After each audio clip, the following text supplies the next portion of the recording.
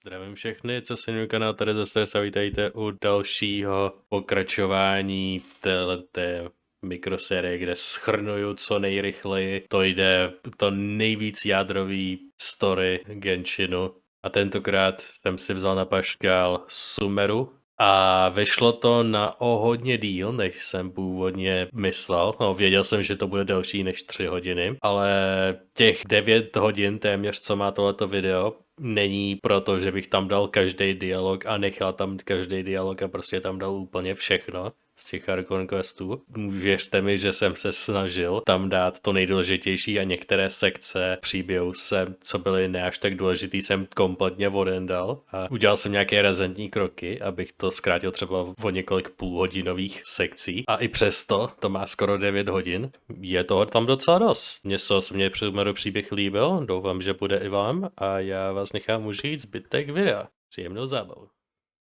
Tak, bum. Cinematic. Na který se budu koukat už. S velký stromy, na kterých jsou věci.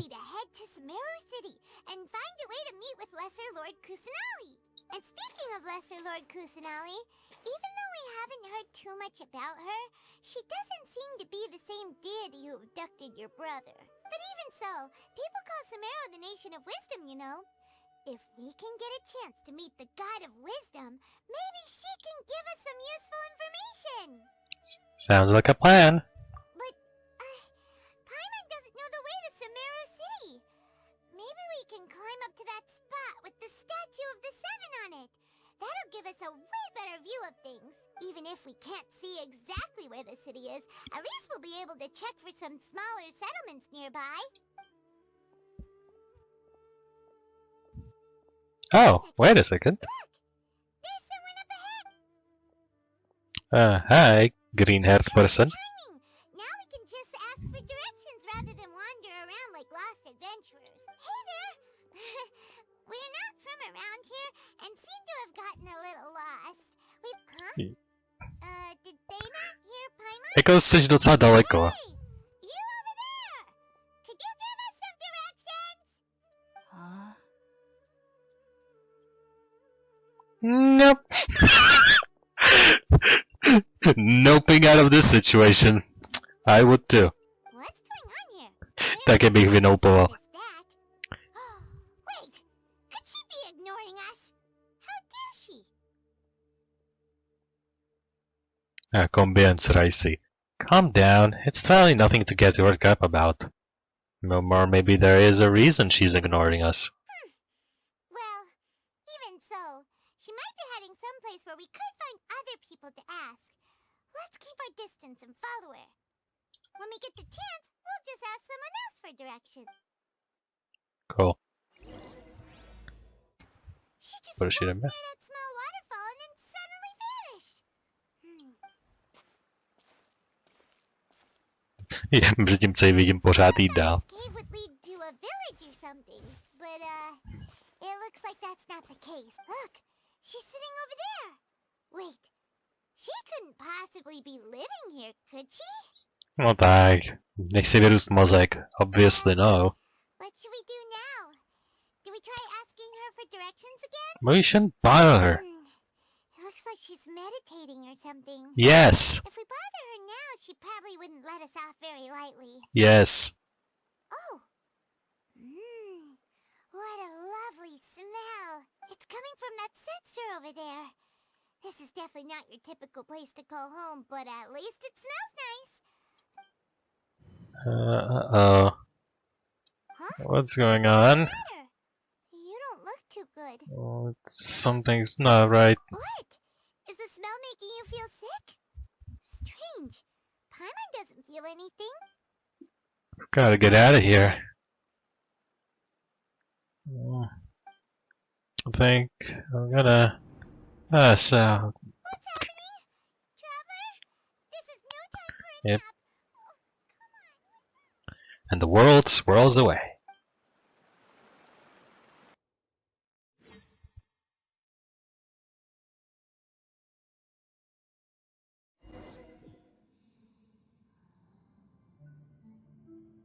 When we wake up next, we're in a strange land. behind us, no road indicating how we got here. The only way we can do is follow the bright light and go forward.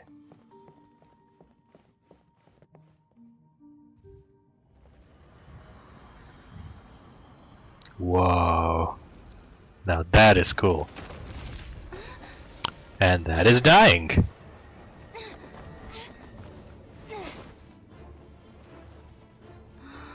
Okay.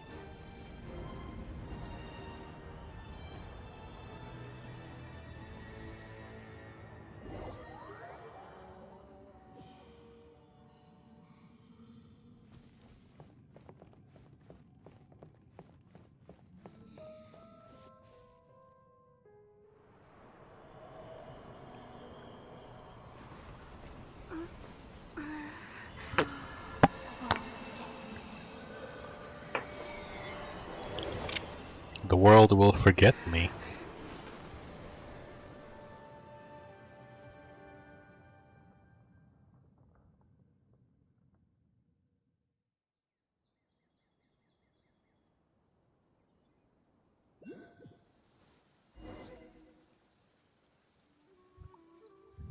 Ale je se právě boží strom, nebo how am I supposed? Serious? The traveler's been out for a long time now. Yay, they got to talk over something. That thing being me. Měl bych otevřít oči. Yes, you can relax. Believe me, Master is extremely knowledgeable. Že vím, kdo to je. Says that she's going to be Yes. okay. There's absolutely nothing to worry about. Oh, are you awake now? Oh, thank Hey. goodness, traveler, you're finally awake! Hey, where am I? Well, we're at... Good question. Where are we? Hyman was in such a panic when you passed out that she even forgot to ask what... This is Yeah, I know. Gardaville. It was Good originally Gardaville. built by scholars from Sumeru as a place to rest in the rainforest. Now it's mainly used by the forest rangers as a base of operations. My name is Cool. Kale. I'm a Kale. trained forest ranger. My master and I found you passed out during our patrol, so we brought you here. Yay. Neboli sumerská verze Ember. A.k.a. Dendro Ember. Thank you for your help. Oh, no things are necessary. I didn't do anything really. By the way, how are you feeling now? Any discomfort? I'm super fine, except this bitter taste in my mouth. Oh, that's Master's herbal medicine you're tasting. He gave you some while you were unconscious. Before I forget, Master mentioned you should take more medicine once you wake up. You.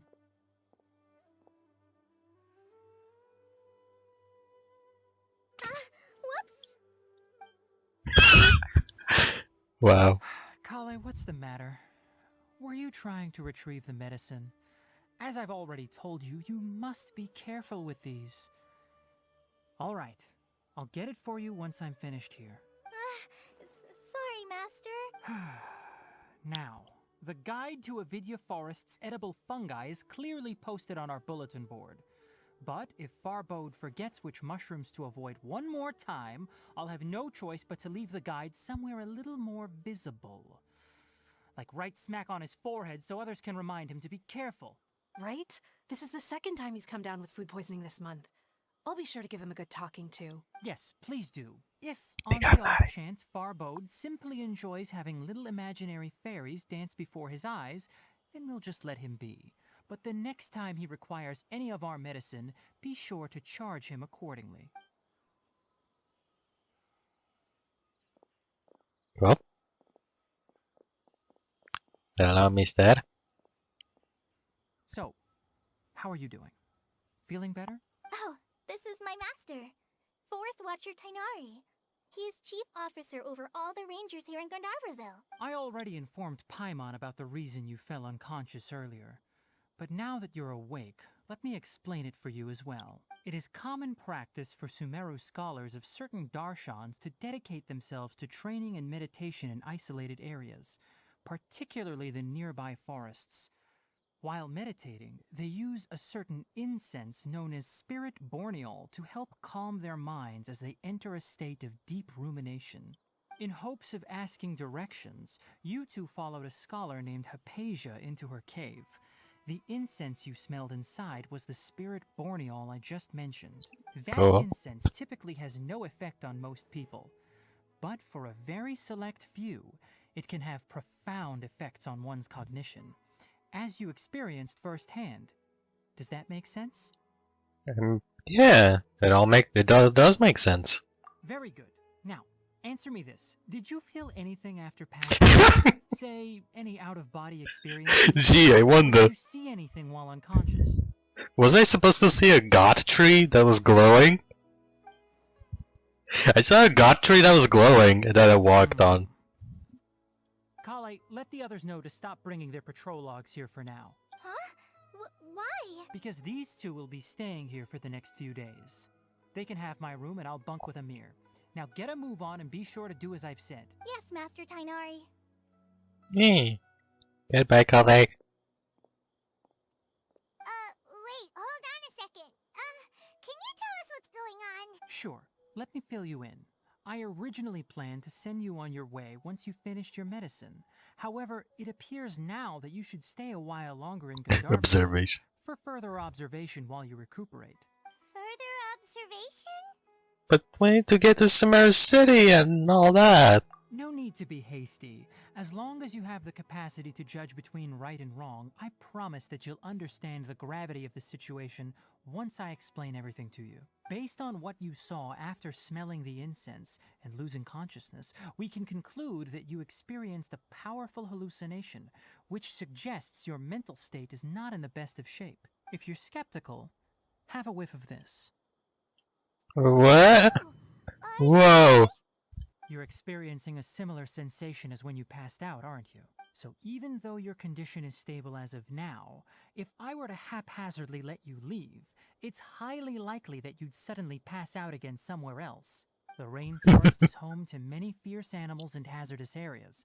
If something were to happen to you again, I'm afraid you might not be so lucky.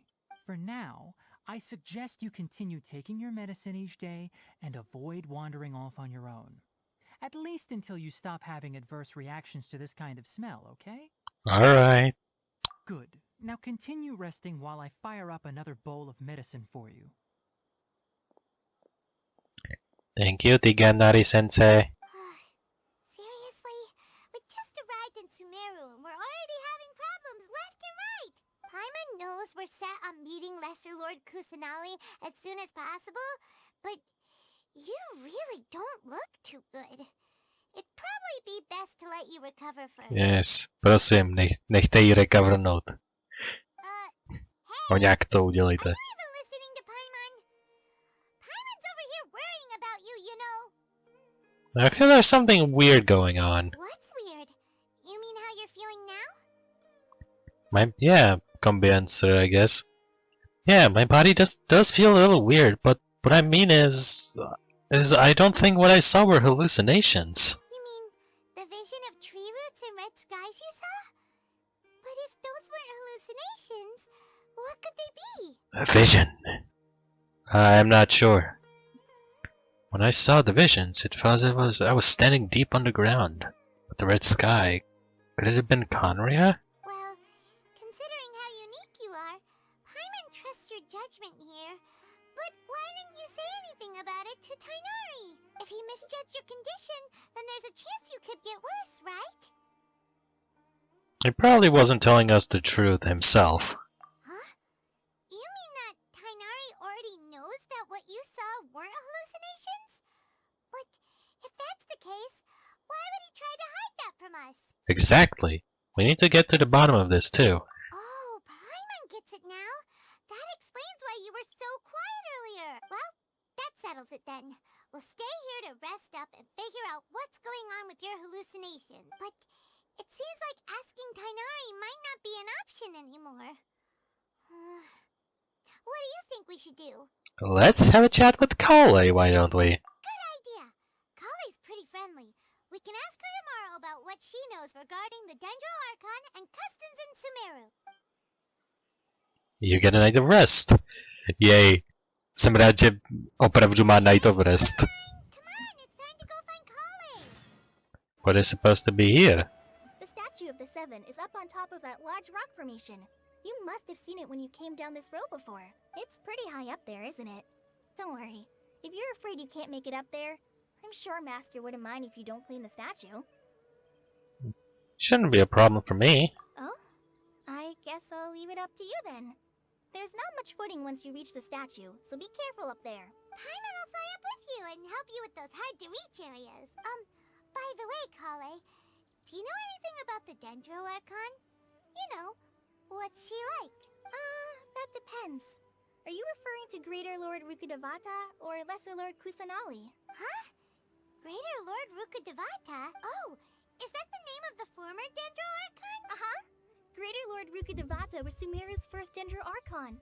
She created the rainforest as well as the wall of Samiel around the desert. Her works provided a means of peaceful living for everyone. To the people of Sumeru, she's not only a symbol of wisdom, but also of power and kindness. Unfortunately, she disappeared in a great calamity that occurred a few hundred years ago. Yep. Sounds exactly like what happened to Raiden Makoto. According to what Master has told me, the sages later found the newly born Dendro Archon and whisked her back to Sumeru. To celebrate the reinstatement of their lost deity, the sages dubbed her Lesser Lord Kusanali and let her reside in the sanctuary of Sarastana. Uh-huh. Then what happened? Well, and then... I'm not too sure what happened, to be honest. Huh? You're not too sure? Yeah, I'm from Sumeru.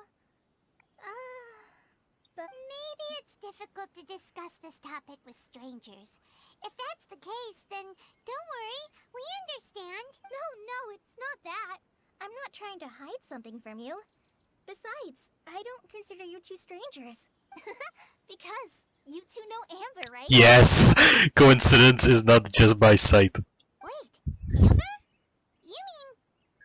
The Outrider of Knights of Avonius. Yes, that's her. I once lived in Mondstadt for a while, and she helped me a lot during that time. You could even say that she helped me become a new person. Jste hodně podobný. There's no one like Amber.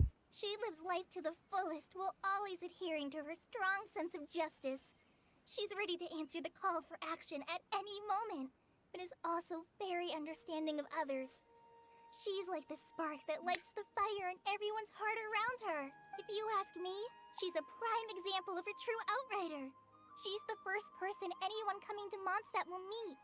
You can't help but be enthralled by her charm and enthusiasm, causing you to fall in love with the lands of Mondstadt and...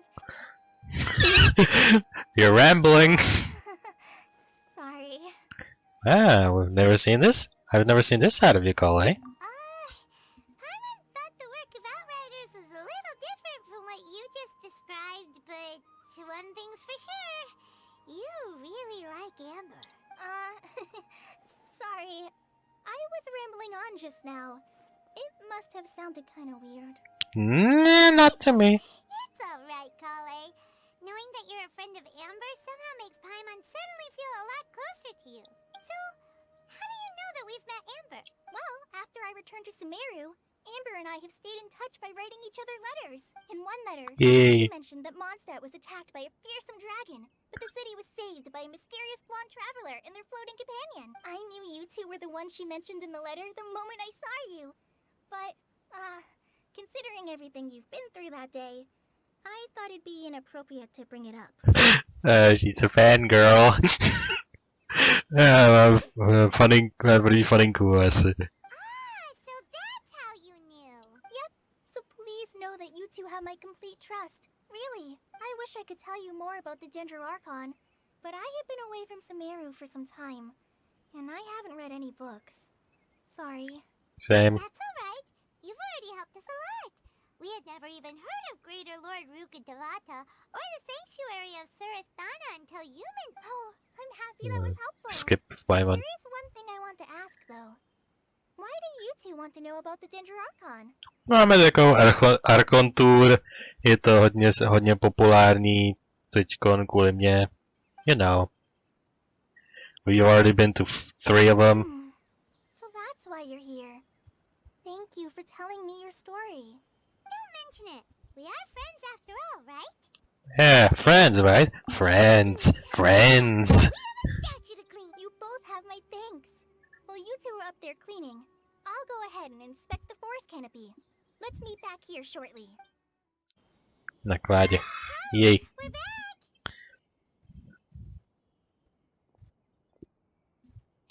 Welcome back. You must be tired after all that climbing. Let's take a little break. I brought some fruit and water for us. Yay! What kind of goodies did you bring? Paimon, show some restraint, please. Hey, don't be a party pooper. It's not like Kale is a stranger or anything. Besides, the best way to compliment a chef is to show passion for their food. Xiangling taught Paimon that. I prepared a nice portable dish that forest rangers like to eat called pita pockets. I hope you'll like them. No, you dropped it on the ground. Not to worry. I wrapped a few layers of oiled paper around each pita. They should be fine. 5-second rule. Nom. Paimon, You and just beat us together with Kale. those pitas Yay. are amazing. You're quite the cook, Kale. Thank goodness you wrapped them in paper. Paimon wouldn't have been able to sleep at night knowing something so tasty had been wasted. You really know how to compliment the chef, Paimon. Since you liked it so much, I'll be sure to give you a copy of the recipe sometime. I'll even include all my personal cooking pointers, so you'll be making your own pita pockets in no time. Yay! Thanks, Kale. It's hard to believe someone as diligent as you could have clumsy moments too. Jak jako it's hard to believe. Jenom během asi pár hodin jsme jí viděli něco dropnout 2krát. Něco důležitýho. Oh, I guess it happens from time to time. Yeah, from time to time. Jenom 2krát za 2 hodiny asi. So, Kale, don't you think that Tainari's a little too strict with you? He won't let you touch anything without his permission. Paimon knocks stuff over all the time flying around the Traveler, but she's never said anything. No, you've got the wrong idea about Master. Sure, he may seem a bit harsh at first, but with some time, you'll see that he's actually very kind-hearted. I've heard the veteran rangers say that Master is from some ancient and mysterious race that is known for their cunning wit and reclusive nature. But Master is actually very kind at heart. Oh, by the way, you've heard of the Academia, right? Yeah. Well, there's a group called... well, anyway, because Master does a lot of research on plants, sages from the Academia have written him many times, inviting him to take up an official position there. But Master declines their offers every time, saying, Sumeru City is too noisy. It'd be bad for my ears. To druhá odpověď. Jenom si to přečtu a prostě už teď umírám. That does sound like something Dagnari would say. Speaking of, his ears, I would really like to pet them. I know, right? I've always wanted to pet them too. Anyway, Master could have easily left the rainforest to take up a position at the Academia, but he chose to stay here instead as a forest watcher, helping the locals every day and passing on his knowledge to trainees. In fact, Master's the one who taught me how to make pita pockets. Really? Paimon would have never guessed that. Oh, speaking of Tainari, he was the one who took care of you after finding you passed out yesterday. He even carried you all the way here. Paimon's still kinda upset, though. He kept scolding Paimon the entire way here. What did you do? Oh no, I'm sorry. Master might have been overreacting a little, but it's mostly because Paimon wouldn't stop yelling, "Why, oh why? Is she going to die?" It probably started to get under Master's skin after a while. Hey! No, Paimon was genuinely concerned about you. Yeah, sure. Protože potřebuješ na nějaký svůj plán, o kterém ani ty sama nevíš. Hey! Now even Kali started to laugh. Ugh, that's it! Paimon won't forget this. It's time for some Paimonial rad! No! Don't touch me! Don't touch me! Huh? Oh, sorry, Kale. Paimon didn't mean to scare you. No, I just... I didn't mean that. Kale, are you okay? What's the matter? What's the matter? Did I touch a sore spot? No,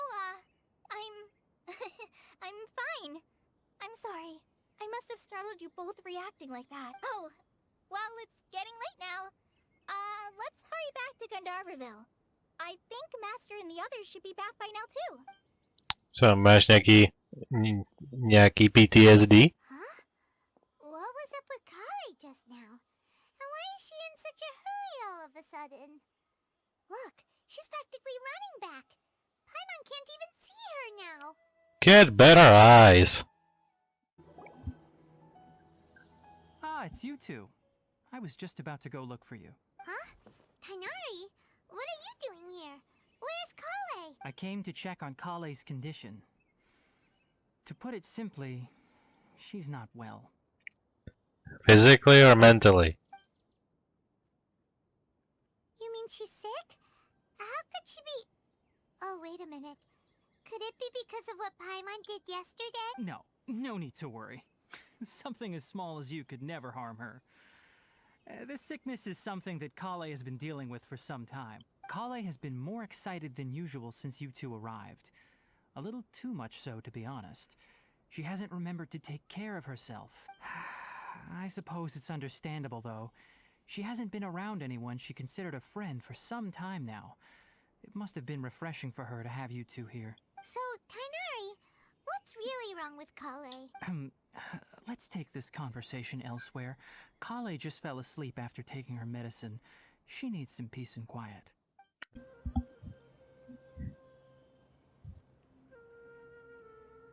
Alright, let's continue our conversation here, shall we?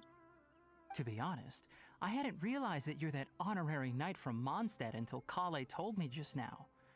I've also heard all about your deeds in Liyue and Inazuma. So, just to clarify, what I'm about to tell you about Kale is not because of who you are or your past feats. Instead, I am going to tell you because...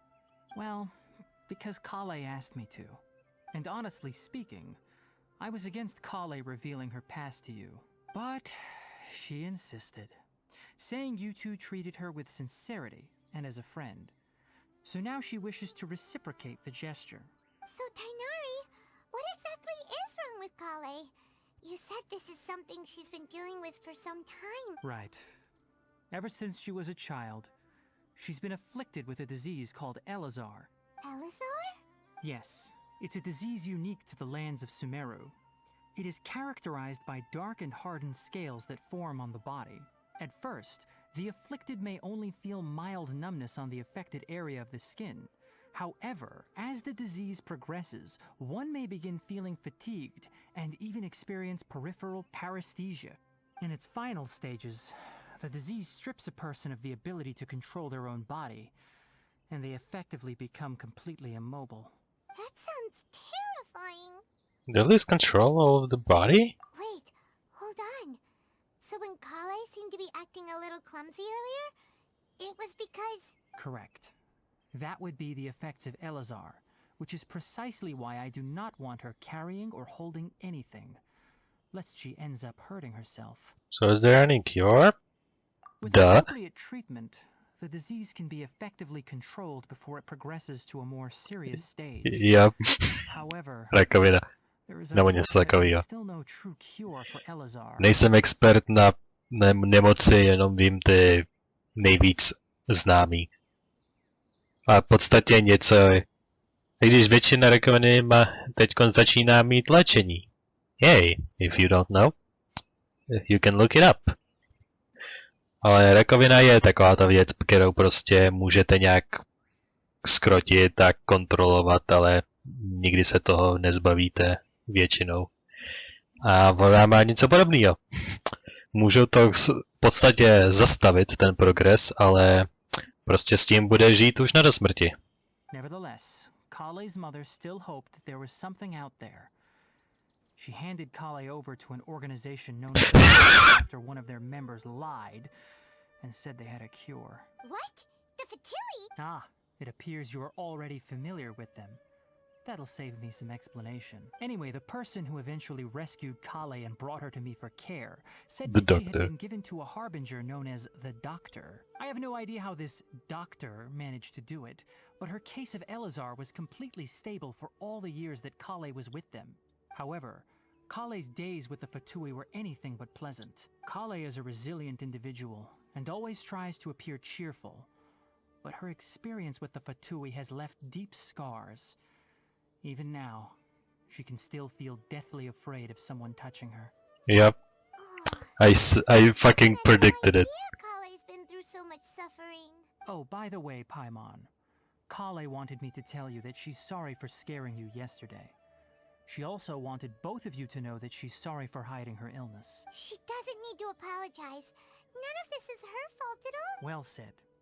I hope you'll get a chance to tell her that in person the next time you see her. Kale once thought that it would be impossible for her to have any real friendships. I trust that you two will never let my trainee experience such emotional pain again. Don't worry, Tainari. We'll take good care of her. How's her condition now, speaking of which? Well, it's not too serious at this point. She overexerted herself the last couple of days, which is what led to her breakdown this time. As long as she has taken her medicine and gets plenty of rest, she should get better. Though, I must admit that Kale's condition was much more stable when she first arrived here in Gandharvaville. She was interested in the work of the forest rangers the moment she saw us. I could see that she was serious about learning, so I felt compelled to ask her to join us. Her stamina has gotten much worse recently. Though a moderate amount of physical exercise is always necessary, I'm afraid the long-distance patrols are a little too much for her now. Alright, now that I've told you about Kale's past, I think I'll head into the rainforest to find some ingredients needed for her medicine. I'll see you two later. Wait, can we come along? Yeah, we'd like to do something to help Kale too. Alright, but I must warn you two. The rainforest is a dangerous place, especially for someone who's still recovering like the Traveler. You must follow closely and listen to every instruction. No problemo. Let's go then. We'll be looking for a plant known as Nilotpala lotus. It's often used to help those afflicted with Elazar recover their energy. Stop. Don't move any further. Look there in the distance. Huh? Where? Oh, look! Those plants have withered. That whole area is kinda gloomy. Even the air looks like it's filled with ash. Oh, Paimon doesn't like the look of this. That is the withering. Alright, Traveler. We're going to have to enter that withering zone. Once inside, we'll need to look for what we call tumors of the withering. If we eliminate those, then the area will be saved. Gotcha, let's do it. Thank you. But I must warn you. Don't push yourself. This is your first time handling this sort of thing, after all. Even with elemental powers, once you step inside the withering zone, you may experience extreme discomfort. If at any point it becomes too much, return outside the zone and take a breather. It could become a matter of life and death. You ready then? Let's go. To je docela tak... Everything's returning to normal now. Yes, thanks to you two. We were able to quickly restore this area back to normal. Tainari? You make it sound like we did well, but why does Paimon have the feeling you're worried about something? Gee, I don't know. Huh? Alright, it's like this. Recently, the rate at which the withering zone appears has been increasing. Even though we were able to quickly clear that withering zone, it won't be long before another one appears. If that simply meant more work for me, then that wouldn't be an issue. But it's far more severe than that. The withering is leaving lasting effects on the rainforest itself. For instance, even though we cleared out the withering zone, many of the plants that were affected will not recover. This presents a crisis for the ecosystem itself. Many plants in the rainforest are already in decline, directly impacting the wildlife that depends on those plants. And most disturbingly, as the appearances of withering zones have started to increase, Kale's case of Elazar has also become more serious. Huh? Well, why's that? I'm still not sure of the exact reason. However, I've received word from acquaintances at the academia that similar cases are being reported for patients with other conditions. There's no way to permanently get rid of it? No, none that we know of. The withering has been recorded in Sumeru for millennia. It's said that it originates from the depths of the world. By the way, have you heard of Irminsul before? Maybe? Irminsul is a tree located deep beneath the surface. Although it isn't like any tree we know in a biological sense. You can basically think of it as a large tree that grows downwards rather than upwards. I'm sure Yeah, you've heard of that's- ley lines, right? They're like the roots of Irminsul, spreading and extending from a massive cavern deep underground all the way up to the surface. Sounds a lot like what I saw when I lost Ley consciousness. lines continually absorb the memories of this world, which are then funneled into Irminsul, allowing it to collect knowledge and wisdom from ancient times to present day. The Dendro Archon is known as the God of Wisdom because her consciousness is directly connected to it. It is also said that the Dendro Archon's power is a manifestation of Irminsul. And as for the Withering, its emergence is related to a disease that's affecting it. For millennia. Yet that Irminsul is also sick. That's right. My ancestors learned of this from Greater Lord Rukkhadevata's familiars a long time ago. But even those mysterious creatures did not know of a cure for Irminsul. I'm afraid we rangers will be battling the Withering Zones here for a long time until a cure is found. Alright, that's enough on this topic for the time being. Now that we've taken care of things here, it's time for us to head back to Gandharvaville. Oh, Tainari, you all made it back. How did it go? The Withering Zone you reported has been taken care of. Huh. Wait, is that? Ptáčník. Oh no, Hypatia! Správový pták? Huh? What's wrong, Tainari? This Duskbird is Hypatia's designated courier for urgent news. You do remember her, don't you? She's the scholar you and Paimon were following when you first arrived in Sumeru. Oh, her? How could we forget? Let me see what's written in the letter first. Oh, So what's it say? And what's with that weird expression on your face? Huh? All Paimon sees are 3 squiggly lines. yes. Allow me to explain. After we brought you from Hypatia's cave to Gandharvaville, Hypatia resumed her meditation. She must have just finished. It's been nearly 3 days since she's had anything to eat, and it appears she's forgotten to prepare some rations. This letter is her asking us for help. We need to go. What? You mean she's been sitting there for 3 days? Hey, wait, how did you know all that from just a few lines on the paper? Well, obviously because this has happened before. Last time she drew 5 lines, and by the time we found her... well, I'd prefer not to remember that. Takže počet čar, který udělá, je počet dní bez potravy. Needless to say, Hypatia's been through worse, but we should still get to her as quickly as possible. I've got some emergency rations set aside for times like these. Paimon, Traveler, could you two bring these to her? Wait, you want us to bring her the rations? But will the Traveler be okay if her cave is still filled with that funny incense? Let's find out. Here, Traveler, take a smell and see.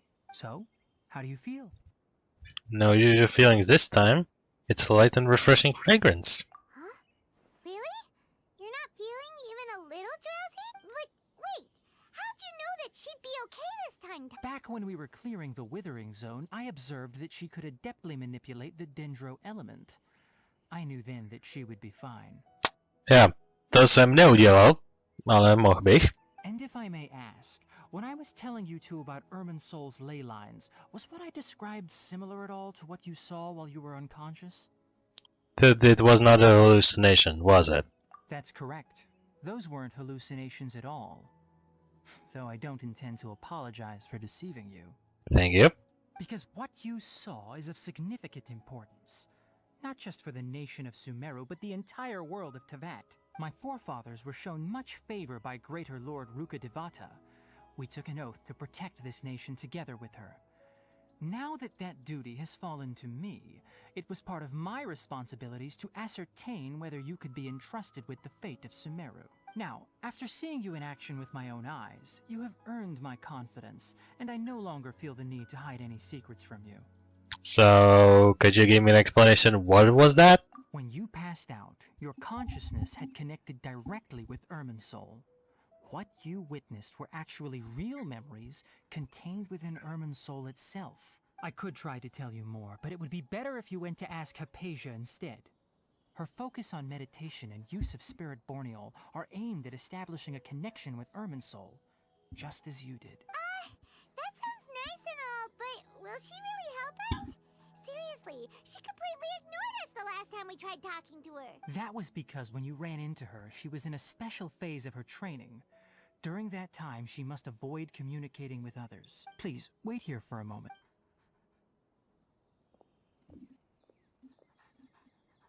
Cool. Bye.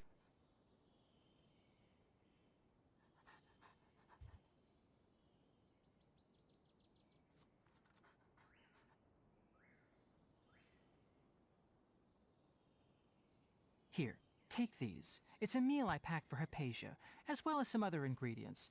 I'm sure it'll come in handy. Also, here's a letter that I would like you to give to her. Just show it to her and she'll answer any questions you may have. Thank you. Now, I should be the one thanking you. You've both been a great help these last few days. Hello? Hypatia? Maybe she went out to look for some food. Let's try looking around the area. I don't think so. Sounds like it's coming from inside.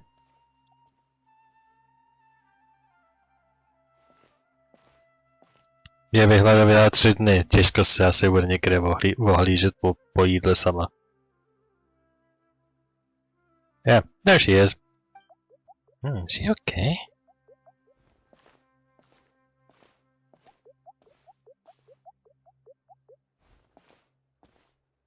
Oh no, they're gonna crash.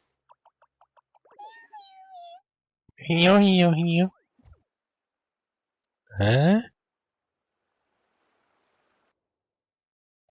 Oh no. What's going on? Has the world swirled away once again?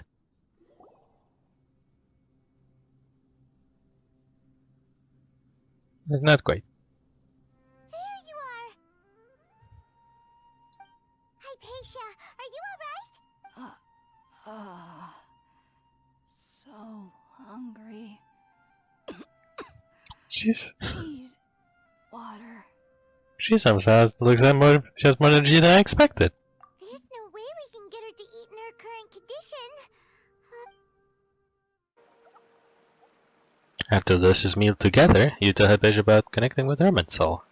Even though everything you mentioned was in Tainari's letter, it's still hard to believe you were able to connect with Ermin's soul immediately after smelling Spiritborn eel for the first time. It took me nearly 3 years before I could do so. And everyone at the academia even lauded me as a genius. You should know that some researchers spent their entire lives without ever successfully connecting with Ermin's soul as you have. So why does this incense allow people to connect to Ermin's soul? Občas. The ingredients used to make Spiritborn eel primarily consist of plants created by Greater Lord Rukkhadevata. These special ingredients are conducive to heightening our senses to the Dendro Archon's power.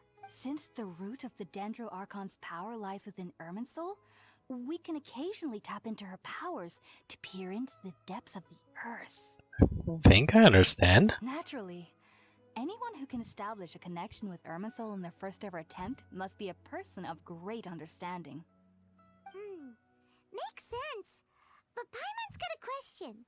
Why was she sensitive to the smell of those plants for such a long time? That was primarily due to her body's unique constitution. Stimulated by the incense, she could perceive the Dendro Archon's power and experience the sensory overload, hence the adverse reactions. Jej, uznávaj moji volbu hlavní postavy jako Luminu. To mě vždycky těší. Taking in any scent similar to the ingredients of Spiritborn ale would cause adverse effects. Not to worry though. It appears you've already fully recovered. Technically, your body should still be sensitive to the powers of the Dendro Archon. But unless you're using intentional meditation techniques, the scent of Spiritborn ale should no longer trigger such reactions. Whew. Well, that's a relief. I must admit, I am quite envious of your abilities. Even if it meant suffering from pounding headaches for the rest of my life, I'd consider it worthwhile so long as I could connect with Ermin's soul at will. Whoa. You're really serious about this whole thing, aren't you? I am a researcher after all. As a member of the Ritaoist Darshan at the Academia, my main area of research is the stars and their connection to the fate of living beings. But there is still so much we don't know, especially regarding the mysteries that lie in the starry skies. Stars, fate, starry skies. Gee, I wonder if I know something like that. Mona volala, chtěla by si s vámi dát konverzaci. Which is why I must turn to the all-knowing Irminsul for answers. If only my perception wasn't so limited.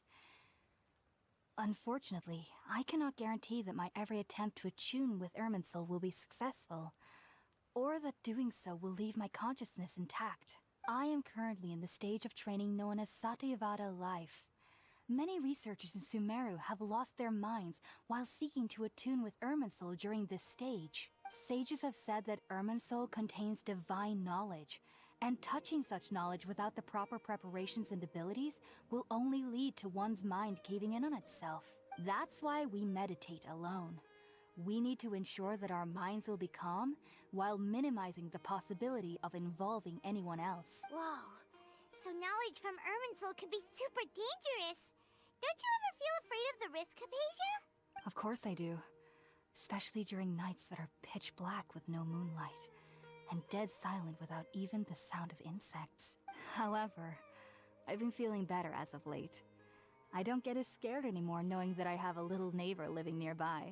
I believe that being able to see them is a sort of blessing from the Dendro Archon. But what's strangest of all is that they're clearly an envoy of the God of Wisdom herself. And they have the curious power to make people dream. What's so strange about that?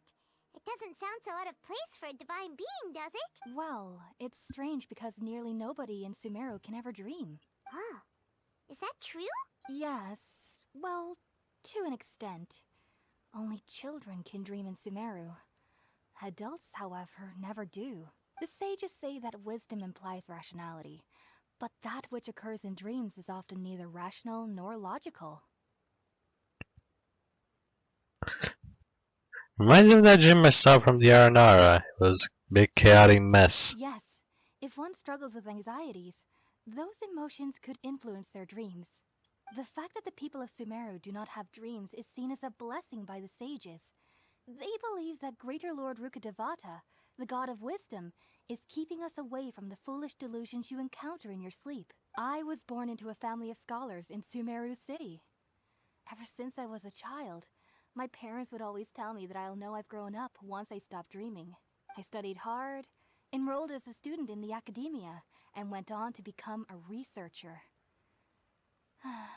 Sure enough, I never dreamed again. But then, on the day I scared the little Aranara, I suddenly saw a dream again. It was incredible. Though I don't exactly remember what I saw, I clearly recall the feeling. I suddenly felt like I was a child again. Back then, I was foolish and ignorant as any youth would be, but I was free of fear. Maybe dreaming isn't as bad as we've made it out to be. Yeah, maybe. Just be sure not to speak of this if you travel to Sumeru City. They'll look at you as if you've lost your mind. So, do you have any thoughts about the things she saw when she connected with Irminsul? Sorry. I'm afraid I don't have any answers as of now. All I can say is that what you saw is a memory contained within Irminsul itself. World forget me. What could that possibly mean? If only I could ascend past Satyavada life and begin Paripurna life. I might have some more answers for you. If you two are ever in the area again, please be sure to come and see me. Thanks, Hypatia. We wish you luck in your endeavors. There's no need to be thanking me. You two are my saviors. Besides, I'm already looking forward to tasting some more of your cooking. We continue chatting before settling down for a good night's rest. Now that we know Hypatia is alright and had the chance to ask her some questions, Paimon thinks it's about time to head back to Gandhar. Druhý den ráno.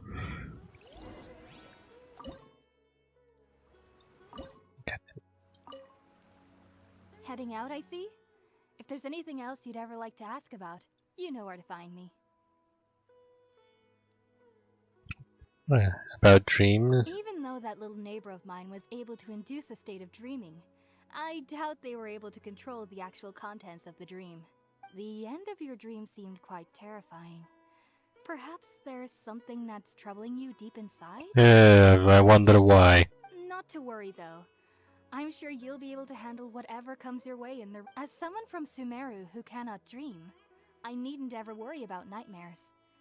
But lately, I've started to feel that I'm somehow missing something without dreams. It's a little hard to explain. Heading out, I see? If there's anything... About Sumeru Irminsul. use Spirit-born ale to assist them in connecting with Irminsul to extract knowledge from it. Though the process can be risky, we believe that the knowledge gained is worth it. Unfortunately, I cannot help you understand your dream. At least not yet. I'm still learning how to attune to the depths of Irminsul myself. I hope that I'll be able to ascend past Satyavada life and gain deeper insights. Heading out, I see?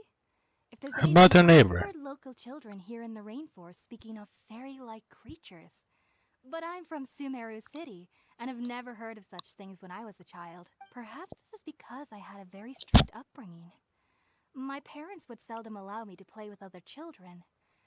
I doubt they'd ever believe me if I told them about my little neighbor out here. And speaking of my little neighbor, I think they can somehow sense when Tighnari is coming to visit me. I've noticed on several occasions that as they're playing under the trees, they'll suddenly tense up and scamper away for no apparent reason.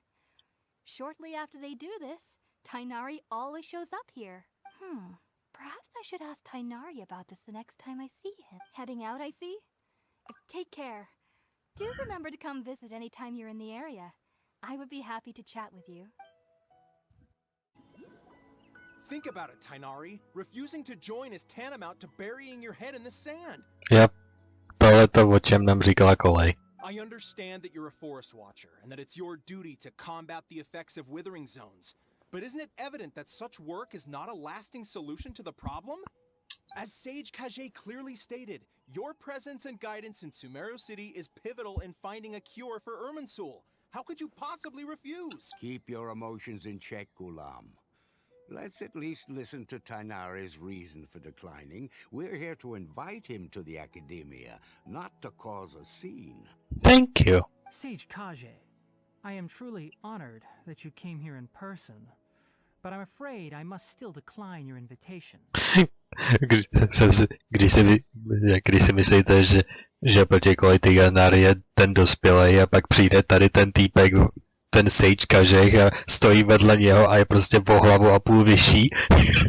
Prostě, wait a minute. Měl jsem špatný domění celou tu dobu?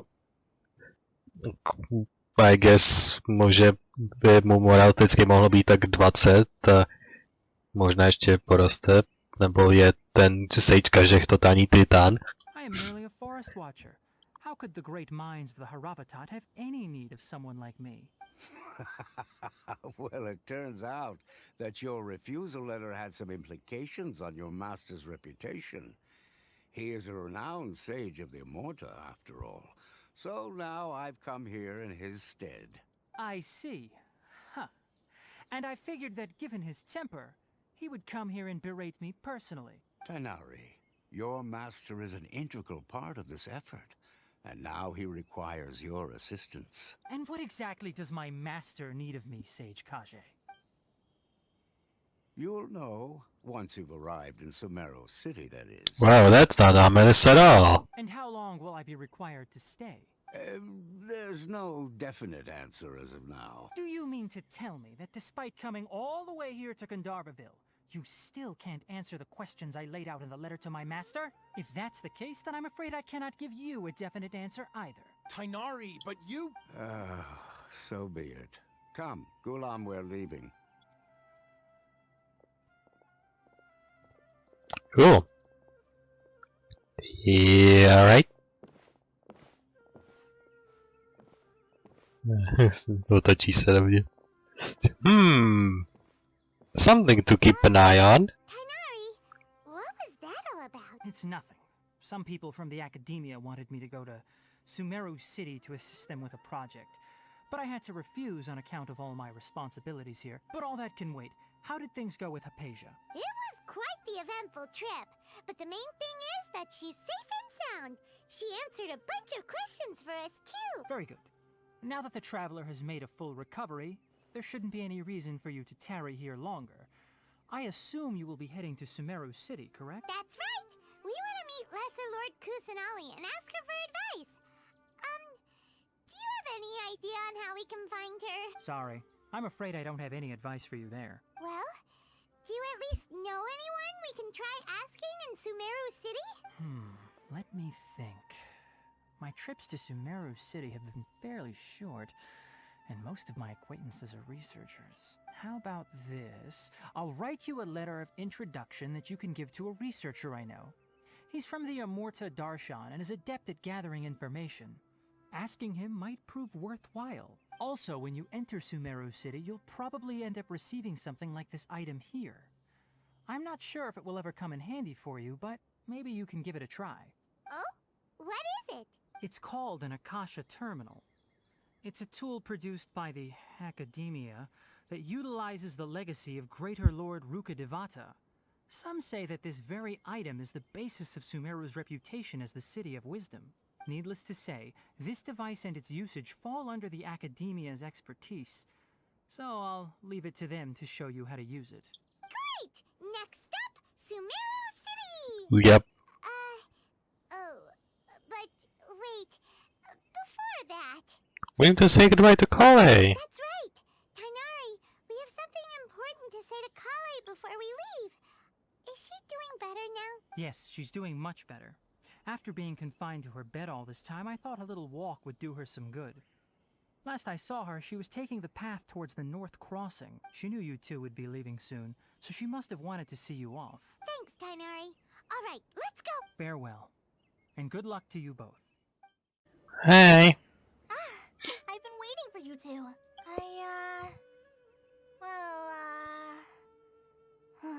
Never mind. I guess I should just wish you two a safe and successful journey. Thanks for waiting here just to see us off, Kale. We're headed to Sumeru City. Please take care of Sir Kale. We'll be back to see you soon. Don't worry about me. I can take care of myself. My condition won't be getting in the way of my duties. I want to be a forest ranger after all. It's up to me and the others to protect the rainforest here. And, I'm sorry. I should have told you both about my condition when we first met. And your PTSD? I just wanted you two to treat me as a normal friend.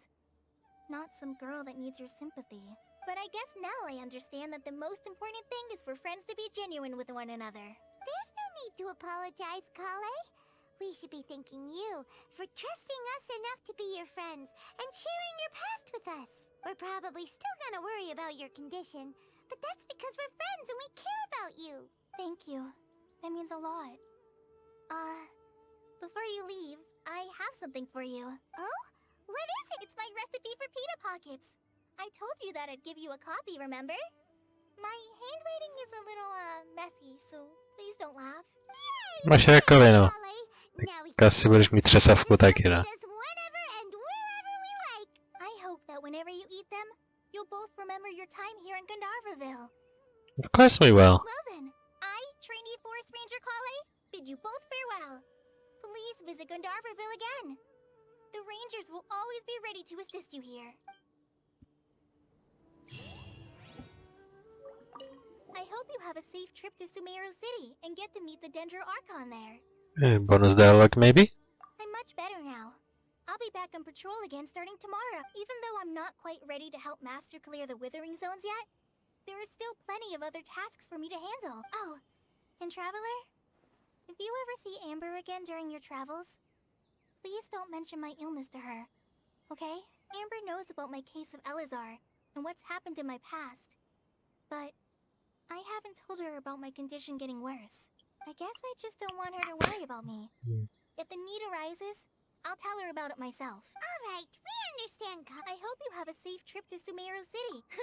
Kinda hard to believe that Master Tainari can cook, isn't it? His culinary techniques are very polished, but his taste is a little, unusual. It's not really his fault, though. He just has a sensitive tongue and nose, so he prefers much lighter flavors. The last time I went a little too heavy on the spices for my pita pockets, Master started having a sneezing fit. I never heard the end of it after that. I hope you have a safe trip to Sumeru City, and see you later. Be sure to come back often. Even though Master didn't admit it, I'm sure he wants to see you again. A začátek dlaždění města, já si mezi tím cinematiku můžu napít. Ignorujte jakýkoliv šumivý zvuky. Sumeru City! We finally made it! Oh, did you see that? When those people entered the city, something on their heads lit up. One moment, please, you two. It appears this is your first time visiting Sumeru City. Už na nás vědou gardi. Something lit up on their heads. I wonder why is it happening to everyone? Hold on, you two are clearly first timers here. Get the fuck this thing implanted on your forehead. Oh, yeah, that's right. But how did you know that? Because there's currently no information on either of you in the Akasha. But no need to worry, that won't prevent you from entering the city. In fact, the Academia conveniently provides each traveler to Sumeru City with a device. Perhaps you two have heard of the Akasha before. It's our beloved Jo, to nám ty Gennary dal. lasting legacy, a treasure trove of collected knowledge. Jo, ty Gennary nám řekl, že sám nic moc neví o tom, o čem chceme vědět, ale má tip na jednoho člověka, který je dobrý ve sbírání informací obecně, tak ten by nám mohl pomoct a napsal nám doporučení přesvědčovací dopis tomu informátorovi, kde o nás říká, že jsme OK. A dal nám ještě ty Gennary ten device, o kterém právě mluví, protože ho budeme potřebovat a že nechá tyhle ty lidi, ať vysvětlí, jak to funguje, že on nemá místo, aby to vysvětlil. After centuries of tireless research on the Akasha, the Academia created one of its most ingenious inventions. Blah blah blah. In Sumeru's borders, you may use an Akasha terminal to connect directly to the Akasha and access any knowledge you need. Že máte jako Akashic Records? Jako viděl jsem nejedno anime, který prostě to má jako věc. OK, Genshin má taky Akashic Records. Cool. I should mention that due to technical limitations, the operation of Akasha terminals will be much smoother and more effective in large cities such as Sumeru City and Port Ormos. Oh, so this is the thing that Tainari was telling us about. It sounds pretty amazing. You two are quite fortunate. Until recently, it was standard practice to only issue Akasha terminals to outlanders who spent an extended amount of time in Sumeru. However, this policy was recently changed, and now all travelers are issued one upon arrival. Here are your Akasha terminals. Please handle them with care. Nedostali jsme je už, tak jako vyfasem 2. It kinda looks like a leaf. To activate it, simply hold it in your hand and say the following phrase to yourself. May the mighty God bless us with their voice of wisdom. Oh, says this little doodad lets you access knowledge. Maybe we can use it to find a way to meet Lesser Lord Kusanali. May the mighty God bless Us with the voice of wisdom. Whoa!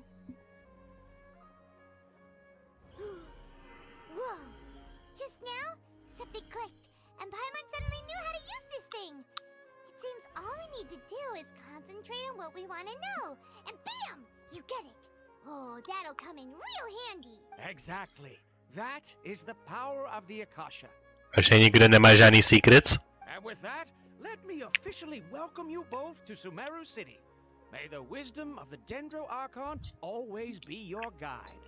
Nebo mě teďko napadla vizualizace, představte si, že jste ve městečku, kde každý člověk je slavný nebo poloslavný youtuber, který má o kterým je napsaný článek ve Wikipedii nebo nějaký takovýhle internetový velký stránce informační a můžete si a prostě když se na někoho podíváte, tak vám vyjede jejich stránka z Wikipedie.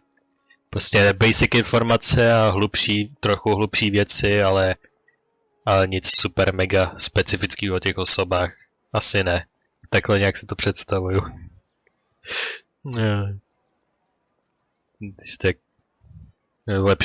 Lepší příměr nemám, takže that's what you're gonna get. Okay, now that we're in, we can check the Akasha about Lesser Lord Kusanali. Let Paimon try.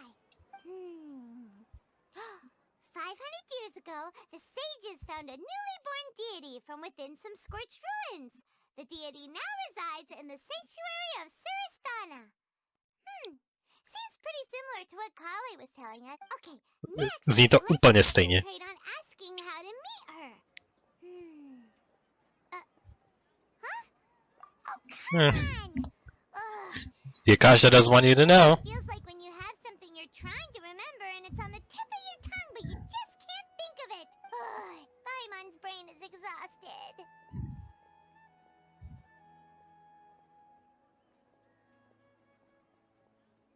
Maybe I'll find more information on Kusanal if we think about asking something indirectly. Oh, smart idea.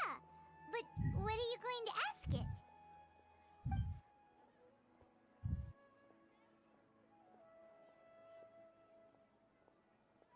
Thing. Greater Lord Rukatabata. Many bright dots of light appeared in my mind. I probably need to calm my mind and focus more to understand what they mean. Feelings of affection, intimacy, nostalgia, sadness, and anxiety also come to my mind. These seem to be what people smurf about their departed Archon. Paimon's getting all teary-eyed all of a sudden. It feels like the people of Sumeru really miss their Archon. Když jednoho už ještě mají. Takže I don't know what the fuck is your fucking problem. How about Lesser Kusanali? Generic information, tips, tricks, anything. Some knowledge began to trickle in my mind for a moment, but there really wasn't anything super specific that I didn't already know. Asi ten hlavní goat? You too? What? Let's click the goat. Why doesn't the Akasha answer my direct question? A vague thought suddenly comes to mind.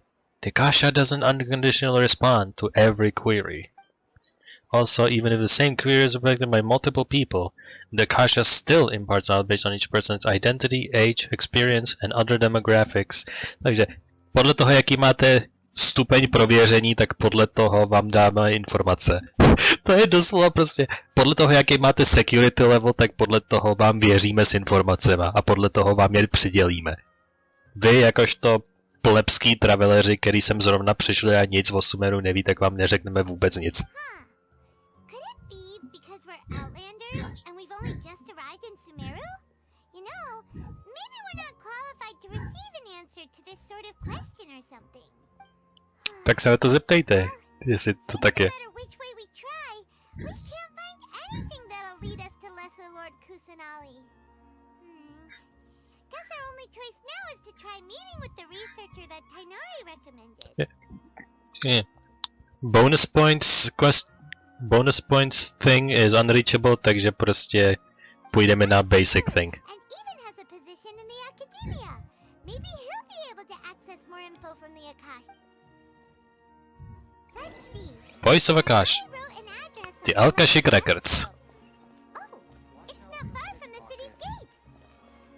Let's head over and have a look. Jo, sekretárka nás zastaví. Ne, Are dobrý. you Rohawi? Yes, that's me. Can I help you? Great. You see, Tainari sent us here and... What? Tainari? Please, there's no need to say anything, really. Sure, I admit that the article I published last month wasn't my best work, and maybe the data didn't produce the most convincing results, but... We don't need to discuss academics about your work. Here, this is a letter from Tainari. Oh, let me see. They want to know about Les Kusanali and help them. What a They're relief. cool. You two nearly scared the life out of me. So you two just have some questions for me? Seems even Tainari acknowledges my innate ability for procuring information. So, what is it you two would like to know? Ne, on jenom seš jedinej, koho tu zná, protože nemá rád město. We want to meet with Lesser Lord Kusanali. Do you know a way we can do that? You mean you want to meet the Dendro Archon herself? This isn't exactly my area of expertise, but let me see what I can find in the Akasha.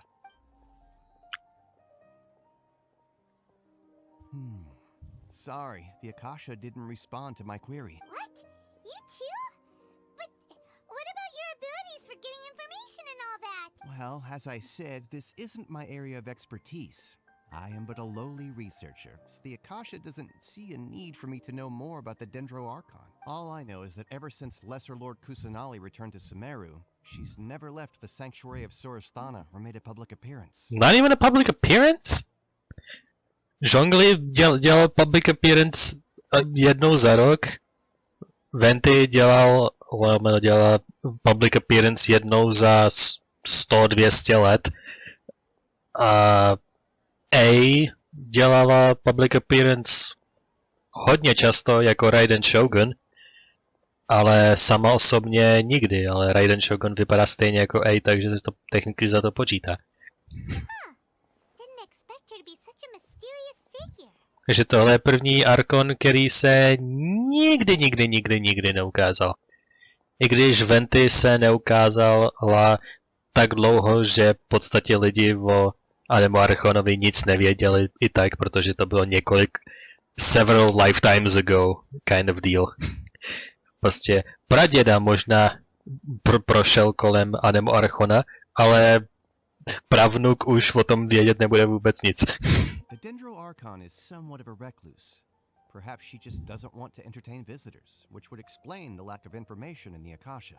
Aw, but then what can we do?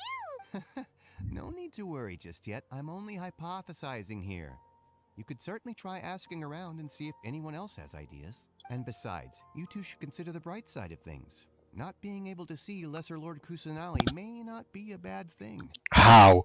Je to ta jedna důležitá věc, co potřebujeme tady dosáhnout. In this world, there will always be information you cannot obtain from the Akasha and things you can never accomplish. Knowing when to yield is a form of wisdom. Take me, for example. It's a miracle if my brain cells can spit out one paper every 3 years. But Tainari? That guy can publish 3 papers in just a single year. Okay. Thanks for your advice. Don't mention Díky za příměr. If you want information about things like who's been promoted within the academia or relations between the 6 great sages, come find me. So by clear expertise, you mean this kind of stuff? Hey, come on. This is a survival skill at the academia. Paimon's expectations were pretty low, but this is so low, it's like digging holes in the dirt. I had my expectations low to the ground, and then we started digging. So what do we do now? Even if we want to talk to someone, we don't know anybody here. There's still one person we know. Huh? Like who? Remember? Ad Astra Abyssosque. Oh, you're right! Catherine! The Adventurers Guild has its own intel network. Let's hurry and find her. Yep. To mě potěšilo, že to přesně Lumina řekl takhle, to bylo perfektní. Máme ještě někoho, kdo to známe. Koho? Ad Astra Abyssosque. Ad Astra Abyssosque.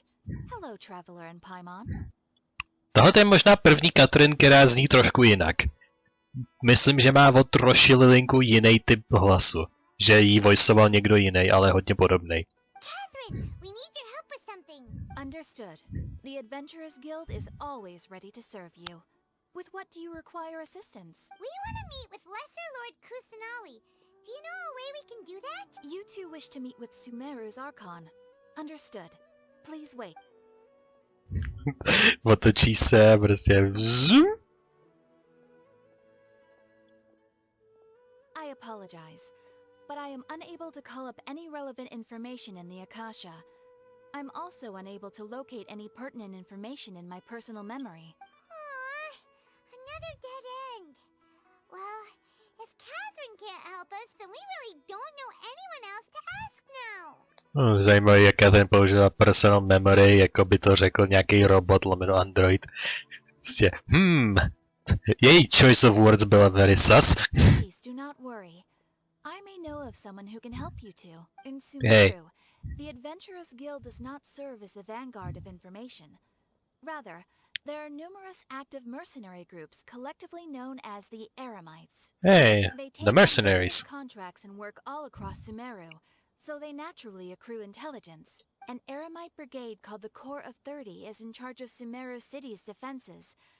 Not only are they the oldest brigade, but they are responsible for managing and coordinating the affairs of all other mercenary brigades. Core of 30?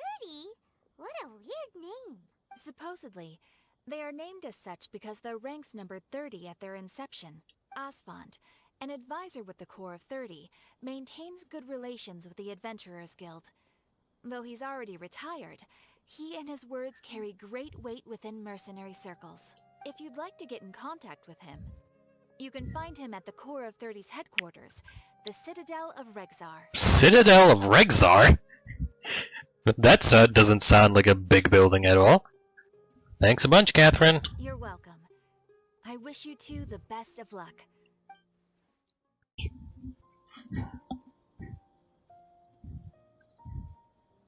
To není takový velký palác, to je jenom tak... To jsou jenom takový fancy kasárny. Hey, Asfand. Asfand, we'd like to ask you about some... Yeah. Obvious things are obvious, yes. And more about Kusanali. So, Catherine's the one who's... Ha! It's true that the Eremites' network is vast, but even I can't help you meet the Dendro Archon. Wait, serious? Afraid so. The Eremites aren't terribly religious, so we don't know much about divinities. As far as the Akasha goes, we can access even less than you. We originally came from the desert. The gods there died off long ago. Since those days, we've used our own two hands to carve out a living. We don't beg gods for their aid. It isn't just us, though. If you ask me, I think most in Sumeru aren't interested in Lesser Lord Kusanali. Oh? Why's that? Just take the Academia, for example. They're the ones who truly rule Sumeru. Although they believe in gods, most of them only care for the late Greater Lord Rugadavada. In their eyes, she was the one who founded Sumeru and gifted us with the Akasha. Lesser Lord Kusanali just happened to inherit her legacy. Because of the Academia's influence, most citizens are more familiar with Greater Lord Rugadavada and hold her in greater esteem. Ale je mrtvá! Už 500 let! Je mrtvá díl, než kterýkoliv z nich byl na světě tři generace dozadu minimálně. Why do they fucking care? Mají celýho Sumeru Archona. Prostě right here. Tak proč prostě nepřejít z jednoho do druhého? Not to mention that Lesser Lord Kusanali never makes an appearance, and the Academia never announces anything about her. As far as the people of Sumeru are concerned, she's just a god that exists. And that's all. Really? Aw. After hearing all of that, Paimon sort of feels bad for Lesser Lord Kusanali. Ha! But who knows? We're all just guessing when it comes down to it. Besides, I'm sure the God of Wisdom doesn't worry about her reputation among people like us. Alright, well, thanks for the info, Asfand. Řekl nám, kdo ruluje Sumeru. Řekl nám něco, co je definitivně dobrá information, neboli, že Akademia jsou pravými vládci Sumeru. After leaving the Citadel of Rexar, questioned several people randomly. Seems Asfand was right about most people's attitudes here. Yeah, no one cares. Not only are they not interested in the Dendro Archon, they even say stuff like, if the Akasha doesn't think I should know, then I don't need to know about it. Wow, internet, am I right?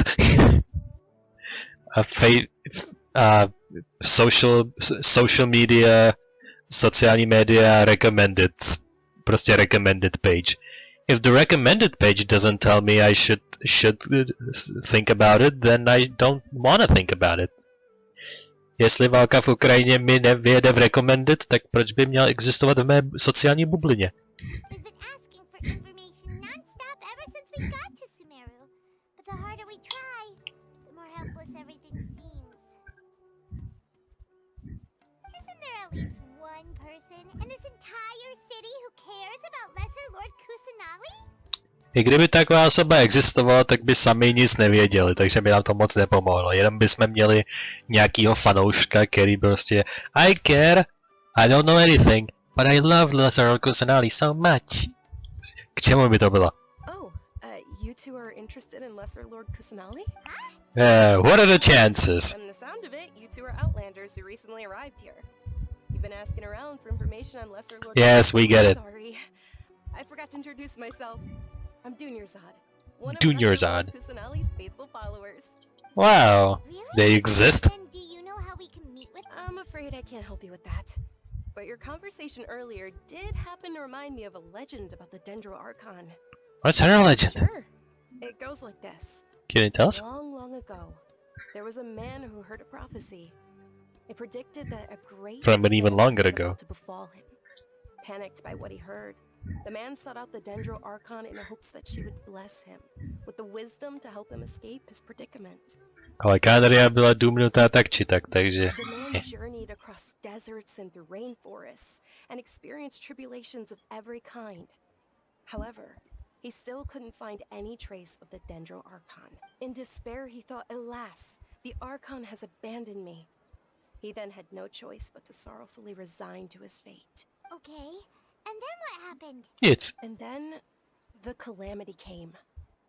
But to his own surprise, the man felt somehow emboldened by the trials of his journey. By relying on his own strength, he managed to overcome the adversity. At that moment, a bird perched upon his shoulder. This bird was, in fact, an avatar of the Dendro Archon. She said, "Oh, Archon Seeker, do you now understand? She and her wisdom have long been found by you. Along your journey, we were in every flower and blade of grass, every ray of sparkling sun, and every breath of dancing wind. So long as you continue to think and ponder, we'll be wherever you go." Wow. What an amazing story that doesn't tell us anything. Yeah, thanks for the story. Paimon feels all warm and fuzzy inside after. In a way, it seems like this story is also one of the Dendro Archon's avatars. Dunyarzad, since you worship Lesser Lord Kusanali, can you tell us anything else about her? Gardi už byli vysláni, protože se zeptáme až moc. Of course. So did you two know that? I'm terribly sorry, but it seems something's come up now. Let's chat another day. Wow, ono to tak fakt je. We're talking about her too much. Let's go. Hey, wait! What the heck just happened? I think it has something to do with the guards over there. It looks like they're searching for someone. Dunyarzad was acting super nervous just now. You think they're looking for her? This stinks! We finally managed to find a lead about Lesser Lord Kusanali! We can't let them get in the way now. Let's see if we can get rid of them. Then we can catch up with Dunyarzad. Hey, have you two seen a brown-haired girl wearing a purple top and a long blue dress? Did she have bandages? Yes, that's her. Did you see which direction she went? Yeah, she went that way. Quick, after her! We saw her go that way. Jestli tam je nebo není, vůbec nic nemá co dělat. That should keep him busy for a while. Let's hurry and find Dunyarzad.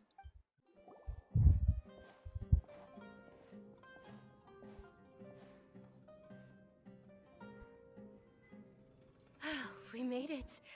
Oh, they shouldn't be able to find us now. Wait, stand down, Dia. Hi! To je ta, co je tak hrozně slabá. Mám, tak to bylo od centimetry. My lady, who are these two? They're travelers that I met on the street just a moment ago. They happened to notice that you were all searching for me, so they helped me hide. I see. In that case, you two should scram. There's nothing here for you. Wait a sec. Who the heck are you? And why are you shooing us away? I'm Miss Dunyarzad's bodyguard, here to see that she returns home safe and sound. My lady, let's get going. You've been gone for so long that your parents are worrying themselves sick. And if I refuse to go with you? It'd be easier for the both of us if you cooperated. But if you insist on not going, then I'll have to carry you like a sack of potatoes. Hey! Dunyarzad already said she doesn't want to go back. Stay out I of can this. speak. I don't understand the situation. Sorry, my lady. Even though I'm your bodyguard, your parents are my employers. How much? Wait, what? How much more do I have to pay you to become your employer? So you never listen to my parents ever again. Double? A triple? Give me some time and I'll get that much. My lady, this isn't about Mora. It always is about Mora. Eremites, but let me say this. I like Mora, but I'll never go against my principles. That's why I'm here looking for you. Sure, it's an order from my employer, but my conscience was also telling me it's the right thing to do. And knowing your health, carelessly running around like this is gonna hurt ya. For the sake of those who love you, don't be stubborn. No, you're wrong. I'm aware of my limits and I know what I'm doing. Honestly, the only people being stubborn right now are my parents. And they know perfectly well that it makes no difference if I'm at home or not. They still won't accept reality. And every time I bring this up, they just change the subject. Dia, you've been living with us a long time already. This should be old news to you. Dia, I know it hasn't been easy for Mother and Father, and I'm grateful for everything they've done for me. But there's someone else in this world I'm also grateful to, because she saved me. The love I have for her is the same I have for my parent. This is my life, and my last chance. So I want to do something meaningful.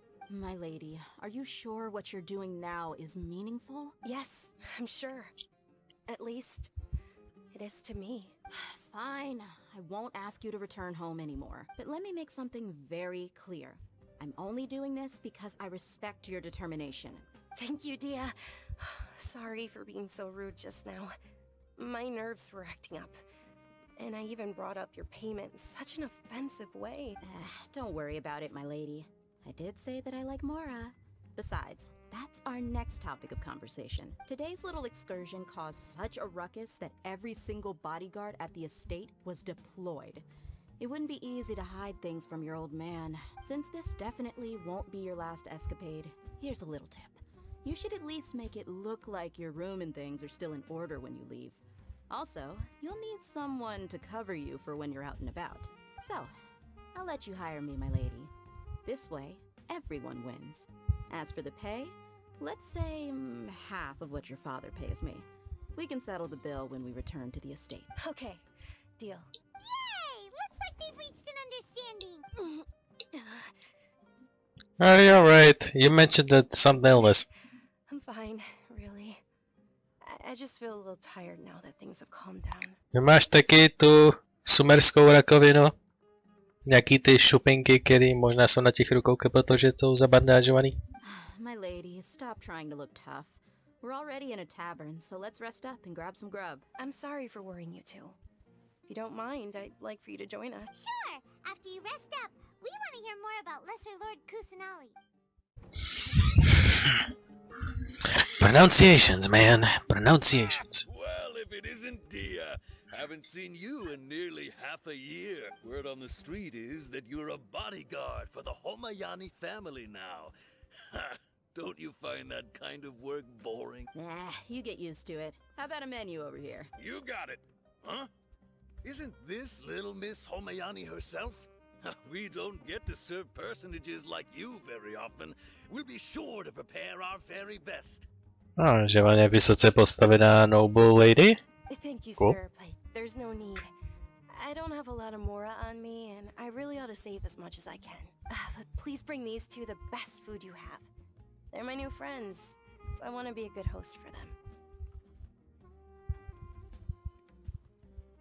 Don't worry about it. We can pay for our own food. Wait, we're paying for ourselves now? Aw, Paimon kinda wanted to try something fancy, but we aren't exactly loaded. Mám přes milion. How about our charcoal-baked agelenach cakes? They're our signature snack, and they run cheap. Look, other customers over there are eating some now. They look kind of burnt and dry. Paimon will pass. Picky Paimon? That's a first. Hey, come on! Paimon has personal preferences too, you know.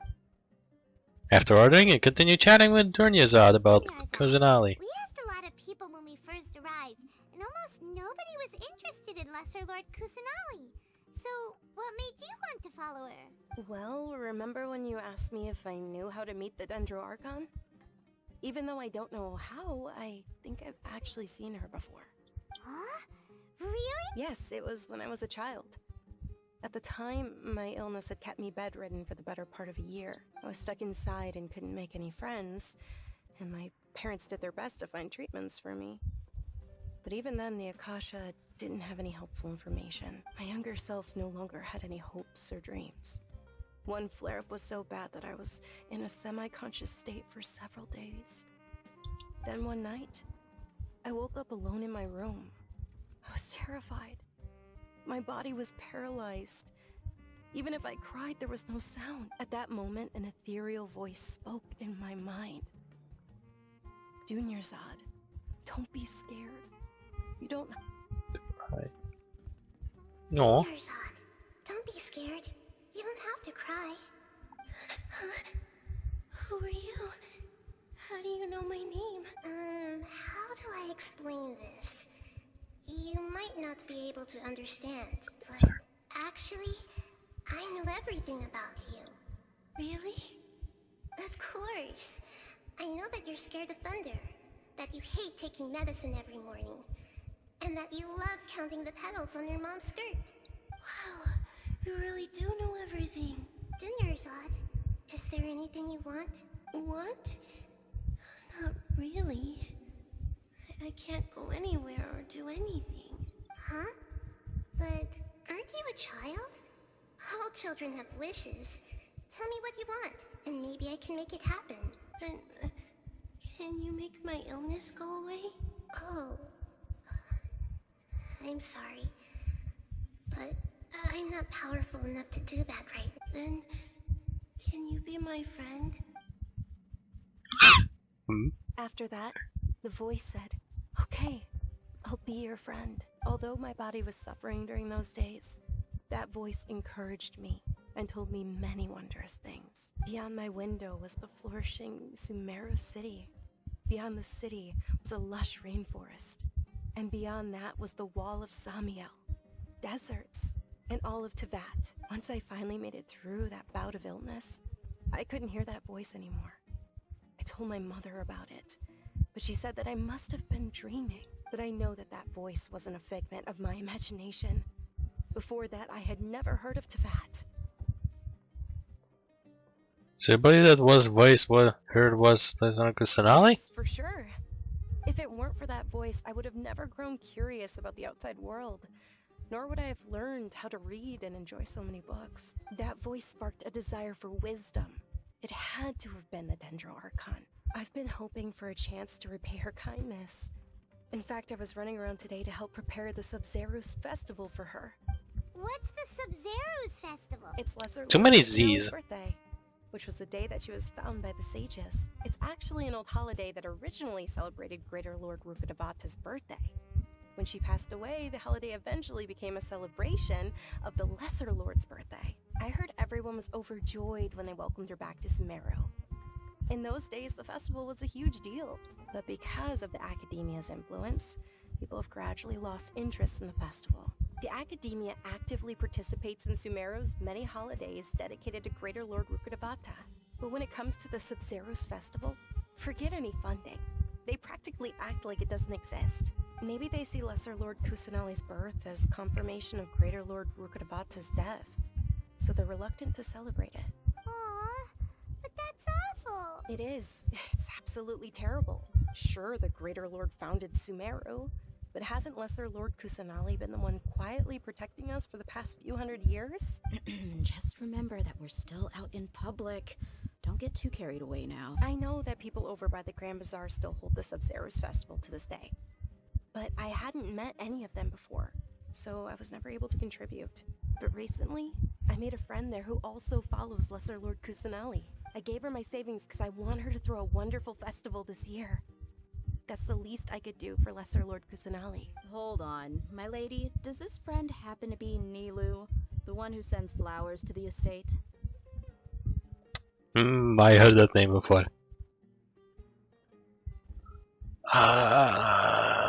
Wait. Rudovláska? Rudovláska, co má takovej volnej šat, taková tanečnice. Yes, that's her. I think saw that's her her. leaving the other day with a nervous look on her face. It seemed like she was hiding something in her arms. Did you give her something? Yes. Initially, I didn't have much Mora prepared, so I had Nilu sell one of my skirts. I've agreed with Nilu to meet up at the Grand Bazaar today, and see how things are coming along. Dia, would you accompany me? Sure. That's quite the trip, though. I'll carry you. No, that would be too much, even for you. You might as well just accept the lift. If I let you walk, who knows how long it'll take us. And if anything happens to you, then I'd really never hear the end of it from your father. We wanna come along too. But of course. Nilu will be thrilled to hear there are more people interested in Lesser Lord Kusanali.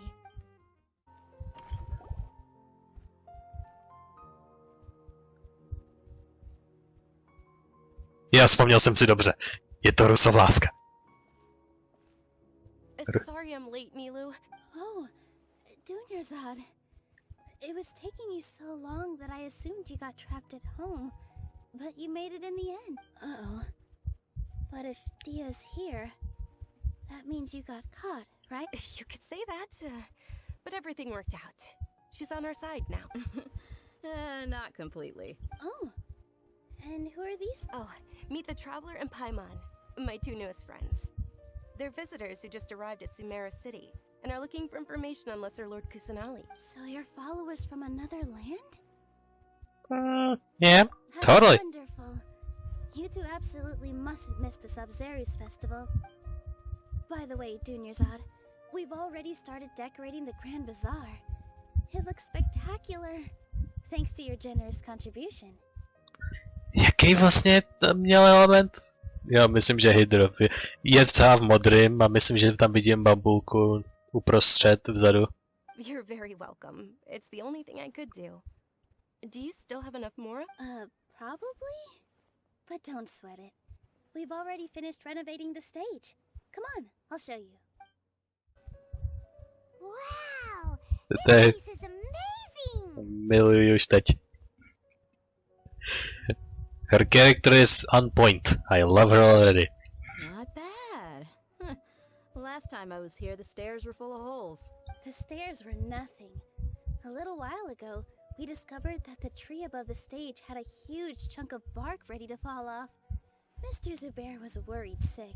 We reported it to the academia many times, but they never sent anyone to deal with it. We didn't want anything bad happening, so we were going to cancel all the stage performances. Why didn't anyone come to handle it? Moment, víme tu odpověď, ale stejně se na to zeptáme.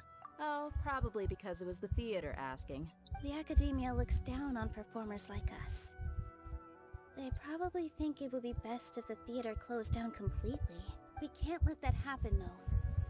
Not only would everyone involved in the theater go hungry, but then we wouldn't be able to hold the Sabzeruz festival anymore. Thank the Dendro Archon for Dunyarzad. But the more she gave us, we hired someone to patch up the tree, and we also gave the stage a much-needed makeover. Oh, Yunjin by byla proud. The stage is going to be even prettier when it's festival time. I can't wait for you to see it. And I can't wait to see you on the stage. You've been practicing so long already. It's almost time for your dream to become reality. It's our dream. I'll do my best for the two of us. Nilu, what are you gonna be doing at the festival? She'll be dancing the dance of Sabzeruz, the most important performance at the Sabzeruz festival. Dunyarzad, have you told them the origin of this holiday? I only told them about the Greater Lord and Lesser Lord so far.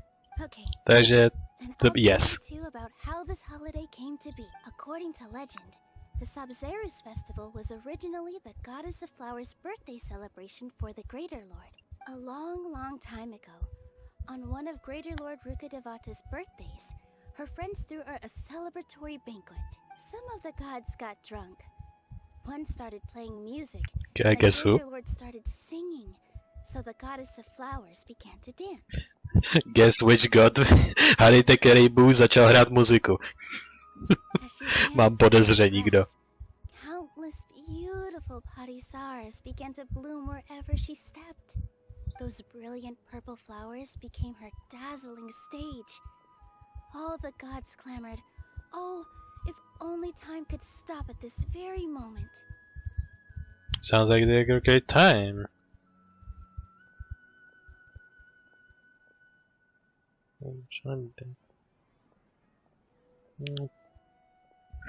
Ta odpověď mě nutí myslet o věcech hloubře, prostě wait a minute.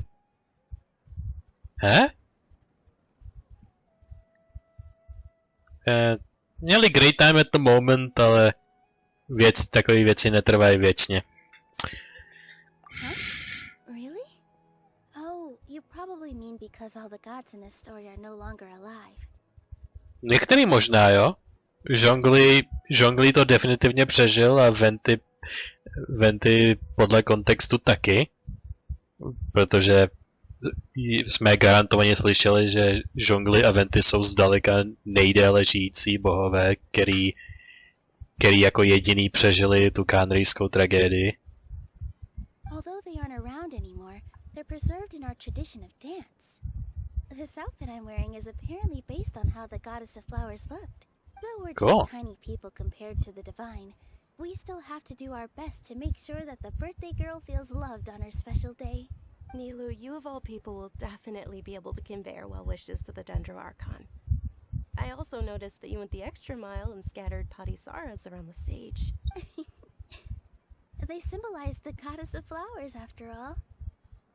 It's just a shame that all the real Padisaras went extinct after her death. Yeah.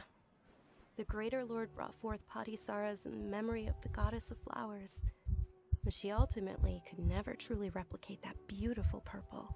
Thinking about the goddess of flowers dance makes me wish I could have seen it. If my stage were anything like that,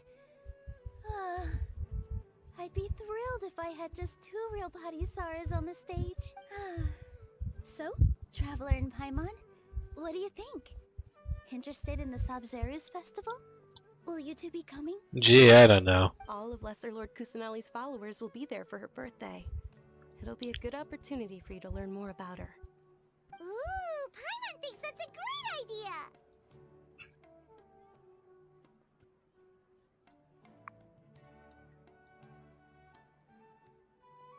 You sure it's not because you want to watch Nilu dance? Of course Paimon wants to watch. Those two things aren't mutually exclusive, you know. So how about we all attend the Sub-Zerus festival together? Sounds like a plan to me. Junior Zod, let me show you which stage decorations we've picked out so far.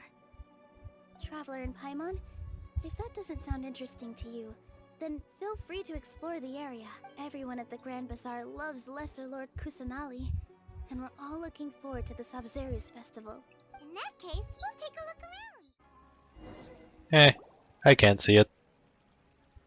Hey, is that who Paimon thinks it is? Catherine! Looks like Catherine. Whoa, není ve svý budce. What the hell? To je hodně trippy.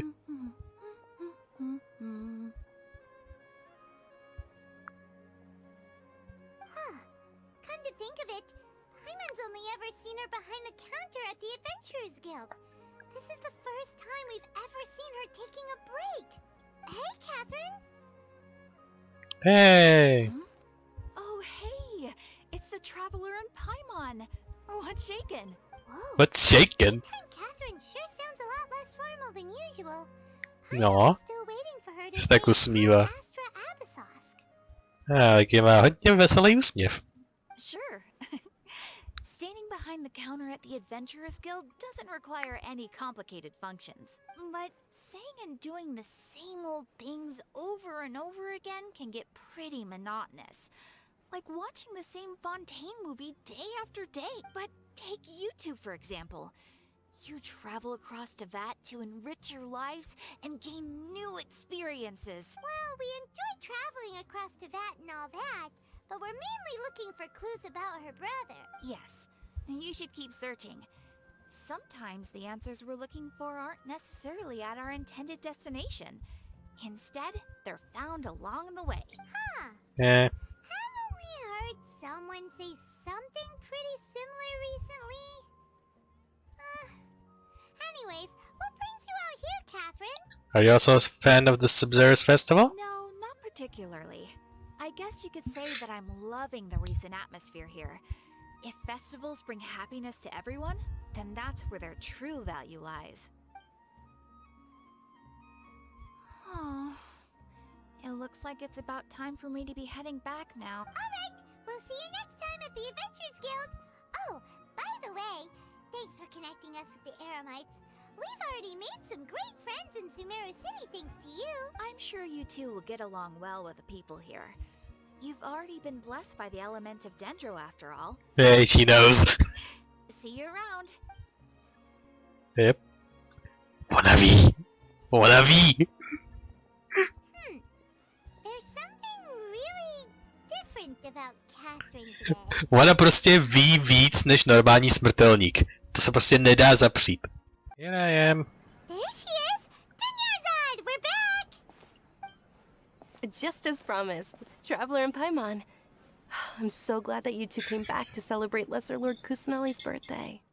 Yeah, it looks like I made it back in time. Made it back in the nick of time. It is a very important festival after all. Indeed. The festival's tomorrow. We've been preparing for so long that I can't help but feel a little nervous. There's no need to be nervous. Paimon's sure that Lesser Lord Kusanali will feel everyone's gratitude. Thanks, Paimon. I hope that everyone who comes to the festival will also have a good time. Speaking of which, did you manage to make your way to Port Ormos? Discover anything over there? Jedno týpka. Ten fakt, že ne všichni mercenaři jsou dobrý nebo neutrální, ale to je asi tak všechno. Of course we went. A lot of things happened there. Unfortunately, we didn't find any new information on Lesser Kusanali. Instead, we were only left with more questions than answers. I see. Sounds like you two had another exciting adventure. If there is another chance, I would love to join. My lady, if you went to Port Ormos in Yep. your current state, we'd both be in for a lifetime of trouble. Dia, you were eavesdropping. Je to její práce. It's called covert protection. Yep. Keeping an ear out for what's going on around my employer is part of the job. It's alright, Dia. I merely said I would like to go. I know better than to think my body could handle it. The festival's tomorrow. I've been doing nothing but causing trouble for you. So Dia, please take some time to relax. I'll be fine. Even when you put it that way, it still doesn't feel right. Don't worry, my guardian knight. Okay, fine, but only tonight. Tomorrow's a big day, and many no-good scumbags are gonna try to take advantage of that. Oh, you two must be exhausted from your long journey back to the city. My apologies for not realizing this sooner. I've already prepared a room for you to rest. Please follow. Whoa, you're so thoughtful.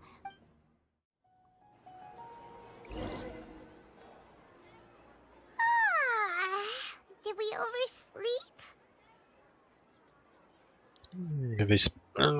Limine jde do postele, jde nekutě, usne a probouzíme se další den rád.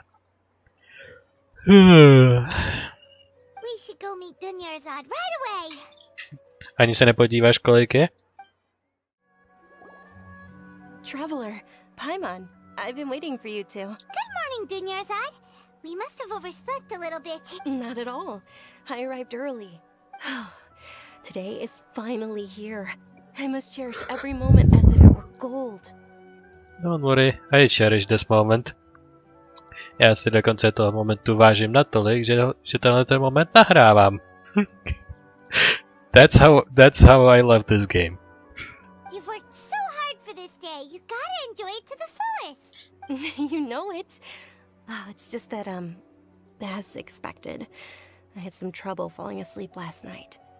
I'm hoping my body won't be too much of an issue today. Well, shall we? Let's start with the stalls over there. Let's start with the stalls over there. Many vendors came out of the blue to support the event, and they insisted on covering costs themselves. Let's go give them some business. They paid for everything out of pocket? Oh, sounds like they're not in this just for the Mora. They all said that contributing to a lively festival atmosphere is more important than money. Especially since we don't often get to celebrate Lesser Lord Kusanali's birthday. Ooh, they're selling food over that way! This is a stall offering foods from the Haftmewa feast. Oh, you could tell straight away. I thought most people nowadays wouldn't know. Mushrooms, flowers, and all kind of fruit? It's all vegetarian stuff. So, Really? what's the Haftmewa feast you mentioned just now? It's another Sub-Zero's festival tradition. People used to set their tables with 7 different foods. Generally speaking, the most common selections were foods like Rukashva mushrooms, Nilopala lotuses, 2, Sumeru roses, 3, Sansetias, 4, Papalatas, 5, Hara fruits, and 6, Zaytun peaches. 7. So, the Sub-Zero festival is a vegetarian holiday? You don't have to be a vegetarian to enjoy the spread. Wow. We just use the 7 foods to symbolize the 7 virtues of the Dendro Archon. Jíst z ovoce a zeleniny je absolutně normální pro lidi, co mají rádi maso. Není to prostě, že můžete jedno nebo druhý. Tedy pokud nejste vegetarián, to pak jste jenom jedno a ne to druhý. Když jíte oboje, tak vám tam může být všechno jedno. Anyway, mám pocit, že Paimon je hodně silný karnivor a že odmítá prostě jíst ovoce a zeleninu obecně. Wait, but if that's the case, if Sumeru uses vegetarian, then wouldn't the Pyro Archon's festival be full of food like roasted fowl, juicy meatballs? Oh, Traveler, we have to go to Natlan as soon as possible! Wow. I hope your wish comes true one day, Paimon.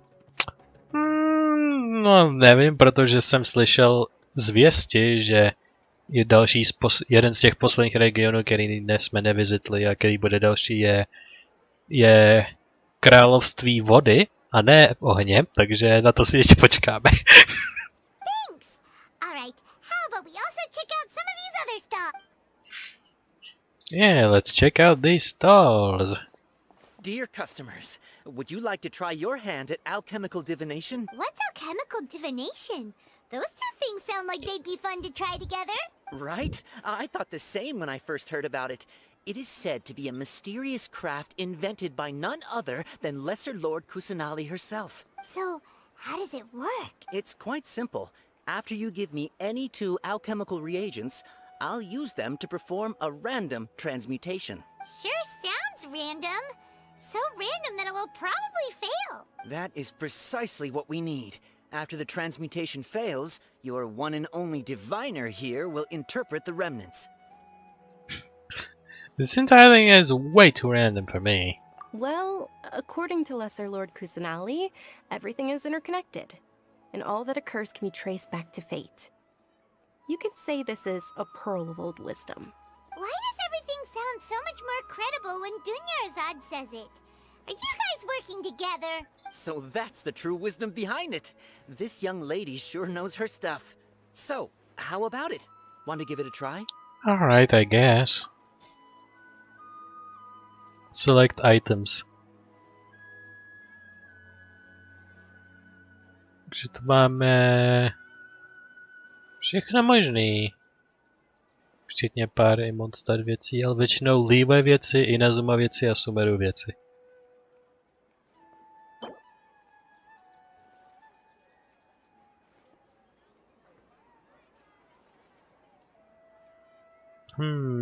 Co tam dáme?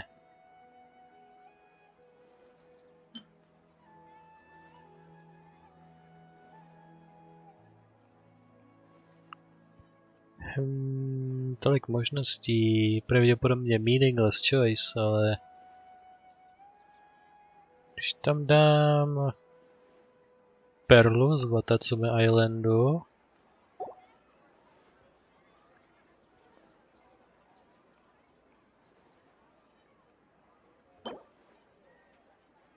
a lístky ze Sacred Sakury.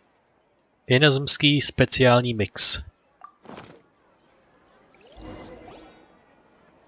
Okay, one moment. It's the moon. Paimon wants to take a look too. Is it?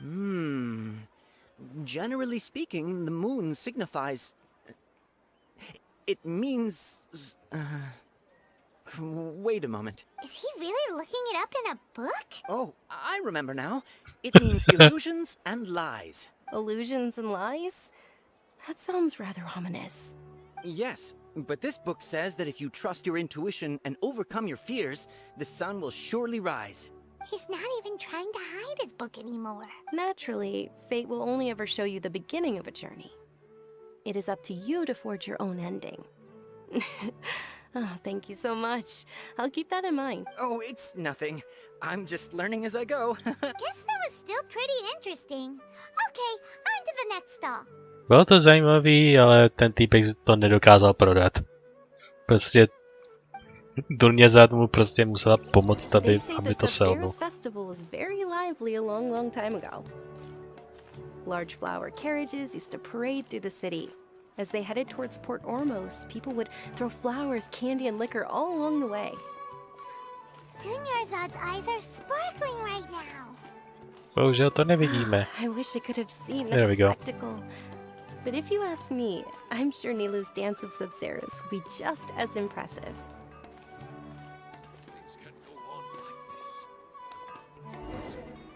Wow, děti se tu lejnou.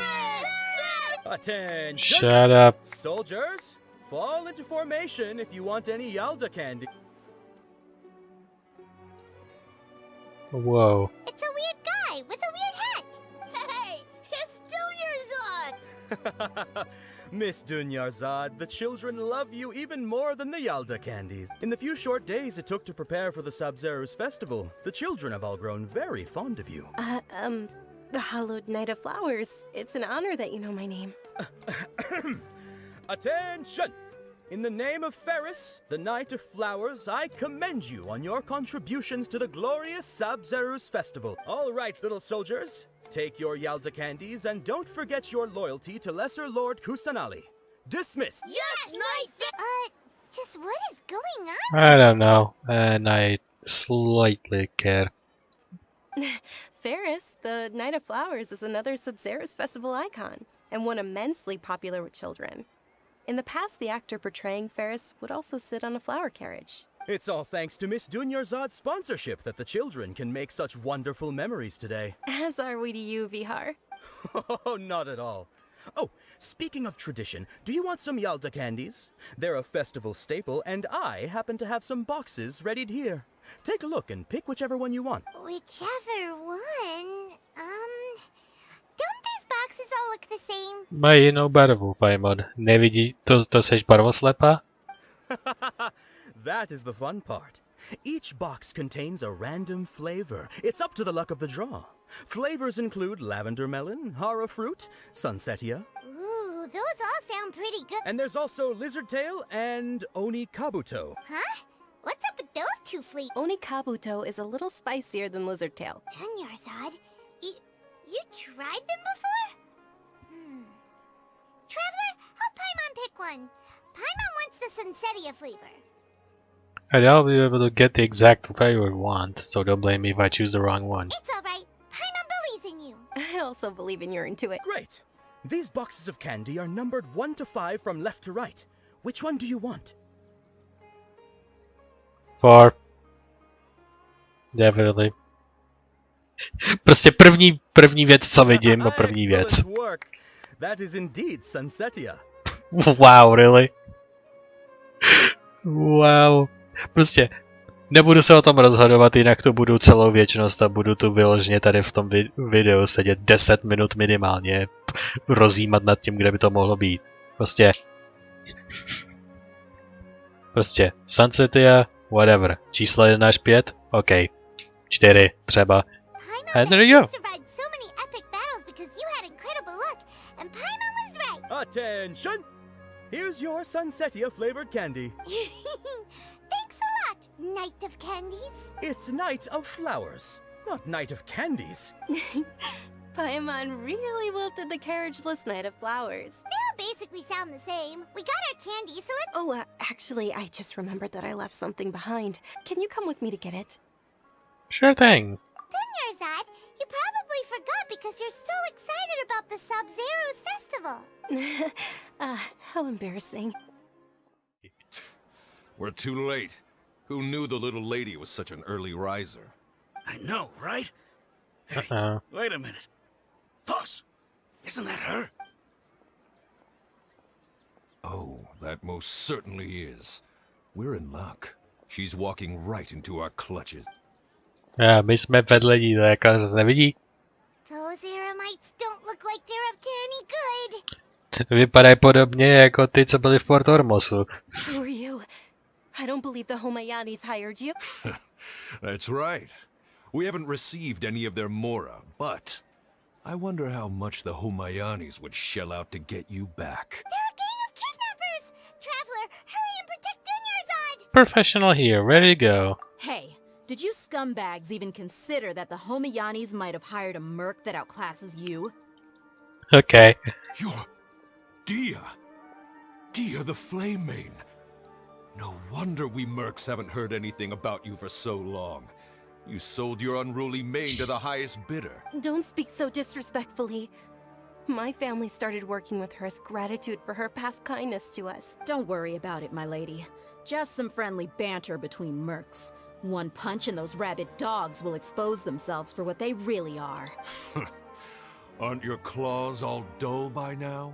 Don't get too cocky! Traveler, take Miss Dunyarzad to a safe location. No, we're gonna stay and help. There's too many of them. Yes, the priority is the Templar's safety. You're right. She's gonna be fine. Please be careful, Dia. Don't waste your time worrying about me. This is my job. Look out for yourself. After I've wiped the floor with them, I'll go find you. Alright. Berem roha. Oj.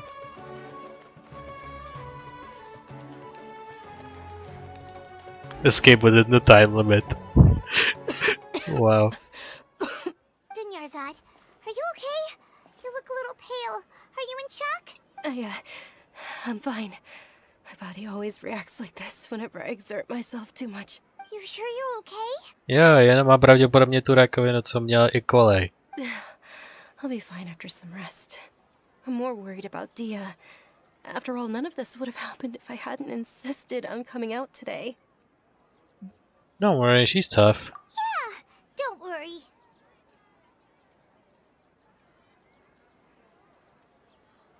Okay.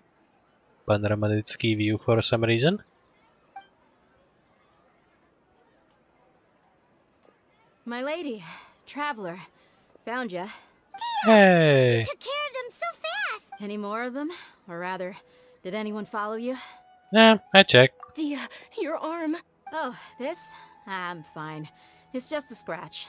Normally, they wouldn't have been able to land a hit on me at all, but I'm still getting used to this new greatsword. Please, let me take a closer look. Come on, it's nothing.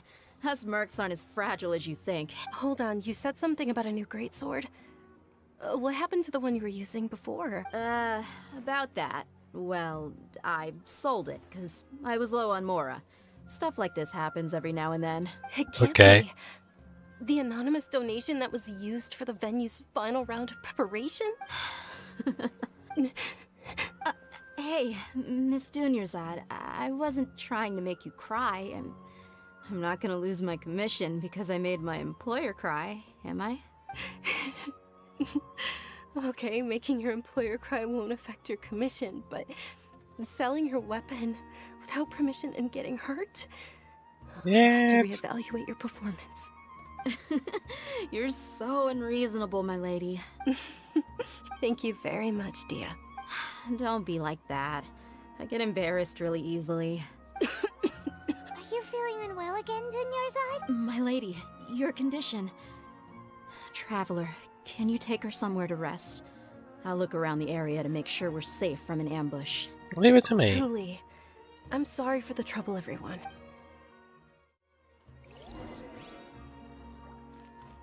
Hey. Let's walk Dunyarzad somewhere to rest. Tady na lavičku v hodně public místu.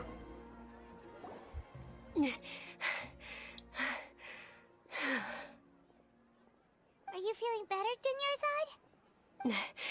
Yes, much better. Just give me a few moments and I'll be good to go. How serious is your illness? I didn't realize you were concerned about it. I guess I shouldn't continue to keep it a secret. Je to samé, co má I was Chloe. actually Yep. born with Elazar. It's terminal now. Yeah, that thing. Can't believe it's Elazar. Oh, you've already heard of Elazar. In that case, you probably know about its severity. Sumeru's current medical advancements still haven't been able to find a cure. The disease's progression can only be delayed through environmental therapy. Dunyarzad. There's no need to be sad. I've always lived with Elazar and I came to terms with it a long time ago. Compared to the simple fact that I'm afflicted with this, its effects on my life have been much more painful. I know that my family loves me dearly. They've done all they can to provide the best environment for me so that I can live for that much longer. However, I know I will one day succumb to this. Did you know? Before I ran away from home this time, the world outside of my home didn't even know that I existed. Since I was a child, all I could do was sit on my bed and stare at everything outside of my window. I'm sure my family's worried and disappointed in me for running away, but I just didn't want to have any regrets. I wanted to meet other people. To me, there's nothing more beautiful than being able to meet and speak with others. Yeah, we can see it. Not to mention the incredible time spent preparing for the festival. The joy on everyone's faces here, and all the support I've received from friends like Dia. This way, when my final day does arrive, it will be less sorrowful. At the very least, many people will remember that I once existed in this world, right? Yeah, I'll remember you. As long as you don't forget Paimon, Paimon also won't forget about you. Thank you two so much. I apologize for the depressing conversation. This is out of character for me. To be honest, Lesser Lord Kusanali gave me the courage to do all of this. If it weren't for her encouragement, I wouldn't have taken that first step.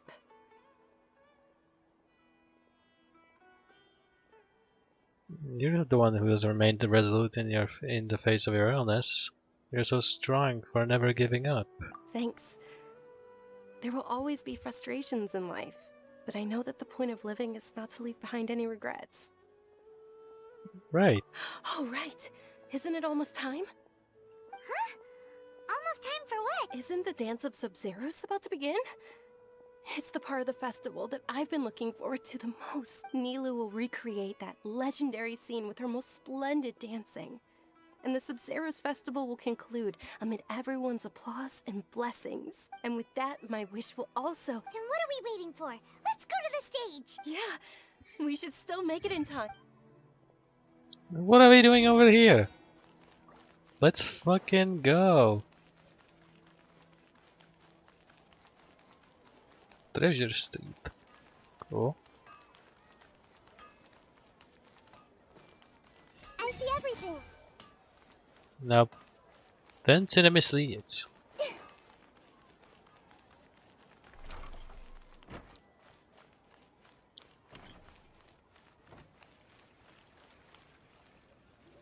Were you not aware that the law prohibits this type of performance from taking place without prior permission? Oh no. Akademie strká svůj nos do věcí, protože se jim nelíbí, že tahleta věc se děje, protože nemají rádi Lesser Lord. Over there! Someone's yelling at Nilu! I think I just saw the Academia's Grand Sage. Why is he here in person? Oh fuck. Grand Sage? Jako ten hlavní týpek, vole, který prostě má větší moc než 99% lidí. Si děláš srandu. Is one of the key parts of the Sub-Zeros festival. If we can't perform it... The Sub-Zeros festival. The law also prohibits the private hosting of large-scale religious festivals. Only the Academia can host such an event. If you continue to resist, we will have to order an investigation into every single event organizer. The Grand Sage has already granted you much leniency. I advise that you exercise tact. How did things turn out like this? The Academia was originally responsible for the Sub-Zeros festival. but they failed this responsibility for many years. I need to speak with them. Don't go, they're the final say in all of this. So if you force their hand too much now, the situation is gonna get ugly. This is a hard pill to swallow, but you're right. Things would only get worse. Prohraj tu bitvu dneska, aby se vyhrála celkovou válku. Art, dance. Aren't you ashamed of pursuing such frivolous and meaningless activities in this land of knowledge and reason? Our Archon created the utopia that is Sumeru City for all scholars who sought validity, verity, and truth, while people like you wish to defile it. No. I believe that our Archon never rejected the arts. Even the goddess of flowers dedicated a dance to her. With your lack of intellectual credentials, I do not believe you are qualified to debate with me. What you should be doing is finding workers to tear down this ridiculous eyesore. Nejseš dostatečně chytrá, aby si měla právo se mnou mluvit, takže s Bohem. Wow. To je hodně... You know what I mean. To je jakože hodně. When we return, have the scribe draft an ordinance before the next Nyargarbaha day that prohibits public art performances. We will announce it to the public later via the Akasha. Understood. I will inform him when I return. The Sub-Zeru's festival. Go celebrate the birth of that god to your heart's content. Nilu, are you okay? Oh, Dunyarzad. You all saw that just now? The Grand Sage ordered us to stop the performance. Yeah. Let's go somewhere the Academia can't find us and perform there. But how do we let everyone know? And what about the atmosphere on the stage? Or we could get people to block them off so they can't interrupt the performance. No. They just threatened to investigate the organizers. If we were caught... Nilu, it's all right. Don't worry about it. But you've been looking forward to the Dance of Sub-Zero so much. And I know how important this festival is to you. I don't want you to have any regret. It's okay. Seeing you care this much about my feelings is more than enough. It would be too risky to continue the Sub-Zero's festival at this point. I don't want to get everyone in trouble. If you say so. But... you can sneak out for the next Sub-Zero's festival, right?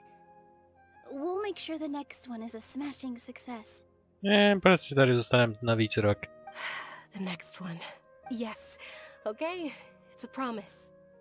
It will be a smashing success. Yeah, the next one. Pravděpodobně už budu, jak se říká, v kytkách, tak až se ten další bude dít, ale sure.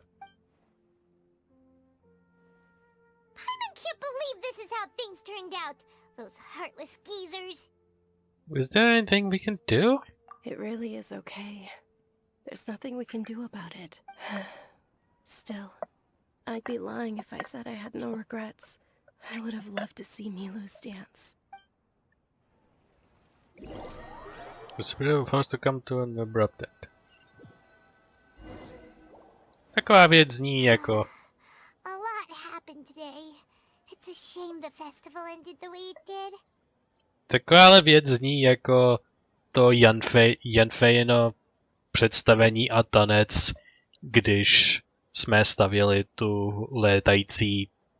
ten létající palác pro Ningguang a byl to ta věc, jak tam byla představena Shenhe.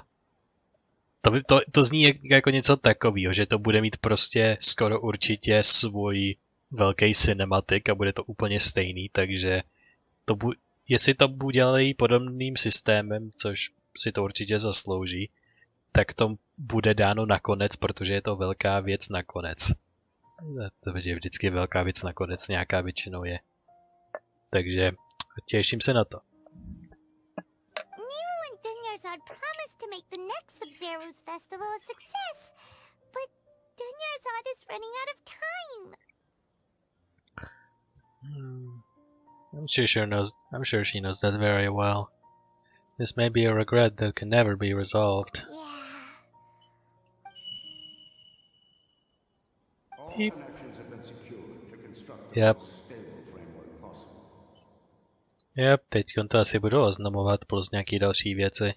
The project has entered its most critical phase. Power has begun to flow from... Beep. Observing a modest drop in the output of jnana energy, but values still remain within normal parameters. Continue to monitor for variances in the data and find the cause as soon as possible.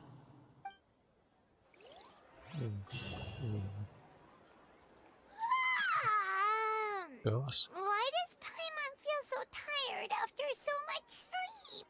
Oni z nás drainují energii. Wow.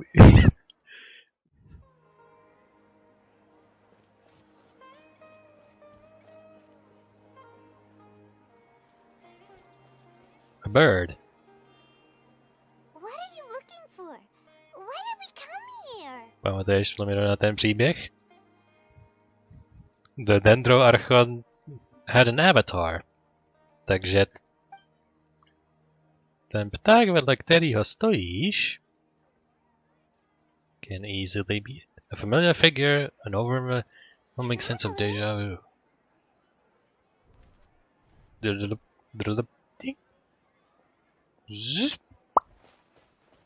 Over there! Yep. Wait over here! You have nowhere to run.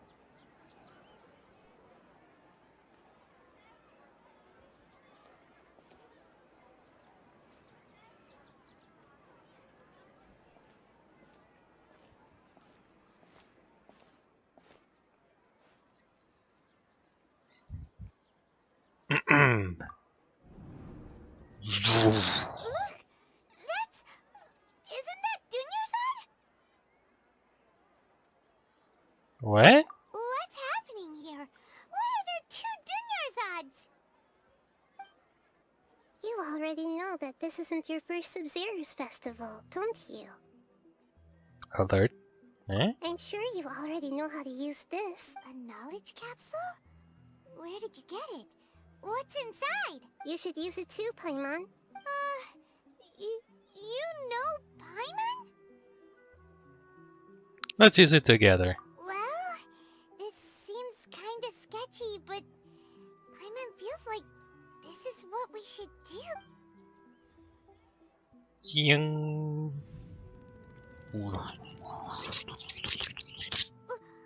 the? Teď si naplno vzpomínáme, jak jsme to dělali poprvé a pak znova. So many days worth of memories. This is our 20th time at the Sub-Zero's festival? Huh? No. The 30th? 40th? Just how many times have we been to the Sub-Zero's festival? Have we been trapped in a single day? Yes. If it weren't for you, we wouldn't have even realized what the heck was inside that knowledge capsule. Knowledge. Your memories are still scrambled? Try your best to remember. This isn't the first time we've met, and I answered that question a long time ago. What? Let Paimon think. Oh, it's coming back. Meeting you was the real catalyst for restoring our memories, and the knowledge capsule was just your means of showing our minds the way.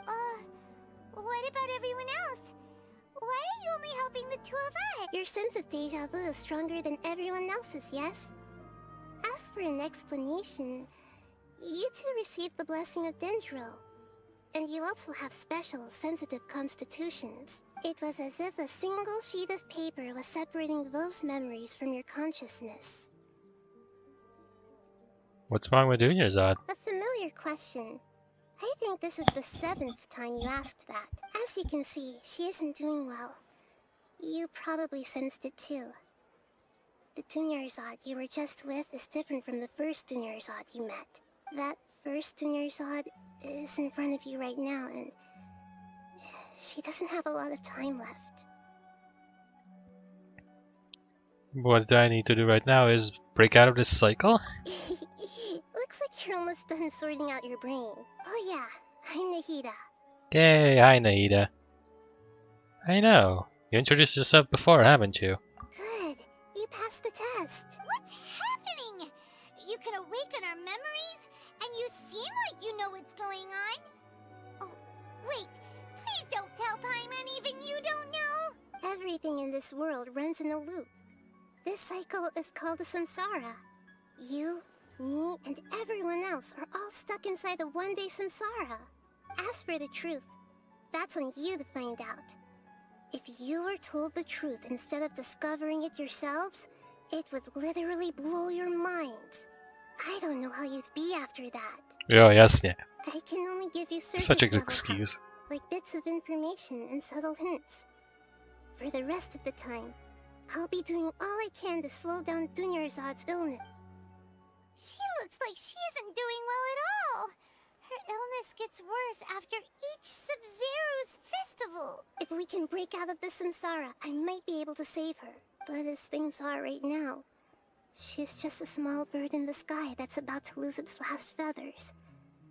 All I can do is raise a gale to delay her fall. You sure love to use weird analogies.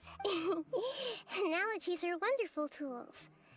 They let you use existing knowledge to understand unfamiliar things. Thank you. Okay, so, with what you know so far, what do you think the truth is?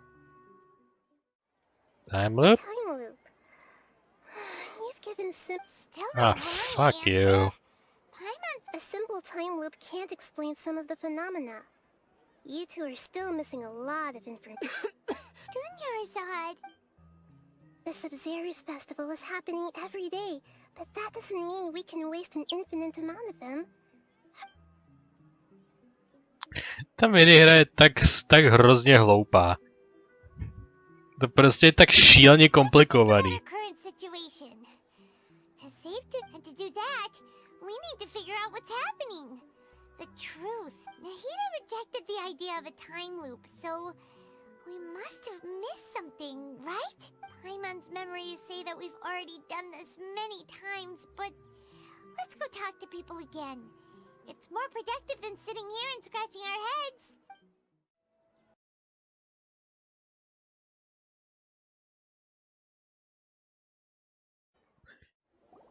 Nahida, we're back! You're back early today. Did you find something new? Sort of. We're mostly sure now that we're not in a time loop. And we also aren't in the real world. But at the same time, we have a new question. Have we ever tried leaving the city? Leaving the city.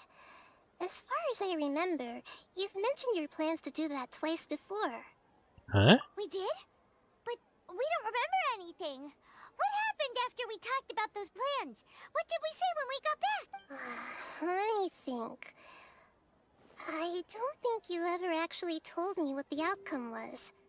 Oh, it's probably more accurate to say that both times you never came back the whole night. But you two sometimes stay out the entire night anyway, so at the time, I didn't think too much about it. It is true that sometimes we lose track of time during our investigations. Before we know it, it'll already be the next day. But still, neither of us remember anything about leaving town. Really? That's kinda strange. In theory, I should have already awakened all your memories. Maybe this is... Let's try again tomorrow. Yep. Something here's definitely fishy. Let's get to the bottom of this tomorrow. Co je tentokrát blurb? Our memories are back! Let's go try and leave the city today. About that. Well, where should Paimon begin? What do you mean? Traveler, aside from your memories that were just restored, I have another message for you. From who? Listen to it and you'll understand. Can't go back. There are countless spaces here. Ah, Lumina. Our Sub-Zero's festival in Sumeru City is just one of them. Myself? Traveler, you should be missing 2 days worth of memories. Paimon will fill you in. 2 days ago. It's time to carry out our plan from yesterday. Let's go and try to leave the city. Okay, let's go.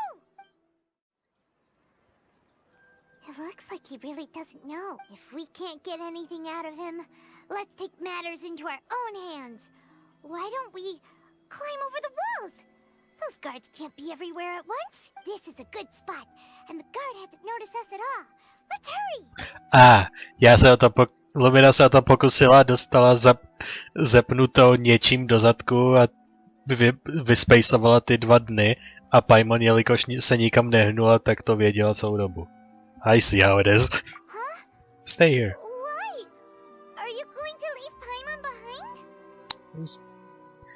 Leaving the city might trigger disruptions to our memories. But what if things get really weird out there and you get into some trouble? Then Paimon won't be able to help you. Oh, Paimon knows that Paimon can't do much, but we've always been together. If we leave together, it'll be just the same as before. Okay. Paimon will wait for you. Promise Paimon that you'll come back as soon as possible. Just a quick look. Alright. And please. Shush. Memories! Let's go try to leave the city today.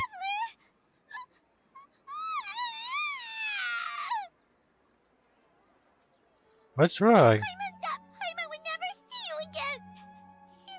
You just disappeared. Paimon waited for you for hours and hours at the city wall and you never came back. You promised Paimon that you were only taking a quick look. What did I promise? Paimon, calm down. She's here now. I don't think she understood what you were saying. Paimon doesn't care. Paimon wanted to go look for you, but you also said that Paimon should stay. Paimon was so worried and so scared the entire day. I guess I'm sorry, although I don't remember doing any of this. I won't leave you behind again. Okay. Paimon will forgive you. The most important thing is that you didn't actually disappear. Oh, Paimon was so scared that you had gone into another world. Okay. Again. Paimon, can you tell us your perspective of what really happened yesterday? Paimon describes your plan. I see. Using 2 people's different perspectives. After that, you left the city. Paimon kept her eyes on you the whole time, but then you disappeared in an instant. You sure that's what you saw? You weren't zoning out or anything? Cause it's really weird. Paimon was watching you with the fullest attention. What's your perspective, Traveler? You sure you don't have any memory of this?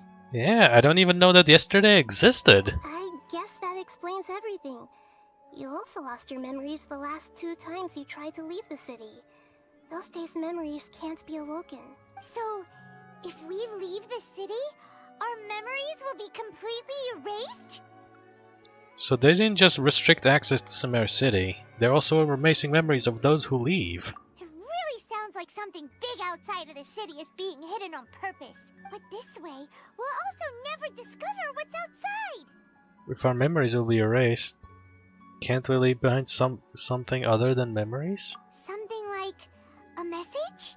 But how can we send it back? Don't look at me like that.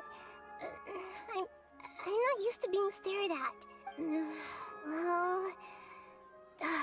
Okay. You want something that can pass on messages, right? Give me some time and take care of Dunyarzad for me. Yep! Now we're talking!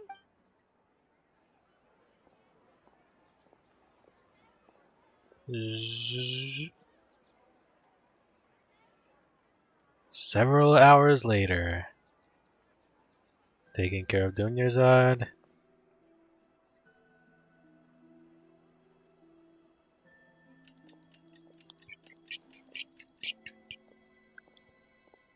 And right before the time reset. Here you go. Těsně před time resetem, I'm done. What? Isn't this just an Akasha terminal? I made some little changes. Akasha terminals are already capable of sending messages. I just tweaked it so that it could connect to any node. To make something like this? Nahida, you really know the Akasha like the back of your hand. Anyway, we can use this now to record a message, right? Yep. I'll help you save the messages. It should be pretty easy to use. I just can't guarantee the user's status and signal coverage when they're outside the city. We'll never know until we try.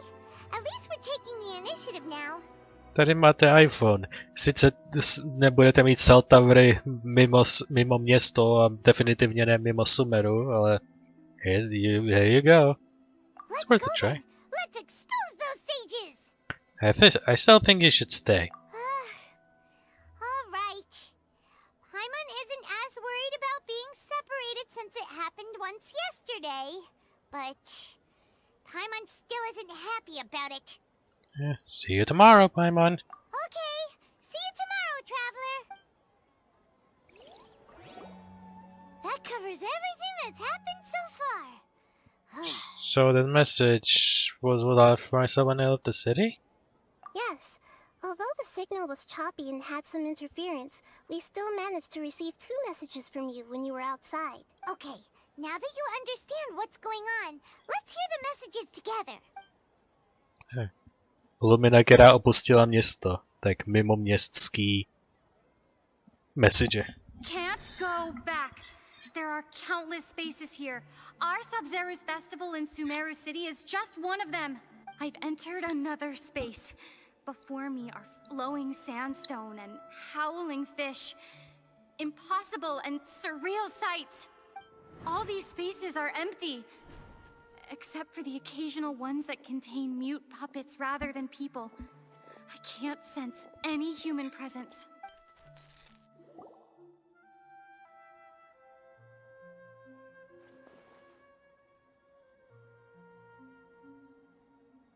That's one Okay. heck of an info dump. It sounds like you left the Sumeru City space when you set foot outside of the walls. Je to jako kdyby byl prostě vygenerovaný městský čtverec jako v nějaký hře. Jako když ve starý Elder Scrolls hře, jako třeba v Oblivionu, vy vstoupíte do města, který je zazděný, a ten vnitřek toho města je svoje vlastní vygenerovaná oblast, ale když třeba si dáte noklip a prostě vyletíte skrz nebo přes zeď, tak prostě venku není nic a opustíte ten čtverec celý té existence, což je v ten moment jenom to město. Zní to něco jako takovýho. Mi to připomnělo prostě jenom takhle. Prostě opustíte město a tam prostě není nic, prostě žádný textury, prostě vůbec nic.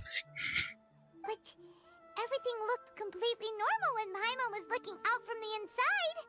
Yeah. It's unbelievable.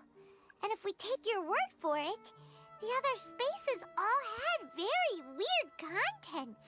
There's another part here. We only received it last night. These spaces have been disappearing, one after the other, absorbed by something like a sun in the sky. And now, even the final space has also disappeared. Behind me, a lot of spaces just appeared again from thin air. I get it now. Those spaces are actually... Yep. The message ends right there. What does the traveler want to say? What are those spaces? I'm right here and I don't know. Probably because yesterday just happened to end at that moment. Oh, right. Paimon did hear a beep from the Akasha. Did it come from here or from the message? The message. It should have come from the Traveler's Akasha terminal. After the beep, Traveler said even the final spaces also disappeared. Traveler, what do you think that final space could have been? Oh, so that's what it is! After the sound of the beep, the final space, the Sub-Zero's festival, also disappears, and we're taken to the next day. Later on, Traveler also mentioned a bunch of new spaces materializing behind them. Do lots of new spaces appear every day? Paimon's head is spinning. Just what are these spaces anyhow? Well, consider this. For all the horrors of the Archon War, at its heart, it was just a game where a bunch of gods fought over 7 seats. So no matter how strange or spooky things may look on the surface, maybe all they point to in the end is a small and simple secret. Wow, the Archon War, huh? That's an analogy and a half. A secret, huh? I wonder. Give me some time. I need to organize my thoughts. Hey! Where are you going? Not going anywhere. The day will reset anyway. You're back. I've been waiting forever for you two. Judging by the looks on your faces, are you ready to take your Sub-Zero's exam and graduate from the festival? Ask away, Teacher Nahida. Okay. First off, have you discovered the hidden truth? Is this it? People in Sumeru think they don't dream, but the truth is the Akasha steals their dreams without them knowing it. And those spaces with no human presence are stolen dreams without their host. That would explain why they sounded so weird when she was trying to describe them. Huh. So people in Sumeru do dream after all. In fact, we're all in one big dream together right now. Correct answer. Now, how did you conclude that the Akasha is capable of this? Oh, okay. Those dream-controlling creatures in the forest also get their power from the Dendro Archon, right? That would explain why the Akasha has the ability to control people's dreams, too.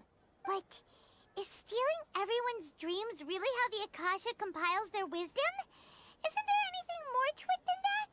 Dreams are fantastical, complex, and full of imagination. People's brains are the most active when they're dreaming. In other words, dreams are rich bundles of human wisdom. So in other words, the complete opposite of how Hypatia understood it. Paimon remembers her saying that the sages think dreams are foolish delusions, and the fact that no one dreams is a blessing from Greater Lord Rukkhadevata. So it was all a dirty trick? The real story is that the sages from the Academia are using the Akasha to steal people's dreams for their own use, huh? Yeah, and they don't intend to stop there. Oh? By the sounds of it, you understand the current situation pretty well. So then, what about the samsara? Dreams. Correct. The Akasha is keeping each person's brain in a constant dream state, but also separating their consciousness from their own dream. Their disembodied consciousness is placed inside the collective dream of the Sub-Zero's festival along with everyone else's, while their now vacant dreams are harvested by the Akasha. No one is any the wiser as another day passes in the dream, and so begins another samsara cycle. People wake up to yet another dream about the Sub-Zero's festival. The dreams that belong to them are once again harvested by the Akasha, and so it continues. So, this is like a dream factory, and the Akasha is a dream harvesting machine.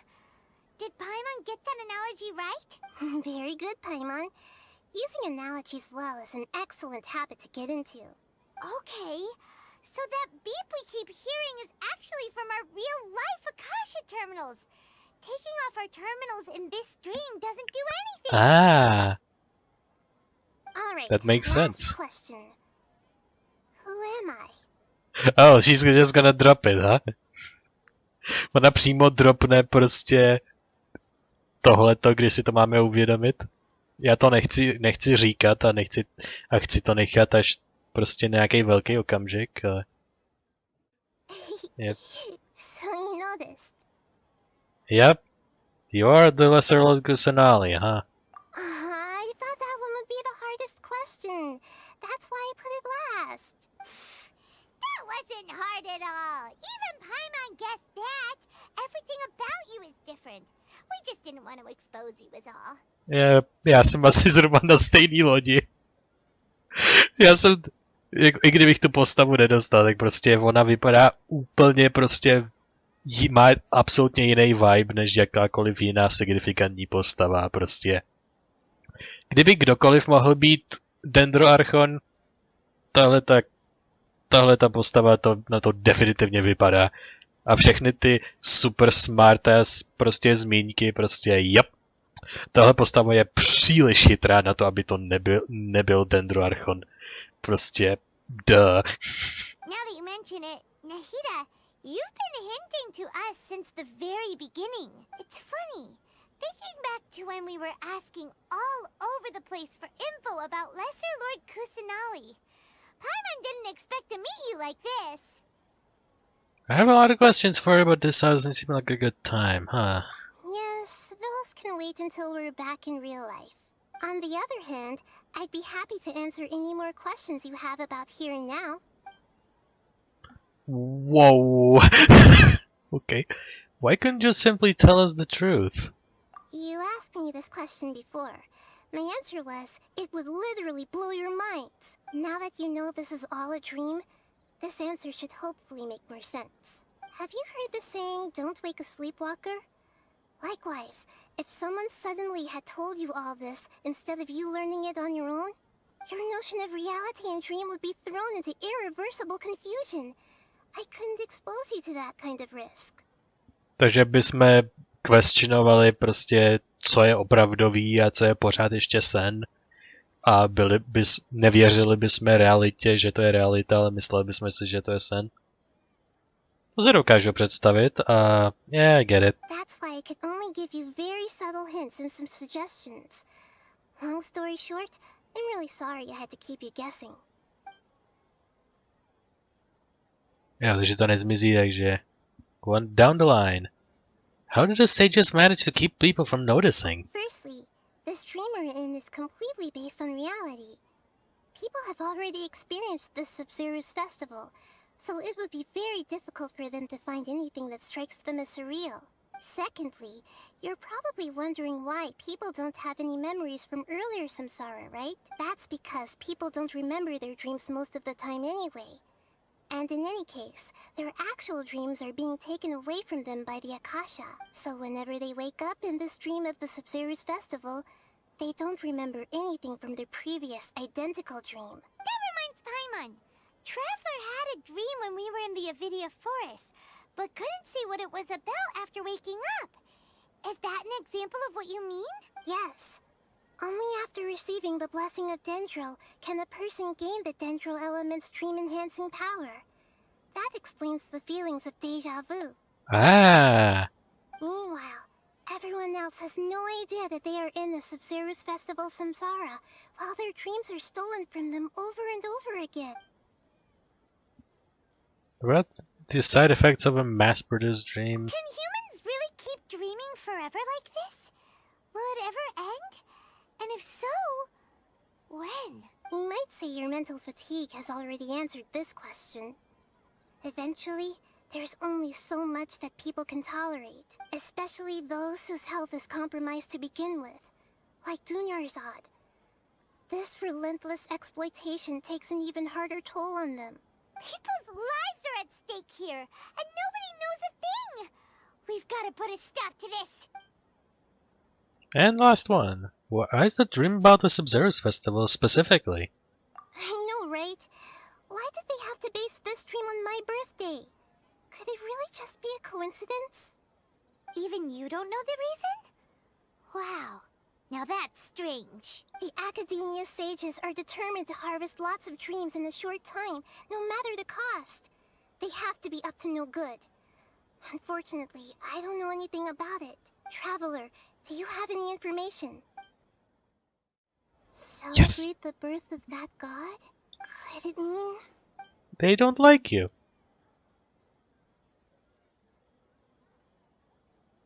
Yeah. Deceiving the people of Sumeru with no regard for their safety. No matter what they're trying to do, this is unforgivable. After we end the Sub-Zero's festival samsara, we have to look into them. How can the sages of the Academia do this behind their Archon's back? This is ridiculous! In the end, I'm just the moon. The real sun is long gone. A sun and a moon? Nahida's talking in riddles again. Oh, fuck. Oh, we're out of time today. I'll tell you how to break free of the samsara tomorrow. See you then.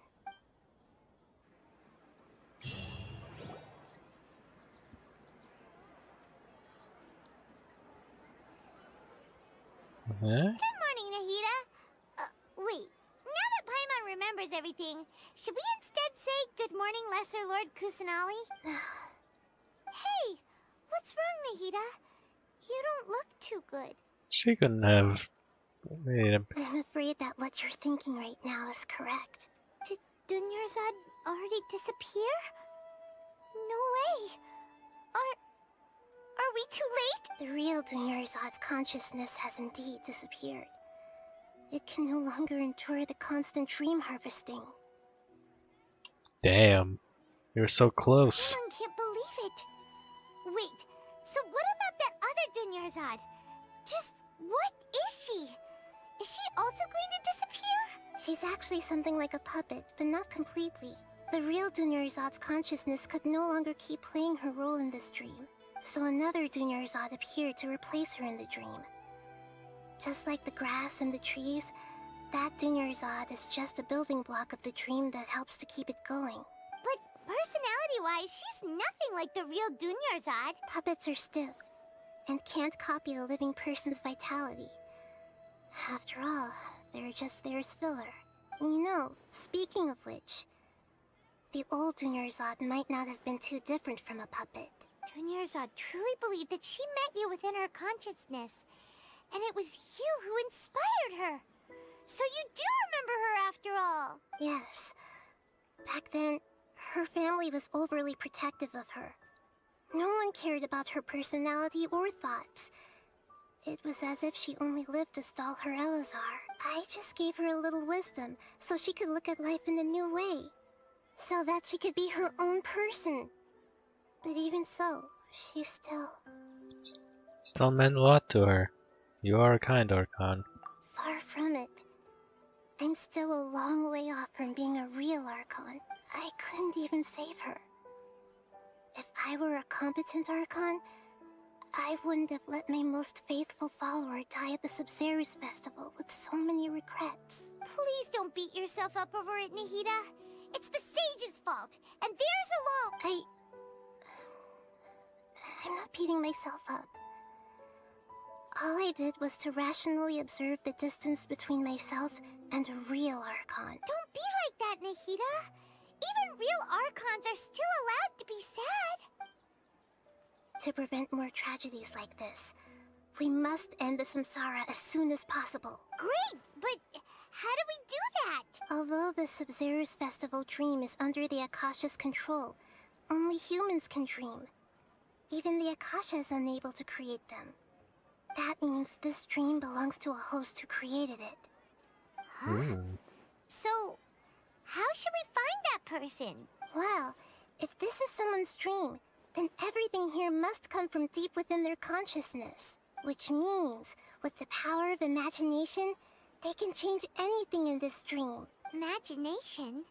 What do you mean by that? Imagination means breaking through what you perceive as normal. Like when the server at a tavern brings a plate to you, you'd naturally assume that food is on it. However, if you're the dream's host and you become aware that you're dreaming, when you imagine gold and more on the plate, the dream will respond in kind, and the server really will bring you gold and mora.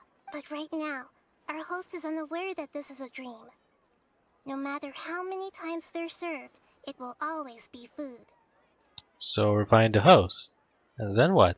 Find some way to make that person realize that they're dreaming. Usually, once that happens, the person will wake up and the dream samsara will be broken. How are we going to find them, though? If it could be anyone, it'd be like looking for a needle in a haystack.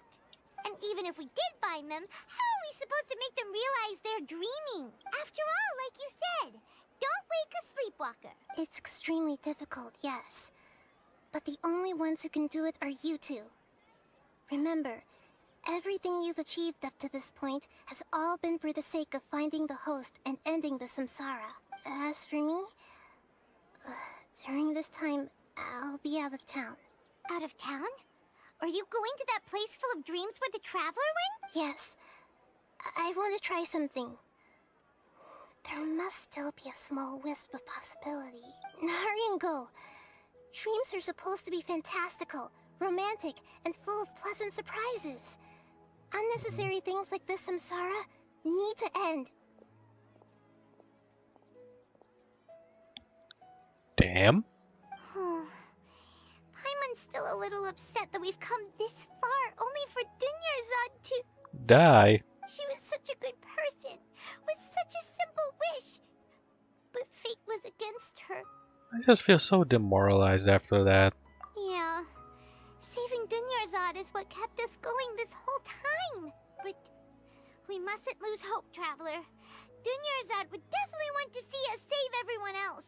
So let's break the Samsara for her sake. Paimon's wondering, do you think the sages would get one of their own to be the host of this stream?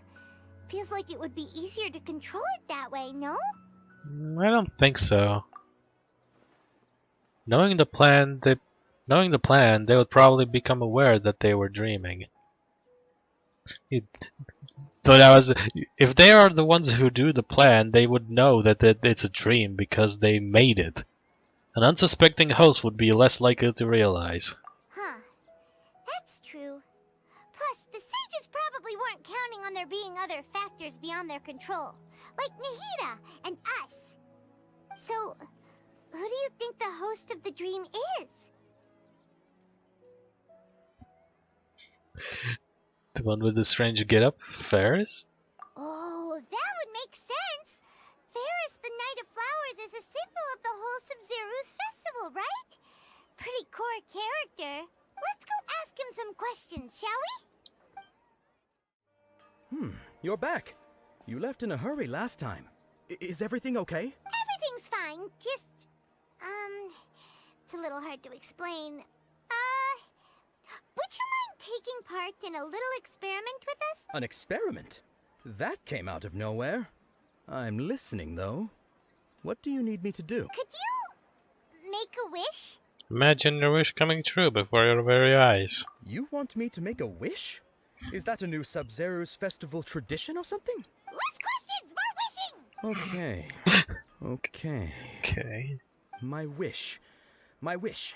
Okay. I'm a little nervous saying this out loud, but I want Miss Dunyarzad to be happy. Oh. I noticed earlier that she looked a bit down, and she wasn't really talking to anyone. She just doesn't seem like herself. She's always so gentle and kind, and all the kids love her. I've also wondered if the reason she asked me to be Ferris Knight of Flowers is because I'm special to her, or something. So, you have a crush on Dunyarzad? Oh, is it that obvious? After what I just said, I guess it is. When she placed the hat of the Knight of Flowers onto my head, she said to me, I want everyone to have a happy Sub-Zeru's festival. What she didn't realize was that I'm not that interested in how everyone else feels. In that moment, I just wanted to be her Knight of Flowers for the rest of my life. 50 years, 100 years, I'll serve her till the end of time. Okay, yeah, that was a bit much. Felt like the right moment to get it off my chest, but that was pretty embarrassing. Okay, I'm ready to make my wish. I would like Miss Dunyarzad to appear in front of me right now with a smile on her face. Here goes.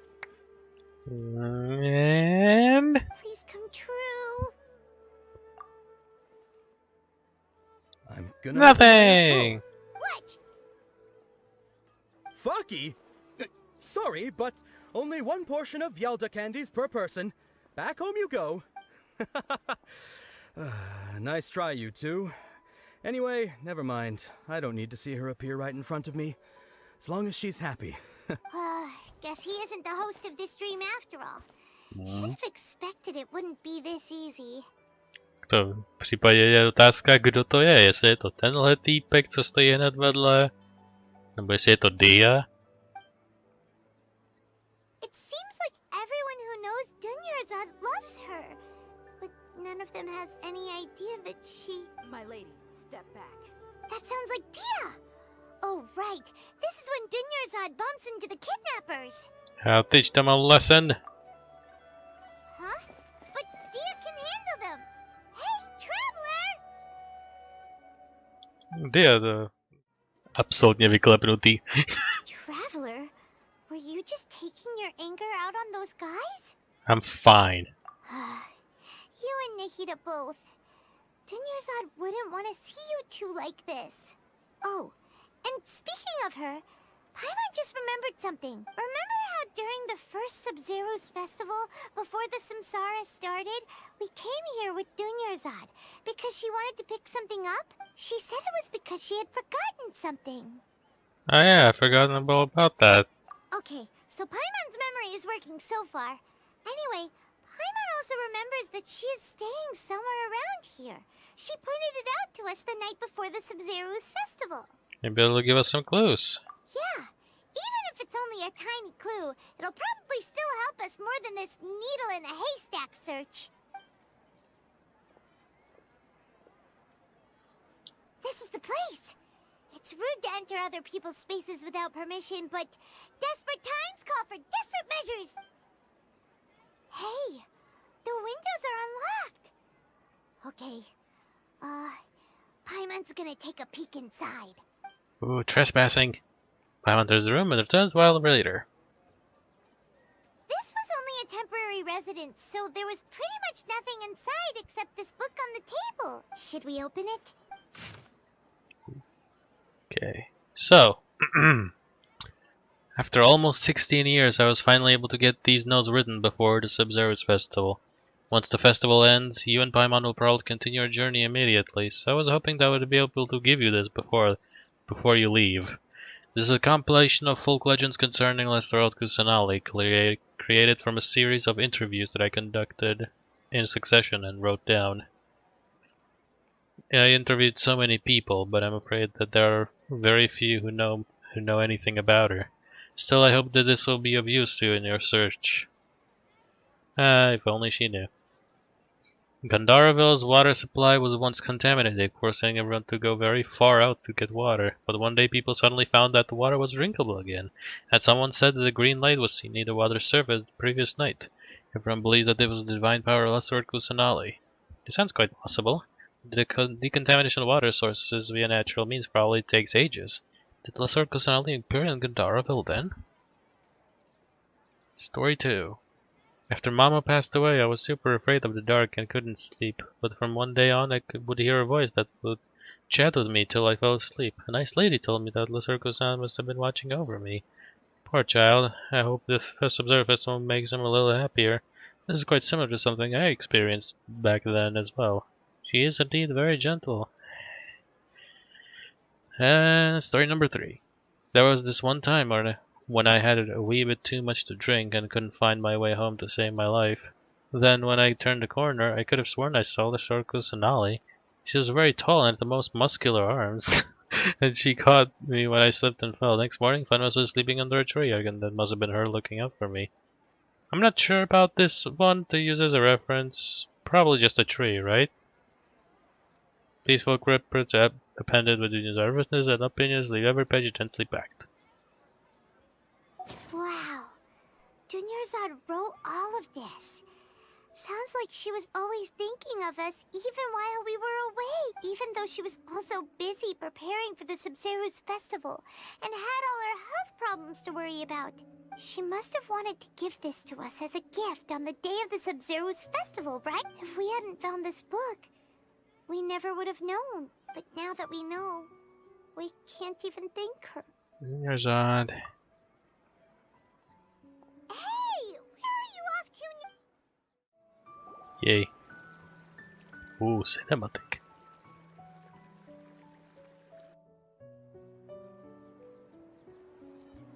It's Dunyarzad's puppet. I'll feel better if I say this out loud.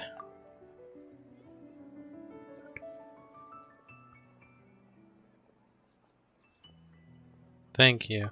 Traveler? O. You must be exhausted. Naše energie se nedoplňuje, takže logicky. Come to think of it, we've been stuck in this place for a really, really long time. Heck, even the last time we were chatting happily with Dunyarzad feels like an eternity ago.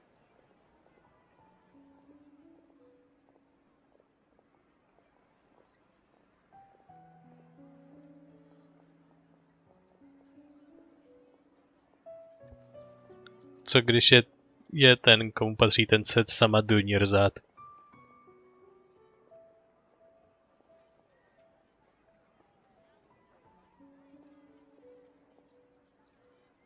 Paimon still remembers when we were sitting here, and the way her eyes sparkled when she talked about Nilu's dance of Sub-Zerus. Can barely recall it at this point. There will always be frustrations in life, but I know that the point of living is not to leave behind any regrets.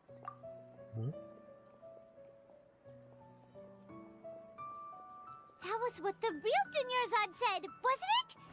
Does that mean... Že by sama Dunyarzad byla ta, komu patří ten sen? Yes, traveler. What is it? Oh, so she's still just a puppet. But just now, how come... Not leaving any regrets behind. What?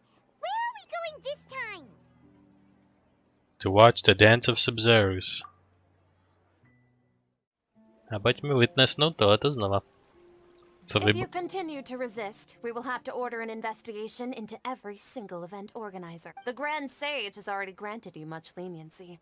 I advise that you exercise tact. How did things turn out like this? And here we come in. To tady asi není totálně vybalit. Traveler? You don't have to get involved. He's a sage from the academia. I don't want to drag you into this. Traveler? Traveler? What the heck are you doing? If you get arrested by the academia, that's another day gone to waste. And it gives them a hint. Wait, they're not reacting. Have they been scared stiff? Just like I thought. They're puppets. Oh, of course. If this is the sage's plan, they wouldn't put themselves through this. So they're just substitutes. Yep. What is this? What happened to the Grand Sage? Whoa. A jsou pryč. Hold on a moment. What's up with these flowers?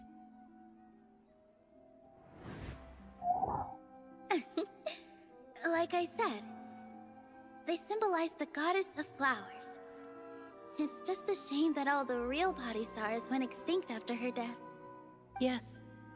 The Greater Lord brought forth new Padisarahs in memory of the goddess of flowers. But she ultimately could never truly replicate that beautiful shade of purple.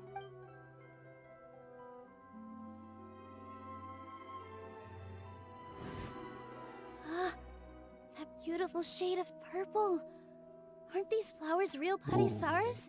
Just like the ones from the legend? I didn't even notice. Dunyarzad, did you find these? But didn't you just say all the real flowers went extinct after the goddess of flowers passed away? So, how? Yeah. What's going on here? Wait a minute. Nilu, close your eyes. Huh? Imagine that the Grand Sage and his entourage are not here in front of you right now. You guys are acting weird. But okay, I'll try.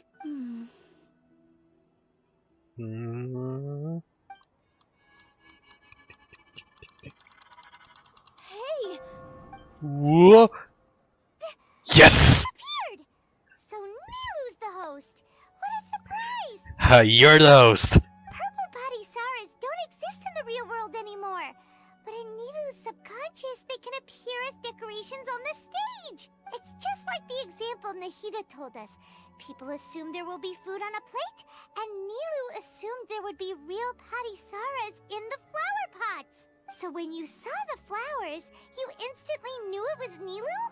Correct. But if we want to end the samsara, we need the host to become aware that they're dreaming. Oh, by the way, you're dreaming.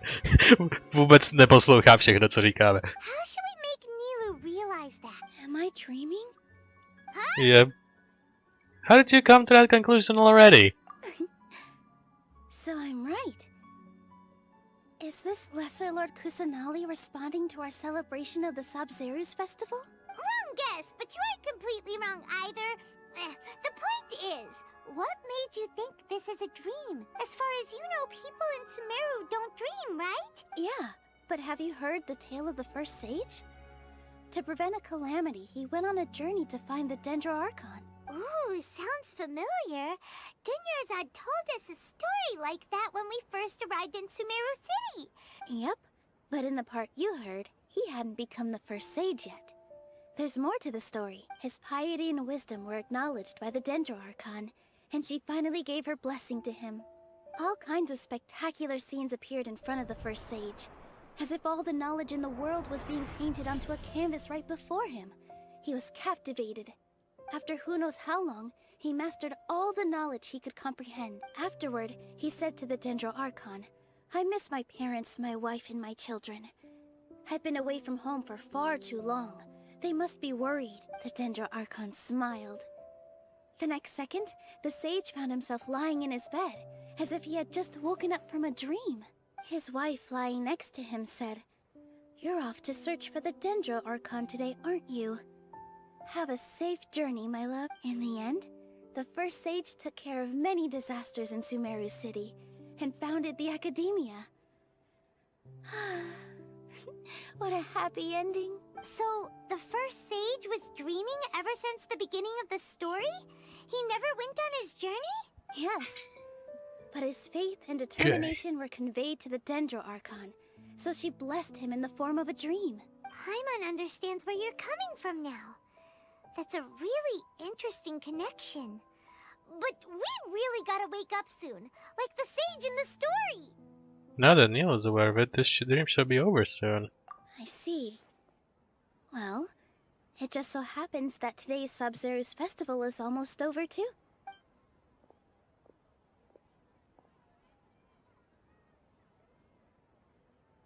Since we're in a dream, let's make this final dance of Sub-Zero's as beautiful as we can. Yay. Please dance your heart out. We do get to see it.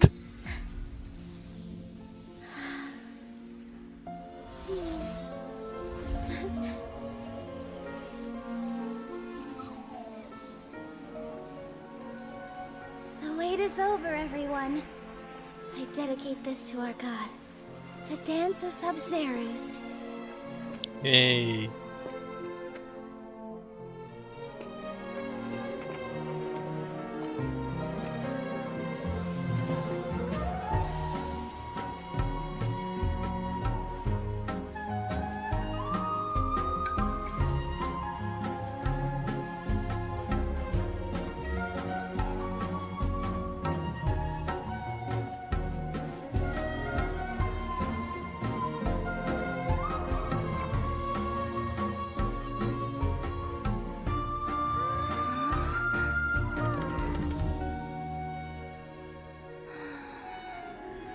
I'd be lying if I said I had no regrets.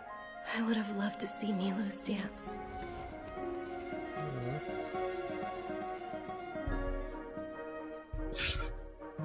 Jej duch, really?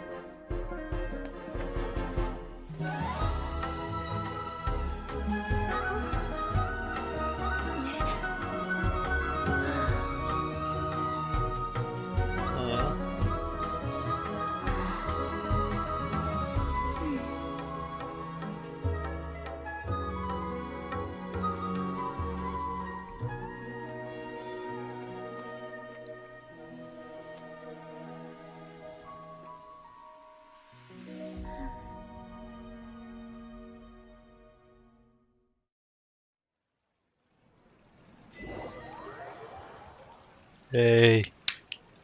Velký potlesk všem, co se na tom podíleli, to bylo naprosto nádherný. Její duch se přidal k publiku spoza smrti. Good morning, traveler. Oh, Paimon feels like she's been asleep for the longest time. My head hurts. Paimon's head feels super heavy. Did we oversleep? Do you even remember going to sleep last night? Paimon thinks it was after the Sub-Zero's festival. The Sub-Zero's festival! Have we finally escaped from the Sub-Zero samsara? I remember everything. Quick! Take off your Akasha terminal! At the end of Necessary, I think I saw... Quick, let's go to Junior's hut and let's see her dead body. Protože in the end je pořád mrtvá. She's not in her room. What happened? Let's go to her usual spot. Huh? What usual spot? Just shush and listen. Dunyarzad, for organizing the Sub-Zero's festival for me. I'm sorry, who are... Dunyarzad! You're okay! Oh, don't scare us like that! Dunyarzad. Oh, Traveler Paimon. I have something amazing to tell you. I just had a dream. And I saw Nilou performing the dance of Sub-Zerus. A ona si i pamatuje, jak tam byla. Jako wow. Go there. Let's talk about Dunyarzad first. It's such a relief that she's all right. After we parted on the last day of the Sub-Zero's festival, I left the city and saw what the traveler had described. Among the countless dreams, I found one that was growing fainter and fainter. This proved my suspicion. Once Dunyarzad could no longer bear the Akasha harvesting her dreams, her consciousness began to dissipate. But this also meant it escaped the Akasha's control. Such a small fragment of consciousness can't last for very long, though. It will return to its original dream, where both will gradually fade until they completely disappear. I used all the power I had to keep her dying dream alive as long as possible. But it still wouldn't have lasted for much longer if it hadn't been for you two breaking the samsara. So it looks like we did manage to save Dunyarzad in the end. And not a moment too soon. A very happy ending. Huh? Why are you two smiling so happily? I thought you'd be so moved that you'd start crying. I need to spend more time observing human emotions. Both are fine. Everyone reacts differently. I hope my answers were satisfactory, seekers of knowledge. To be honest, maintaining Dunyarzad's fading dream took a lot of mental energy. I think I may need to rest for a while. Oh, and you don't need to worry too much about the Sage's activities for now. The Akasha won't be able to conduct another project on the scale of the Sub-Zero's samsara in the immediate future. Go and get some sleep. Leave everything to us. What a relief. This is truly the most exhausting birthday I've ever had. Happy birthday! And good night. Traveler? Yep. Paimon? Why am I here? Do either of you know? Maybe you were sleepwalking. You know you can't wake up a sleepwalker. We happened to walk by, so we thought we'd wait for you to wake up. I see. Huh. I should visit my maintenance personnel sometime. I better go. Thank you. Jdeme se podívat. Ad Astra Abysask. We meet again, you two. Hi, Catherine. Do you have any commissions for us today? Jo, taky bych mohl udělat menší catch-up, nebo spíš připomenutí, z čeho jdeme do čeho. V minulém Archon Questu jsme zažili. Když to měl říct tou dramatickou cestou, ale v minulém Archon Questu jsme chtěli podniknout festival. Podnikali jsme festival, užívali jsme si ho, ale pak jsme ho prožívali znova. Zjistili jsme, že jsme ve smyčce a museli jsme tu smyčku rozřešit a potkali jsme pár lidí přitom, dozvěděli se pár věcí docela důležitých a potkali jsme Naidu, neboli Lesser Lord Kusanali herself.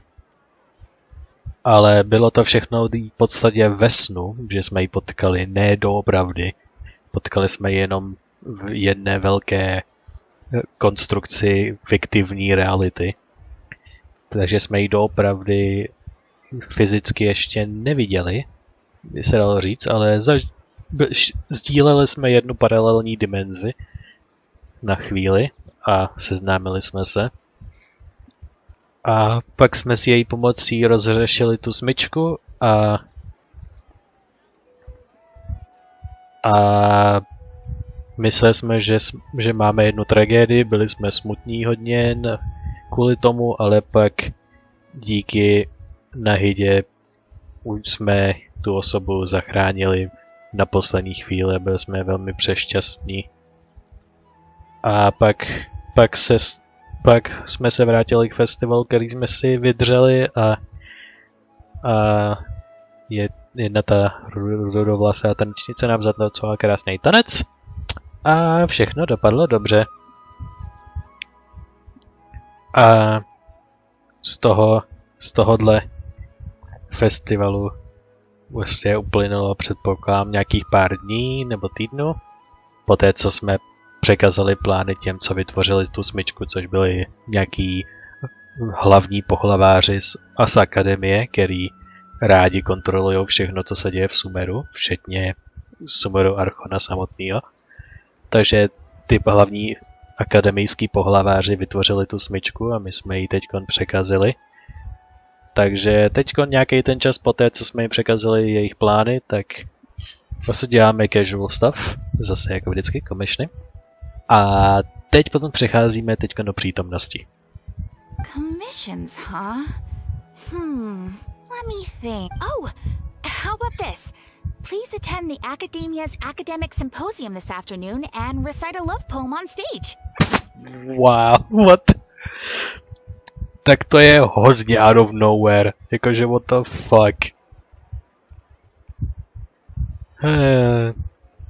Taky jedna hodně lore heavy věc, která byla dropnutá, lomeno konfirmnutá od posledně, což jsme všichni tušili, všichni, co mají v pořádku mozek, že Catherine je potvrzeně robot. Robot lomeno android lomeno prostě not human. Což je ještě víc suspicious, ta klíčová dírka vzadu. Prostě je to design, nebo je to klíčová dírka? Prostě who knows? A prostě teďkon už se na ní nemůžu dívat jinak, protože prostě teďkon mi to bylo potvrzeno, to, co jsem tušil celou dobu. A prostě to vždycky mám jako kontext vzadu. Takže out of nowhere Akademie nás pozývá dovnitř a máme udělat něco, na co vůbec nejsme připravení.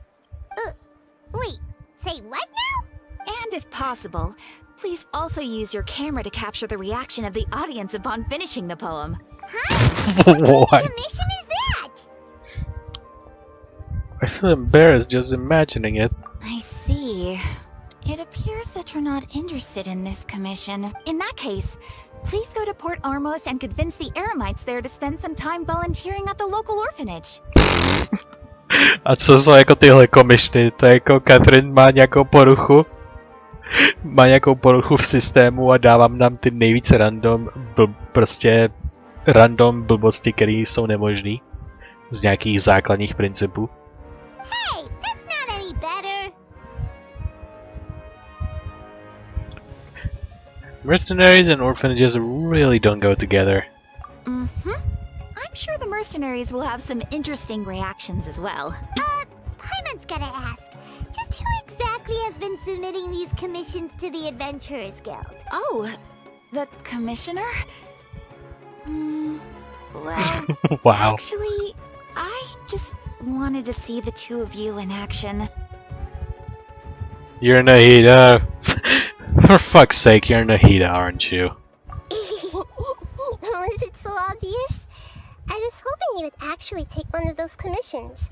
That kind of chance to observe humans doesn't come by often.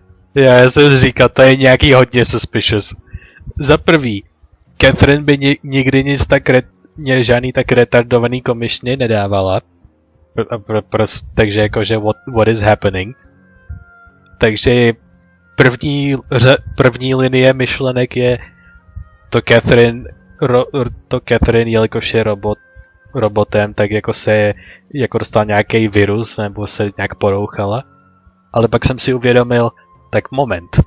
Možná nám bylo řečeno, že Catherine je robot, ale ta by nikdy nepřiznala nebo neřekla nebo nějak nenaznačila přímo tak otevřeně, že je robot. Něco jiného naznačit, jako v Inazumě, že má magické schopnosti? Sure, why not? Ale nikdy by nenaznačila prostě pravdu, že je prostě robot a že nikdy by prostě nedovolila mít prostě takovouhle velkou poruchu prostě uprostřed dne.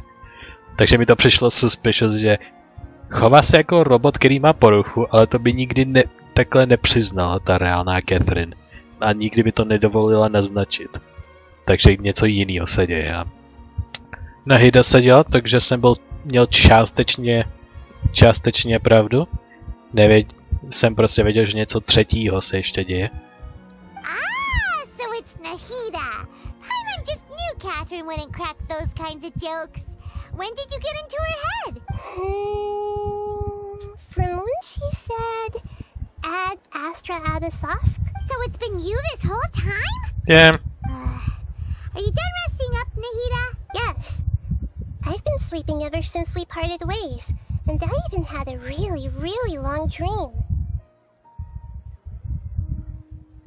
So the Akasha can't take away the dreams of gods? It was another dream about the Sub-Zero's festival, except it was a happy one. In my dream, I was sitting in the middle of a flower terrace, and everyone in Sumeru City was holding hands as they danced in circles around me. Aww. They danced round and round, and everyone looked really happy. I also got to sit on a gigantic flower carriage. Ferris, the Knight of Flowers, raised me really, really high above the ground, and I was throwing an endless amount of Yalda candies at the children. You know, Nahida, maybe your dream is how the Sub-Zero's festival really should be. It's meant to be a joyous time where everyone gets together to celebrate your birthday. Yeah, but in reality... Huh? Wasn't I describing a really happy dream? Why are you both looking at me like that? Wait, could this be an example of the emotion known as pity? Ty ještě nemáš zmáknutý emoce, to snad ne. No, we aren't pitying you. That would only make everything worse. We just don't want you to feel too sad. By the way, have you had a chance to visit Dunyarzad? How's she doing? The Homayanis haven't allowed any visitors after the festival, so we haven't been able to check on her. Yes, I paid her a visit right after I woke up. She was resting at the time. Her condition is stabilized. However, since Elazar is a manifestation of the withering on the human body, we can only cure it by finding a way to take care of Irminsul's own withering. But for the moment, our top focus should still be figuring out what the sages are up to and what they're planning. Right. Who knows what'll happen if they manage to pull off another scheme like the Samsara of the Sub-Zero's festival. So our first priority should be investigating and putting a stop to the sages' activities. As for how we should pull that off, let's discuss it somewhere else. There are too many adventurers around here. Oh, good point. Sorry, adventurers! Don't do that to me.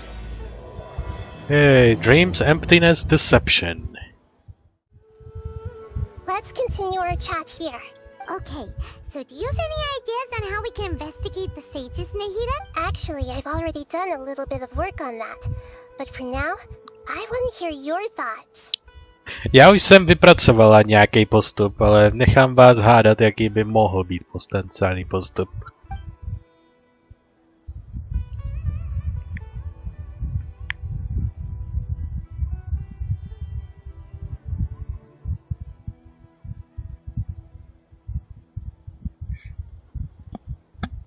Grab someone close to the sages and question them? We're in the dark as of now. Since we still don't know anything about their goals, any rash move could tip them off and lead to terrible consequences. Všechno mi znělo tak jako nějak ne úplně až tak jako dobrý nápad, ale něco jsem zvolit musel.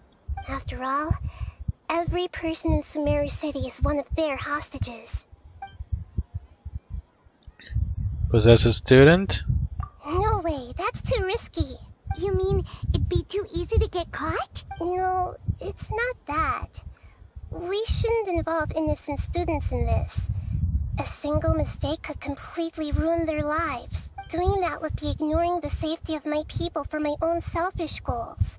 How is that any different from what the sages are doing? That's a good point. Spoken like the... Yeah, so the key figure? I've already tried that.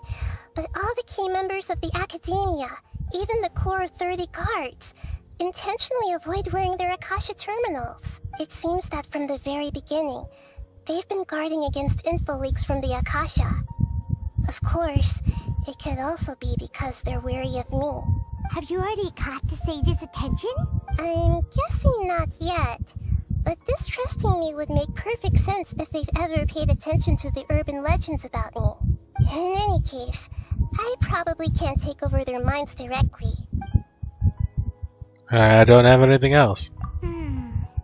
Are we really out of ideas? Nahida, you're super smart, so you already have something in mind, right? Don't keep us in suspense. Spill the beans already. According to a popular theory from the Vahumana Darshan of the Academia, rejecting impractical motions at the beginning of a planning session will give more weight to the actual proposal. Okay, but aren't you the god of wisdom? You don't have to use that kind of gimmick to make us take your ideas seriously.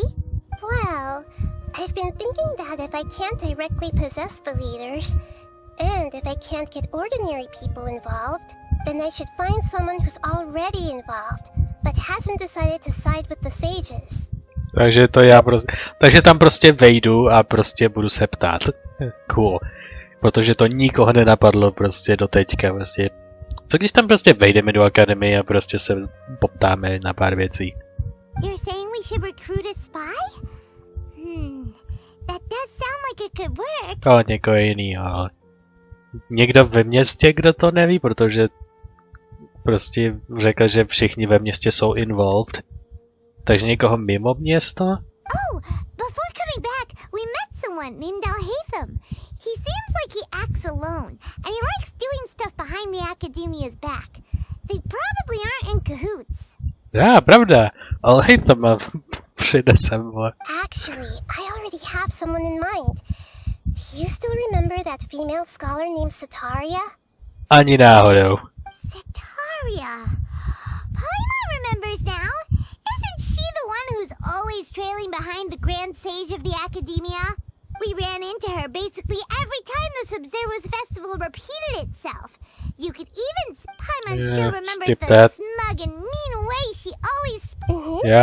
zažili jsme to. I've always liked observing all kinds of people, and Setaria has always stood out from the crowd. She was born in the desert, and was hailed as their greatest genius.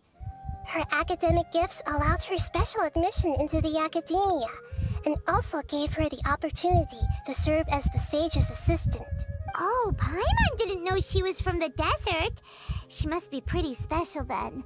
Paimon feels like most of the desert dwellers around the city are working as mercenaries. The name Setaria means star. When she lived in the desert, she shone like the brightest star in the night sky. Later on, she was chosen by the sun. The star was given a place in the daytime sky to complement the sun's dazzling light. Soon after, the star witnessed the sun scorching the earth, which brought forth many disasters. The star began to waver. Instead of staying beside the sun, wouldn't it be better to return and light up part of the night sky? But in the end, she couldn't give up the radiance of daytime. To cope with her shame, the star buried her guilt and closed her eyes. Nah, this is no longer a metaphor, is it? That's real, right? From the sound of it, Setaria's just hung up on the research opportunities here. But she doesn't really support the Academia. She still feels guilty about not doing more for the desert, right? She's just running away from her problems. Indeed.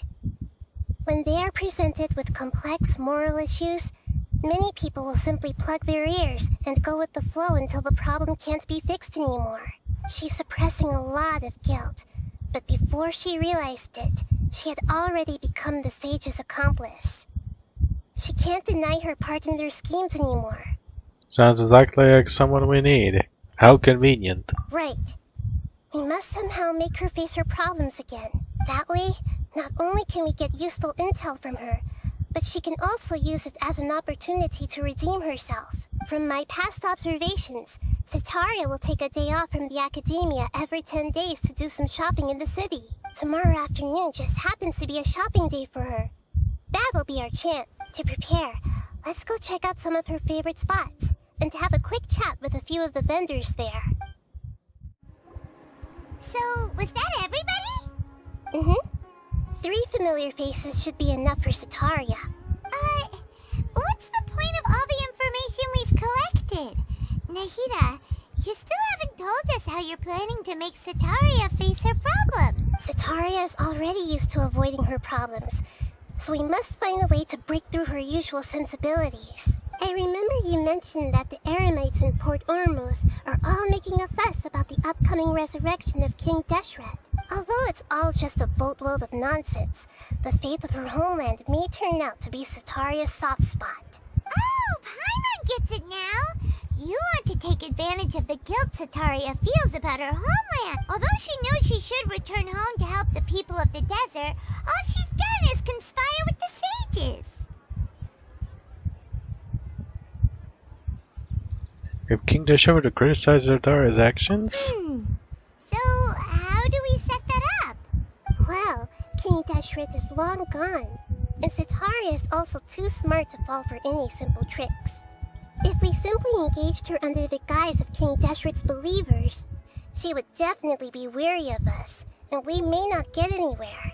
But if we were to borrow some of her close acquaintances to talk with her, her reaction would probably be very different. So, you mean you're going to possess those people we just talked to? Yep. Possess them through the Akasha. Imply they've already converted to the faith of King Deshret, and then convey our made-up will of King Deshret. As long as everything goes smoothly, we'll get through to Setaria for sure. She'll never guess that we had anything to do with it. Jo, jedna by to teď šlo tak flawlessly. So that's how you're going to use all the info we collected on these people.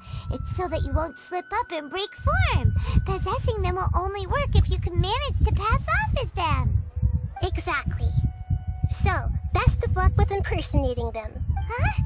Best of What? luck? But we don't know how to possess anyone. That's no problem at all. I'll just share all their senses with you once I've possessed them. As long as you're also wearing an Akasha terminal, the effect will basically be as if you've possessed them yourself. Huh. That is pretty convenient. Come Why on. does she have to do this? Can't you do it yourself? Although I've been observing humans for a while, I've never been good at imitating them. You're not wrong. It's always been painfully obvious whenever you try to pass as Catherine. I'll try my best. If it was at all possible, I would have preferred to leave these people alone. But seeing how things are now, I probably should just accept it and push on. Yeah, don't beat yourself up over it. We're only doing this to help everyone, and we'll only be borrowing them for a little while anyway. Alright, then let's give it a go tomorrow afternoon. Prostě takhle přijdem a někde si stoupnem.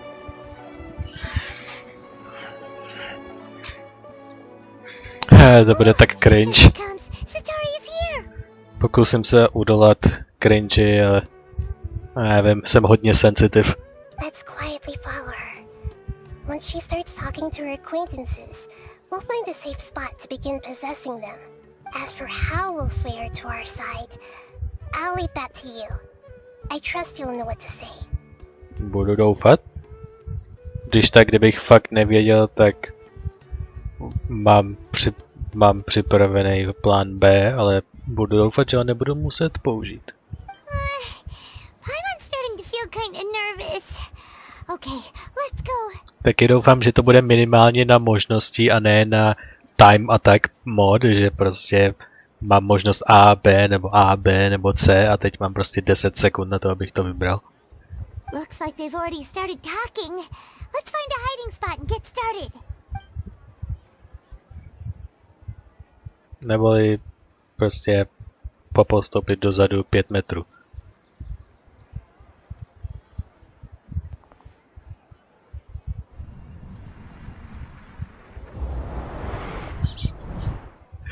Ach jo. That's right. The You really cringe can't begins. force anything when it comes to love. And besides, everyone around me has a very different background and outlook. Are you still listening? Oh, Cringe. of course I'm listening. You were talking about troubles with your love life, right? I heard everything. Okay then. You just seemed a little distracted for a moment there. To je takový utrpení. Přesně tyhle ty věci nesnáším ze všeho nejvíc. Prostě málo věcí, které nesnáším tak moc, jako prostě muset vysvětlovat něco divného, nebo vidět někoho, jak musí vysvětlovat něco divného. Strange. Your cats seem pretty worked up. Is something wrong? I always thought they were quiet, happy kitties. Oh, what are their names again?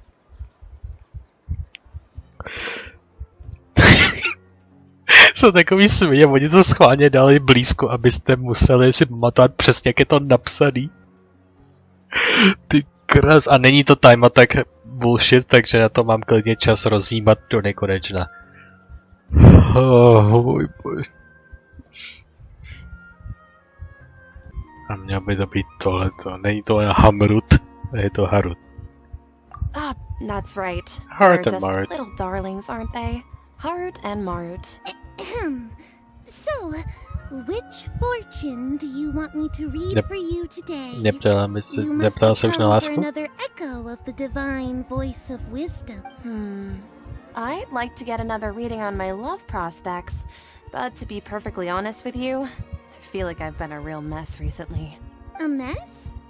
Well, could you do a reading on how long it'll take me to finish my current project at work? I really just want to get it over with. Ono v podstatě, když se to tak vezme, tak je to Lumina, protože Nahida, ona řekla, že vlastně neumí emulovat lidi, takže veškerá konverzace, co se děje, tak je v podstatě Lumina, která mluví. A všechny ty divné věci, co říká mimo charakter, tak to je Lumina vyloženě. Jako ona, která se snaží nějak napodobit ten hlas. Což je taky zajímavý, že technicky za to Lumina nemluví a nemá svůj dialog, ale taky by se dalo říct, že má svůj dialog. I hear you. No problem at all. The gods will reveal the truth.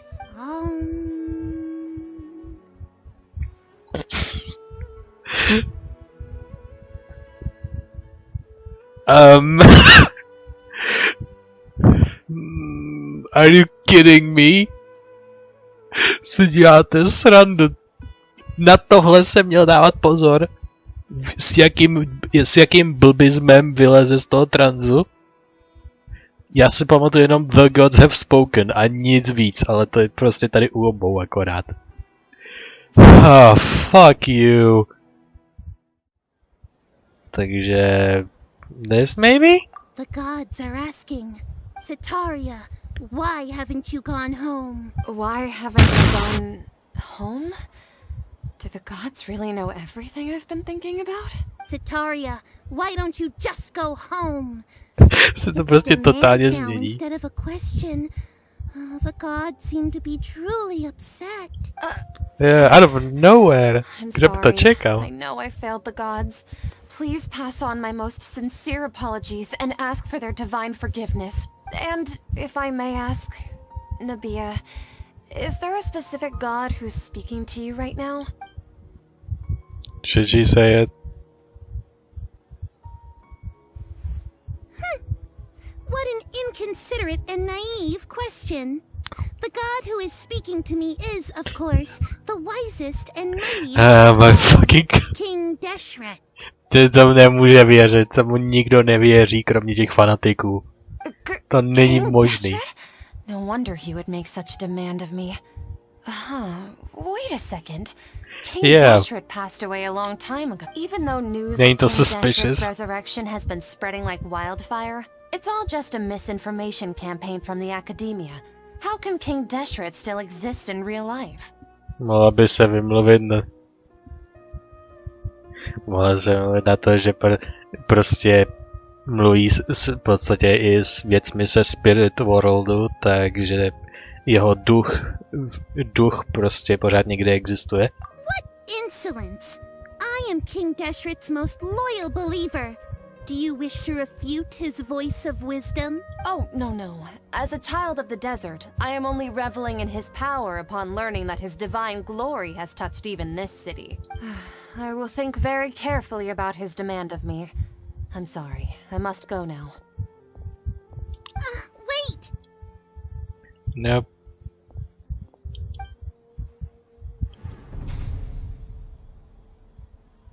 Mysteriously gone. Ooh, she just ran off in a hurry. She looked pretty upset too. Yeah, we touched a nerve. Well done. Sataria didn't Well seem done, to Lamina. suspect anything amiss. To have something she's been trying desperately to avoid show up out of nowhere and berate her, that must have shaken her to the core. Aw, Nahida, it seems like you understand human emotions really well after all. All I know are some abstract Harabatot theories.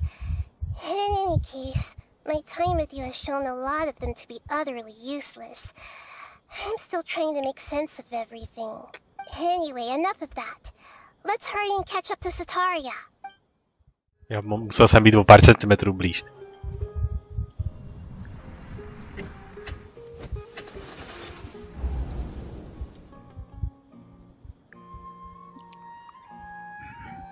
It's okay. I just got caught up in something. Oh, actually, didn't you ask me to help you look for work? What kind of work were you looking for again?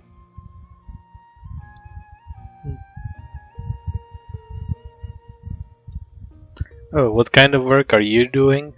He's doing masonry work. Gardening rozhodně ne. Pottery.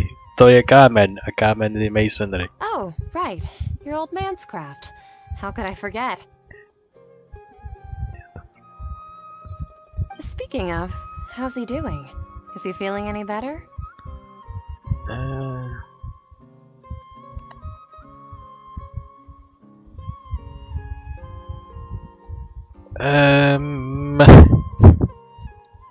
Bylo to součástí toho, co říkal? Říkal, že si zlomil nohu a že se má líp v Portormosu, ale neříkal, jestli... Nevím, jestli říkal, že prostě chodí, nebo že prostě jak se specificky se mu daří líp. Prostě...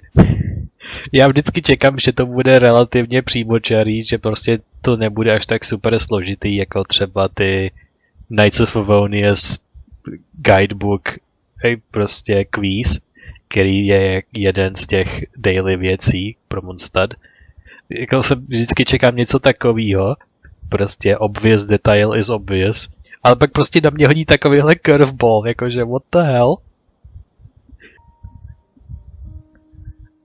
Ale myslím, že mám takový tušení, že jestli se to týká s nohou, že měl problémy s nohou, takže by mohl líp chodit. Což by dával smysl. Takže mě? Oh, that's good to hear. I've been thinking a lot about him. If I could get some more time off, I'd love to pay him a visit.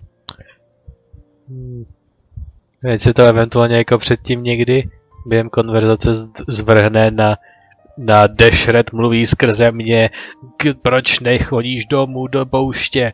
Jako to bych hodně chtěl vědět, jak dokáže prostě hrnčíře prostě nechat to takhle mluvit je out of nowhere. Actually, while we're talking about him... Yeah, he's been retired there for a while. Jo, žije pořád v Portormosu. If you could find the time, please write him a letter. Let him know that recently, faith in King Deshret has taken root in Port Ormos and has begun to spread across Sumeru. He has a quick temper and has always been a devout follower of the Sumeru Archon. I don't want him to get into a fight with those King Deshret believers because of a difference in beliefs. Oh? So, who are you siding with in all of this? The Academia or King Deshret? To je docela dobrý.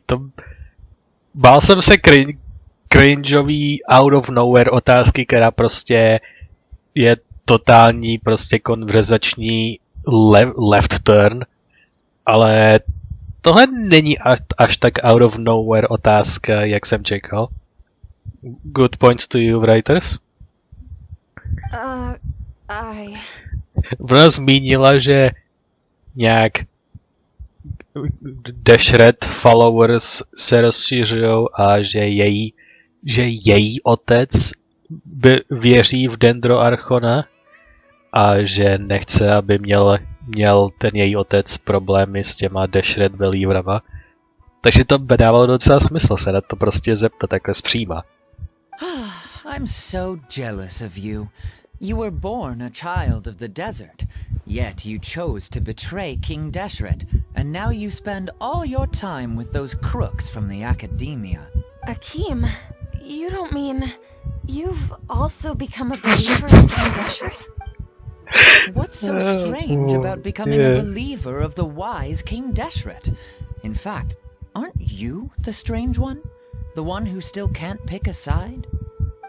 Can't pick a side? Me? Whoa! Paimon had no idea you'd be so good at this!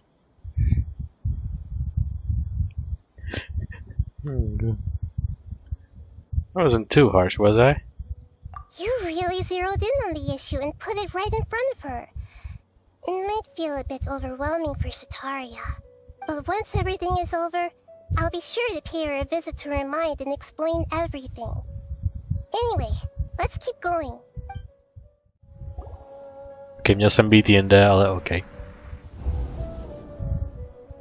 So, Shishan, have you noticed anything weird in the city lately? Teď už začíná mít konverzace, jakože ne, mějme běžnou konverzaci, ale takovou konverzaci stylu. Neděje se tady něco divného, protože moje poslední 2 konverzace jako měly hodně divnej turn. Like, as if someone was trying to preach to you about something? Jo, kde studovala? Na půdě nebo v basementu? Říkala, že v basementu, takže tohle je jednoduchý. Ta hospoda má basement. Oh, right. Speaking of strange things. I've been just studying in the basement all the time. I celebrated the Sub-Zerus festival so many times that I lost count. That was really weird. Wait, how could you be aware of that? That should be impossible. Nothing in the report indicated anything like that. Are you still failing to realize that the Academia's lowly tricks could never deceive all of Sumeru's citizens? Shishan, don't tell me that you've confessed King Deshret as well. Tak to je hodně. You make it sound like I should be ashamed for becoming a believer of King Deshret. In reality, Damn, Lumina. shouldn't you be the one who is ashamed? You, who worked side by side with the Academia and treated people as nothing more than experimental subjects. Please, please stop! Damn. Jako Lumina si nebere servítky. To tam prostě napřímo a naplno. Trying to run from her problems. Lumina prostě jde naplno, prostě. Okay. Did I push too hard? She can no longer justify everything to herself. Hey, she's trying to talk to the guards! What should we do? This is the most important part of all. Quick, get ready. Mercenary, you're a member of the Corps of 30, correct? Please help me pass a message to the Matcha right away. The situation in the city is getting out of control. Please, try to remain calm, miss. Tell me what's happening in the city. Heretics are infiltrating the city, and they've already converted many residents to their side. Heretics? What kind of heresy are you talking about? Ne, že nebudou mě nutit hádat, co by tahle postava řekla, aniž bych slyšel její konverzaci. Maybe we will be okay? King Deshret! Many people I know have suddenly started believing in him, but he's long dead. It's impossible. Miss Sataria, nothing is impossible. You know my name? King Deshret is immortal, and all who defy him will one day pay the price. You must face the truth, Sataria. You tread a treacherous path, and the longer you ignore it, the tighter the Academia's grasp on you will become, and the deeper you will be ensnared. Child of King Deshret, never forget that the desert that belongs to you lies elsewhere. What's so strange about becoming a believer of the wise King Deshret? Teď se to všichni začne kolovat Aren't you dokola. the strange one? The one who still can't pick a side? Všechno What an najednou. absurd question. You make it sound like I should be ashamed for becoming a believer of King Deshret. Sataria, why haven't you gone home? Damn. Holy shit.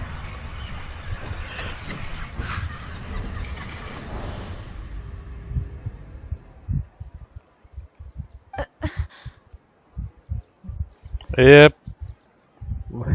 Někomu jsme způsobili jenom krapítek takový miniaturní mental breakdown. It seems that no matter where I run, I only keep finding more believers of King Deshret. I have to say, this is a familiar feeling. I've also been running from my guilt this whole time. Guilt over my part in the sage's plans, and from ignoring the letters from the children of my homeland. But no matter how much I may try to ignore or get rid of it, my guilt always comes back.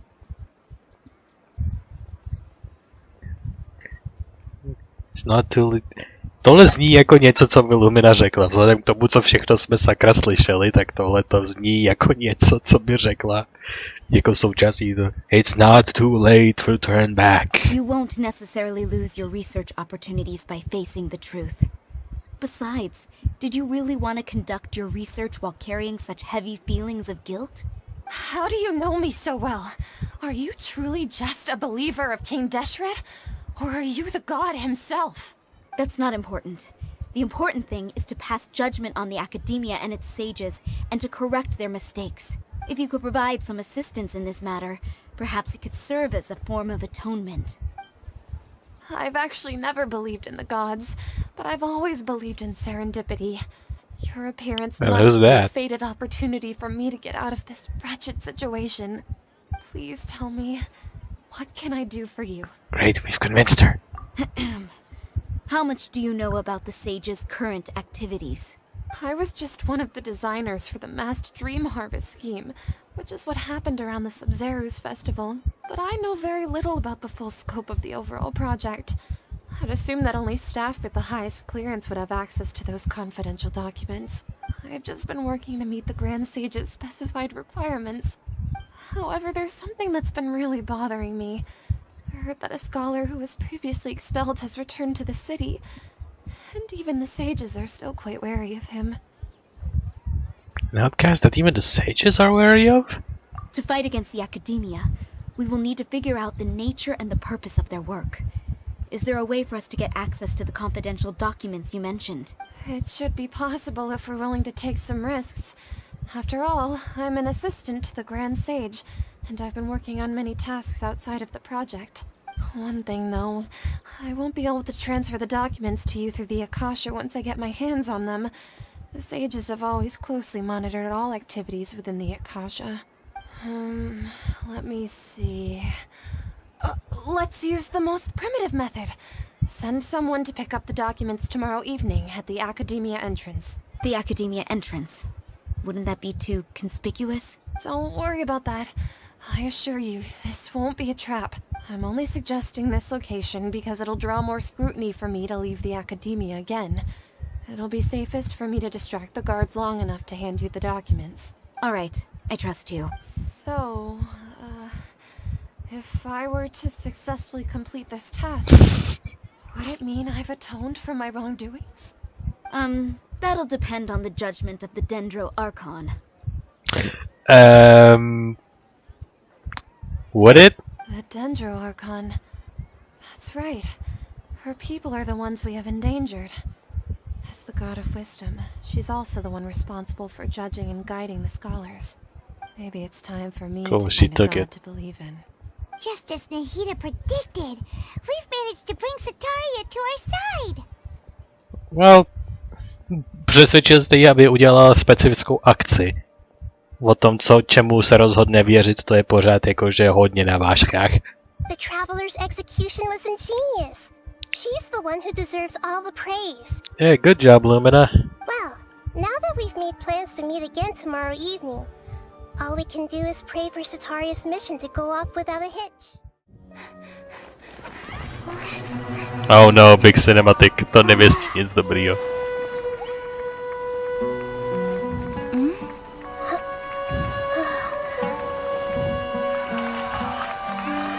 What are all these people doing here at this hour of the night? To se mi nelíbí. Ah, the triumphant hero returns at last. Yep. And to a rather spectacular welcome, even if I do say so myself. You're the outcast, expelled from the academia. Indeed I am. Although these days they tend to call me the Doctor. Il Dottore, the Doctor, second hand of Tsaritsa Nieco. If you're looking for your researcher friend, she has already been taken into confinement. With some basic caution, she could have discovered the listening device on her person. Clearly, she lacks the degree of rigor expected of a true scholar. Sure. The people of Sumeru City. What have you done to them? I simply made some minor adjustments to their Akasha terminals. Now they can deposit information directly into the subconscious. As you can see, all these lovely people now believe this traveler is a hero who has just saved the world. My experiment is a success. And now it seems they can no longer hold back their sheer adoration. No, what should we do? These are all just regular people. Leave now. You need to get out of here. But that guy's a Fatui Harbinger. We can't just leave you here. Nor can I abandon the people of Sumeru. Nope. Prostě override celý, I guess. Jo, override to a prostě v shutdown. Don't worry. We'll meet again outside of the city.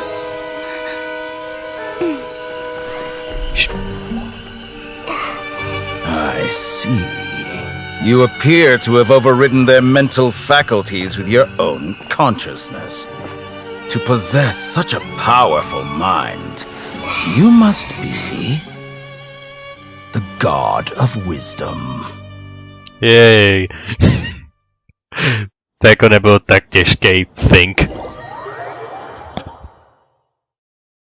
Jako nevím, jestli jsme to jenom my, že prostě mluví zřetelně jinak. Jakože to je šíleně obvious jenom nám, ale jestli tím nebo to přišlo normální. Paimon needs to catch her breath first. Is Nahida going to be okay? We only made it out because of her. I'm not sure. That guy was pretty terrifying. Paimon wasn't counting on running into a new Harbinger here, let alone such a high-ranking one. That guy was number 2. So scary. Number 2. He called himself the Doctor. Remember, Tainari told us about him. Sataria did say that someone who once got expelled from the academia came back recently, and that even the sages are wary of him. Yep, sounds like she must have been talking about the Doctor. We underestimated the number of parties involved. Yeah, now that the Doctor's in the picture, we're no longer just dealing with the academia. They're in cahoots with the Fatui. But what are the Fatui after this time? Another Gnosis? We need to find a way to reunite with Nahida anyway. Yeah, things would be a lot easier with Nahida's help. Nahida said we'll meet again outside of the city. But we can't just keep waiting around, right? Let's go find someone else who might be involved. You mean? Let's go find Tainari. Oh, right! Wasn't he invited by the sages to work on some project when we were staying with him in the Vidya forest?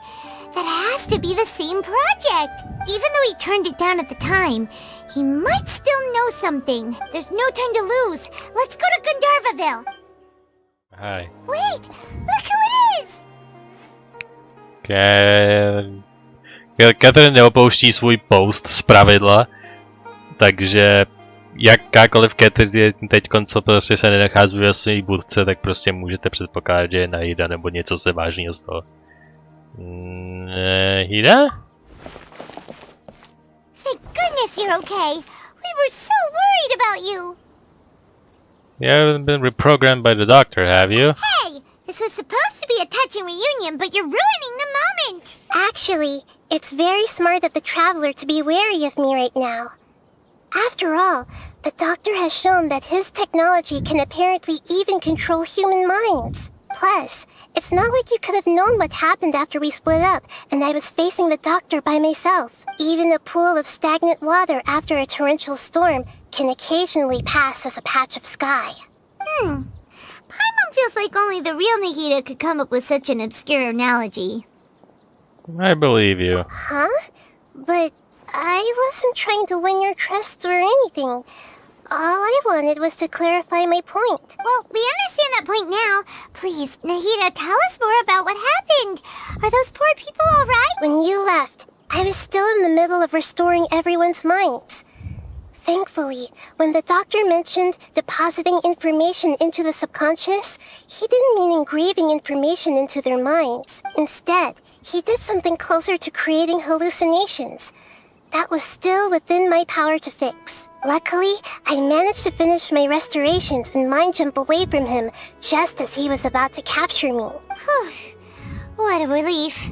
The Doctor sure pulled out some hidden cards, but good thing we had Nahida with us. I wouldn't be relieved just yet. I gave away my true identity when I restored everyone's minds, which means we've lost another one of our trump cards. Also, the Doctor is already an expert at modifying Akasha terminals. Maybe it's only a matter of time until he captures my consciousness inside the Akasha. Would that mean you'd no longer be able to jump between minds? Then how do we stop him? He's still at the Academia, so it's possible he already started messing with the Akasha. Our position will only get worse with time. Ugh, it feels like he's toying with us. What a nasty piece of work. Plus, the Doctor's combat ability alone is apparently enough to make him worthy of being number 2 of the Fatui. We shouldn't give up hope just yet.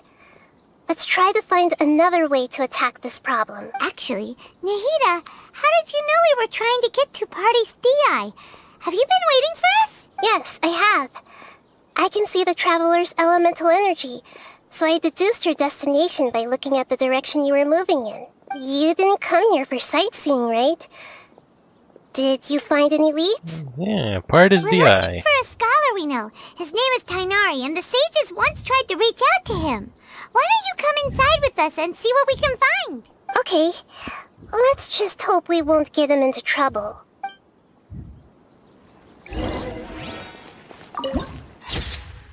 Garden of Deep Thought at the Party's DI. Wait a minute. Nemohl bych být tak hloupej, abych minul ten teleport point. Bych pak umíral nudou, kdybych to pak musel celý běžet znova.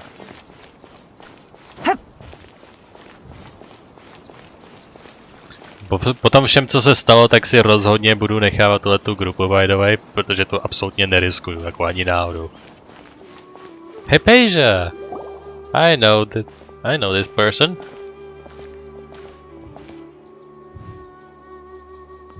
Traveler?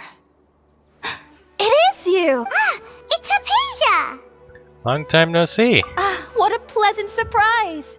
It's so nice to see the two of you again. Who's this? She's a scholar we met in the Avidia Forest. When we last saw each other, she was still training in the... what's it called? Satyavada life? Oh, I see. That's right, we're old friends. You've come at just the right time. Ever since I've come here, hardly anyone has even talked to me. Hypatia, you're way too excited about this. Actually, for you to leave the Avidia Forest means... you're not in training anymore? Wait, no. Did you already finish your training and reach Paripurna life? What do you think? My consciousness has already managed to make contact with the divine. You did it?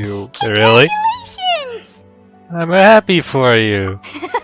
It's so exhilarating to share this sublime joy with others at long last.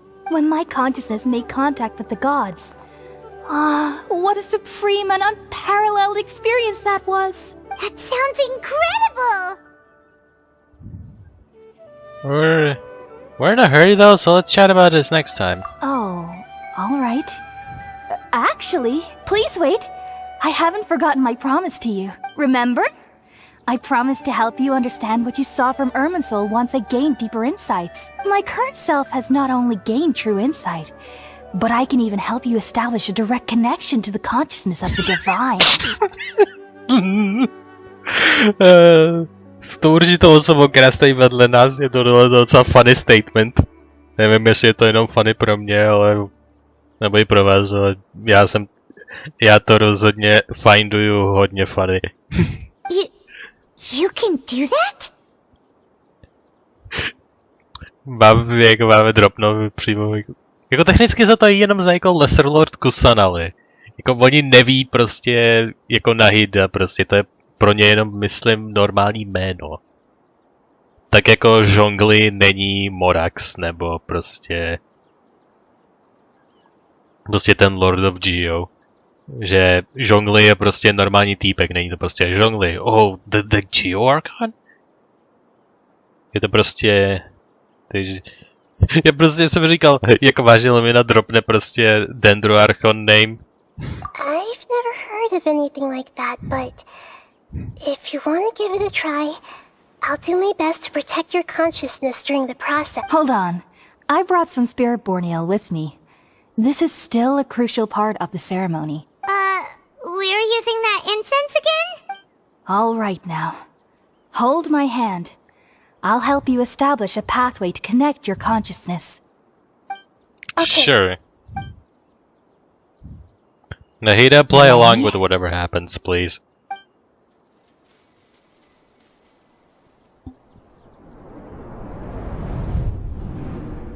Okay, let's see what happens. Wait, It took 3 betrayals for me to finally understand. Oh, yes. The world is just an elaborate tapestry of lies. My fury will never be quelled. Skirmish? The first to betray me was a god. My creator. My mother. Valuing strength above all, she saw no worth in me and I was discarded. The second was a human. My family. My friend. Consumed by fear, he saw me as an abomination. The third was one exactly like me. A hope for the future. A fledgling barely out of the nest. Powerless before his mortality, he broke his promise to me. Humans, they can't be trusted. And the gods fill me with pure loathing. So I said good riddance. I denounce the world and laugh in its face. My chest will never again be defiled by worldly filth. I will scrub away every last trace of human emotion. Then it will be empty, a blank slate, and ready to receive a supreme gnosis, brimming with pure divinity.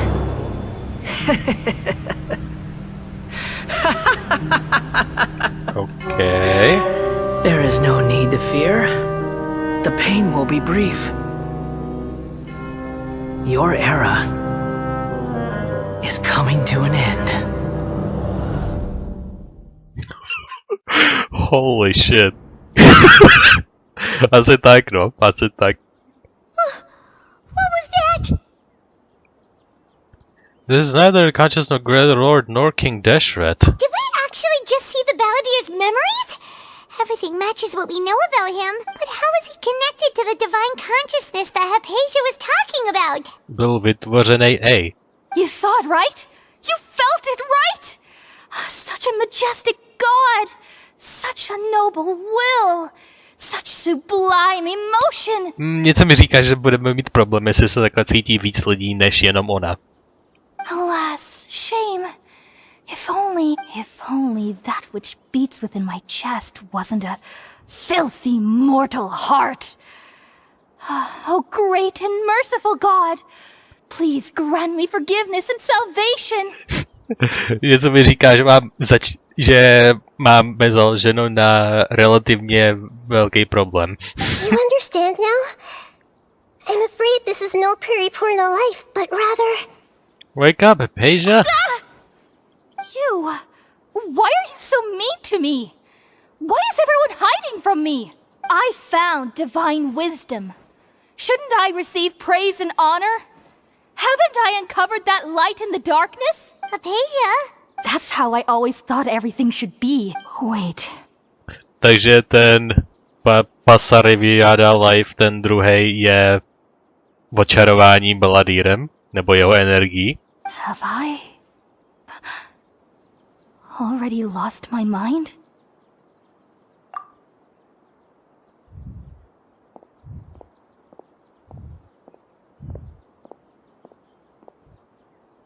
Okay, let's discuss. What the fuck would he just witness? Wait, something isn't right. Ne, další cinematic, ne.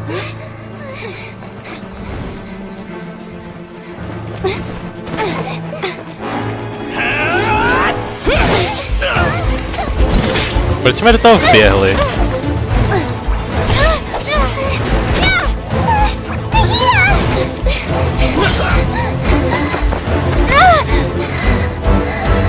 Gonna have to reveal. Je tam jenom myšlenkama, není to její tělo, sakra. Jenom zrujnuje Catherininu loutku.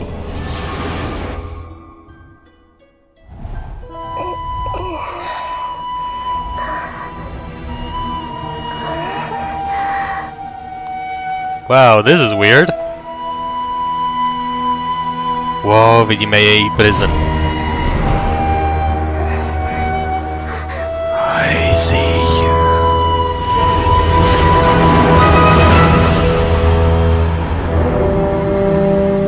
On má svůj vlastní mech. To je tak žužový. Se těším, až proti tomu budeme muset bojovat.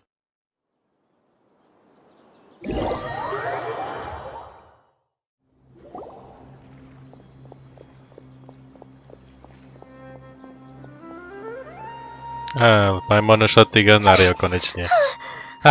Dobrý. We finally lost him. Gasp! Are you okay, Nahida? Wait, no. Something feels different. You're back! Oh, the traveler's back?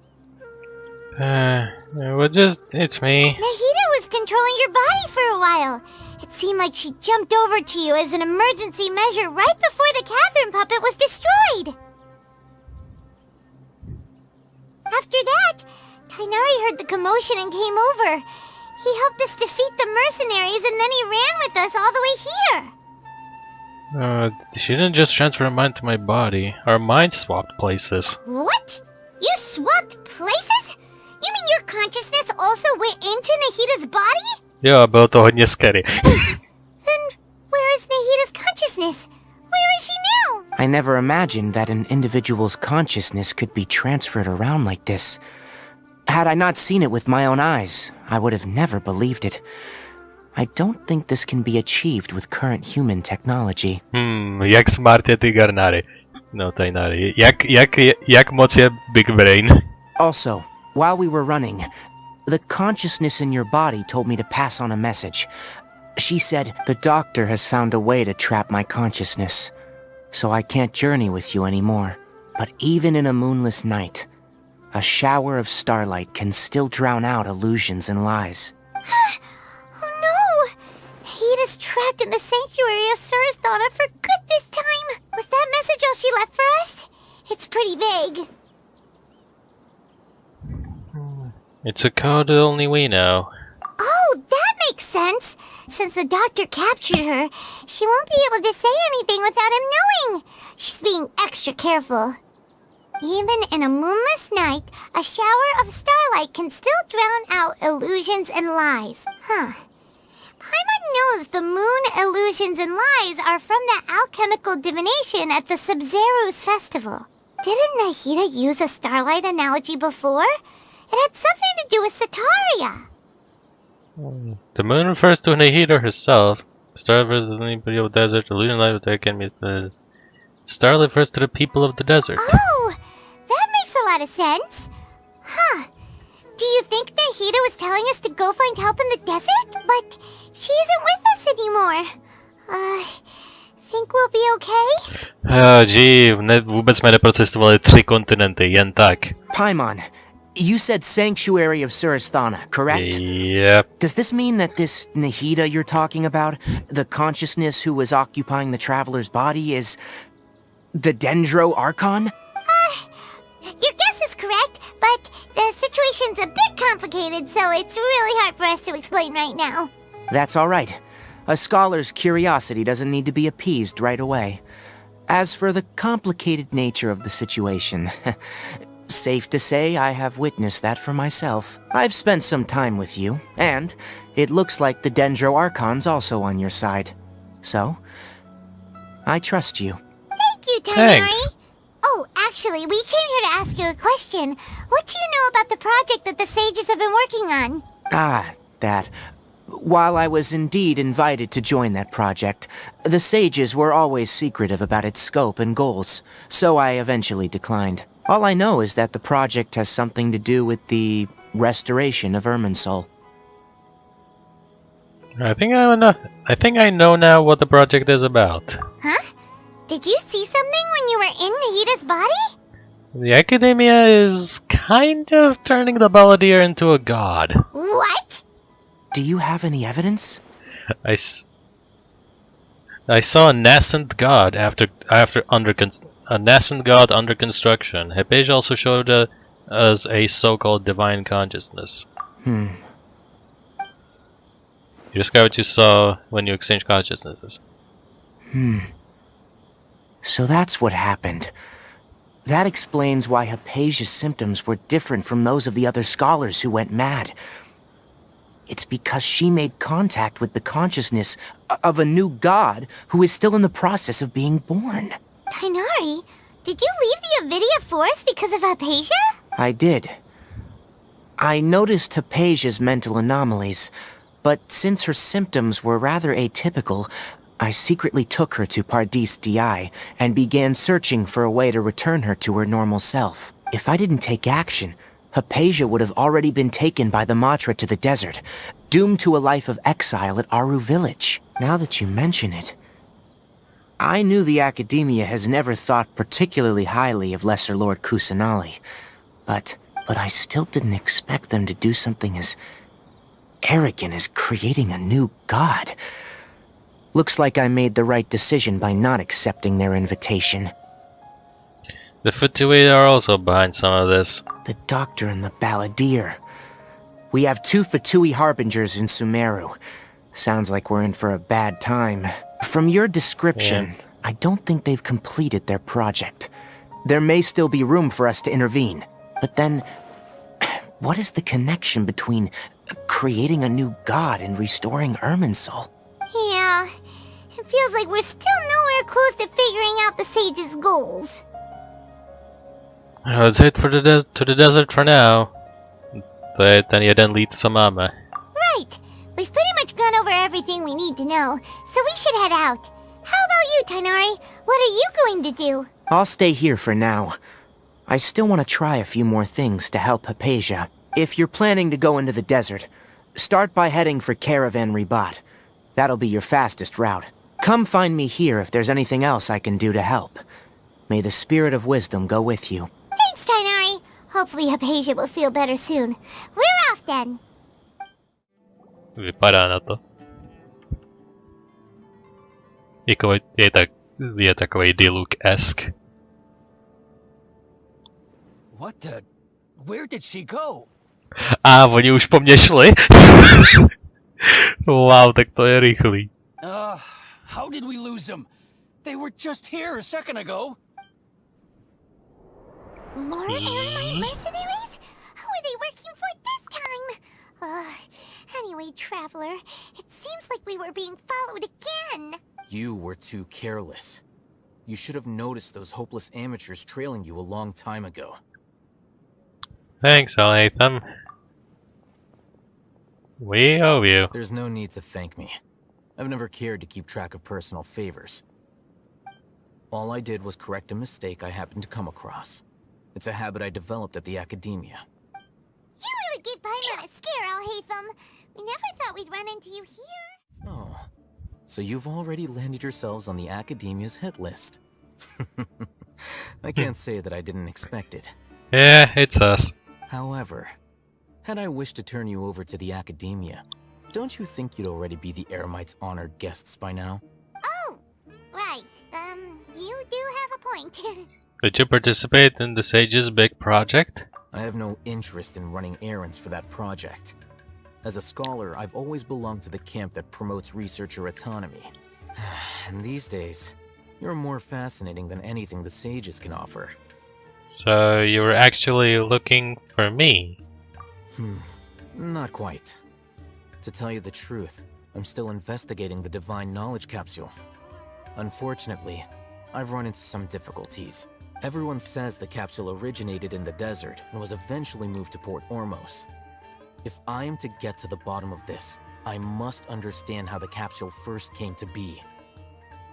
Which brings me back to you, and why you're so interesting. The leader of Ain al-Ahmar used the Divine Knowledge Capsule right in front of you, and upon seeing him, your expression became perplexed, and you were lost in thought for quite some time. To have that kind of reaction, I think you must have realized something. Are you interested at all in sharing what you've been hiding from me? It must be because I was so shocked to hear those words again. World, forget me. Alhaitham, you really have a ridiculous eye for detail. What kind of person even notices or remembers stuff like that? The situation is slightly tad complicated.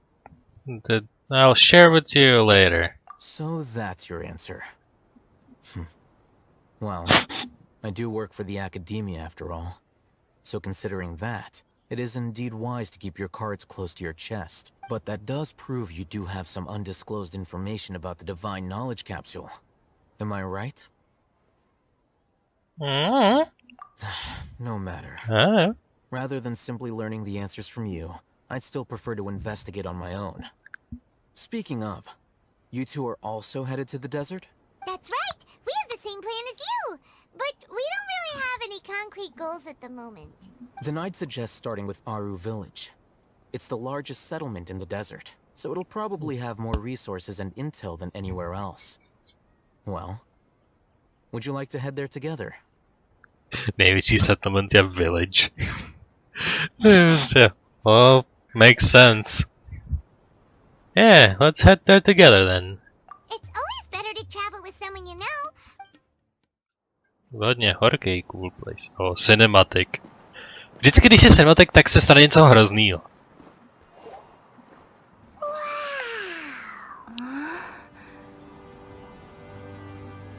Prosím, nestaň se něco špatného. Já mám něco, což přepadá. A ne, tenhle ne.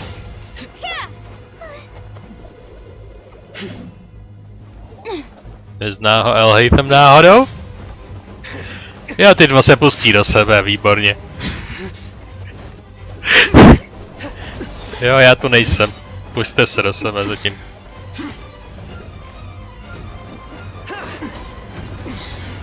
Wow.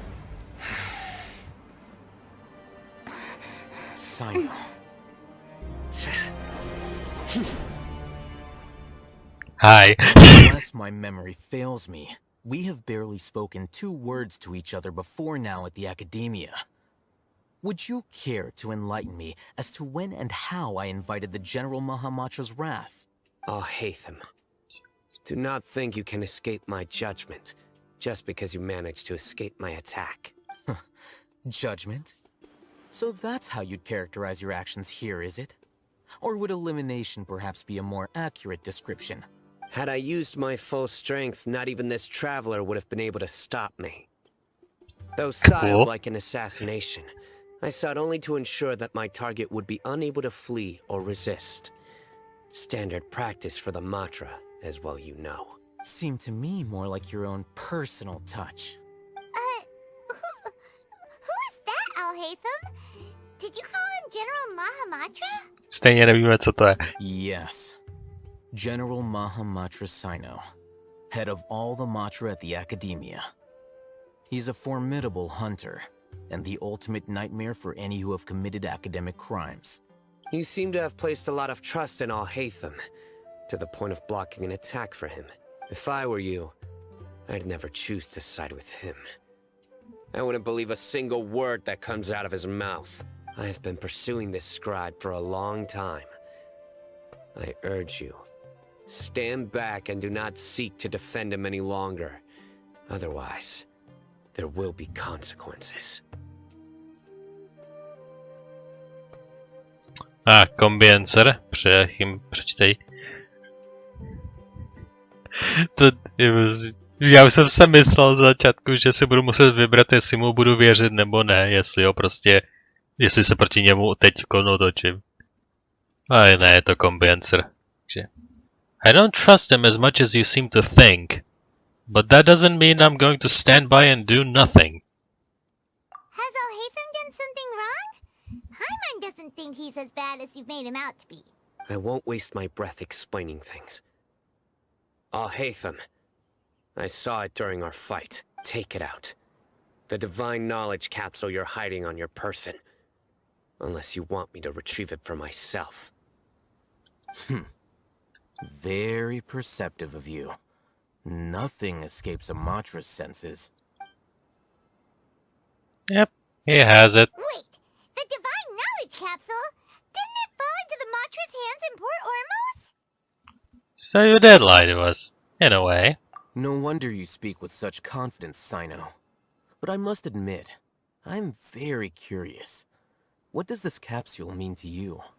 And why, as General Mahamatra of the Academia, are you all alone in the desert? As far as I'm aware, the other Matra have been speculating about your disappearance.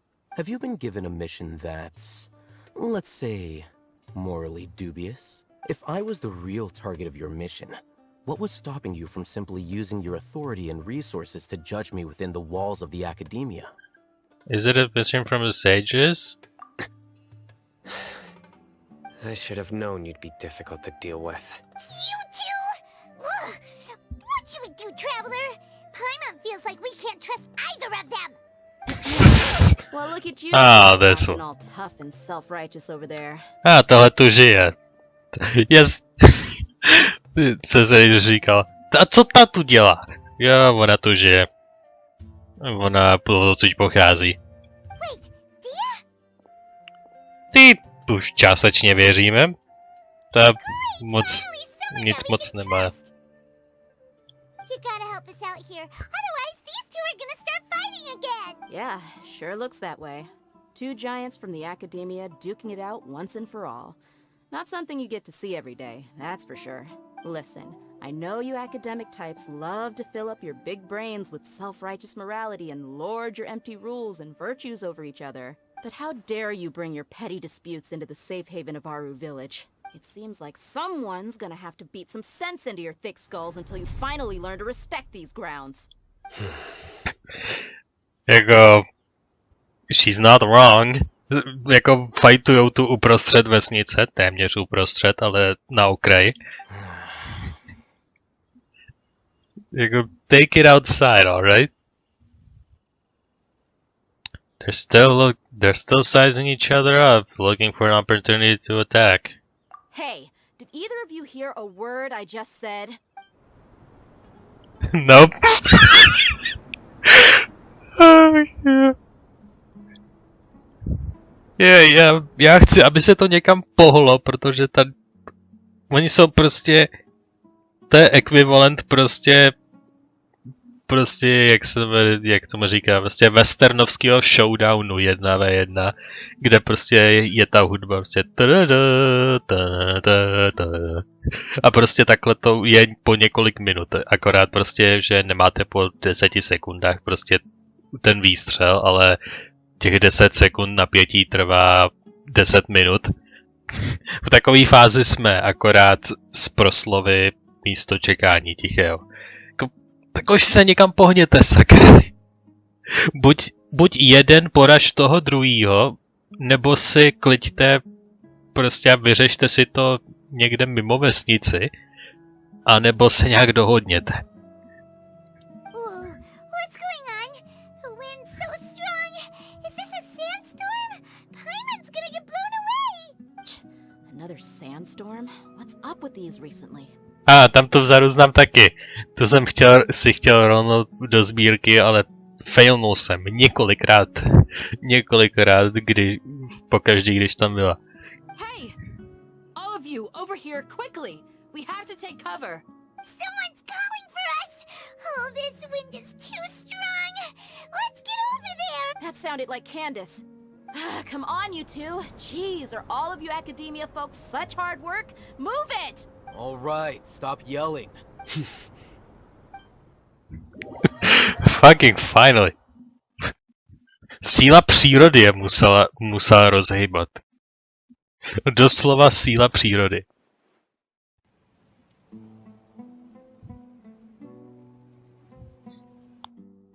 Teď musí spolu být pod jednou střechou, cool. Budou bojovat i v obýváku? Že to tak rozhodně vypadá. Napěté ticho pokračuje. Well, this is pretty awkward. Hey, wanna play sardines with 3 people who wanna tear each other limb from limb? Sure, why not? Sounds fun. The air is so thick and heavy. Paimon can hardly keep floating anymore. My sincere apologies, everyone. This is the home of our village chief. I will have to ask you to make do with this small room until the sandstorm dies down. Please, let me introduce myself. I am Candace, protector of Aru village. Hej, oči zbarvený na 2 barvách odlišných. Cool. Our savior has come at last. Nice to meet you, Candace. The name's Paimon. Thank you so much for helping us. You have my gratitude. There's no need to thank me. It's only right to help each other when the weather gets rough. Wow, she's so gentle and caring, like a nice older sister. Unlike those guys over there. All right. Those guys over there.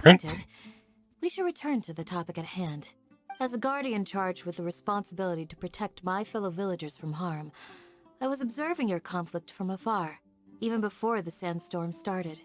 And now that you have set foot within our village itself, it is all the more my responsibility to make absolutely sure that you pose no threat whatsoever to us. So please, have an honest and sincere conversation with one another, and put your hostile feelings to rest. If anyone dares to start anything again while they are under this roof, I will not hesitate to send them out for some quality time with the creatures of the sandstorm. Oh, on second thought, Paimon may have misjudged Candace's character. Ne, tak sestře, velký sestře patří. And that goes for you too, Miss Dia. Do I make myself clear? All right, we got it, Candace. That's what I like to hear. So, which of you will begin? I was supposed to be a mediator, but I might have gotten a little too involved just now. Anyway, one of those two should probably start talking. Wait, that was you trying to be a... Nerýpejme se v tom, že měla něco dělat, ale jako v té situaci, jako what are you gonna do? I have nothing to hide, so there's no shame in explaining myself. While Al-Haytham wasn't wrong about the other Matra not knowing my whereabouts, it's not because I've been assigned a morally dubious mission. Rather, I've chosen to exile myself. Huh? Exile yourself? A little while ago, I discovered that there was data missing in the Academia's project planning and development files. What little they did report clearly did not match the project's actual progress. As General Mahamatra, I had the responsibility and authority to request an audit. However, to my surprise, the person responsible for the erroneous data was none other than Grand Sage Azar himself. I tried to investigate the issue myself before submitting a formal audit request, but I soon found that all leads and potential pieces of incriminating evidence were carefully concealed from me. I began to realize that they were cautious of me from the very beginning. Unsurprisingly, the Grand Sage rejected my audit request as soon as the submission reached his desk. He even said to me, "The power of the General Mahamatra is granted by the sages. You have no right to judge us."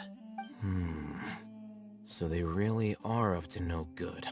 I realized then that to the Grand Sage, the Matra are nothing more than tools for the sages to assert and maintain their control over knowledge. The vows that we took, the principles that we strive to uphold, they are meaningless to the academia of today. So you then decided to exile yourself. I believed it would be wise to flee the academia before the sages had a chance to take action against me. This way, they can no longer see nor predict my actions. I will never give up on this investigation. There's no need for someone else to give me power or authority. Once I find the truth, I will administer judgment by my own name.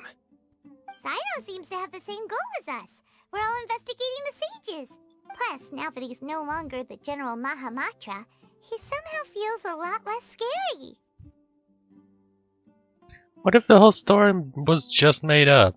It's too early to trust them still. Well, Sino, if that's your story, then why did you see Alhaitham as a target?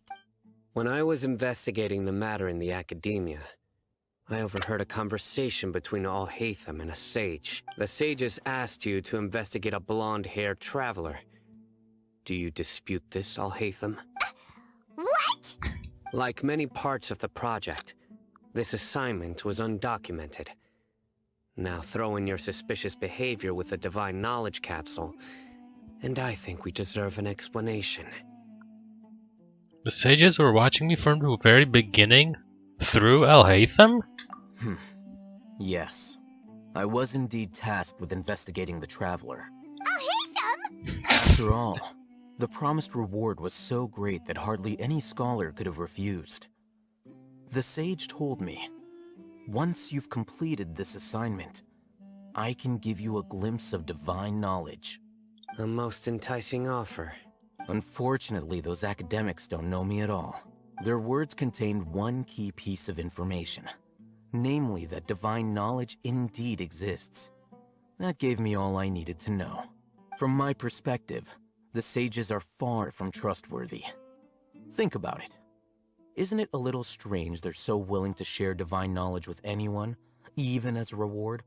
So, I began my own investigation following the lead of the divine knowledge capsule. In the end, I realized my wisdom in committing to this rather than collaborating with the sages. Had I been less guarded, I probably would have ended up like that Ain al-Ahmar mercenary, incapable of remaining sane for long enough to hold a conversation. You mean that the sages originally planned to dispose of you, using one of those capsules that drive people insane?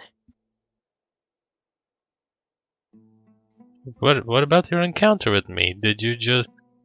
What about how we encountered each other? Did you just join forces with me so you could investigate me? I'd already given up on the assignment by then. I only told the academia I was waiting in Port Ormos for you to appear so they wouldn't suspect anything. So it came as quite a surprise when I encountered my erstwhile target while investigating the divine knowledge capsule. Já budu na ní čekat třeba v Port Ormos. Tam třeba jsem slyšel, že se může objevit. Počkám tam, mezi tím, co tam probíhá ta knowledge capsule celou dobu. A my se tam náhodou objevíme. Jako zajímavý. Criminals do love to talk about coincidences. Jo, hodně coincidences.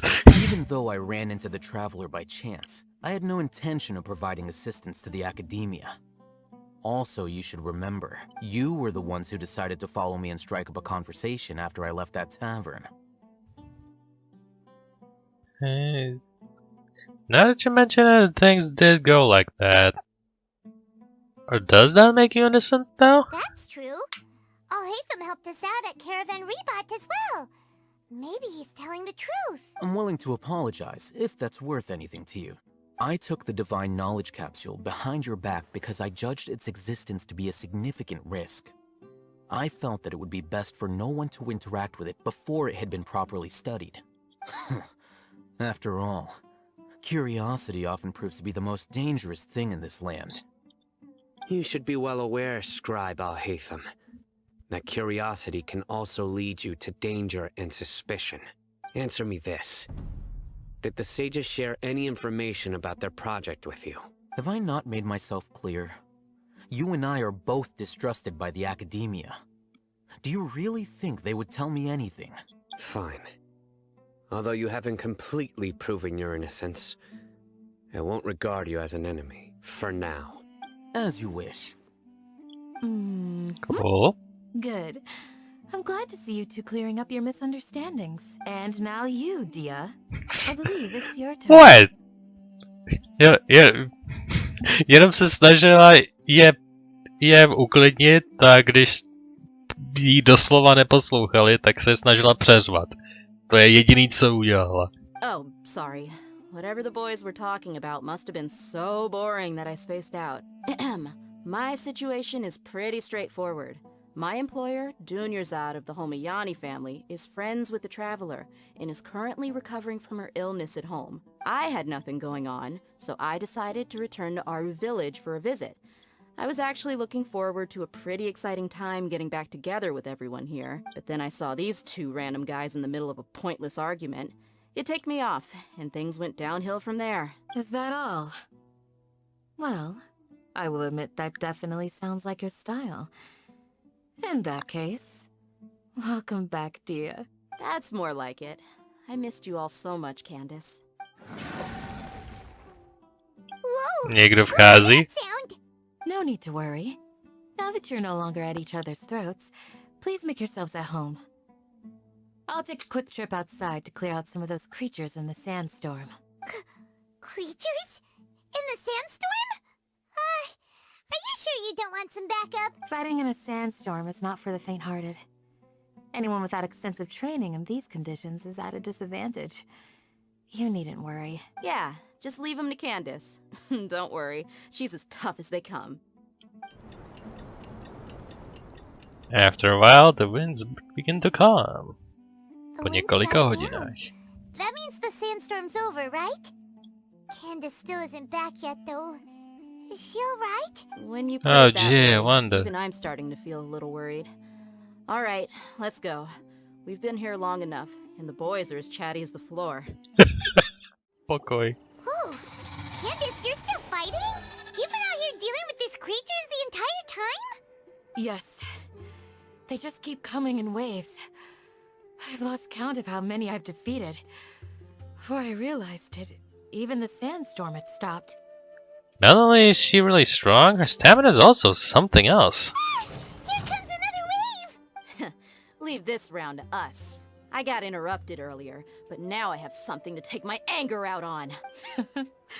It's been quite a while since I've seen the Flame Mane in action. I'll leave these to you then. I'll be sure to put on a good show. Let's go! Let's go, girls. Hey. The creatures stopped appearing. Was that the last of them? What we fought just now was probably the aftermath of the sandstorm. So we should be safe for the time being. Well fought, everyone. No injuries, I hope. Villagers. Huh? Who are you? Ah, my apologies. I haven't had a chance to greet you yet. I had my hands full taking care of the village's elderly and children. I am the chief of Aru village. Everyone usually calls me Uncle Anpu. It's a pleasure to meet you. Sorry for all the trouble. Sir, I am also originally from the desert, but I have not been back for some time now. May I ask if such sandstorms are common? I can't say they've always been common, but recently the storms have become increasingly severe and frequent. Besides sandstorms, we also occasionally get earthquakes. According to an investigator who stayed in the village a while ago, these unusual natural phenomena are related to the withering of Irminsul. Cool. Another effect of Irminsul's withering. So, Irminsul's withering causes withering zones in the forest, and sandstorms and earthquakes here in the desert? Everything in the natural world is inextricably connected to Irminsul. These regional symptoms can indeed be a reflection of Irminsul's present state. Everyone in Aru Village needs to take good care of themselves. Speaking of which, why haven't I seen a single village keeper since I got here? Village keeper? Who are they? Village guards like Candid? Does your curiosity know no bounds? Village Keeper is how Aru Village refers to mad scholars exiled here by the Academia. Most of them are scholars who lost their sanity after a period of training in the Avidia forest. The Academia believes that their crazed mutterings may have a negative effect on the psyches of other scholars.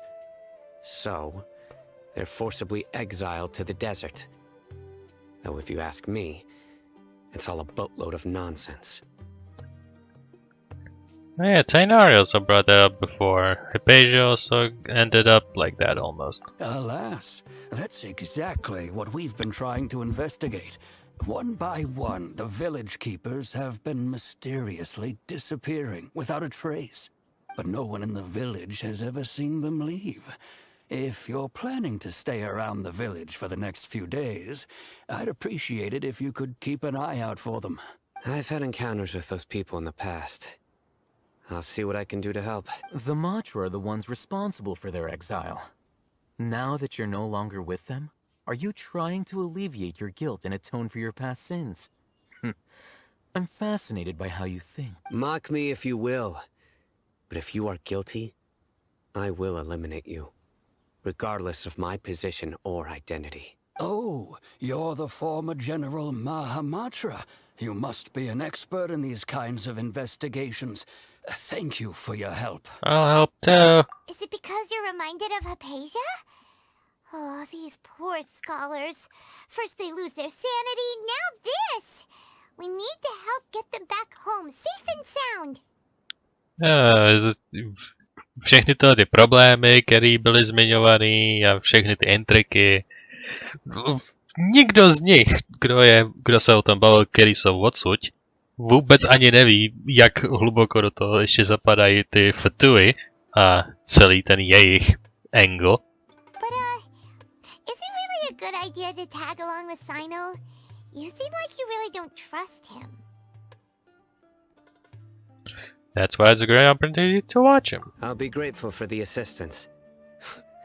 No doubt you will do a better job than some of my former subordinates. Let's start by finding a spot to share what we know so far.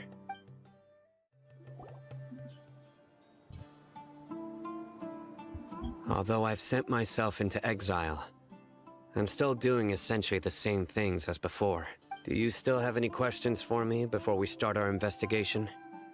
Why did it refer to the mad scholars as village keepers? Please explain this to me. One of my former subordinates told me that this title has its origins in a strange incident. The Academia has long exiled mad scholars to Aru Village. A mysterious phenomenon exists here. When mad scholars first arrive, they are as incoherent and deranged as before. But after spending some time here, they invariably begin to calm down. Initially, the people of Aru Village greatly resented having to take in the mad scholars. But a strange incident one night changed that. Aru Village was struck by the strongest earthquake in living memory. Seeing buildings on the verge of collapse all around him, the then chief of the village was preparing to take everyone to safety. Suddenly, he noticed a mad scholar crouching in a corner, caressing the ground with his hands. A soft, green light radiated from him, like a divine glow against the backdrop of night. Despite the powerful tremors that ripped through the ground that night, all the houses remained upright, almost as if they had grown roots reaching deep into the ground. In the end, not a single building collapsed, and no one was hurt. After that, the people of Aru Village treated the mad scholars with greater kindness, and began to refer to them as the village keepers. The soft green light?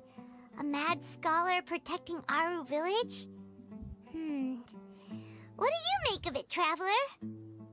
It was probably Nahida's power. Only she could have been doing something like that. Paimon thinks so too. Actually, Sino, do you know if any of the mad scholars continued to wear their Akasha terminals at Aru Village? In theory, they would continue wearing them so the academia could still monitor their activities. With that said, the main Akasha system would no longer have any interaction with them. Oh, no wonder! Everything makes sense then! Add in the fact that they calmed down, it was probably Nahida who calmed them. If you are able to draw a conclusion from this one story alone, then it appears you possess much more information than I do. So, yeah. What do you make of the story? Just a second.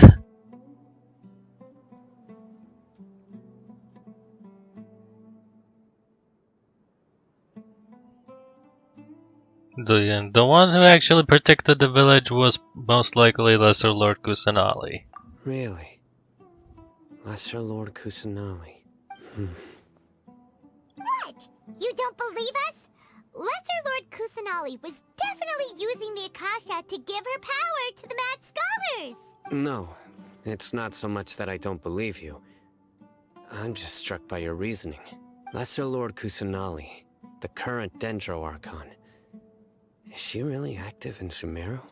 The Academia has always placed far greater importance on the late Greater Lord Rukkhadevata. They've more or less ignored Lesser Lord Kusanali, and I've never had any reason to doubt their views. In addition, I've never heard any stories about Lesser Lord Kusanali and her deeds. To me, she might as well have been a god that never existed. No way! Nahida definitely exists! She's a... how should Paimon put it? She's a good Archon who's kind and wise, even if she says weird stuff sometimes. She also saved me once not long ago. I've spent many years interrogating criminals, so I can easily tell when someone is lying. Good! Then you should know that we're telling the truth! That look in your eyes. I've never seen that from a liar. You two really must have met Lesser Lord Kusanali. How can this be? To think, our Archon has been amongst us this entire time. Alright, now it's our turn to put our skills to good use for this investigation. You betcha. But easier said than done, especially since we don't have any leads. Maybe we can start by knocking on some doors. Excuse me, are you here to help me find my grandpa? Huh? By the sounds of it, a resident of this village. To je jasný. To popoženeme. You'll help. Is your grandpa Yes, we a get mad it. scholar? Hey, don't say that. Grandpa is just Grandpa. Takže jo. Why do you have to call him that? It's not like he's a bad person or anything. The person you're referring to is not a local, yet you are. Why do you call him Grandpa? Grandpa is just Grandpa. He's my family. I heard everything you said to the village chief. Please, you gotta take me. So you're the one blah, who's blah, blah. eavesdropping on us around the village chief's house. I was planning to go out and take care of whoever it was, but I had a vague feeling that they didn't harbor any ill intent. Whoa. Oh, Haven wasn't kidding about Matra having sharp senses. Sino, he's just a kid. All he wants is to find his grandpa. Sorry, I was only listening in because I wanted to know where Grandpa went. Honest. If you don't believe me, you can ask Miss Candace. Please help him. All right. But first, let's confirm the facts with Candace. As your brother, you decide to ask Isaac to where nearby. Sino is super vigilant. Is this what all the Matra are like? Ah, you're back already. We just wanted to confirm something with you. Do you know a boy by the name of Isak? I had a feeling he'd go looking for you. Huh? You knew this would happen? Yes. Although he tried his best to stay hidden, I still noticed him eavesdropping outside the window. He really wants to get his grandfather back. Isak's parents were both Eremite mercenaries who rarely returned to the village after finding employment in the city.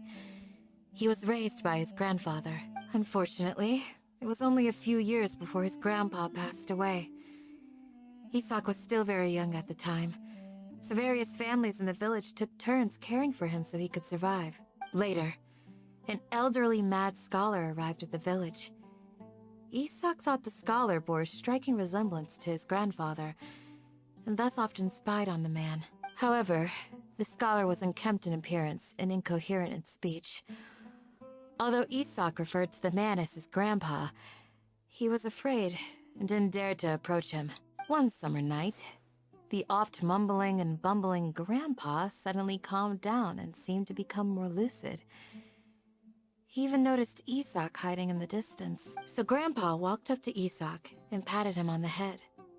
He even took Isak to the entrance of the village, where he patiently taught the boy the names of the stars, and accompanied Isak until he fell asleep. The next morning, Isak woke up and wanted to go find his grandpa again, only to realize his grandpa no longer recognized him.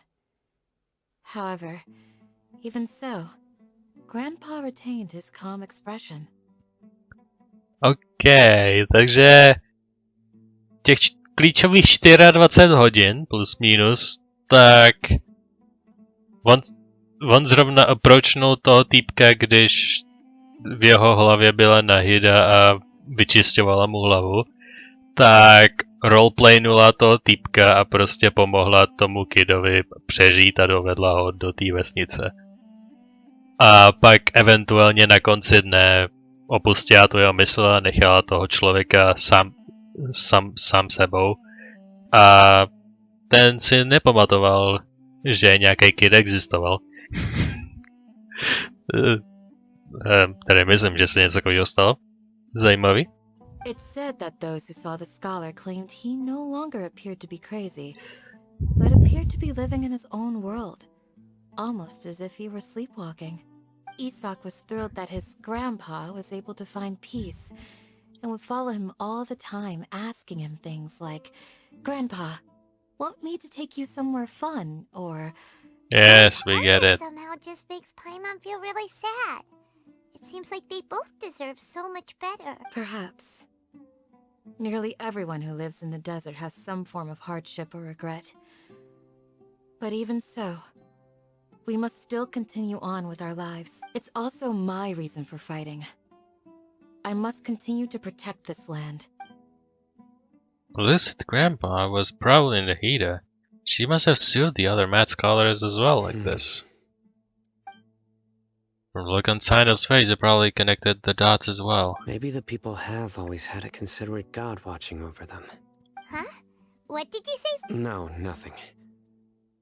As long as Isak keeps his word and doesn't get in our way, we can take him along. Perhaps you are more compassionate than I gave you credit for. Please accept my thanks on Isak's behalf.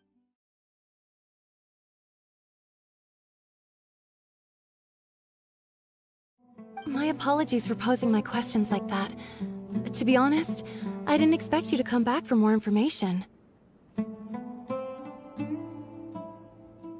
Oh, Hatham told us you have your reasons. It's okay. We understand. The fact is that only one side of my family is desert folk. I don't really fit in anywhere in Sumeru. Some believe in the Sumeru Archon, while others believe in the Scarlet King. I don't belong to either side, and neither side would want me. Speaking of which, the radicals mentioned that they despise traitors. Do they just think that anyone who's different from them is a traitor? Yeah. Some people can be so narrow-minded when it comes to bloodline and beliefs. It makes no difference what I say or how I behave. I'll always be suspected of having ulterior motives. Slowly, I just stopped talking to people. I pretended not to hear or see anything. All I want is to live my life in peace. And then it happened. The village keepers who had helped me disappeared with no explanation, and I didn't dare breathe a word about it to anyone. Until now. You can tell them. I'm sure he'll keep your secret. All right. I'll tell you what I told Al-Haytham. I actually have a sharper sense of hearing than most. Sometimes, I hear strange crying sounds in the night. There are ghosts? Perhaps. I'm not sure. It's faint, but it's definitely the sound of crying. It comes from far away in the distance, and always carries very raw emotion. It used to be louder and more frequent, but ever since you arrived in the village, it doesn't seem to happen as often, and when it does, it's much quieter. I have to focus really hard to make it out. I confirmed this with the guards on night duty. They also have someone with a good ear, and he's heard similar sounds at night. But, because we're in the middle of a desert, he would rather believe that they are the cries of beasts than ghosts. There's really nothing around these parts, except for an old hospital not far from the village. I think they used to use it for treating Elazar, but it's been abandoned for years.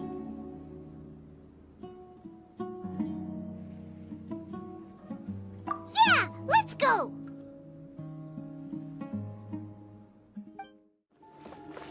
Takže tohle byla ta hospital. There's someone over there! Wait, we need to be careful. Good idea. Let's approach him slowly without alarming him.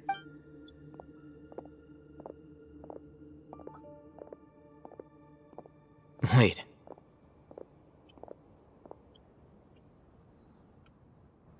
You're... He can't speak, and his eyes are unfocused. But he looks too young to be anyone's grandfather. Jak mu může vidět do očí? Also, why is he the only one here? Didn't expect to see him here.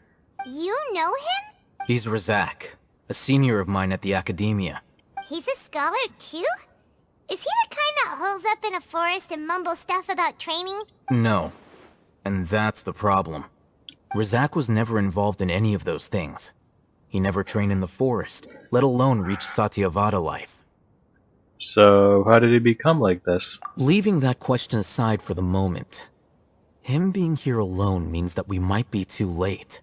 Looks like they've already taken everyone away. For whatever reason, they left Razak here. Perhaps they simply didn't have time to come back for him.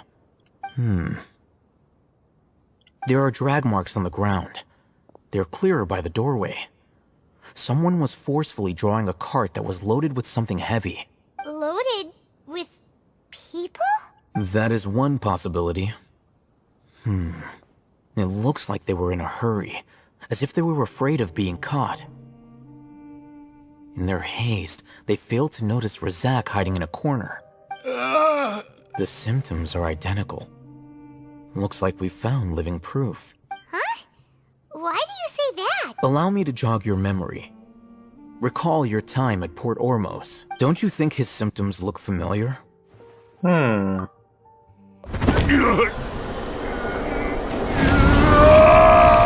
Tohle. The Eremite guy who went mad. Oh, now that you mention it, they're acting the same way. Correct. The Academia is behind all of this. It isn't difficult to deduce their rationale.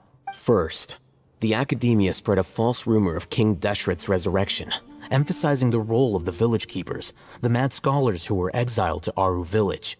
These rumors were all the persuasion that the radicals needed, and those based in Aru village leapt into action. Unbeknownst to them, of course, through rounding up the scholars, they were actually helping the Academia. As well as being able to exploit the radicals for their own ends, this scheme has one further advantage to the Academia. All the risks and responsibilities are offloaded onto King Deshret's followers. Life for the desert dwellers has been brutal ever since King Deshret's death all those years ago. Beneath the surface, feelings of desperation are widespread. Many would give everything they have for the prospect of something better. Anyone looking to exploit that for their own ends simply needs to make a few empty promises. Even if complications arise, people will see that those involved are all followers of King Deshret and look for no further explanation than differences of belief. A deep-seated mistrust of the desert and everyone in it by the rest of Sumeru will make sure of that. The notion of an academia plot wouldn't even cross their minds. It may seem like a simple strategy, but it is able to work wonders under Sumeru's current circumstances. Oh, that makes a lot of sense. It's in line with the village chief's theory, too. But there's still one very important question. Wasn't it the academia that brought the scholars to Aru village in the first place? Why does it want them back now? Throughout this process, one thing has changed. The scholars' identity. First, they were scholars. Then, they became lunatics. After that, they were exiles. And finally, they become missing persons. I see. An exile is still patently a living, breathing human being. But when someone becomes a missing person, that is brought into question. If you can't find someone, you have no way of knowing what exactly happened to them. That makes missing people an ideal resource. Resource? For what exactly? One possibility is that the information in their brains could be extracted into knowledge capsules. Extracted? You mean canned knowledge comes from people's brains? With the technology of the Sumeru Academia, it's entirely possible. Perhaps the process caused them great suffering, which is why they cry out in the dead of night when no one is watching them. So, the human brain... Nope, nah, Paimon doesn't want to think about this. So how did you learn about all this? I'm the Academia scribe, after all. I'm familiar with their projects. Anyway, judging by Razak's state, the contents of a divine knowledge capsule were extracted from his mind. But something went wrong in the process. Or perhaps his curiosity got the better of him, and he used such a capsule for himself. Paimon's a little confused. Can they just use anyone's brain? No, that can't be right. Most of the mad scholars have made contact with the divine consciousness in the forest, and that's what academia is after. It's also safe to assume that this knowledge has something to do with the Fatui, the Doctor, and also the Balladeer. They're using the divine knowledge capsules to turn the Balladeer into a god. The look on your face tells me you've realized the answer. The Academia needs people who have been exposed to the divine consciousness. That's right. To some scholars, gaining knowledge about the gods is their entire life's pursuit. Extracting canned knowledge is just one of the extreme measures they turn to. However, I can't help but wonder, what do they seek to gain from divine knowledge? The Academia is going out of their way to look for forbidden knowledge, but what is their ultimate goal?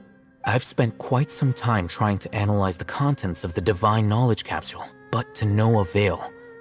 It seems like my way of thinking is too different from theirs. You mean you're not even slightly interested in getting your hands on this forbidden stuff? All scholars seek to expand the horizons of knowledge, but I'm not particularly interested in gods, so I don't share their degree of zealotry. Extracting information from people as if they were lifeless objects? If this is the direction of academic progress, then the Academia may as well shut its doors. Sounds like you're really against all this. Of course. The Academia's actions run contrary to their rules. Whether it be academics or knowledge, everything has its boundaries. If those lines are crossed, the rules and order that govern everything in the world will be destroyed. This matter needs to be corrected, just like fixing a typo in a book. Wait, didn't you step in to help because you felt sympathy for those poor people?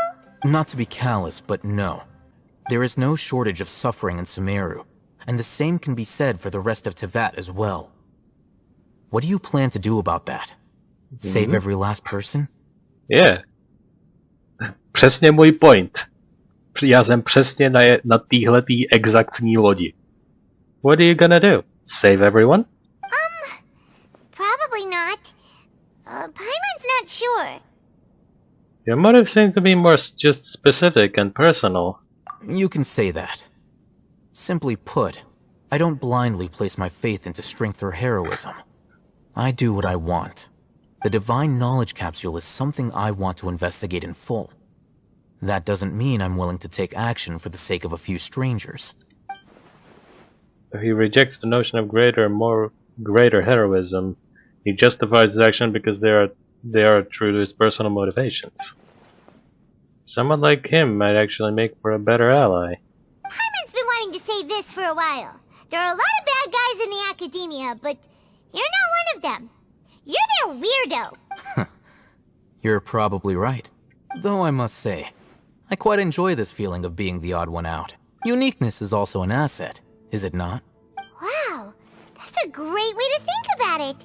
Paimon's really impressed. If only Miss Shani had a similar mindset, her life would definitely be a lot easier. I'm just a more likable person than her in general. There's nothing more to it than that. So what do we do with him? He won't last long if we leave him here. Let's take him with us. We'll work out our next step after we return to Aru village. We're back! You must be tired. You should rest and take some water. Sure. What's the situation? Who's this? Unfortunately, somebody who's too young to take on the role of Isak's grandfather. Nevertheless, he's one of the people we're trying to find.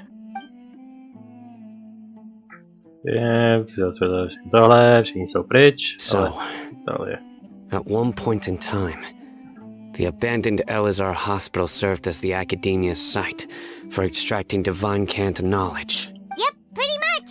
Their plan must have been implemented at some point before we arrived at Aru village, since divine cant knowledge has been in circulation for a while now. Yet, they fled once we were headed to the village, almost as if they knew we were on their trail. Why is that? Yeah, why is that? We may have a mole in our midst. One of us could be secretly revealing our whereabouts to the Academia. Ooh. Are our friendships that shallow? U některých? Kind of. Looks like none of you have realized wherein lies the issue. Care to share your thoughts? Sino, you're the reason why they can predict our movements. Wait, what's that supposed to mean? Choose your next words very carefully. It is simply a logical inference. I have my reasons. So what you're saying is, Sino's the mole. Ne úplně podle mě. Spíš jenom podle mě, mý teorie.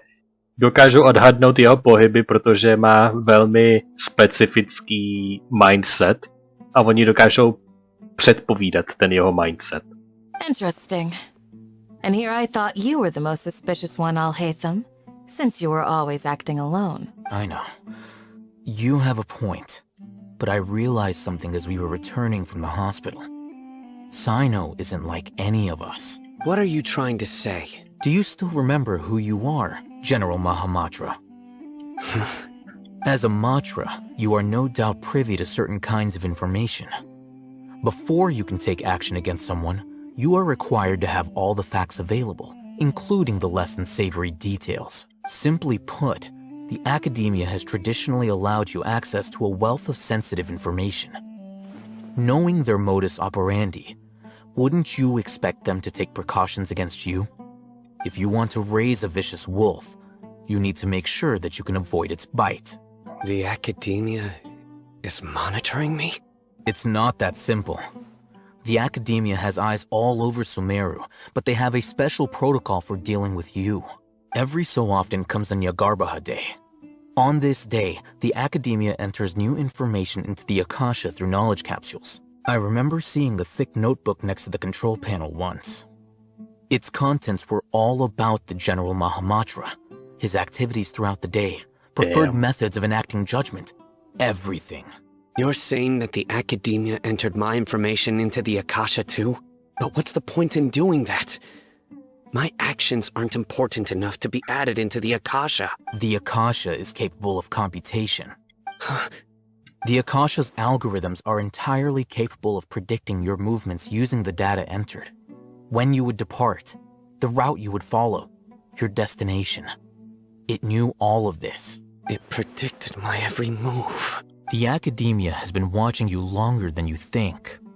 However, the fact that you resigned is proof that their suspicions were well-founded. So that's how it is. Sino adheres to his principles so strongly that he's actually a thorn in their side. Tenacity of will and steadfast faith are worthless to the academia. They need scholars who are easily pliable and mindlessly go after anything they can profit from. Sino, don't take it to heart. This just proves how much of a trustworthy ally you are. They escaped because of me. Don't blame yourself. It's not like any of us would have known. Exactly. I have an idea. If they predicted my movements, then I might be able to guess where they went. Whoa, you bounced back fast. There is always an opportunity for safety after danger passes. Oh, so that's how it is! Paimon gets it now. If the academia is trying to avoid Sino, then the safest place would be... One step behind him? Yep, that's right! They'll want to proceed in the direction opposite of where I'm going. You're getting smarter, Paimon. Damn. I must go. There's also something I want to investigate. Let's go, guys! After him! Please, wait! I want to go too. Nah. You want to go too? If so, you have to promise you'll stay safe. I want to find Grandpa. I promise. I'll be careful. Everyone, I leave him in your hands. Alright. Yay! Let's go! Remember to pack some food with you. Paimon feels like we're missing someone, though. Voices, over there. That's the sounds like an argument. Whoa! You have really good ears. He has an ear Don't get any helmet. closer. They'll notice us. Dia's talking with the Eremites? Very interesting. Let's listen in. Maybe it's a business deal. If you had informed me sooner, there'd be plenty of room for us to... You're one of us. We would never lie. Scholars. You don't know as much as I do. Need me to... I knew it. That's our Dia. Dia? Why would you... Dia! Ah, my... Why? Why? Proč to musím snášet? To mohlo být tak zajímavý, co všechno bychom slyšeli říct, ale teďkon prostě celý je to prostě v kýblu. Teď jediný, co se maximálně stane, je, že prostě budeme muset bojovat s Diou a ostatníma, nebo proti ostatním a Dia jakoby unikne, nebo se vzdá, prostě to bude chtít vysvětlit. A nebo prostě sledujeme tady nějakou interakci, která je totálně out of context a s akademií nemá nic společného, protože to jsou eremiti, ne akademici. Hey, what are you doing? Huh? Didn't you say you'd help me find Grandpa? I don't care. Well, look who's here. Ain't that something? This complicates things. Yeah, you don't say. Naru village. So, this is the great General Mahamatra. Dear, you'd be better off as my assistant than hanging around with this motley crew. Seen for yourself, I have the means and methods, and my ideals are far more admirable than theirs. I'm not the type that's easily swayed, Raman. You of all people should know that. Wait, what's going on, Dia? Whose side are you on here? No idea. Shut it, Paimon. Celý je to out of Doesn't context. matter. Whichever side you pick, nothing can deter us from the grand mission of resurrecting King Deshret. Once our Lord of Old returns to this land, we will have a new beginning. Celý je to out of context, takže pro mě v tomhle momentě já absolutně nevím, co se děje. Kdo je na jaký straně, nebo co se děje. Prostě to budu vědět až na konci tohohle videa pravděpodobně. Face the facts, Raman. It's not gonna happen. You should understand that more than anyone. Have all your years as a merc taught you nothing about placing hopes in a ruler? I'm a desert dweller and a proud follower of King Deshret. Whether I live by the edge of the sword or in peaceful comfort, my soul will always carry this conviction. It's not too late yet. The village mad scholars aren't gonna bring King Deshret back to life. You don't understand, my dear lady. Pursuing our faith is our purpose in life. Even if the chance of success is 1 in a million, we must be willing to give everything we have. Takže Even if zmátíme. it'll expose you to the academia, even if they end up disbanding the Eremites, your Eremites, which you've worked so hard for all these years? Yes. We've waited a long time for this day to come. The sun and the moon no longer shine here. All you see now is cracks in this desiccated land. But fate has finally dealt me a hand to play against the Academia. With these scholars in our custody, we'll stomp the Academia's forces and fight our way beyond the wall of Samiel. Ridiculous. Think about it. The Academia controls the entirety of Sumeru. Your powers are negligible in comparison. If you still don't believe me, then try asking these two men. They're also against the Academia, but neither of them are as arrogant as you are. They look more like pawns of the Academia to me. Why would I listen to anything the people of Greater Lord Rukkhadevata have to say? Filthy traitors. Your god abandoned all honor and betrayed King Deshret. We desert dwellers will never trust the likes of you. It's impossible to communicate with someone so hostile. Perhaps we should. Do you really believe that by kidnapping the scholars, you'll be able to negotiate with the Academia? I'll hate them. These people have no value as bargaining chips. But I could be persuaded to take their place as your next hostage. These scholars were exiled from the Academia. I, on the other hand, am their current scribe, and will be a much greater asset to you. Wait, you can't be serious. So, you want to trade places with the hostages, do you? Precisely. Any wise person would gladly accept my offer. What are you thinking? What if they decide to kill you instead? Jo, jako by to dokázali. Well, that would be bad luck for me. However, I'd get the chance to observe the scholars, perhaps even find out the truth. Think you can talk me over with that confident look of yours? I'm not trying to persuade you. I'm using this as a means of joining forces against the Academia. You are the scribe. What do you have against the Academia? Not all desert dwellers believe in King Deshret, and the same applies to the Academia. Why must all knowledge seekers approve of the Academia's way of doing things? S tím se nemá co dobavit. You Academia scum. Every last one of you is nothing but a hypocrite, just like everyone else on the other side of that wall. I've made myself clear enough.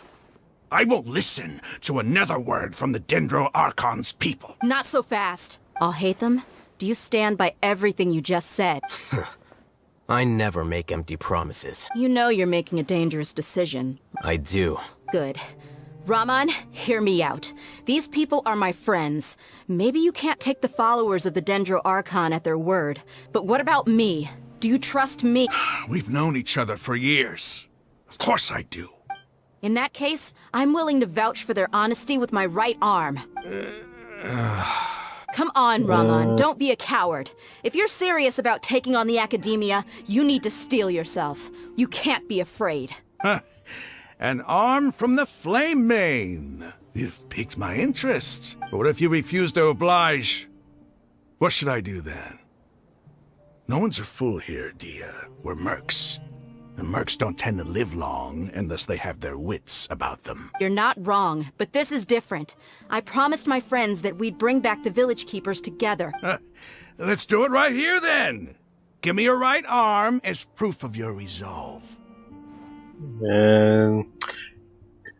My se prostě zbytkujeme na konci. To je prostě co se stane. A já bych rád, kdyby to dopadlo nějak jinak, ale já prostě si nemůžu pomoct, že prostě to dopadne tak, že prostě Lumina versus ty 3-4 týpci prostě, který bude muset zmlátit. Don't listen to him! He's not even trying to negotiate! He just wants to make things more difficult! That's fine. Are you crazy? We came here to save lives. One arm for that many people is still a pretty good deal, if you ask me.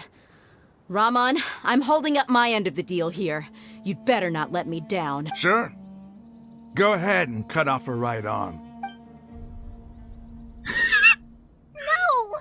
Dia! Teď jenom, Think of something! teď jenom otázka, udělej to na kameru. You don't have to go this far. That's not for you to decide. Do it! Oh no! Why? Ona je s tím totálně v pohodě. Unnecessary prolonging of what's gonna happen. Stop! Jo, jakoby v půlce rozmachu. What's wrong? Can't do it? Jo, určitě by v půlce velkého rozmachu dokázal zastavit prostě. Jo, jasně. Flame Mane, you and I are both desert folk. Cutting off your arm is no different than cutting off my own fingers. Where's the sense in cutting my own kin to pieces? You've shown me that you're serious. Go on now, take your friends and leave. Meet me in the desert at noon tomorrow. Cool. Okay, everyone good? Keřík to zakrývá.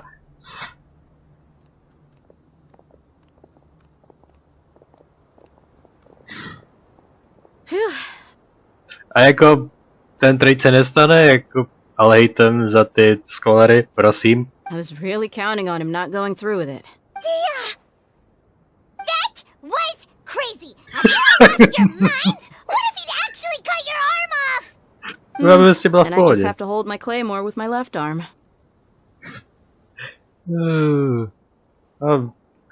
I'll be worried about you.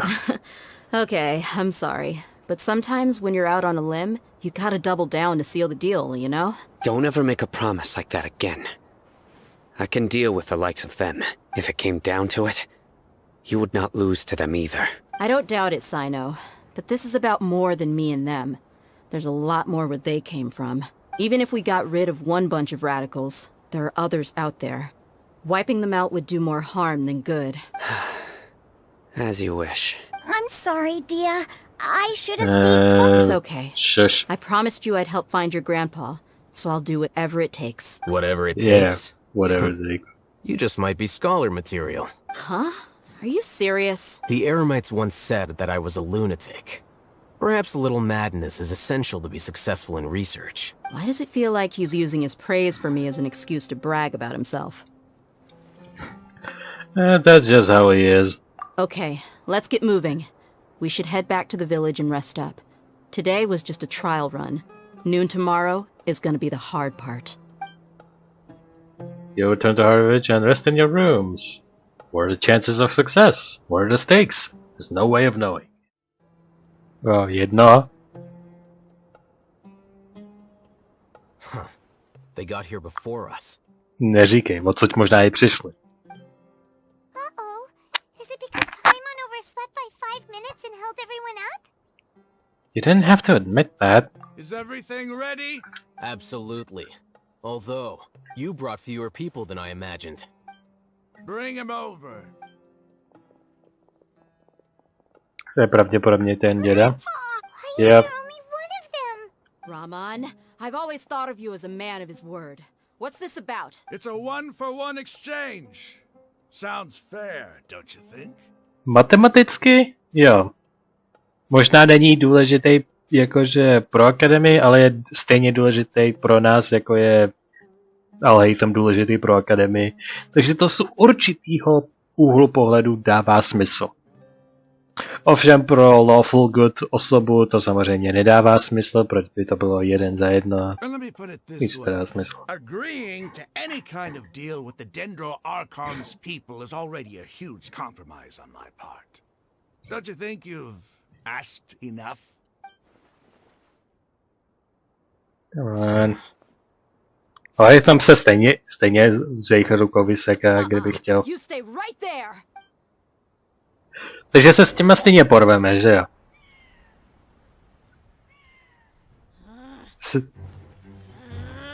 Se si to...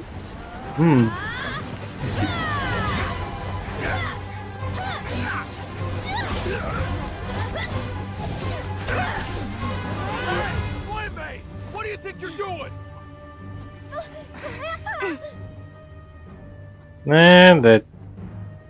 Don't you see this blade here? Oh, the... Why are your hands shaking? Wait a second. Ne, to je zemětřesení. Yep. Nope.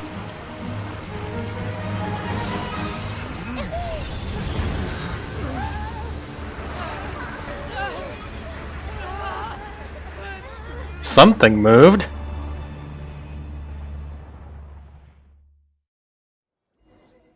And the world disappeared. Paimon's dizzy. Takže by to nakonec fakt skončilo tím, že bychom se tam všichni porvali, jak jsem čekal, že se stane z prvního momentu, ještě z minulého dílu. Ale předtím, naštěstí, se domluvili na nějaký výměně a bylo taky jako, že my je prostě nevymlátíme, ale zkusíme nějaký diplomatický řešení.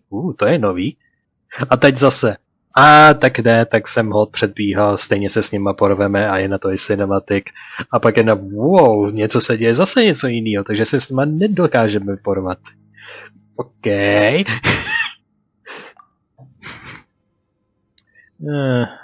My head. Okay. Is everyone okay?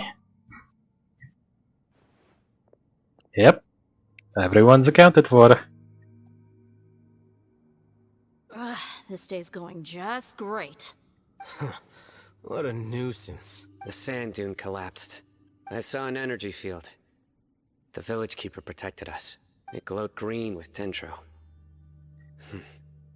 Just like you said, it may well have been the remains of Lesser Lord Kusanali's power inside the scholar's body. No doubt. You finally believe me. The Dendro Archon. The present one. Grandpa? Grandpa? Oh no. He's getting confused again. Hey, look around you. Did there used to be a temple here? Yep, certainly looks like it. It seems that when the sand dune collapsed, it exposed these underground structures. The symbols on the gate belong to King Deshret's civilization. This structure must be ancient. Over time, the sandstorms completely buried it and left it in the state we see now. It could have been an underground palace in the distant past. Oh, a miracle. Praise King Deshret! Samozřejmě, že oni tam jsou taky. What's he doing here? And his men too? Dobře, teď se s nima můžeme porvat? They must have fallen down here with us. Pretty lucky if you ask me. Most of them seem in really bad shape. Except for him. He got off lightly. Mind your head. No, this isn't the time for conflict. Our exalted lord has shown us the way to his sacred palace. He's not actually gonna go in there, is he? As it happens, I want to take a look inside too. What are you doing? Jako když už tu jsme? Don't you think it's curious? 1 minute, Lesser Lord Kusanali's power protects us from harm, and the next, remnants of King Deshret's civilization appear. 2 major deities are vying to showcase their power to us. It would be a shame not to witness them both. Paimon thought you weren't interested in gods. Indeed. In my view, gods are just a higher form of living being. Or creature, you could say. New discoveries are always worth investigating. Whether they have anything to do with gods is neither here nor there. Raman, what are you gonna do about your men? I'll just let them lay here. King Deshret will take care of his people. Right now, I'm going inside.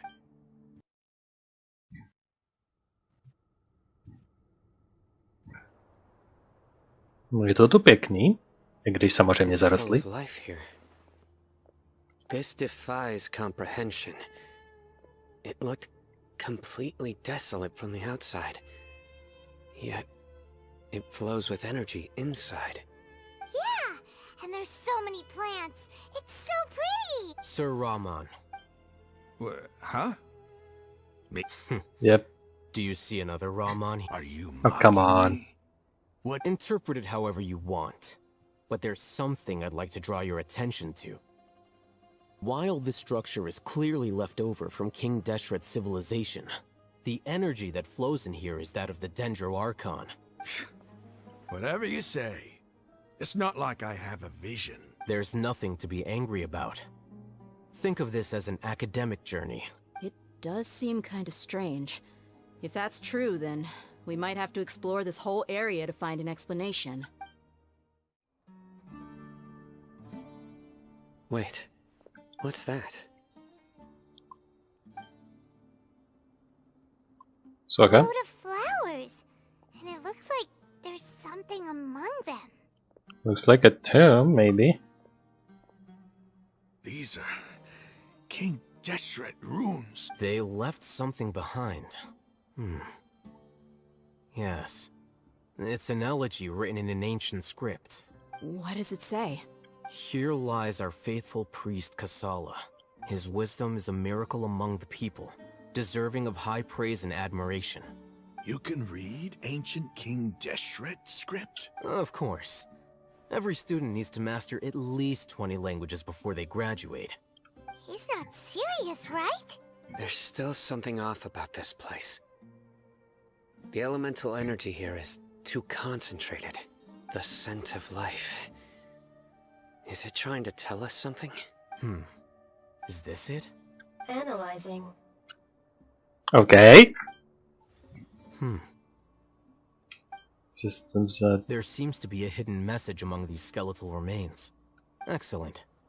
There's a device from King Deshret's civilization in this gravesite. I'll transmit the information over and project it for everyone to see. Isn't sharing knowledge against the Academia's rules? Yes. However, under the circumstances, I'd prefer you to see this for yourself. You'll understand after watching it. Okay. Takže on dostal tu gistu z toho message instantně a nám to musí přehrát jako videorekorder.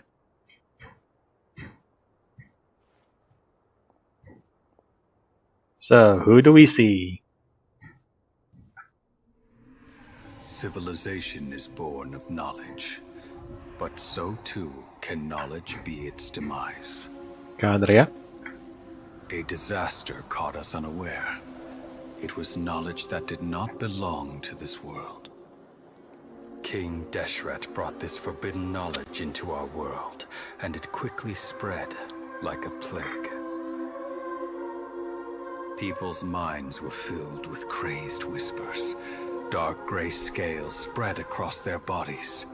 Even the land was stripped of its vigor. Only a desperate, deathly silence remained. Were it not for greater Lord Rukkhadevata from the forests, the damage would have been irreversible. She summoned the priests to build temples we can see it. and infused into them the divine power of life.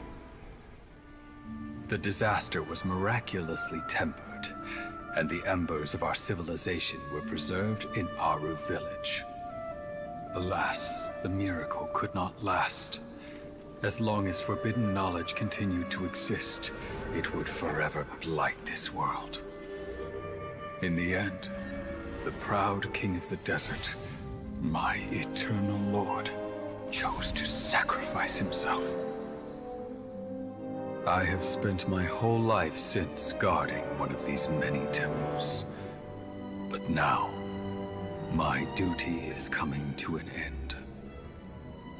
As I close my eyes for the final time, the sight of that noble deity will appear in my vision once more.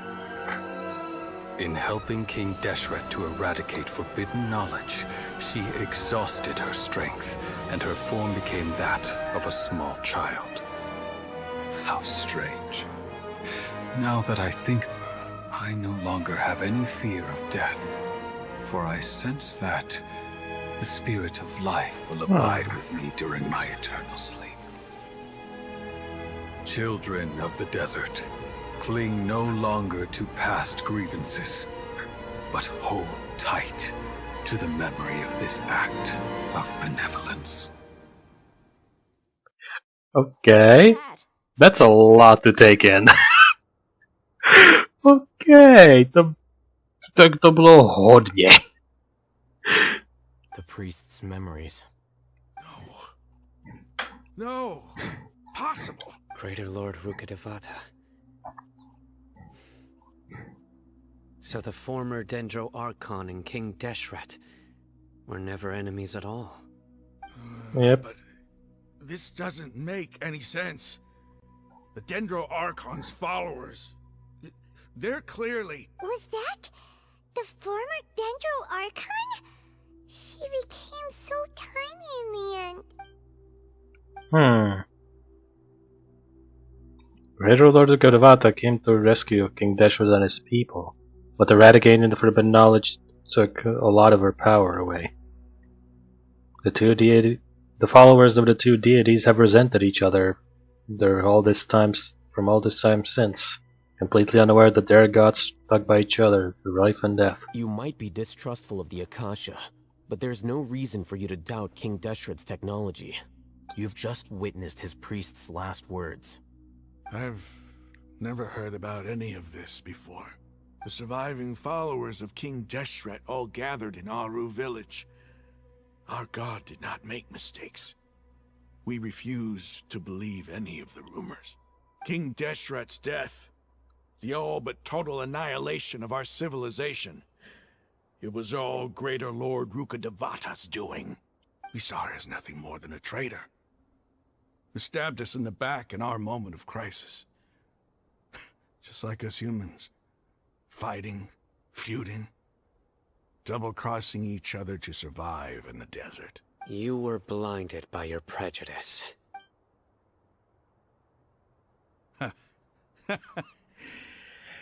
If I hadn't seen this for myself, if I hadn't witnessed his last words with my own eyes, ears, and heart, how could I ever begin to accept this?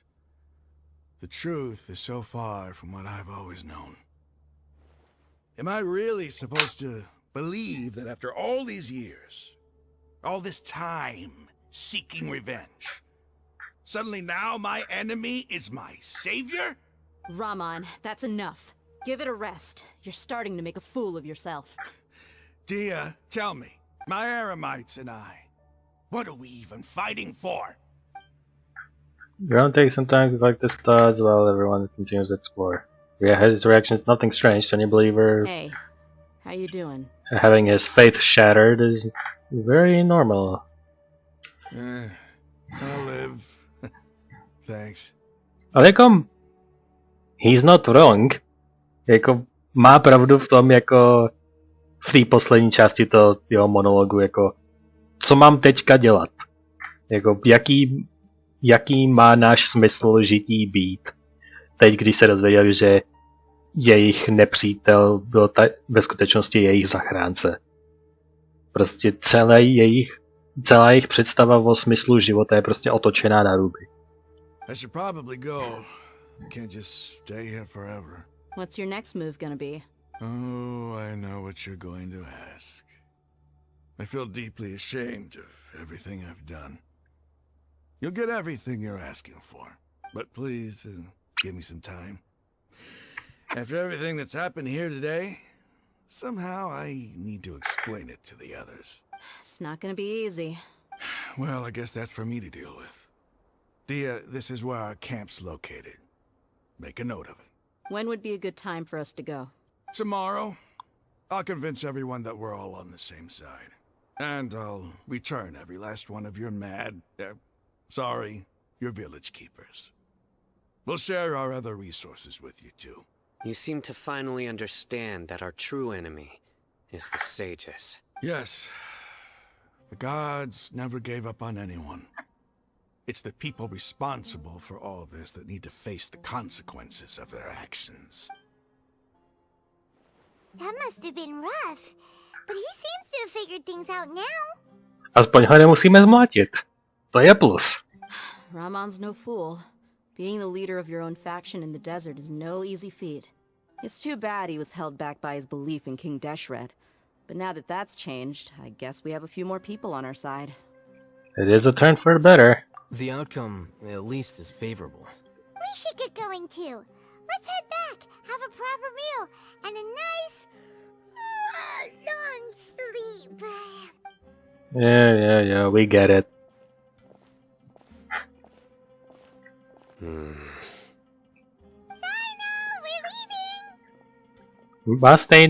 Má skoro stejný get up jako ten priest v tom cinematiku. Stop yelling.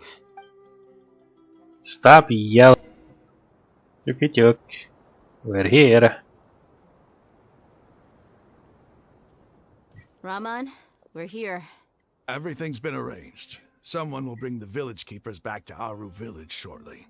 I guess all I can say now is thanks for agreeing to help. Ah, don't mention it. I think we can both agree you went to hell and back for it. But we share a common cause now. From here on out, we're allies. Where are the perpetrators? I'll bring you to them. Follow me. I'll bring it to them. So these are the people who kidnapped the village keepers. Oh no, it's the scribe! There's no need to yell. No one can help you now. We've been all over the desert trying to find you! That's right.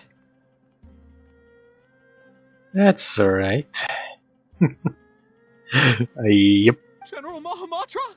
No, no! Make it quick, please! Swift and painless! Whoa. The moment they set eyes on Sino, they turn pale like they've seen a ghost! You should have known that I would be coming for you. Wait, we were just following orders. You know what I'm talking about, right? There's no way we could have done all this by ourselves. No, not Sino. He's gonna tear us limb from limb. I could do worse. Please have mercy. Start talking. Otherwise, I'll have to resort to other methods. So, your superiors have kept you quite busy recently. Why? What are they trying to accomplish? They, wanted to extract canned knowledge. Don't play dumb. You know what I'm really asking. They extract divine canned knowledge. Then what? I really don't know how to explain it. Well, you better start talking or you'll be sorry! You don't want to make things any more difficult for yourself, do ya? Yeah. May I ask them a question too? Be my guest. The sages are trying to create a new god, aren't they? Yep. That sure didn't sound like a fancy metaphor or anything. You're serious, aren't you? Yep. How did you know? There's no use hiding it now. Yes, you're right. The Academia is working on an important and potentially world-changing project. They are creating a new god. A god that will belong to them and to the people of Sumeru.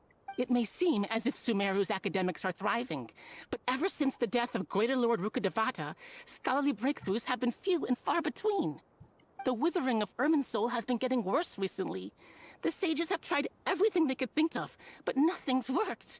I'm always hearing them say things like, if only Greater Lord Rukkhadevata was still with us. Continue. And then, someone from the Fatui showed up. They called him the Doctor. He brought a gnosis and said he wanted to borrow the Academia's research facilities. Damn. The Doctor was previously expelled from the Academia. At first, the sages looked down at him in disdain. But when he said those words, everyone's expression changed. He asked them, "Do you wish to create a god?" This is what the arrogant ignorance at the extreme end of academia looks like.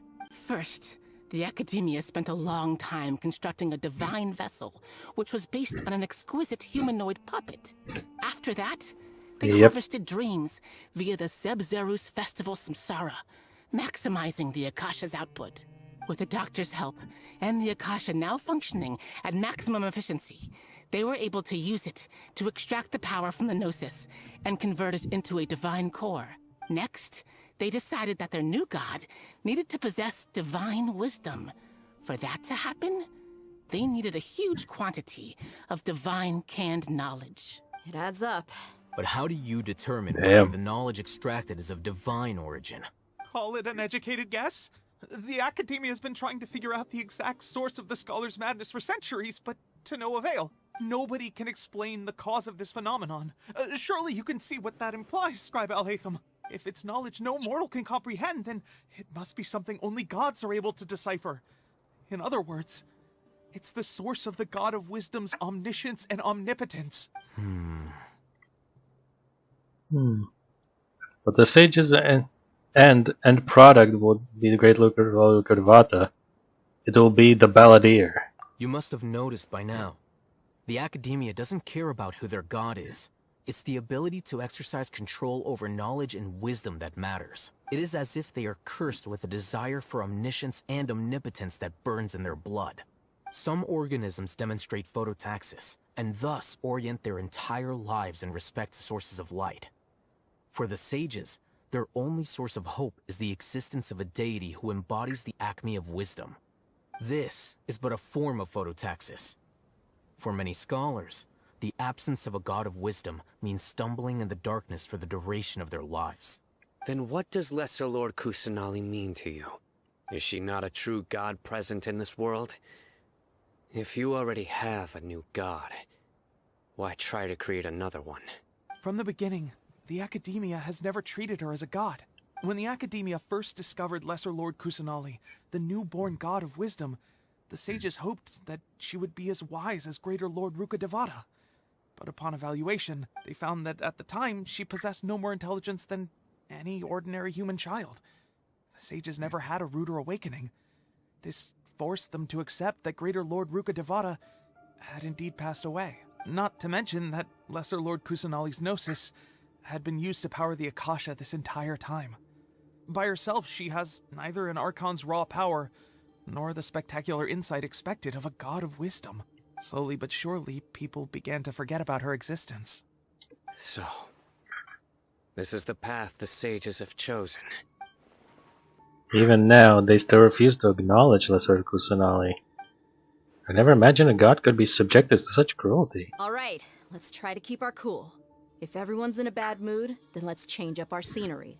Raman, give me a few men to help us escort the village keepers back to the village. And these two scholars, they're coming too. Sure, as you wish. The village keepers you found have all been returned to their homes, and each one has a dedicated caregiver to look after them. The two new scholars are being kept under close supervision, too. Really great work, everyone. The atmosphere is so heavy. It's hard not to feel weighted down by what we just learned. Despite everything Lesser Lord Kusanali has done for her people, the Academia has abandoned her in the sanctuary Surastana like a lost cause. Even those she protected never realized that there's such a small and childlike god in the world. Hey! Say something! Stop spacing out! Come on, is there nothing left to talk about? In that case, let's all get some water and try to think about something else. Or I can go fetch some snacks. Snacks! I'm so coming with you! Do you have any plans, Traveler? Gods above, you're not talking about work, are you?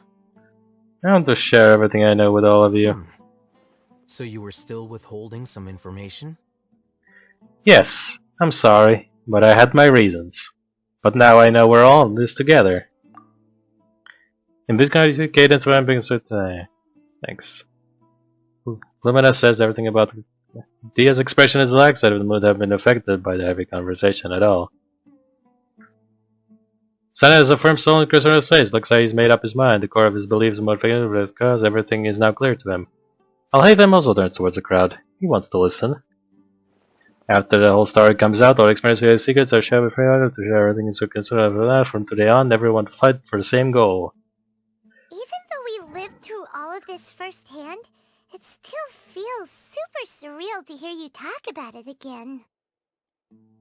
And that's about everything we've experienced so far in Sumeru. What a whirlwind of a story. I felt like I was holding my breath the whole time.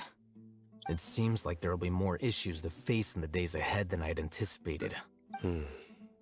Still, now's a good time to make our next move. Now that Raman's joined us, we'll be an even stronger team. It's time to make a plan. Indeed. These events are a flagrant transgression of the rules in every sense. We cannot allow it to continue. So, everyone, are we on the same page? I guess so. Sages and rescue our god. That is our ultimate goal. No matter what lies ahead, I will do my utmost. Well, let's brainstorm a little more about what other resources we can draw on. The next time we gather here, we must have a solid plan. Yep, it'll work out for sure. Yep. A to je v dalším chapteru. King Deshret and the three Magi complete. Everyone's here so early! But why isn't talking. We already discussed things a bit. Hey, where have you been? I've missed you too. Sorry, lesní mužičci nás trochu zdrželi. Are you ready? We can start now. Very well. I gotta admit, it's bold. Color me impressed. It's worth a try. The point of discussion is to arrive at a solution. Let's cut the small talk and move to the next point. The caravan rebot operation is of great importance. But don't worry, the guards there shouldn't know that Sino has stepped down. How can you be so sure? First, the other Matras still don't know why Sino has left, which proves that the Academia has been covering up the matter. Second, this is a crucial moment for the Academia's God creation plan. If something were to happen to the General Mahamatra, it's bound to attract a lot of unwanted attention. No matter how you look at it, they don't seem interested in sharing the news of Sino's departure. A reasonable inference. I agree. Which brings us to our next issue. I'm sure some of you have been wondering if the prediction function of the Akasha will affect our operation. The Akasha is still in operation, so I must remain on high alert. Actually, considering the power of the Akasha, it's quite strange that it hasn't already tried to interfere with my actions. I've given that a lot of thought. For now, I don't think you'll need to worry. If you remember, when you first came to Aru village, all your actions and routes were predicted by the Akasha. It even gave that information to those who kidnapped the village keepers. But things like that never happened again after we met up with the Traveler. That's true. But why? Look at it from a different angle. Why do you think the Akasha will predict your actions? Because my personal data has been entered into the Akasha. That's true, but the key to this question is, how well can the Akasha make predictions about a person? Haven't you ever thought about it? Just how can it do this in the first place? Because the Akasha controls the entirety of Sumeru. The Academia firmly believes that all human actions can be explained through logic. By sorting and analyzing entered data, the Akasha can derive behavioral logic and predict the actions of those who fit an existing logic model. However, at the risk of sounding like an advocate for fallacies, can everyone truly be considered logical at all times?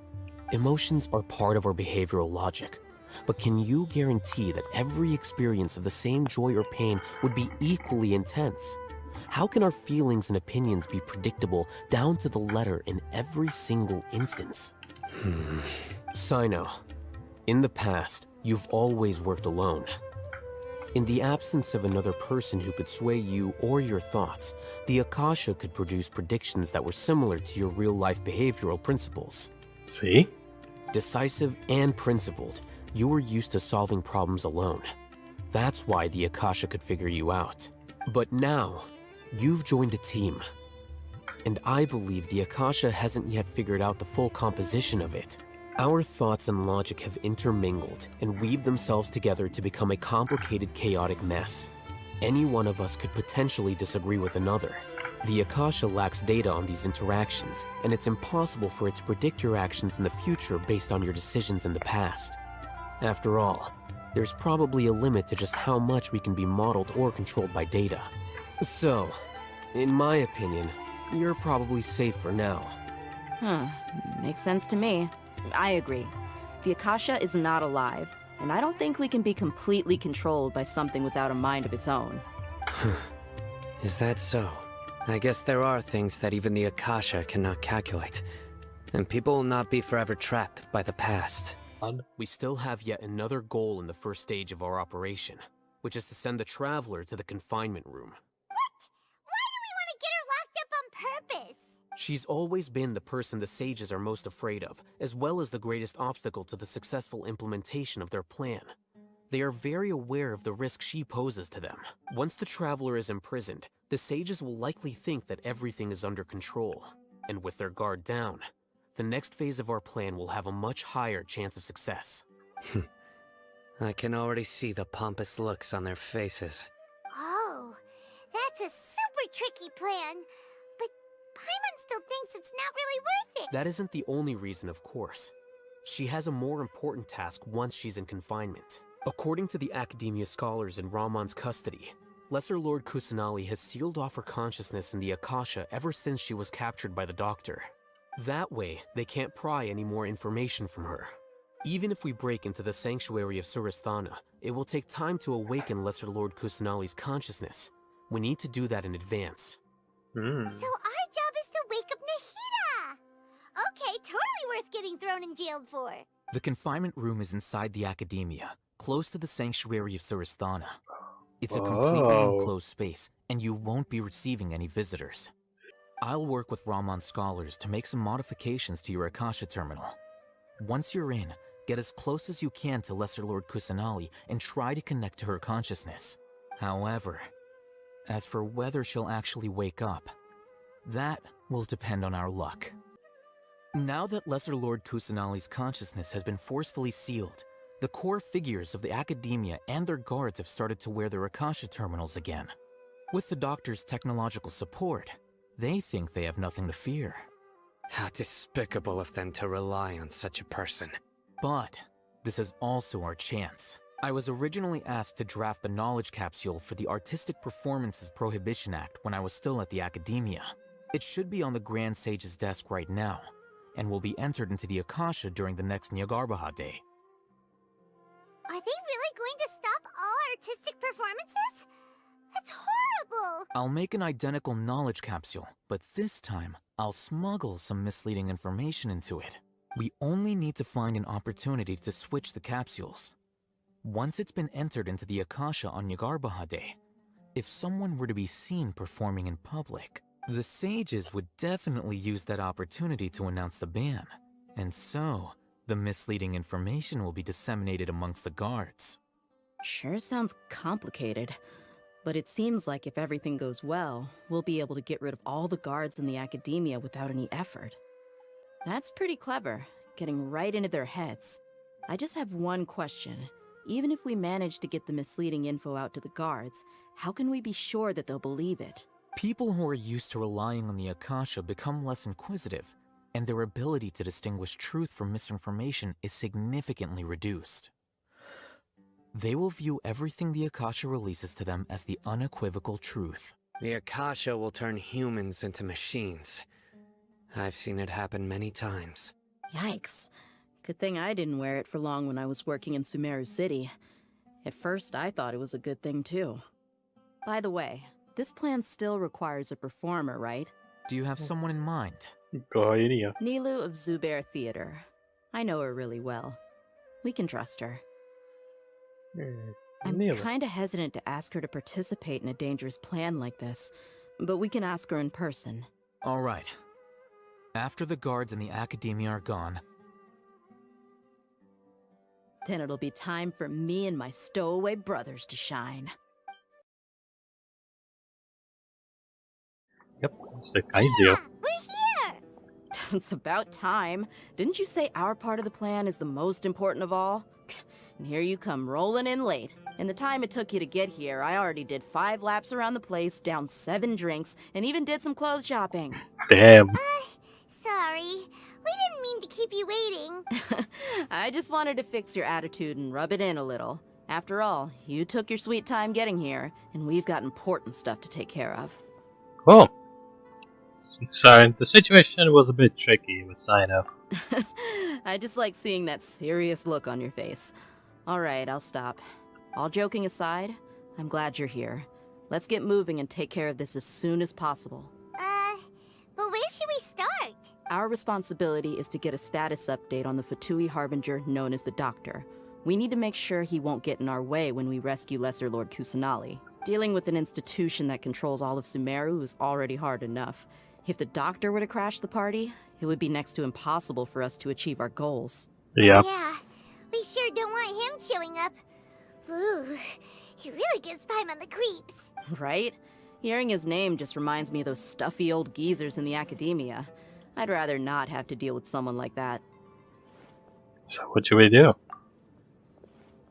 According to the plan, we should first go to Pardis Di and ask for Forest Watcher Tainari. If all Hathor and Sino's sources are solid, then we can be sure that Tainari still has the Academia's trust. So, we'll find Tainari and convince him to get us the latest intel on the Doctor. Then, depending on what we learn, we'll make any necessary adjustments to our plan. The sages have placed spies everywhere on the other side of the wall. I'll follow you as a bodyguard. I didn't expect you to become my bodyguard. You should be honored. I don't offer my services to just anyone you know. But Paimon thought mercenaries would do anything for Mora. That's certainly true. But when multiple employers are vying for your services, you should always go with the best offer. Let's see. If I were to charge you a bill, I guess I can apply a discount. How much more do you want? Paimon's not sure we can afford it. How much do I want? Wow. Hey, how about paying me with a smile? What do you say? Huh? I haven't seen you smiling much recently. If you ask me, someone like you must look lovely when they smile. No. Come on, give me a smile so that I can be less worried. Thank you, Dia. Looking good. I hope this pretty smile will become our lucky charm. There are many kinds of smiles, but only a truly joyous one can bring blessings to others. Let's consider this smile a down payment for our future victory. Let's go. It's time to pay a visit to Party's DI. This is like a random encounter. Tainari! Tainari! Traveler, Paimon. And you are? Long time no see, by the way. Hey there. Hey there. This is our friend Dia. She's an Aramite mercenary. A mercenary? You must have some big news for me. Tainari, I want to ask you about something. It's something really important. Please help us out. Alright. Then follow me. Alright. Follow me. Flower transition. Nice. This place is better. We won't be disturbed by any passerby. Okay. What is this important thing you want to ask me? Have you ever met the doctor? I want to know where he is. The doctor. He's that strange-looking Fatui Harbinger with the mask. Paimon thinks he has blue hair. Yes, I know him. Actually, he left Paradis DI just a little while ago. Damn. Left already? Yeah. He came looking for me. Can I ask what it was about? Sorry to ask you like this after having just met, but your answer is very important to us. For now, all we can share with you is that your friend Sino is working with us. Sino, you say? Yep. I see. So that's why he hasn't been at the Academia. Okay. I'll answer your questions and will assist you any way I can. You don't have to tell me everything that's happened. Sino's name really does work wonders. You're not even a little worried that we might have made it all up? Despite having just met you, I can sense that you're the serious type. Between you, the Traveler, and Sino, none of you strike me as the type that would conspire to deceive me. You don't need to tell me anything you don't want to. I'll also get straight to the point. The Harbinger you mentioned came to me because he wanted to take the scholar Hypatia away with him. Wow. Hypatia? Why would he want her? What is he after? And what do you mean by take away? Is he planning to leave Sumeru? Yes. He told me his return to Snezhnaya is imminent. Okay. So you mean you're leaving this place soon? Indeed. Otherwise, we could have perhaps talked a little more. I was just about to set out when I remembered something important. To that end, I made a final trip to Paradis DI. Let me ask, have you been taking care of a scholar by the name of Hypatia? Your sources are accurate. No doubt because you've recruited many informants. But you're right. Hypatia has indeed been receiving treatment from me. Forgive me for asking, but how's the treatment coming along? Given the way you're asking, I assume you have something to say. Since you asked, I'll be frank. I would like to take Hypatia to Snezhnaya. It's incredibly difficult to transfer a patient. As a scholar yourself, shouldn't you at least be aware of this? Oh? I can't believe your utter lack of faith in me, to the point of even questioning my general level of knowledge. How unbefitting. Well, you're the only one who's ever made such a request. I have my ways of keeping her safe during the journey. In addition, I can also promise that under my care, Hypatia will receive the most advanced and effective treatment. I will personally supervise her treatment and see to her recovery. Would that be agreeable to you? Hypatia was born in Sumeru and remains a scholar of the Academia. Her situation has not become dire enough to necessitate her transfer to another nation. Transporting her to Snezhnaya is risky, and the potential benefits are unknown. As the person currently responsible for her treatment, I cannot possibly sign off on this transfer. Your suggestion is rude and reckless. I'll pass. I don't know much about the doctor, but after talking with him, I realized that just like many other scholars, he possesses an aura of arrogance that I've come to detest. It's not so much that he's looking down on others, but more that he's confident in himself and his abilities to a point of near insanity. I would never refer a patient to someone like him. Do you think he'll just give up on her and just let you do that? I prepared myself for a protracted battle of wits, and was really surprised to see him just give up on the topic. Still, his reaction really concerned me. So, I'll pass.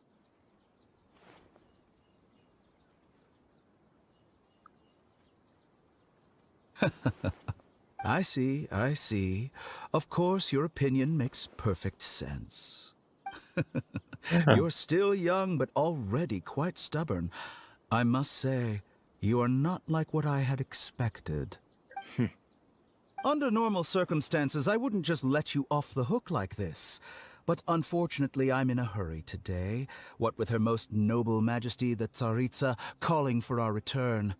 Luckily, there is still some time left for me to take care of everything before I leave. It's just as the Academia said, you're a responsible and gifted scholar. Sadly, even with all of that, you're still lacking a bit of shrewdness. And that's also why people like you can never realize that sooner or later, everyone must pay the price for what they've learned. Okay. Takže to byl pro ně jenom bonus task, který nezískal. Paimon can't help but feel like he's hinting at something unpleasant. He asked a question, yet didn't care for my answer. Perhaps I'm nothing but a talking rock in his eyes. He never came off as malicious, but an utter lack of compassion permeated throughout our conversation. From his tone, I can sense that he's always looked down on others. Can't believe he's actually leaving, though. I can barely believe it myself. But if that's true, the situation will be in our favor. I don't think I missed any details. Frankly speaking, I don't want you to do anything too risky. Now that you know a little more, it should be easier for you to stay safe. Thank you for sharing information as a Steinari. Sorry we can't tell you everything. We appreciate that you helped us anyway. I won't forget your kindness. It's okay. I have an obligation to do so. To be perfectly honest, all of this may have started because of me. Oh. I know. Recently, my master wrote several letters to me, asking me to return to the Academia and assist him with his research. Hasn't he already asked you several times before? Yes, but there's something off about this most recent batch of letters. The handwriting and the tone are both familiar, but some details have been omitted. My master will occasionally leave a few dots on the back of the letter. 1 dot means that he wrote the letter on a sunny day, and 3 dots stand for a rainy day. This has been a habit of his for many years. But I didn't find any dots in his recent letters. I believe something may have happened to him. I get it. Since you are always at Gandharvaville, you would like me, someone already working at the Academia, to investigate this matter, right? I'd like to ask you to do that for me, if you can keep yourself safe. Please withdraw immediately at the first hint of danger. I can do that, but I have a feeling it won't be that simple. The Academia has been working on a big project. I'm not quite sure what it is, but your master might be involved with it. If the higher-ups really are hiding something, then it will be difficult to remove myself from the situation once the investigation starts. If the situation becomes critical, I'll leave the academia. If you don't see me there for an extended period, that's your cue. Alright, we've got a plan. I'll stay at Gandharvaville to support you. If that scenario comes to pass, you must be extra vigilant. And be wary of any messages or direct requests from the academia. I must say, I didn't expect a warning like this from the General Mahamatra. Being loyal to the academia doesn't mean blindly doing whatever the sages say. I know what I'm doing. On that note, aren't you also being quite distrustful of your alma mater? The academia, yes. But my master is a man of integrity. Even when I was a student, I was worried that he'd get in trouble for sticking to his beliefs. I suppose he's lucky to have lasted so long, but in the end, it's still caught up to him. Transition? I see. So you noticed something was up with the academia from the very beginning. This may well be how Sino became involved in all of this. In which case, I must keep my promise and help you however I can. Also, if you run into Sino again, please help me pass on a message to him. Trust your own senses and experiences. I think this may be something he needs to hear right now. Okay, we'll find a chance to tell him. Thanks. Right. Now let's go hunt down this Harbinger. Oh, by the way, which way did the doctor go when he left Pardis Di? That way. Gotcha. Thanks so much. We'll be on our way. See you later. This place will do. Yep. We can hide here while we keep an eye on the boat. Abych se tu taky schoval, prosím. So he didn't lie about leaving Sumeru, but could it really be that simple? Are we sure he's not planning something? Uh-oh. Well, he's seen us. He saw us. Huh? Is he waving at us? It's time to say goodbye. Wait, is he the only person on the boat? Máte možná There's nobody with him? možná Hepejžu nebo And nějakýho hostaže. where are all the soldiers we saw on the port just now? Gone. They were all here just a few minutes ago, but now they vanished. So this was a trap. But there's no one here in all of Port Ormos. Wait, don't tell me that. Všichni zautočili na akademii, aby ji přebrali. Luckily, there is still some time left for me to take care of everything before I leave. The doctor does sail out of the harbor. Oh no. Uh-oh. They might be after Hypatia. Let's get back to Pardis Di. Huh? What do you mean? I remember that Hypatia once connected her consciousness to the balladeer. I'm afraid that she's seen something that she wasn't supposed to see. If I were the Fatui, I would also try to take her away. And if I couldn't... Oh no! Are you saying they're going to kill her? Yep. Let's go! Hypatia's still here. Doesn't look like anyone's broken in. She appears unharmed, but why is she still as a corpse? She just sleeps. Well, how is she? She's sound asleep. Oh, that's good. A to mi nemůžeme. Uh-oh. So, you think this is over? That voice.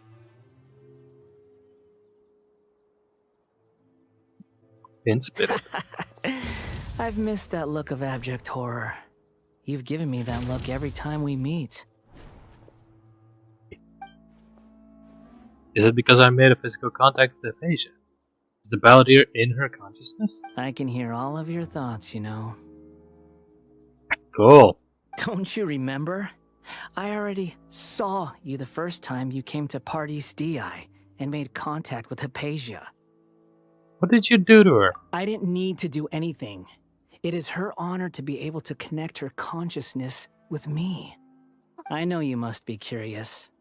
I might as well tell you that I decided to enter Hypatia's consciousness the moment I sensed your touch. But why? I wanted to observe you on a fool's errand. My deification is nearly complete. All that's left now are just some final details. Do you understand? Even if you manage to rescue Lesser Lord Kusanali, it will be impossible for you to defeat a bona fide god like me. Is it wise to force that childlike god into a divine battle against me? Academia acted even faster than we thought. Scholars consider the god of wisdom to be the sum total of their faith. It's how they can justify reverence for a god as they construct it. But this also shows that humanity's worship of gods is a combination of blasphemy and exaltation. It's truly laughable. If you can hear my thoughts, I want to ask you a question. Teďkon bude s ním vést konverzaci myšlenkovitě, aby z toho outside worldu to vypadalo, že se prostě nic neděje. Yes. What is it? You're acting more friendly than usual, or am I mistaken? Yeah, I'm in a good mood, which is why I'm talking to you like this. But are you really okay with how things are going? What do you mean? The Academia plans to infuse our consciousness with the divine knowledge capsules, which is an extremely risky process. Even if the Academia's theories are correct and you manage to gain the wisdom of a god, you'd probably no longer remain yourself. You will become the new Great Devata for the Academia. Even if it means losing yourself, would you still want to become a god? Those words almost make you sound like a friend who actually cares. But you're wrong. I'm different from all of you. I was born to become a god. My entire life up until this point has just been a meaningless routine. Just think about a sheet of paper. By itself, it holds no meaning. The content recorded on it is what gives it value. All I had recorded down before were some painful memories and boring human feelings. Such senseless drivel should have been erased a long time ago. Indeed, to me, the sight of you fools in your futile struggles is far more amusing. Tell me, just what has this world done for you to protect it with such zest and conviction? You wouldn't understand even if I told you. I'm connected to your consciousness, so I can hear what you're thinking, and sense the depth of your determination. This is a good conversation we're having. So here's a word of advice. Let go of your misguided guardian complex. You know nothing about the truth. It'll be for your own good, as well as everyone else's. Humans are a species that can only find bliss in ignorance. He's not wrong. If that is what you believe, then why did you keep your connection with Hypatia? Surely with the power you've come to possess, you can cut her off with just a thought. Ah, you've seen my affection for her. If you were in my position, I think you'd feel the same way. She peered into my consciousness and saw my past. Someone like that is qualified to become my first follower. All gods need followers. So Hypatia has been chosen. Her appearance heralds my imminent arrival at the throne of divinity, while her worship shall become my glory. Is that so? You're doubting me again? No matter.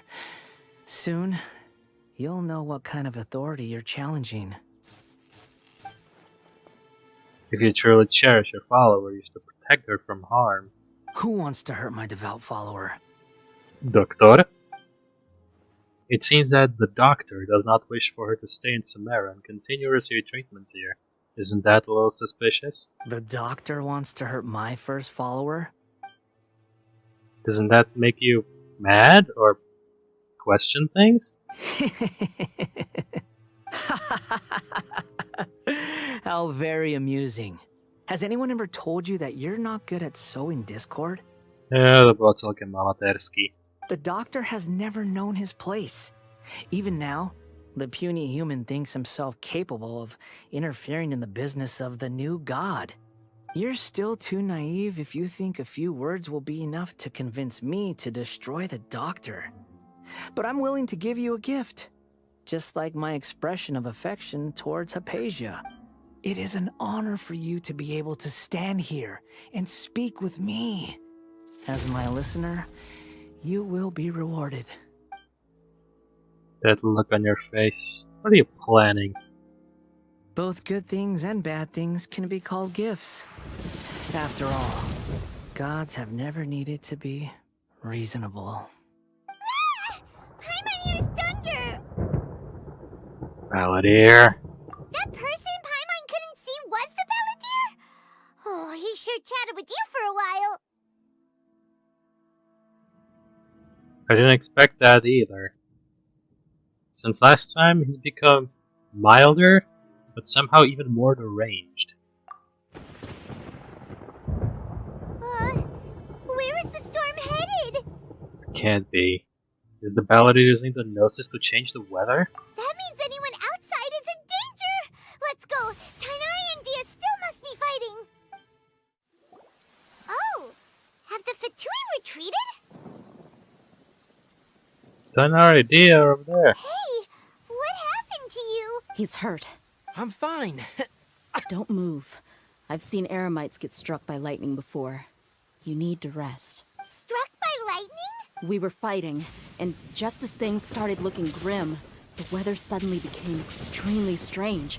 Lightning started attacking everyone, almost as if it were alive. Luckily, there were only two of us, and both of us were nimble enough to dodge most of the strikes.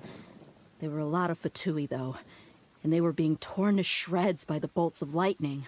With that, all the Fatui soldiers were forced to retreat. I'm really sorry. Why are you sorry? I might have triggered the thunder and lightning. It's alright. I'm sure you also never expected this to happen. Don't blame yourself. My wound aside, you look like you've seen something unpleasant. Is Hypatia alright? Hypatia's fine, but I want to tell you something. Hey, didn't I tell you not to move? Just in case. Let's go to Hypatia's place and talk about things there. Okay, that wraps things up for us here at Party's DI. Traveler, it's about time we rendezvous with the others at the Grand Bazaar. Let's continue to keep a low profile. You can head there once you're ready. All right, everyone is here. Yep, všichni čtyři. How did everything go? Any luck with your missions? Let's report back one by one. I'll start first. Všichni reportnou v tom průběhu, jak jsme jim pomohli. We've made the necessary modifications to the Akasha terminal. In addition, the props required are also ready. I'll go next. The Traveler and I went to Party's DI. The situation was a bit complicated, but we found Tighnari. Unfortunately, he was wounded during a fight. Who was behind it? Well, that's the tough part. What should I say, Traveler? The Fatui or the Balladeer? Let's go with the Balladeer. It was the Balladeer. After some back and forth, we confirmed that the doctor has left Sumeru by boat. He has something urgent to attend to back in Snezhnaya. So, we've successfully removed the doctor from the picture. Also, Tighnari's already resting, so he'll be okay. Good. Oh, Tighnari also asked us to tell you this message. Trust your own senses and experiences. All right. I'll remember that. Everything also went smoothly on my side. The eremites should have arrived at their destination by now. To avoid alerting the quarry, they will stay there for now. I can't believe you actually got so many eremites into Sumeru City. It's all thanks to Rahman and his brave team, as well as their bold strategy. It appears to have been very effective. I'm glad to hear it. Well, is that everything? Okay, this meeting is adjourned. Huh? Wait, you mean that's it? Well, what else is there to discuss? Shouldn't you end with some words of encouragement? You know, to fire us up now? Personally, I'd rather we all go home and get some rest. Damn. I'll hate them, you... Oh, and if you wanted someone to say something to that effect, then I must reiterate that I'm here to strategize and not to lead. So you should find someone more suitable to do that. But I thought all of you Academia big shots were great speakers. Then I should remind you that I'm the scribe. I know that. So what? A scribe is responsible for recording meetings, not speaking. Fine, whatever. Правда? Well, Cyno doesn't seem to be much of a talker either. I guess that leaves it to my employer. Employer? Yep, the Traveler hired me. She asked for a smile as her payment. That's right. So come on, boss. What do you have to say for the team? Yeah, say something to boost morale. Huh? What are you all doing here? Типа, Нилу? Oh, it's Nilu! Hey, Nilu! Hey everyone. I'm not disturbing you, am I? Not at all. Damn. I was actually just about to go find you. Judging from the group and all your serious faces, you were discussing something important, weren't you? But you also look like you're up to no good. Seems pretty interesting. Welcome, Nilu. Would you like to join us? Huh? Join you? Наводится на žádný kontext. You mean you also want to discuss something important with me? Yes. Something very important. Nilu, are there any breaks in your performance schedule in the upcoming days? Huh? Wait, you're seriously inviting me? I'll make them taste Nilu of the plan on your birthday. Nilu's shocked at first, but is in line before she's bubbling with excitement. I can't believe my ears. You are truly the bravest and most passionate people of Sumeru, well, that I've ever met. Oh, right. The Traveler and Paimon are not from Sumeru, but you are awesome as well. That's right! I must admit that I'm a little scared, but I'll try my best for Lesser Lord Kusanali. If I can somehow use my abilities to help you, then count me in. Remember. Damn. Believe in yourself. Okay. I'll get my friends at the Grand Bazaar to help us tomorrow. Just remember not to say too much. Be discreet. Yep, you got it. All the preparations are done. Now, can we finally conclude this meeting? Yeah, tomorrow we are going to save a god. So, have you thought up what you'd like to say, boss? It's hard to believe everything that has happened until now. But our actions tomorrow will bring change to many things. Yep, it's a grand plan and we're all super awesome! That's right. So, just get a good night's sleep, everyone. Well said. A good night's rest before an operation can be the difference between success and failure. Thankfully, I've had my place to myself recently. It's been nice and quiet. Huh? Oh, nothing. Alright, let's all go home and get a good night's sleep so we can be up early tomorrow. Okay. So I guess that means it's time to say goodnight now. Yep! Good night, everyone! Good night. Indeed. Known as the House of Dana, it is quite possibly the most extensive special collections library in Teyvat. There are a lot of students going through here. Is it really okay just to waltz right in? The Academia marches to a fast beat, especially since it's Nyagarbaha Day. They're all occupied with their own matters. Just act natural. Now, hurry along.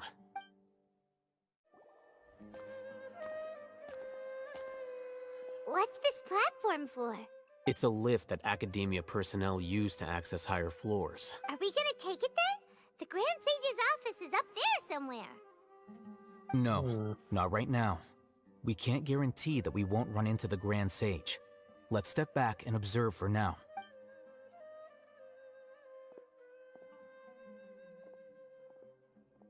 You think the Grand Sage will exit from there? And after he does, we'd sneak past him? Oh, Paimon thinks that's really dangerous. Who knows? However, if we can confirm Azar's current location, our operation will be much safer if we... Allow me to offer you a hint. If you wish to know his location, look behind you. What the? What's Grand Sage Azar doing here? Do not tell me you believed the Academia would not grow suspicious of you after such a prolonged absence, Scribe. An eyewitness had informed me of your whereabouts, so I came to personally welcome you. Grand Sage, I didn't expect you to care so much about me.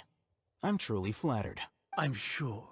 But compared to you, I am far more interested in these two unexpected guests. You are the Traveler and Paimon, correct? Lumina, by the way. It's a pity that only now have I been afforded the opportunity to formally meet two of Sumeru's most esteemed guests. I do apologize for my lack of decorum. Yeah, let's talk. Excellent. You immediately initiated discussion instead of attempting to prepare some perfunctory excuse. You clearly understand the situation at hand and have no intention of making a reckless stand. To se rýmovalo, ne?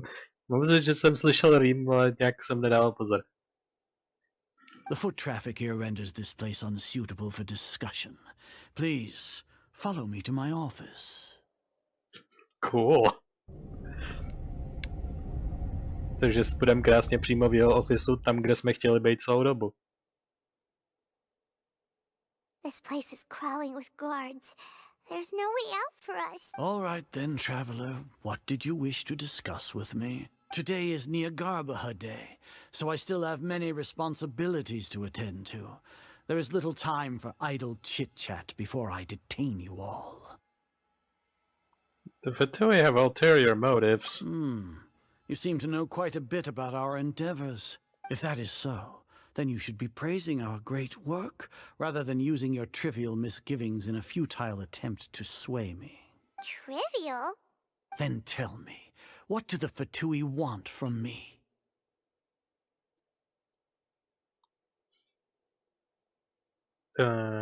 Perhaps a gnosis, unless they already have it? Worthless. Those are all completely worthless. Benefits, divine power. These materialistic words do nothing but debase our great work. Creating a god. Yes, we are using human wisdom to create a god. If humanity cannot attain omniscience and omnipotence, then we shall create a god to reveal them. This is the pinnacle of human wisdom. We shall regain a god's guidance at long last. No longer will we flounder in the interminable void of consciousness and knowledge. Even Ermin's soul will be freed from its plight. For our nation of scholars, this is the ultimate aspiration. No cost is too great to realize it. You say it's the pinnacle of human wisdom, but in the end you're still relying on a god. You will never understand the rapture of having a god be born within your very hands. With your degree of knowledge, you cannot even comprehend such an emotion. You already have a god of your own. Gods exist on a plane that far eclipses humanity's. Lesser Lord Kusanali. What can she even do? Care for the people? Fend off sandstorms? Fabricate silly fairy tales? These are but child's play for the academia. Does that make us equal to the gods? We are a people favored by Greater Lord Rukadevata. Though I may have personally not seen it, our forefathers bore witness to true wisdom. The ascension of the Lesser Lord has brought nothing but bewilderment to the scholars. They all ask, is that truly what true wisdom is supposed to look like? With that in mind, it is better to keep her isolated in the sanctuary of Suristhana, so our academy will not become embroiled in turmoil. What a pathetic justification! Do you really think that only the super smart or powerful should be able to call themselves gods? Yeah, that's the arrogance of the scholars. Don't know what they can say or do. As per your judgment, Grand Sage, they are indeed dangerous individuals. Not only are they acting against the academia, but their ideologies have the potential to lead scholars astray. Looks like there really was merit in my assignment. Hatham? Are you talking about us? Bude dělat to, jako že se bude snažit z toho aspoň von vyvlíct, aby aspoň von byl jako safe a mohl pokračovat v plánu nějak dál.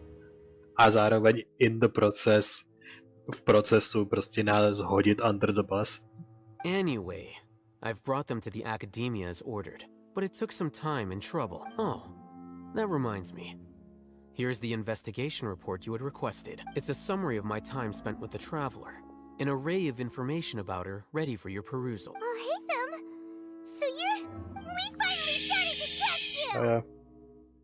Jo. A on mu dá nějaký to jiný?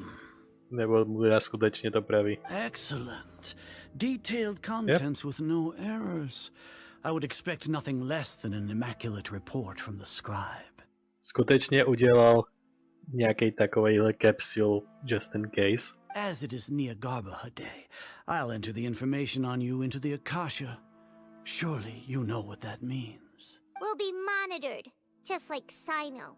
With the Akasha's calculation prowess, all of your actions will be predicted with an accuracy of at least 98%. Furthermore, your data will be updated in real time whenever new information presents itself. To put it into words you can understand, wherever you go, you will be walking under an invisible leash. This is Sumeru's greatest penalty for dishonest persons.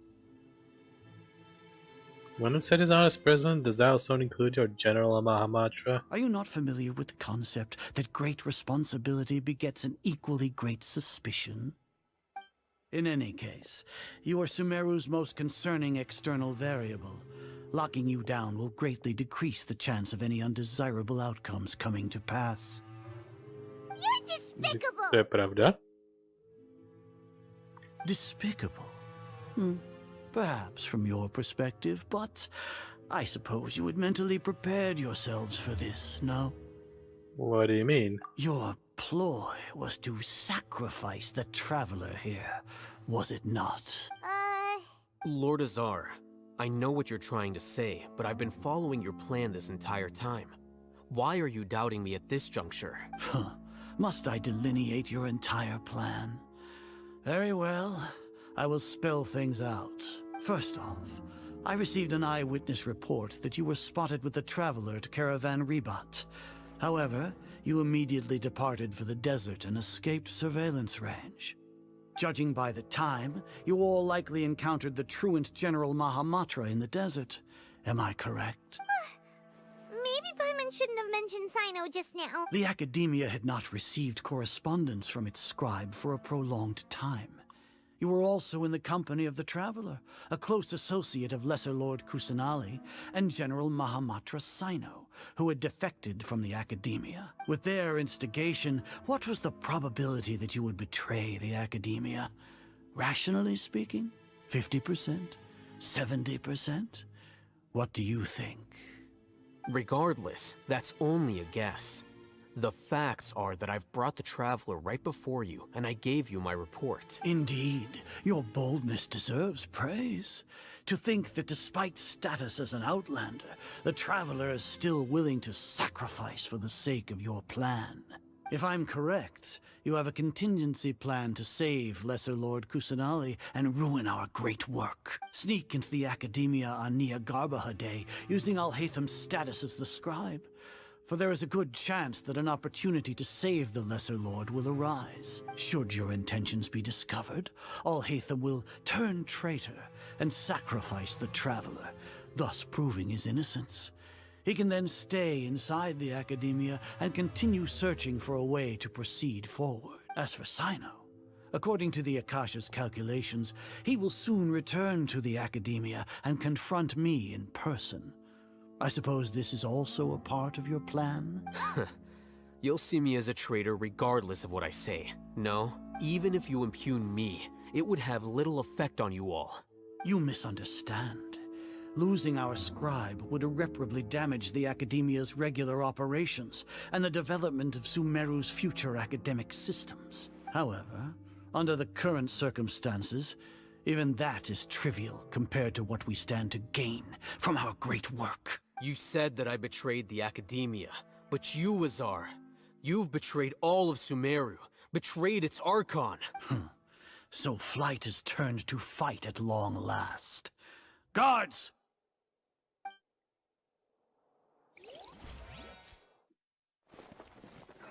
Velký cinematik, jo?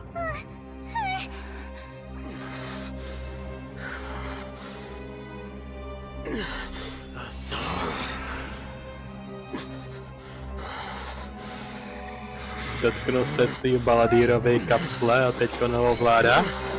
Jo. On to Well, udělal. what do we have here? So you stole that divine knowledge capsule. Traitor. You did it. You traitor!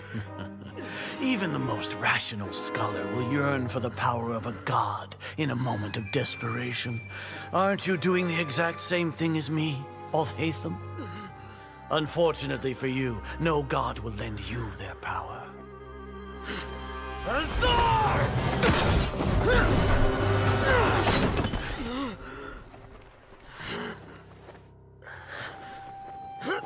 Shodil si lampičku. Gratuluju. He has gone completely insane. Clonk.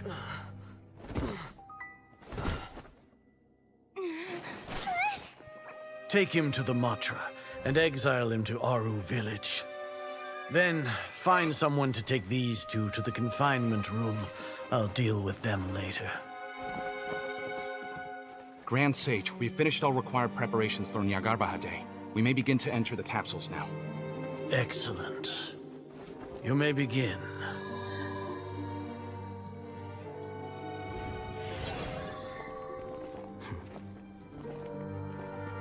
Takže to byl fake? Nebo to byl součástí plánu? Damn. Oh, big cinematic, jo? Si budou určitě říkat, what the fuck is she doing here? Nope.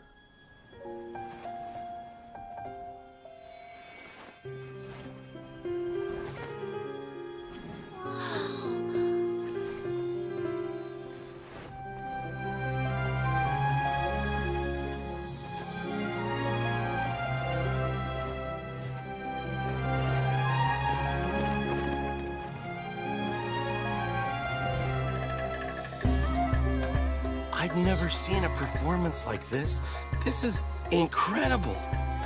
Yeah, but I heard that public performances like these have been banned. I can't believe she's doing this here.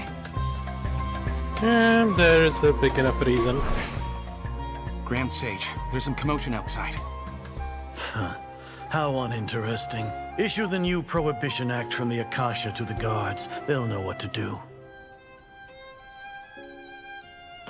Do you think we should, stop her? Let's just watch for a little bit longer. Měli by jí zastavit, ale...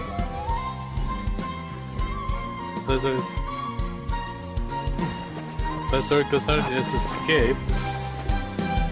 Jak to můžou vědět, jako lesser personality has escaped? Tam that's not the end. Well, the guards are coming. A jako teď udělá co?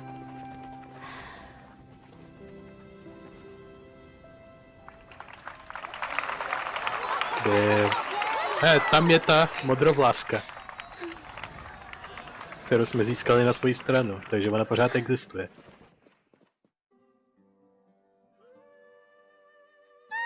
no wonder you've been wearing your Akasha terminal today. It's the one that Alhaitham modified. Aha. Paimon thought they'd take our Akasha terminals when they locked us up in here. Were they being careless? That wasn't because of carelessness, but because of arrogance. They think that the Akasha is completely under their control. Alright, so what now? We first need to find the place with the best signal in this room, and then try to connect with Nahida. Sounds easy enough. We can finally talk with Nahida after all this time. Let's do it. And...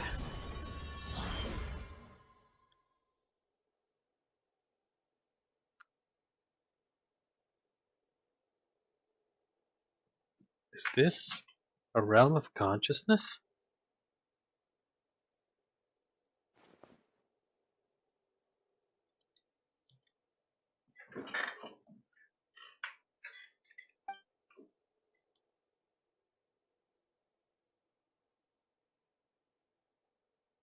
Nahida's not moving. She really is still up for consciousness. We need to think of a way to wake her up.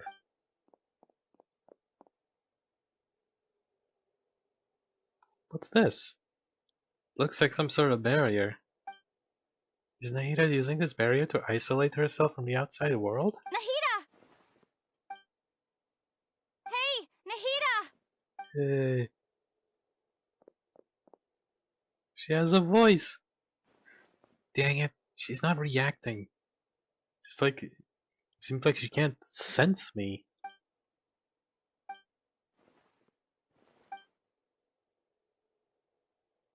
When did it first start? Oh, right. It started from the moment I was born. Okay. I want to become a worthy Archon. So I've kept studying. Kept listening to my people and their hearts. Kept looking for a way to save Irminsul. So I can catch up. Catch up to Greater Lord Rukkhadevata. But I'm stuck in the sanctuary of Surasthana. The sages are creating a god to replace me. And I'm forced to lock my consciousness in this boundless darkness. Nahida! Is there really nothing I can do? She's right here in front of me. I can't just give up now. I'd already left her behind when the doctor first appeared. I can't do that something like that again. Nahida! Teďko na tu bariéru zautočím. Rasengan! It's so quiet here. Now that I think of it, I don't think I've ever actually listened to my own inner voice. Do Archons have them? Should Archons have them? Have I been doing the right thing? Am I really not needed? How do I really feel about all of this? Well... It's so quiet here. Since you're the god of wisdom, you've known the answers to all these questions since the very beginning, haven't you? Who are you? Whose voice is that? It sounds familiar. You're right, though.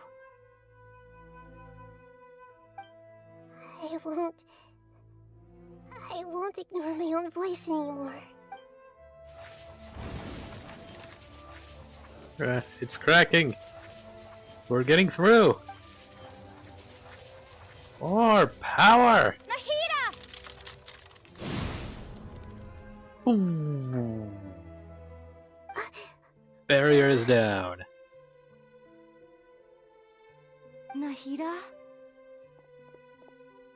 Hi. Did you wake me up?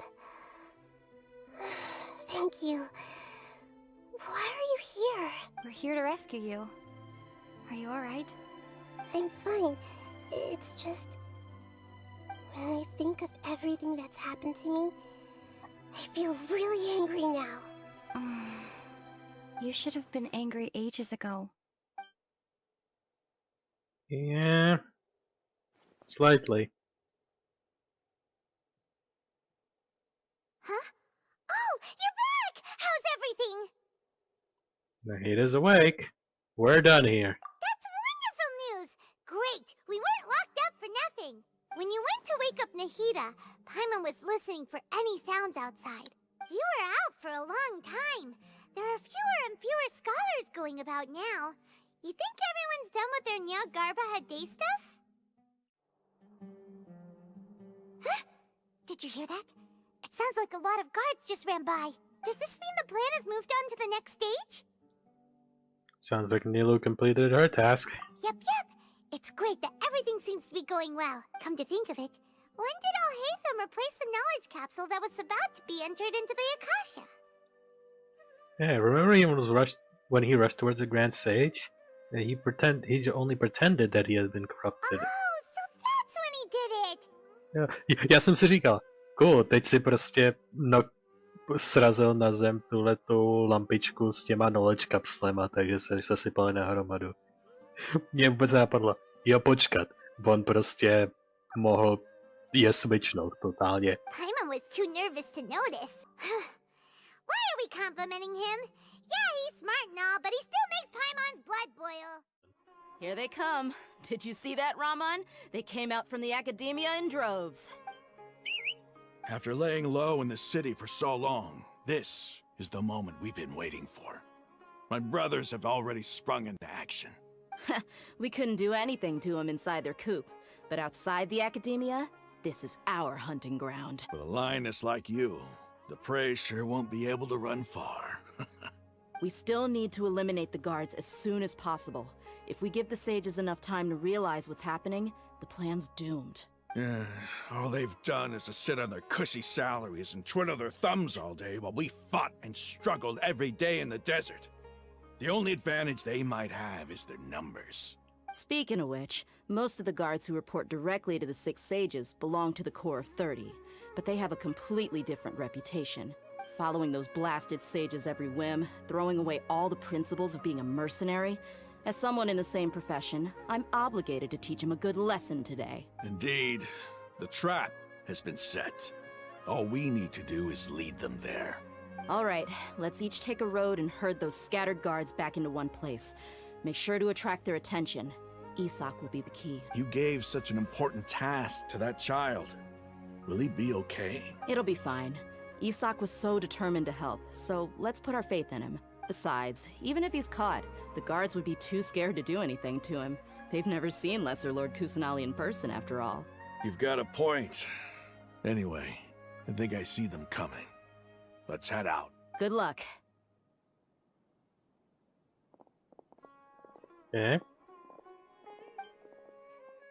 Samozřejmě, že jako that's the thing. How did she disappear? Did we lose her?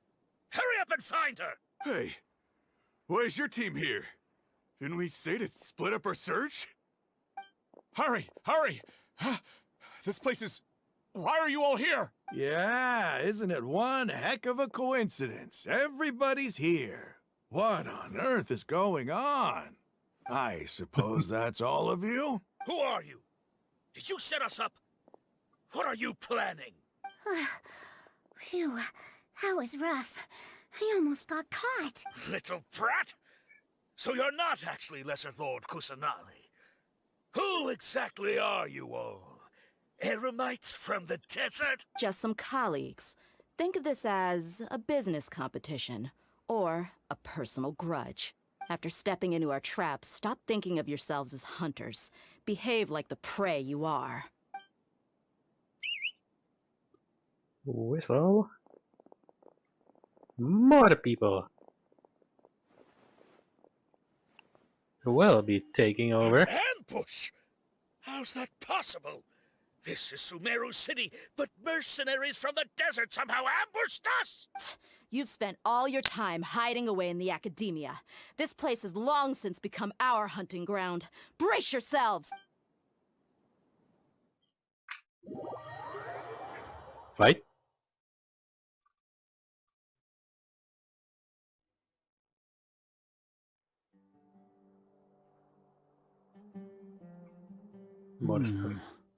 This is odd. The academia has quieted down after the conclusion of the Niagarbha Day ceremonies, but it's much quieter than usual. Where are the guards? Why have I not seen a single one? Guards? Guards! Grand Sage, how may I be of assistance? I called for the guards. Why did you come? My apologies, Grand Sage. Right now, all Academia guards have entered the city to perform the ordered arrest. I thought you knew. Arrest? Who is there to arrest? I have an ominous feeling. Arrest Lesser Lord Kusanali, right? Is that not what the order was? Lesser Lord Kusanali? You mean she has disappeared? Yes. I wouldn't dare make up something like that. Right now, everyone is in a panic, and many are saying that Lesser Lord Kusanali will take revenge on us. What happened? Just what is going on? Lesser Lord Kusanali somehow escaped? Was it Alhaitham and his party that freed her? That's impossible. The Academia is heavily guarded today, and any order to release Lesser Lord Kusanali would be strictly confidential. Besides, Alhaitham and the Traveler are already in our hands. What manner of trickery did they employ? How could Lesser Lord Kusanali disappear into thin air? Disappear? Wait. How was the arrest order distributed to the guards? It was issued by the Akasha earlier today. Only you have the authority to send messages like that, so I thought it was your order. Let me check.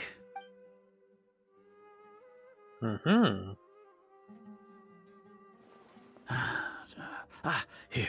Lesser Lord Kusanali has escaped from the sanctuary of Surasthana. Go to the city and arrest the escapee immediately. The Akasha indeed contains this information, and it clearly appeared in my mind. How did they bypass my permissions to issue this kind of message? Was it the report about the Traveler that Alhaitham submitted? No. I specifically checked that knowledge capsule before entering it into the Akasha. Could that have been a red herring? Well, even if I figure it out now, it won't make any difference. The important thing now is to confirm Lesser Lord Kusanali's status. Have you been to the sanctuary of Surasthana to confirm that Lesser Lord Kusanali has indeed escaped? Confirm? No, I haven't. It may be a bit offensive to say this, but Grand Sage, what you're saying doesn't make any sense. How can the information in the Akasha be inaccurate? What the Akasha decrees is fact. That is common knowledge to all of us. If we have to confirm the information and knowledge from the Akasha ourselves, then how is that any different from us learning that information ourselves? Wouldn't Greater Lord Rukkhadevata's legacy lose its meaning that way?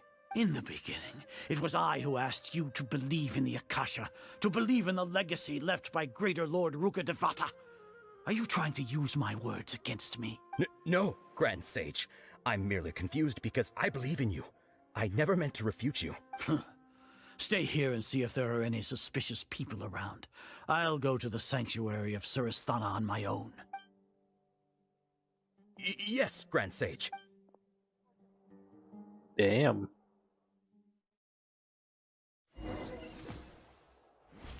Do we have a moment?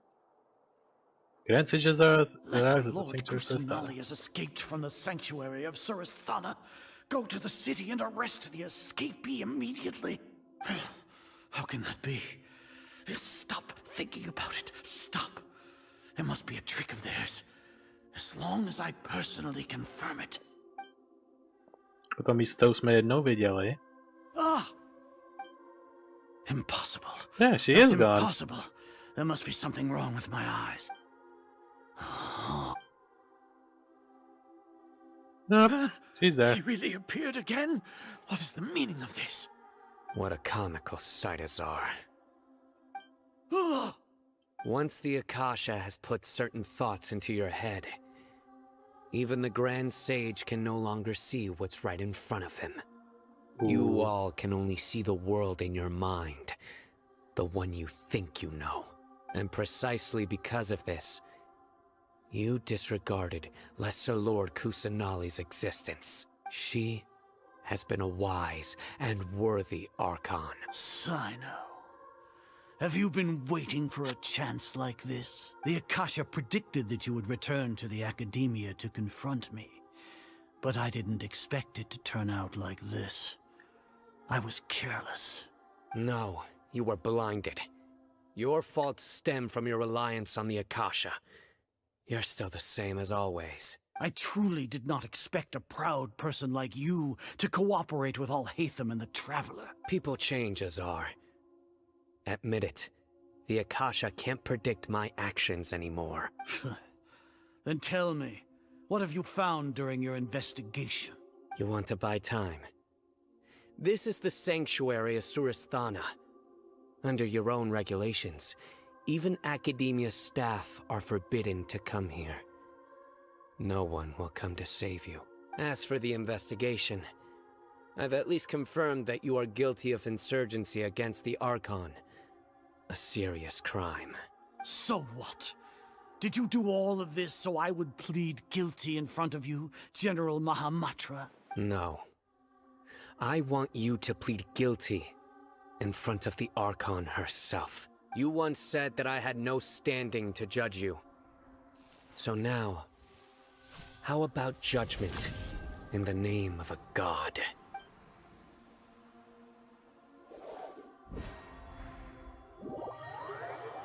Okay. Where are we jumping off to now? How long do we have to wait? Paimon wants to know how things are going out there. No. Věci pokračují. Paimon hasn't heard any sounds outside for a while. Hopefully something bad didn't happen. Well, we have to trust our friends. Yeah, but aren't you scared that we might be locked up in here for the rest of our lives? Thinking about it, at least Paimon has you. We could still chat like this. When Paimon thinks of Nahida being imprisoned alone in the sanctuary of Surasthana, Paimon can't help but feel sorry for her. Hey. Dia? Yup. I called it. Your savior. Dia likvidovala celou akademii. Paimon just knew you would come to rescue us! You were scared of your wits just a moment ago. You two really owe me some big thanks. I had to search through who knows how many guards to find the key here. It felt even more tiring than whacking them. I'm exhausted. Thanks a lot. Need Paimon to rub your shoulders? What?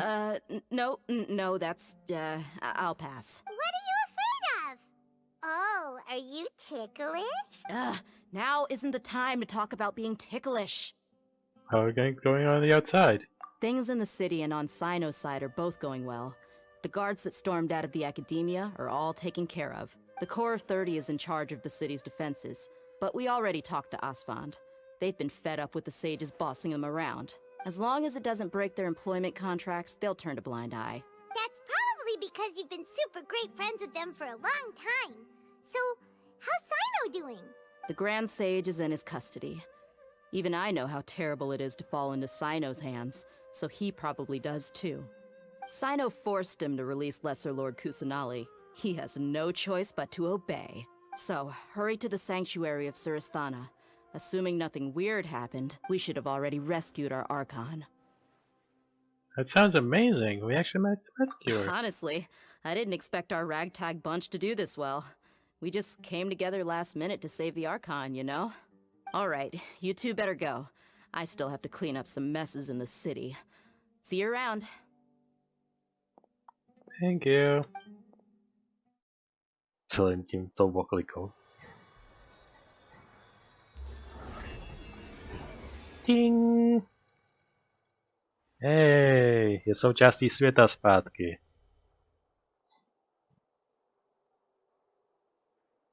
Nahida! Hey, face to face.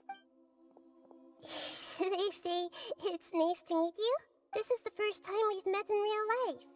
Before, we've only met in dreams, consciousness, or when I was in someone else's body. We finally meet for real, Nahida.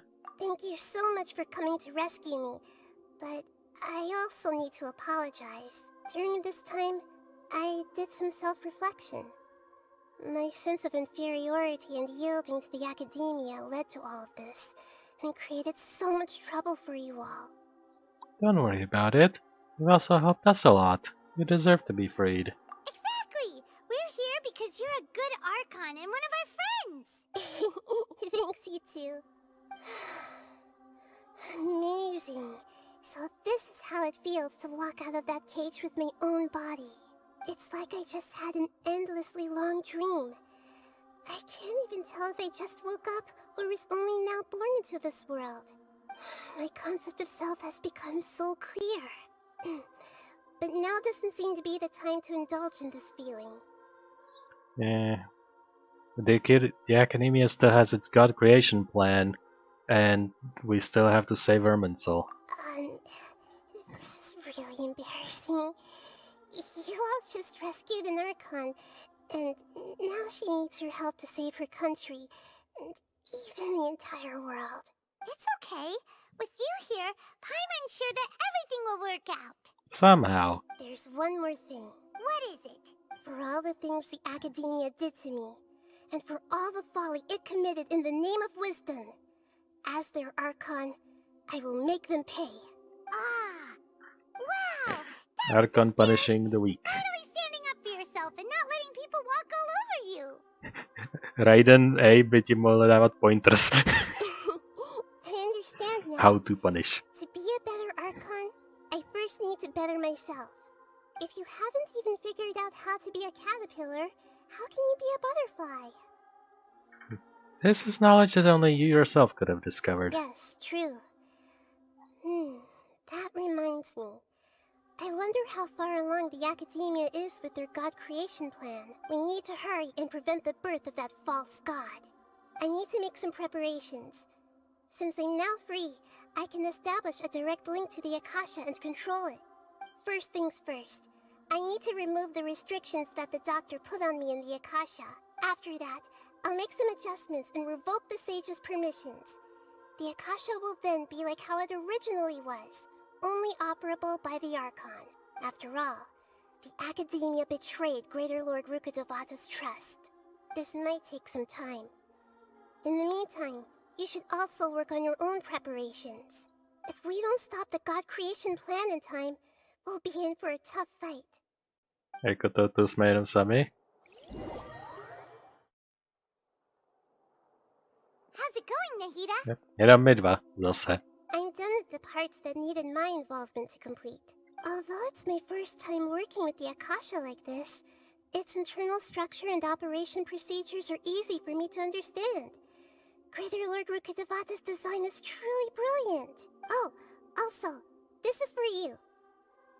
Okay. Huh? What's this little floaty thingy? It's a small device I put together just now. You can think of it as an upgraded Akasha terminal. You may not need it right now, but it should be helpful in certain situations. Wait! This thing has the same characteristics as Paimon! We're both small things that float! Oh, all the things that make Paimon special got copied! When Paimon appears with the Traveler from now on, people won't remember Paimon because she isn't unique anymore! Are you actually upset? It looks completely different. It's alright, Paimon. It can't replace you. It's only a flying device. But you're the Traveler's irreplaceable friend. You're so good at comforting people, Nahida. If only the Traveler was as smart as you. I was simply telling you what I feel to be the truth. I wasn't trying to comfort you. Damn. Nahida, you're a natural at this. What you just said made Paimon even happier. To prostě poslouchá, co By chce. the way, there's something I need to confess. Even though I'm the Archon and in control of myself again, I'm not very good at fighting. You may have heard that an Archon's power is derived from their people's faith. However, I'm not as well loved as Greater Lord Rukkhadevata. If we get into a situation where combat is our only option, I'll have to count on you, and I'll do my best to provide support. What is this place? Is this really the way we need to go? Wow. Who would have thought there'd be a place like this hidden right slap bang in the middle of the city? The sages wanted to realize their god creation plan without being discovered. The safest and most convenient way would be to build within the Academia itself. That's true. They were already hiding one god, so why not two? Judging from the structure here, the project is a huge undertaking. The sages really saw the god creation plan as their ultimate goal. But this place doesn't look like it could have been constructed by the Academia alone. Tohle je moc industriální. The Fatui under the Doctor sure didn't hold back. They provided a lot of technological support. It's to help one of their own harbingers become a god after all. Yeah, or else they wouldn't have been that generous. Is that it, though? I've always thought that this Doctor is different from the Academia sages. He doesn't seem to share their sense of urgency. Instead of being interested in the end product, it's like he's enjoying the experimental process. The Fatui Harbingers are all such weirdos. So, the Doctor being weird is actually normal. So, this Fatui that they're trying to turn into a god is called the Balladeer? We had previously come into contact with his consciousness. He harbors particularly strong obsessions. One is the desire for a gnosis, since he was created to be the vessel for one. The other obsession is probably related to his past. I can't quite explain it. Paimon knows that he was a prototype puppet for the Raiden Shogun before he became a Fatui Harbinger. Prototype for the Raiden Shogun. That's why he wants a gnosis so badly. There's no way he'd willingly be a test subject. Now with that temper and ego of his.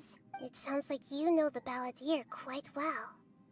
We've had a few encounters, but none of them were quite pleasant. I see. Tell me more about him and what he's like. The more we know now, the better we can plan for and react to any future situation. With everything you know z našich adventur si na Zemi. I see. How fascinating. Alright, time to go. Let's get through here and meet him in person. Looking at its operational status, we must prepare for the worst. The god they wanted to create is likely close to completion or already completed. It's not a surprise, honestly. I've already seen him control the weather. Oh no, what should we do? Paimon can't imagine how hard it would be to fight against a Fatui Harbinger with a gnosis. Are you nervous, Paimon? If you really want to know, of course Paimon's nervous. Aren't you too, Nahida? Yes, I am. This is probably the first time I faced with a calamity of this degree since my birth. I feel not just nervous, but curious as well. Curious? Curious about what? Curious about our fate. To me, everything we perceive in this world, everything we learn, and everything that happens to us is considered knowledge. And if it's a form of knowledge, then it can be understood. However, only fate is about that which has yet to occur. So it has always drawn my curiosity. So to me, fate is the ultimate knowledge. That's also why I love observing humans and all the things that happen to them. It all brings me great satisfaction. And now, at long last, I'm not just an observer anymore. I will personally experience my own fate with you by my side. Isn't this such a wonderfully exciting thing? Yeah, stačí doufat, že neumřeš a you're good. Ah, so that's what you mean. Paimon thinks she understands what you're feeling. I also look forward to it. Agreed. We're Okay, not gonna let's lose. continue on. I can sense his aura from here.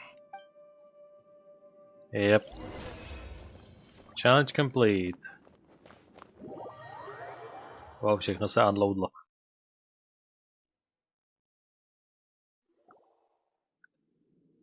Loaduje se celá separátní zóna.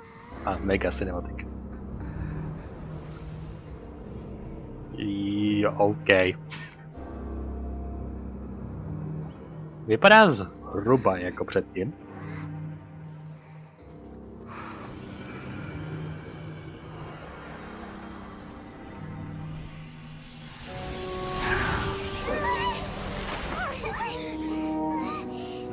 Nikoho na pomoc jsme si to nepřitáhli. Really. The world would be so eager for my birth.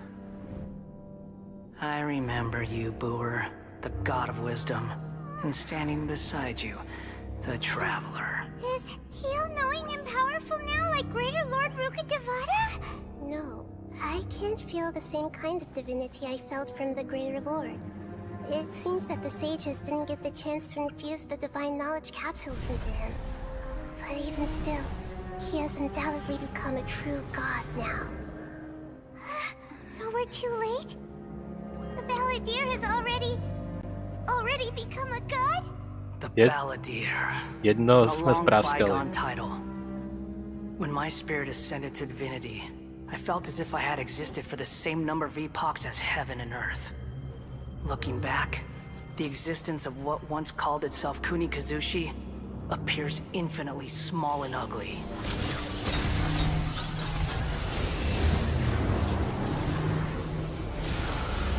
Okay. Shoki no Kami, the prodigal something. Aura. It really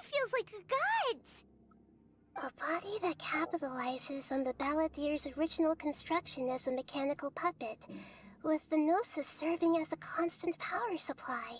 How much effort and resources did the sages put into this? From a purely technological perspective, it's a commendable achievement indeed.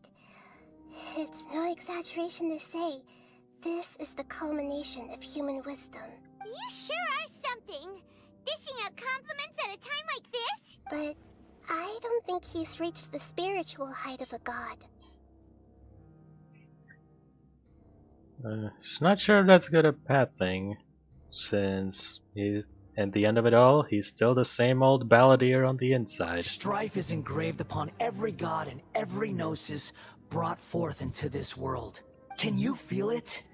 The exhilaration of such power, and the thrill of anticipation for our contention. Nahida wouldn't feel the same things as you! Do you not realize that you are interrupting a conversation between gods? Lowly creature, know your place.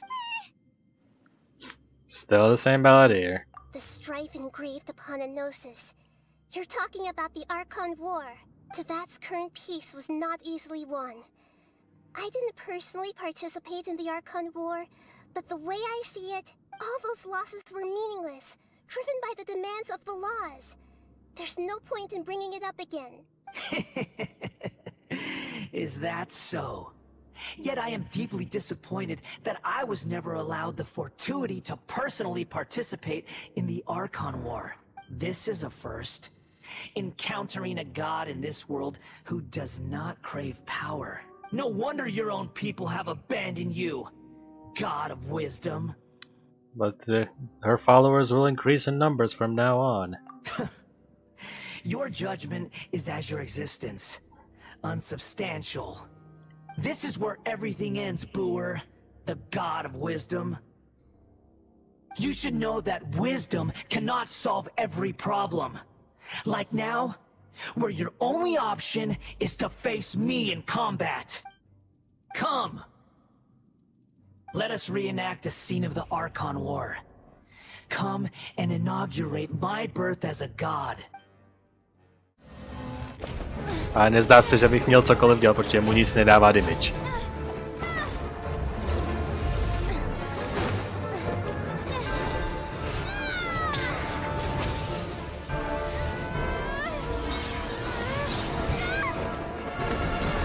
No, tak snadný to nebude.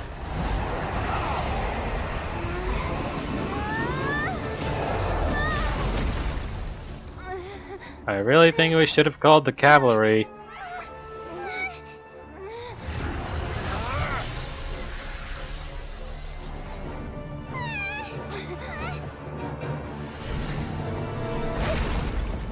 Squish.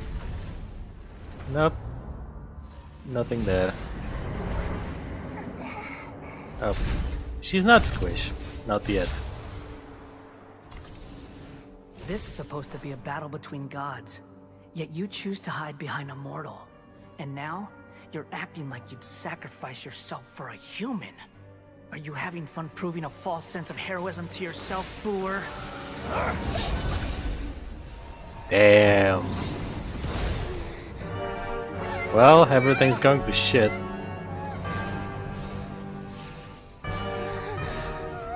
The data collection is almost complete. Do you even know how many times you've tried to take my Gnosis from me?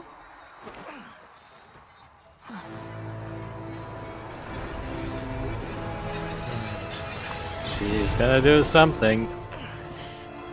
Ale nebojovat, protože to neumí.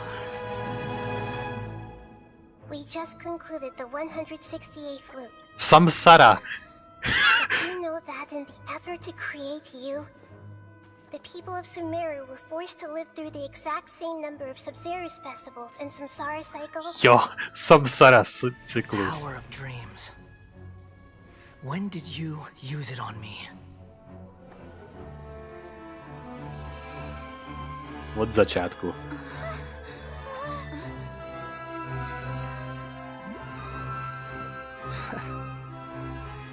You can't even defeat me in a dream. What do you hope to achieve with this little trick? Come, traveler.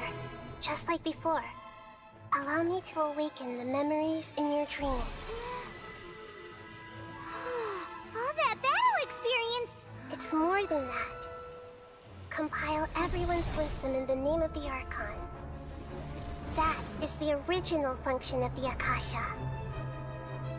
I've sent everything that happened just now to the people of Sumeru in the form of knowledge. I've asked them to help you find a way to defeat the false god. Jako co mají jako vymyslet.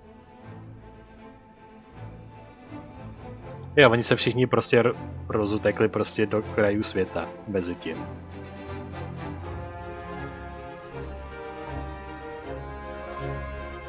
Now, all of Sumeru's wisdom is at your disposal. Meaningless tricks won't save you.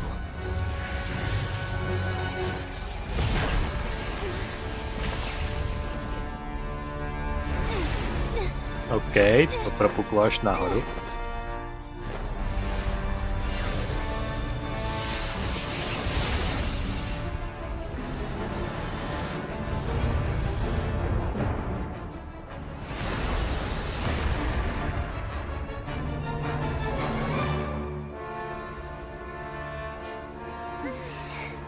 Well, yes.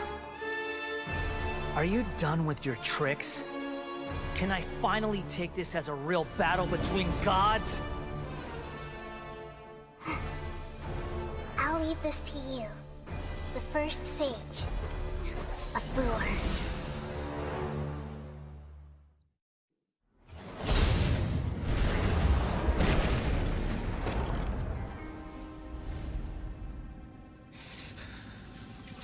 Humans.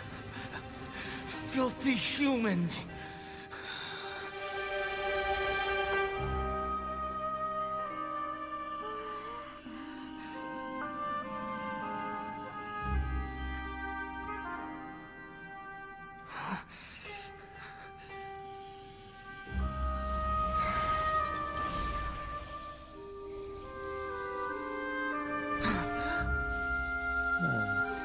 Tak, Gnosis od Raiden Shogun.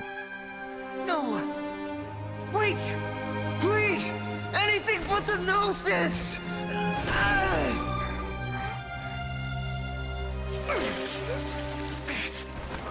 That's mine! Don't even try! Ne, je to tvý mámy. Never go back!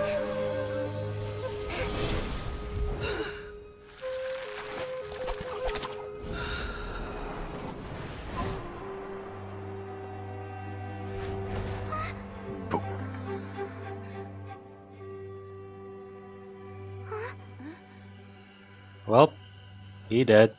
We haven't yet found the answer to the most important mystery. Irminsul is still waiting to be saved. Jo, to taky With asi. the power of another Gnosis, we may now finally understand the last memory of Greater Lord Rukkhadevata. Co by o tom věděla Shogun? This is... That's right. This is the last memory of my predecessor.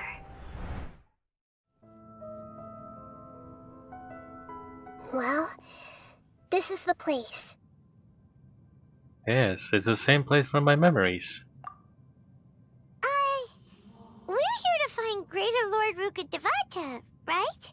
But Co když je the strom? one standing over there is... No, Rukkhada se převtělila do Nahiry, tak by to dávalo smysl. Is that... me? She looks exactly like me. Are you Greater Lord Rukkhadevata? Yes, that's me. Are you surprised by my appearance? You almost look... You look exactly alike. Irminsul and the surrounding lands have been reproduced here as they were years ago. But this is just a realm of consciousness. We are manifestations of the same nature. Hence why we would appear exactly the same. Wow. We're of the same nature. Why? Because you are me, and I am you. Wow. You are me in the new samsara. The new samsara? As Greater Lord Rukkhadevata, I'm the avatar of Irminsul. And you are the purest branch snapped from Irminsul. Imagine it this way.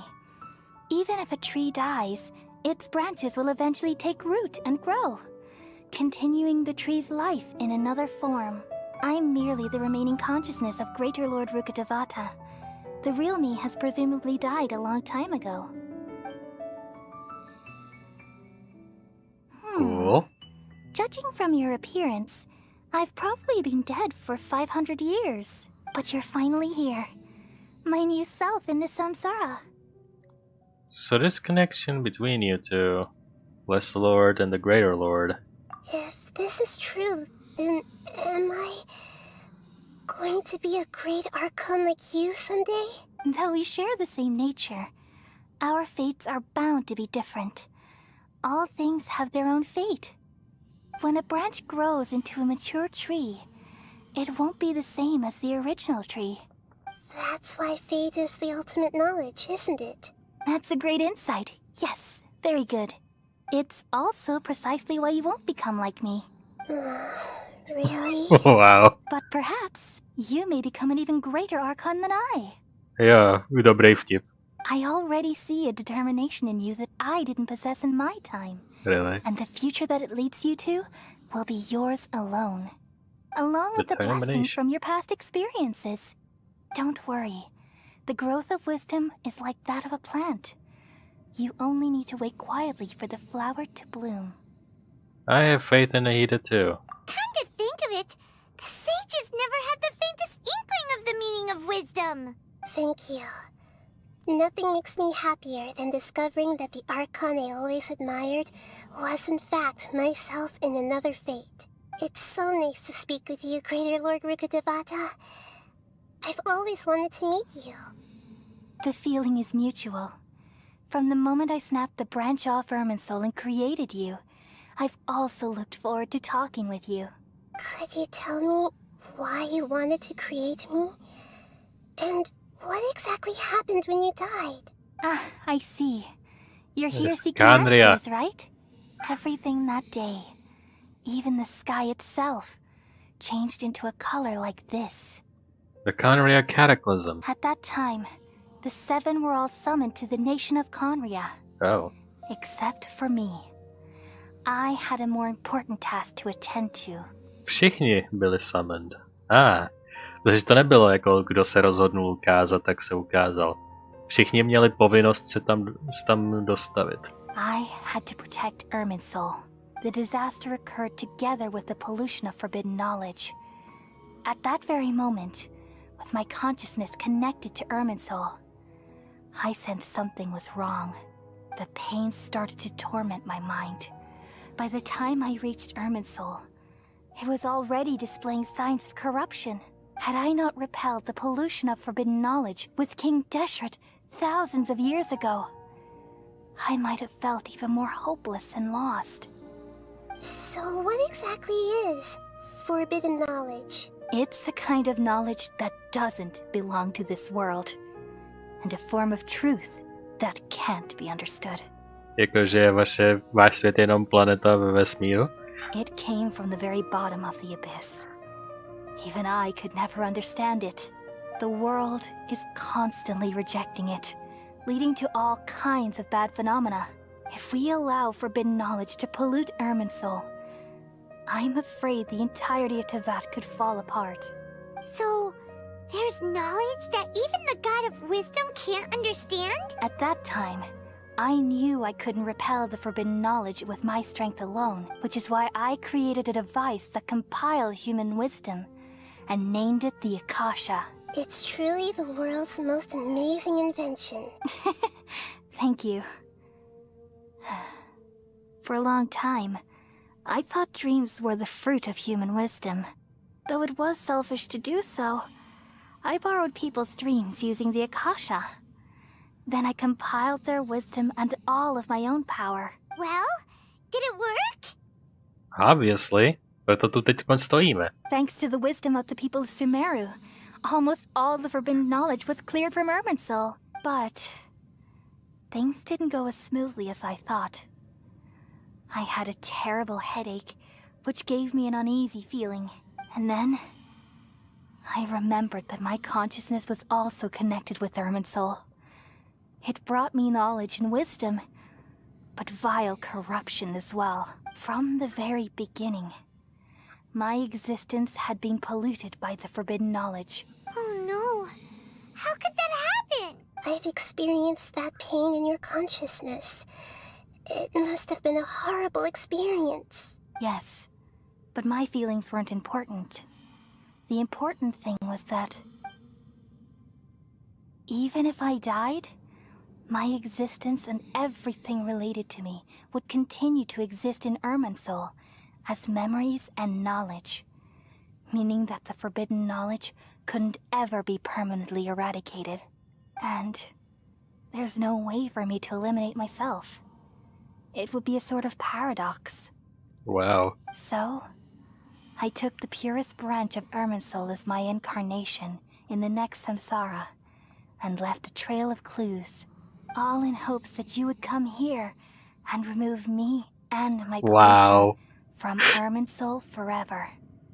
That is deep and sad. I'm excited. Wait, no, I can't. So you realize what that implies? You are very smart indeed. Irminsul has all the knowledge and memories of this world. And as you've realized just now, removing me from Irminsul means I essentially will never have existed in this world. Whoa. But this is the only way to save Irminsul. Jak to bude fungovat? Jako, že prostě nikdo si na to nespomene, kdo je na té planetě? People love you so much and they've missed you so much over the past 500 years. I am exactly the same. So how can we just forget you like this? Is there really no other way? There must be something else I can do. You're the god of wisdom, Boer. You should know that there is no other way. But this is so cruel. I don't want to forget you. No need to feel so sad, Boer. As someone who delights in wisdom, you should feel joy at finally finding the answer. Některé otázky se nemají zodpovídat, protože odpověď na některé otázky může být hodně hnusná. Jako třeba tahle. These are the words in their entirety. The answer you've been seeking all along. Let the world completely forget me.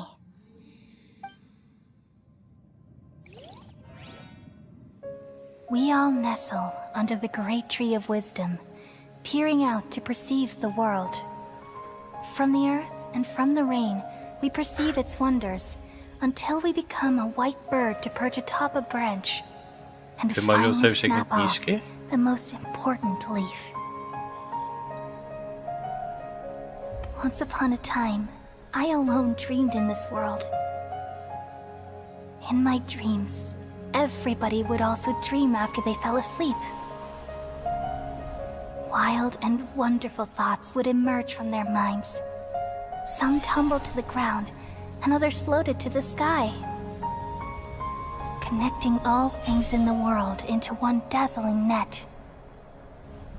Among a plethora of worlds were numerous smaller worlds, all of fate, finding within the tapestry their brilliant glow. I gradually understood that these indescribable and constantly changing things are the most profound things in the world. Only they can completely repel the madness. Only dreams can awaken consciousness from the deepest darkness.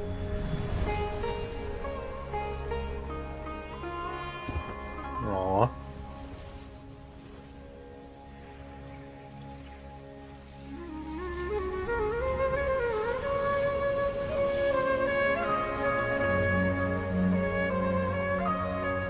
Vymizení I'm the někoho one who by posed je this klasika. question, yet also the one who sought a solution. Saving the world with the dreams of the people used to be my answer. And now, you've also found your own answer, and I shall return all the dreams to the people.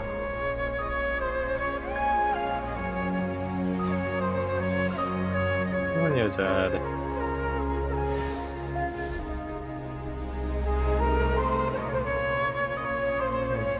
Olej! Goodbye, people of Sumeru.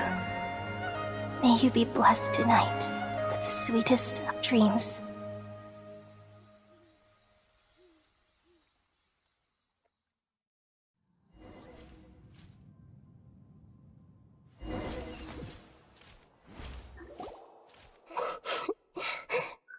Well, are you alright? I'm alright. I'm just a little confused. What are you confused about, I wonder? We've just saved the world, right? So why am I crying? Don't tell me. I don't know where this feeling inside of me is coming from, but I feel very sad. Do you remember what happened? Just now, we used the power of two gnosis to successfully connect with the Ermin soul consciousness from 500 years ago. Then, we removed the remaining pollution from Merman's soul. Já to věděl! Já to věděl! Samozřejmě jsi to neřekl, ale já jsem to tušil vnitřně celou dobu.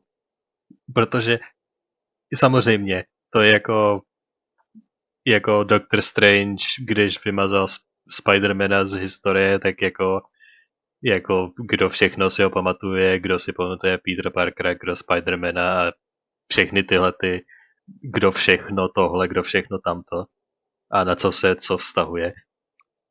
Tak přesně to samý, prostě jsem si říkal, kdo všechno, co kvalifikuje člověka k tomu, aby byl paměťově vymazán. Co ho kvalifikuje?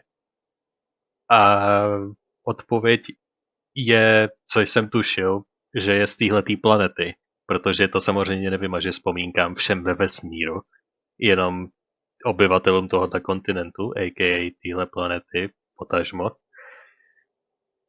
Takže všichni, kdo jsou mimo tuhle planetu, jako Lumina a Ether, tak si to pořád budou pamatovat, protože nejsou z tohohle světa. Takže oni si to navždy budou pamatovat. To mi dělá hrozně dobře teďko na duši, protože jsem to tušil. A mě prostě to, že jsem měl pravdu s tím, mi teďko hodně dává velký uspokojení.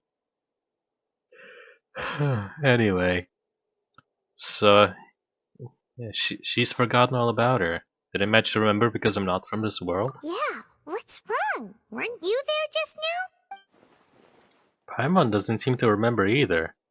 Has everybody really forgotten Greater Lord Rugodavata? Should I tell them?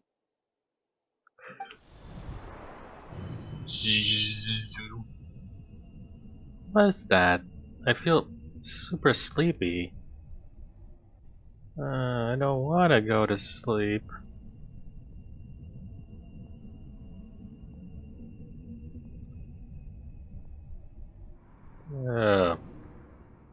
Tam někdo byl. A nedal jsem pozor. Huh? That sound. Traveler! Paimon! I've been waiting here far Doctor. too long. But finally I have the chance to be alone with you. All the precious time I wasted has finally paid off. The doctor! Whoops. What have you done? Just a type of sound wave that can quickly put defenseless people into a dream. As I expected, it doesn't have any effect on gods. This is the only thing of interest I found among the sage's research. I thought I'd take it for a little spin. Don't worry. I know you would never forgive me if I actually killed them. I'm here to negotiate with you. Naturally, I won't do anything dangerous that could potentially damage our relationship. Takže to samé, co čím si ty Garnary prošel, to jeho negotiating, tak to samé teďkon tady. Negotiate with me? I heard you had already left Sumeru.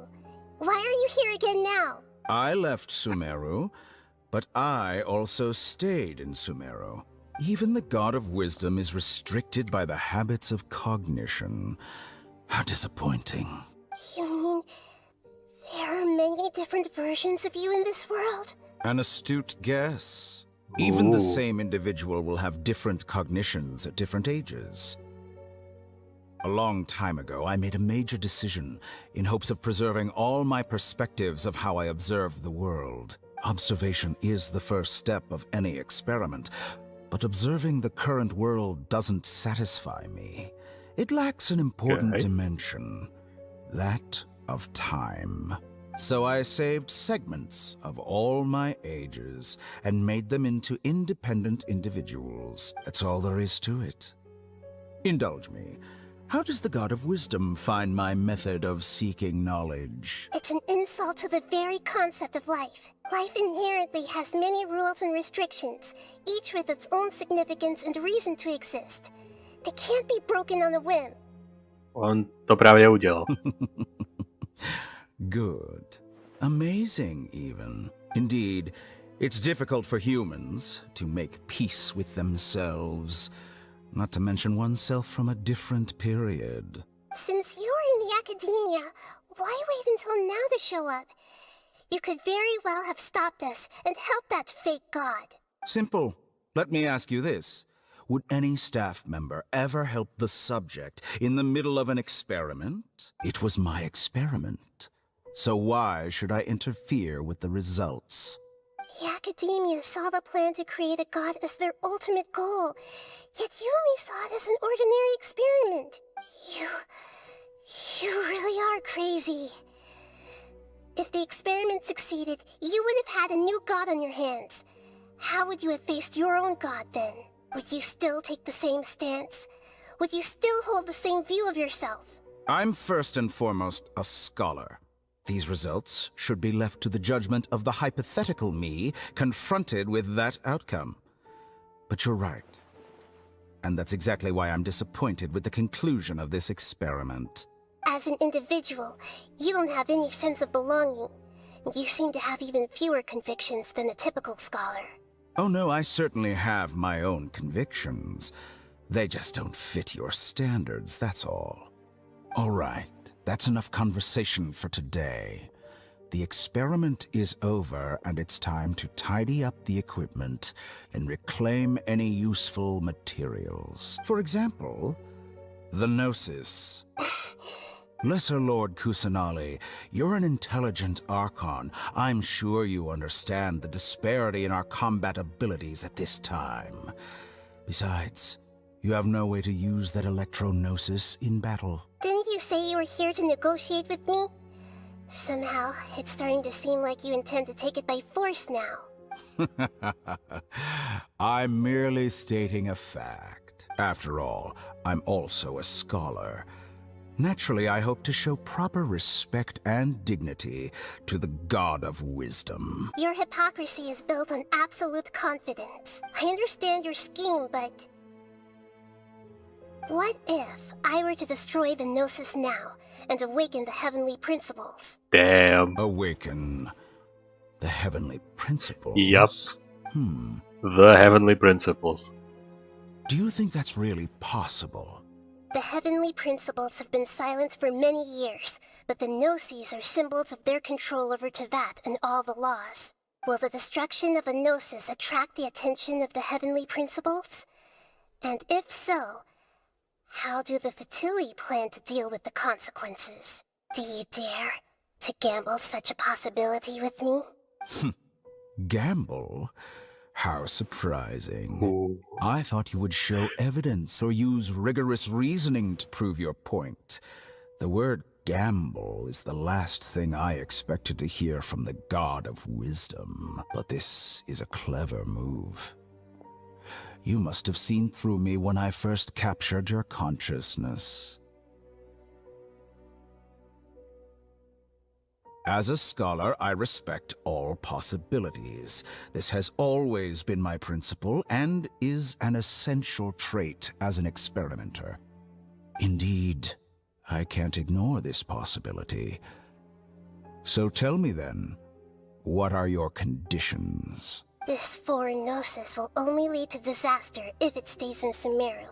But this electro-gnosis is the prize I obtained after defeating one of your fellow harbingers. Now, as the one who initiated this cascade of events, shouldn't you pay the corresponding price? Price? Interesting. What price would you have me pay? How about erasing all your other segments? Wow. So this is how you wish to restrict me, the most threatening opponent of the Nation of Wisdom. What you request of me is like plucking out the eyes I have placed in the dimension of time. Segments are extraordinarily difficult to make. They require extremely rare resources and enormous amounts of time and effort, requiring me to destroy them all here and now. Bravo. A suitably wise decision on your part. Yes, how very interesting. Can I assume that you have long been wary of me? Among all the versions of me, this segment you see now is the most selfish. If it weren't me, your idea wouldn't have worked. What did you see when you were imprisoned? You were observing me, and that's how you know I've long grown tired of their doubts and endless arguments. Like you said, it's difficult to make peace with yourself. Being as smart as you are, have you managed to do that? I see. If you think all those versions of me are worth a gnosis, then deal. You sure didn't hesitate much. Is the relationship between all the versions of you really that bad? I don't think there's any need to dwell on that. The surplus versions of me can be exchanged for a gnosis. Do you think anyone can offer themselves at a higher price? Besides, with my abilities, it's only a matter of time until I find better perspectives. Perhaps it's best to say, you're just temporarily ahead. But what I'd like to know is, how can you be sure that I've really erased them? I can see your remaining honesty.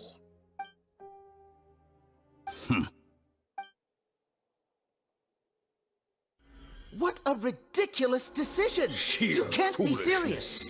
How could I have been so short-sighted? You think this is the end? Wait, I'll have You'll make this moment count. You will regret this! Well, have you confirmed that it's complete? Here, take it. The future of Sumeru City will be in my hands alone. I will shut down the Akasha and let curiosity and the thirst for knowledge drive the realm of academics once again. There won't be any further gaps for you to exploit. It truly pains me that my academic achievements have never been appreciated in my homeland. Of course, I have no interest in being rejected by this city for a third time. Another chess piece. And where is your dendrognosis? Don't be greedy, Harbinger of Snezhnaya. No, this is a different transaction. If you intend to turn off the Akasha anyway, then there's no further use for the Gnosis of Sumeru, is there? Besides, isn't it the Archon's duty to deliver what's desired of the Seeker? Oh, judging from your expression, you don't seem to find the idea very agreeable. Then let's think of it this way. Since you're the god of wisdom, how about I exchange some knowledge with you? People exchanging knowledge with the god of wisdom is the stuff of legends. Yet here you wish to exchange knowledge for the god of wisdom's property. Arrogant as that is, it has piqued my interest. Let me ask you, have you in all your mighty knowledge ever heard the rumor that the skies of Tevat are fake? What? No. That's the secret hidden by Ermin's soul concerning the truth of this world. Skies are fake. Once I finish telling you about this, it will be time for me to say goodbye. With negotiations, we've all gotten what we wanted. I'm very glad I got to meet you like this. Your arrogance may know no bounds, and convictions may mean nothing to you. But I'll still listen to what you have to say. Transition.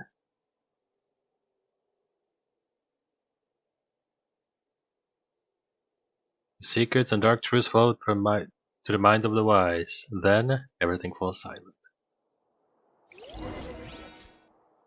Several days later.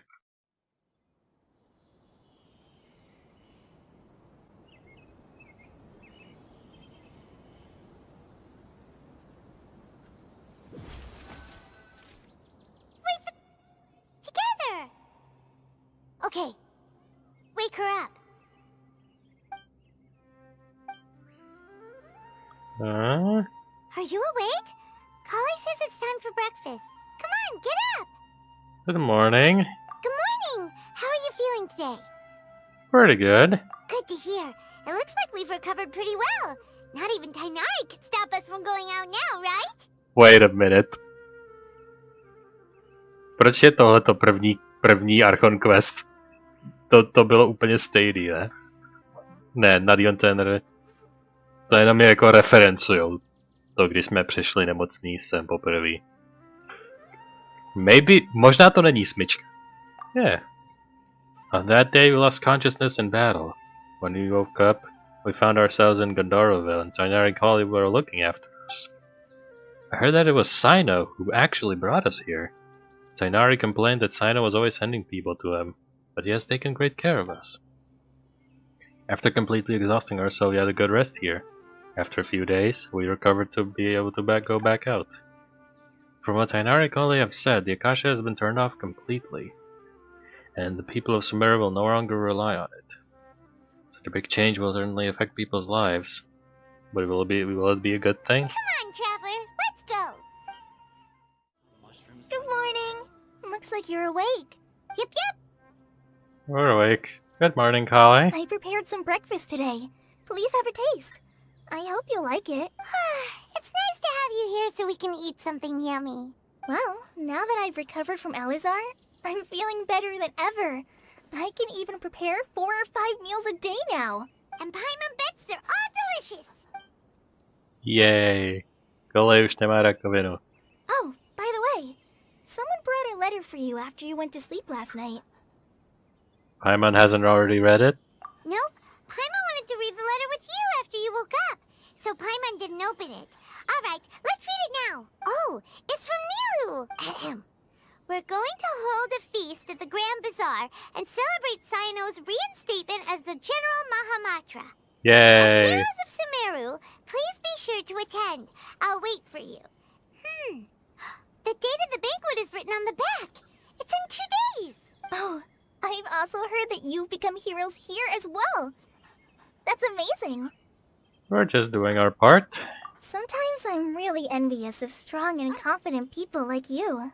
You're amazing too, Kali. Oh, you're embarrassing me. Anyway, let's go to the Grand Bazaar to have a look. Oh, before you leave, be sure to inform Master Tighnari. Tighnari! Ah, good morning. How do you feel today? We feel much better. How about you? How's your wound? I'm recovering well, thanks for asking. But from the looks of it, you seem to be already busy with work again. It's fine. I'm not that busy, really. The Elazar patients have recovered, as well as Hypatia. For now, I only need to tend to my Forest Watcher duties. It seems once Ermin's soul started getting better, everything else started to recover too. Yes, but there are still some residual effects. The withering is one example. Though it won't spread anymore, the existing zones won't just disappear. We forest rangers will still need to do the work. I appreciate that's a lot to ask. By the way, we have some good news. Sino got his position back. This news is hardly new. He had already mentioned it to me before. Huh? You mean he was already here? Why didn't he come to say hi to us? He visited once, but he was afraid of disturbing you while you were resting. He just asked me a few questions and left. Then you probably already know all about the celebration feast. Celebration feast? No, I haven't heard anything about that. Huh? But didn't Nilu say in her letter that they would celebrate Sino? He didn't tell you? Perhaps. Or, alternatively, he doesn't know about it either. Come to think of it, Sino doesn't seem like the type who'd enjoy a celebration feast. I guess Neil's only planning to tell him once her festivities are underway. You and Kale are both Sino's close friends. Why don't you come to the feast with us? Kale has taken over some of my tasks these days. I don't think she'll have time for it. Not to mention me. You see, some VIPs have come to the forest recently. Oh no. VIPs? Very important Paimons? Well, technically speaking, they are former VIPs. The sages involved in recent incidents have begun their training in the Avidia Forest, and the people they had previously imprisoned have all been released. Huh? Is your master alright? Yes, he's a little weak, but he isn't injured and his condition is stable. Lesser Lord Kusanali, in her boundless mercy, has decided to spare Azar and the other wrongdoers. Supposedly, they were ashamed of their shallow ideologies, and have decided to dedicate the rest of their lives to cultivating wisdom in the Avidia Forest. When they learned that Lesser Lord Kusanali had defeated the Balladeer and saved Irminsul, they were shocked at first, but also became happy, feeling that the sacred light guiding them on the path of discovering wisdom had begun to shine once again. As a result, work has increased for the forest rangers. That sounds really exhausting. There is nothing we can do, really. But that's another topic. Back to the matter at hand. Are you two planning to head out? Obviously. Right! We're here to request permission to head out. Would that be okay? You've recovered well. You may go. But be careful. Yay! Will do! Is there anything else you'd like to ask about? How's Apasia? Ah, yes. Thank you for remembering her. She continued her training in the forest after she recovered. As a scholar, she never slacks off. Great. A lot has happened lately. Kale and I have been busy, but don't worry. We'll take care of ourselves. As for Sino's reinstatement, the more I think about it, the more I suspect that he just doesn't have a single clue about this feast. But this does remind me that Kale and I should find an opportunity to celebrate him as well. He has helped me a lot during this time. And you as well. Thank you. Don't mention it. Take care. Please, find me if you need anything. Well, there won't be any problems if the feast starts at that time. Everything has already been prepared. Mr. Zubair, I finished tallying things up here. Well, except for the guests. Is a simple reply really that much to ask of our guests? It's affecting our arrangements. Oh, it'll be fine. Yeah, Besides, it never hurts to get things ready in advance. I was thinking the same thing. The feast will be held sooner or later, right? Hey, Nilu! Hi, Miss Melora, Zilly. Traveler, Paimon. We got your letters, so here we are! You're the best. The other guests haven't even replied yet. Huh? Are we the only ones that have arrived?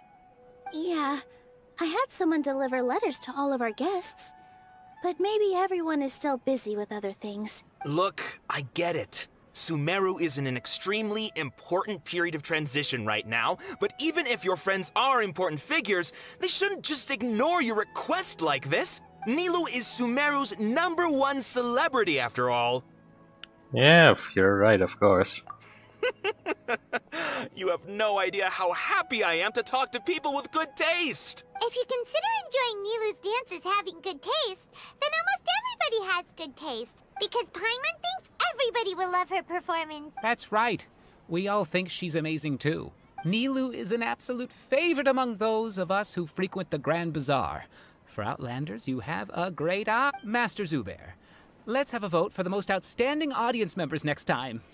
I think these two may win. Nonsense. It is not for us to determine the value of an audience.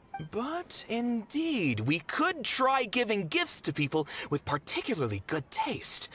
I heard there's a device in Fontaine called a camera that can record people's appearances as pictures. Such pictures would make superb gifts. Ooh, good idea. I wonder where we can find one.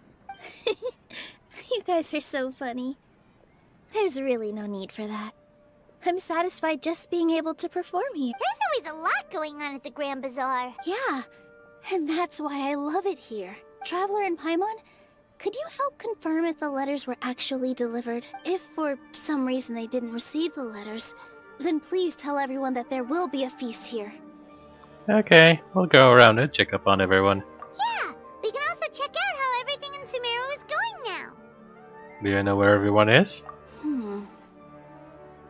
When I wrote the letters, I heard that Dia was in Port Ormos, and Alhaitham was at the Academia. Alhaithamovi to bude pravděpodobně úplně šumak. As for Sino, we've only heard that he appears at the Academia from time to time. I'm not too sure about Ramon's whereabouts. My guess is that he's with Dia. As for Dunyarzad, I just hope she's feeling better. I sent her a letter, but I was afraid of disturbing her. If you have time, please ask about her for me. Okay, got it. Let's go, Traveler. To je seznam. The Academia. We haven't seen Alhaitham anywhere. Let's ask that person. Yeah, let's ask over there. Hey there, have you seen Alhaitham around? Yes, it seems Scribe Alhaitham has gone to the House of Dana. You should be able to find him there. But you're already the second group of people I've seen looking for him today. He must be quite the busy man. Oh? Who else was looking for him? Mr. Cave was just here asking about him. Oh no. You wouldn't believe how terrible their relationship is. And now you two are here. Don't tell me everyone's here looking for gossip about the sages. Not at all. No way. We're strictly here on business. Ah, I see. Sorry, I thought maybe everyone's as interested in rumors about the sages as I am. Mr. Cave? Alhaitham should be around here somewhere, right? Oh, he's over there! But it looks like he might not have time for us. Before mentioned Mr. Cave. Just put down that worthless book and tell me what happened in the Academia. This is not just some worthless book. Do you have any idea how difficult it is to find a physical book like this in Sumeru? It doesn't matter. It's probably just another thing that you used your authority to get your hands on anyway. Just put it aside. Listen, I came back today only to hear that the sages have disappeared. Oh, you sound surprised. I thought you would already know the inside story. Would I be here asking you if I knew? You're the scribe, not me. So just tell me what you know already. Well, I almost became a sage. Huh? Oh, don't sound too surprised now.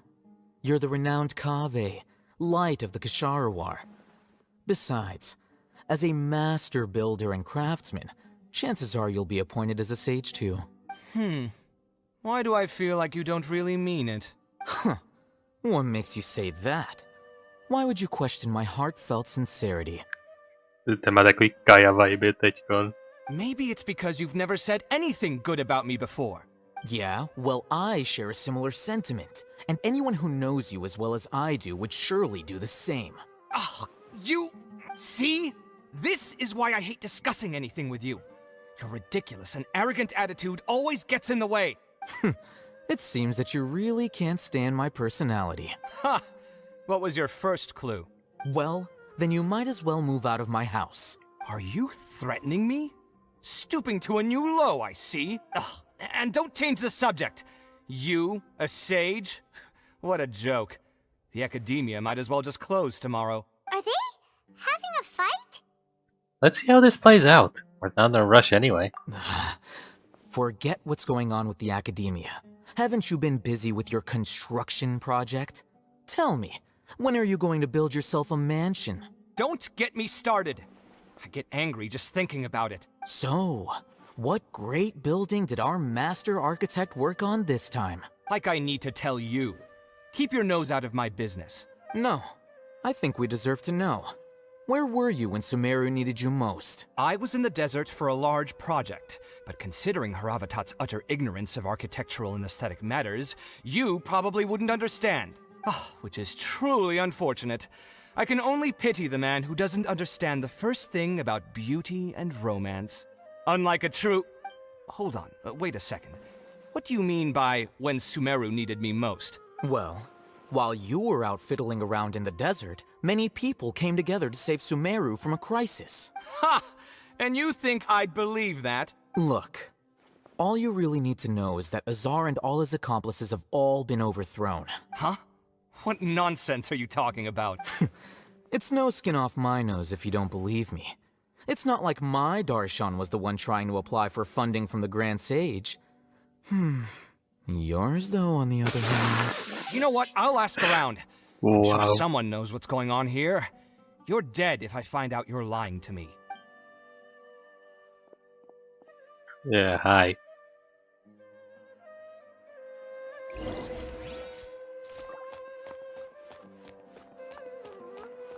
I'll hate them. Hey, Haytham! Oh, it's you two. What's the matter? We're running some errands for Nilu. Have you received her letter? Letter? Nilu said she sent out a letter inviting everyone to a celebration feast in 2 days at the Grand Bazaar. We'll also be celebrating Zaino's reinstatement as General Mahamatra. If she addressed the letter to all Haytham of the Academia, then the letter should have gone to my office. I've been busy these days, so I haven't had time to check for any new mail at my office. I only now have some free time to attend to personal matters. Have you always been so busy with your work? Of course not. I'm only busy these days because several sages have been dismissed recently and the whole Academia was practically turned upside down. Tainari told us they all went to train in the Avidia Forest.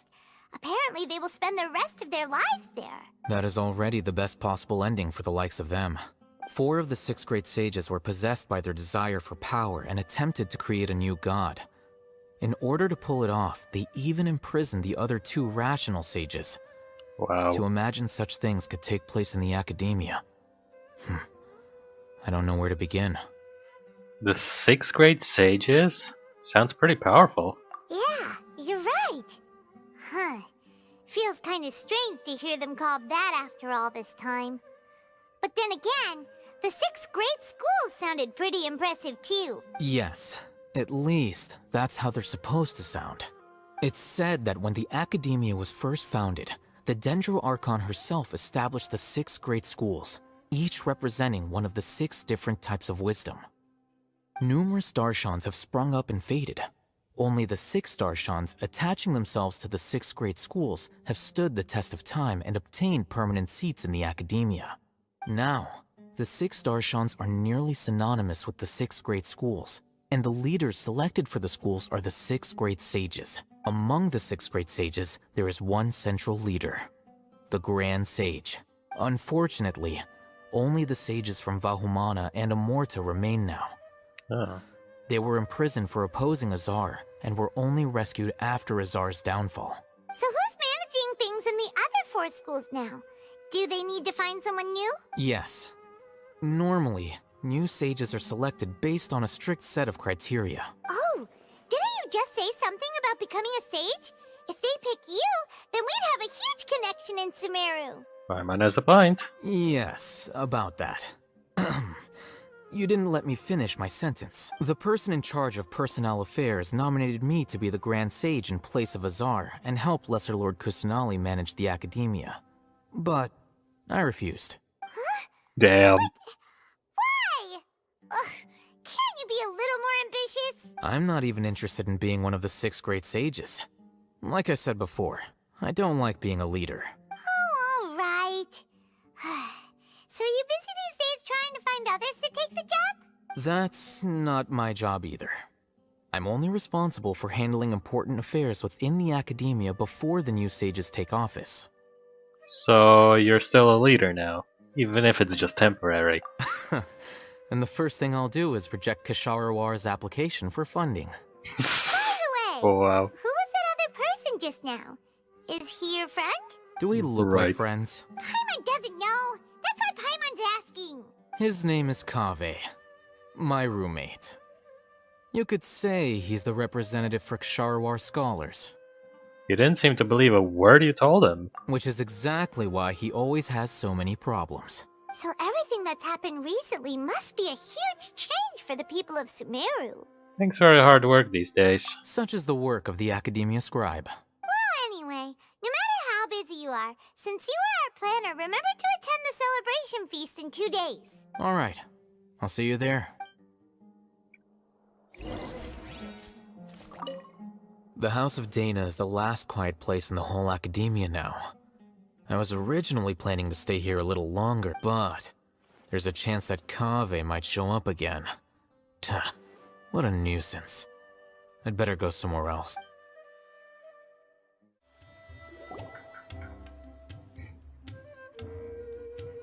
The last known location, Port Ormos. This is Port Ormos. Now where could... Yep. Místo toho je tu Durněrzad. Paimon, I hear? Náhoda. It's been a while.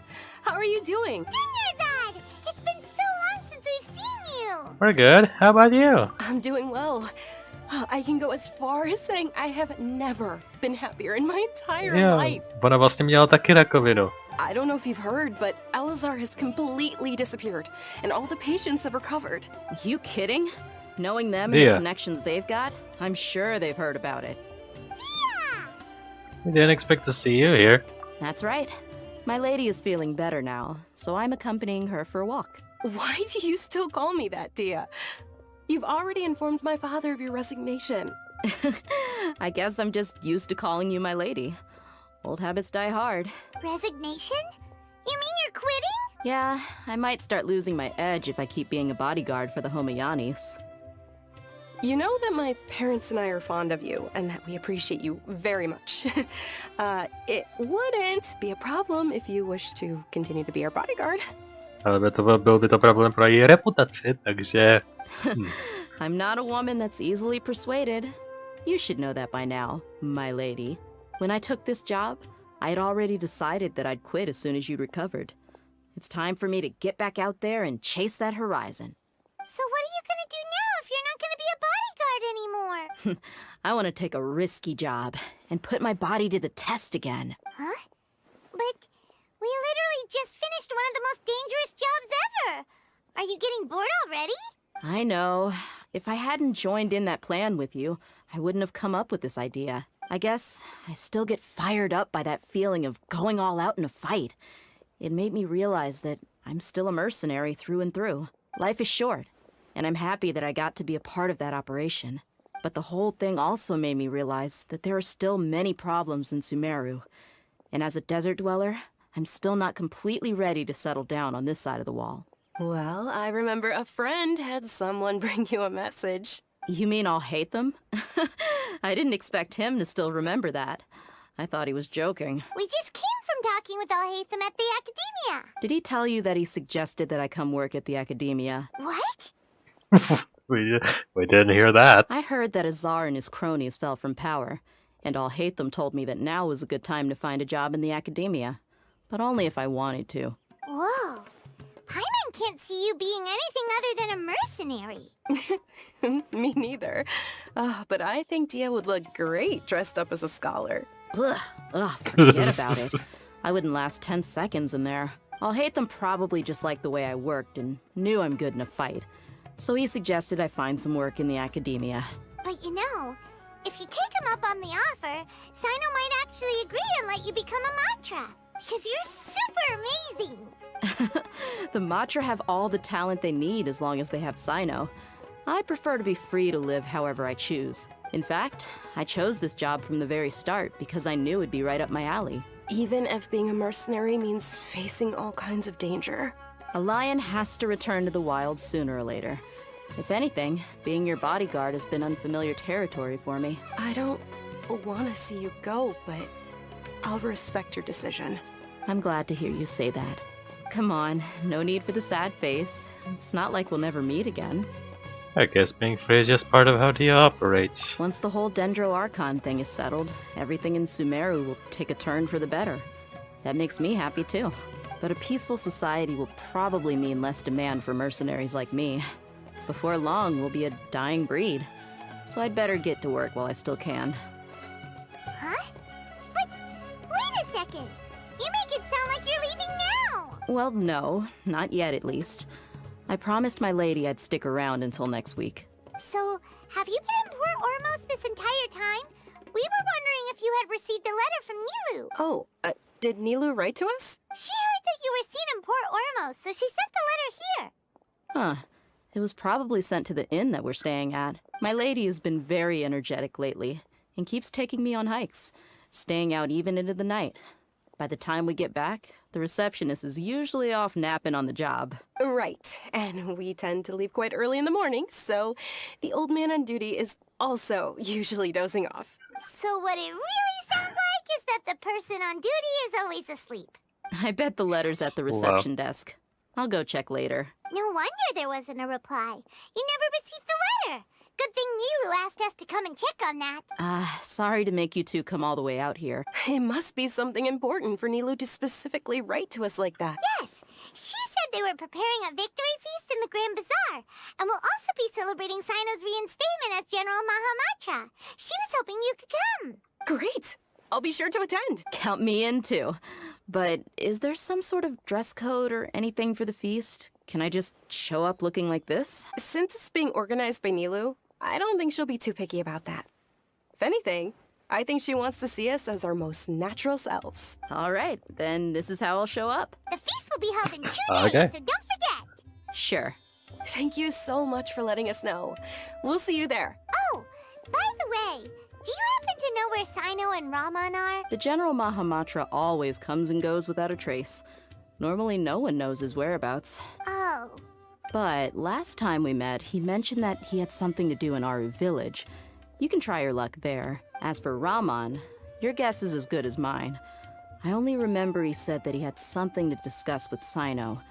You can ask Sino when you meet him. Thanks, Dia. Don't mention it. You'd better get going. Alright, on to our next stop. Next stop. After recovering from Elazar, everything seems so different to me. When I look at the scenery I visited before, it has a completely different feeling. Yeah. You need to be stronger than an ox to take life by the horns. I think I've heard you say something like that before.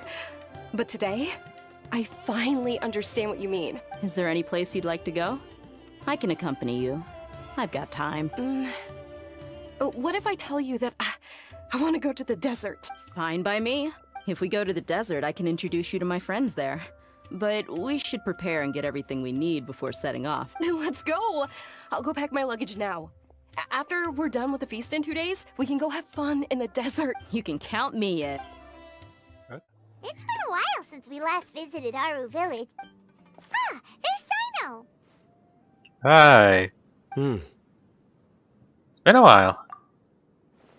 What brings you here? We recovered well, and Tanari agreed to let us leave, so now we're out and about again. It seems Gandharvaville's medical treatment is still as good as ever. And Tanari is recovering well, too. That's good to hear. Thank you for taking us to him. Yeah, you're the one who brought us to him when we lost consciousness, right? Thanks for that. You're welcome. Tainari has excellent medical skills, and Kale is quite attentive. It was the best place for you. But why are you just standing here like a dead tree? I'm meeting some people.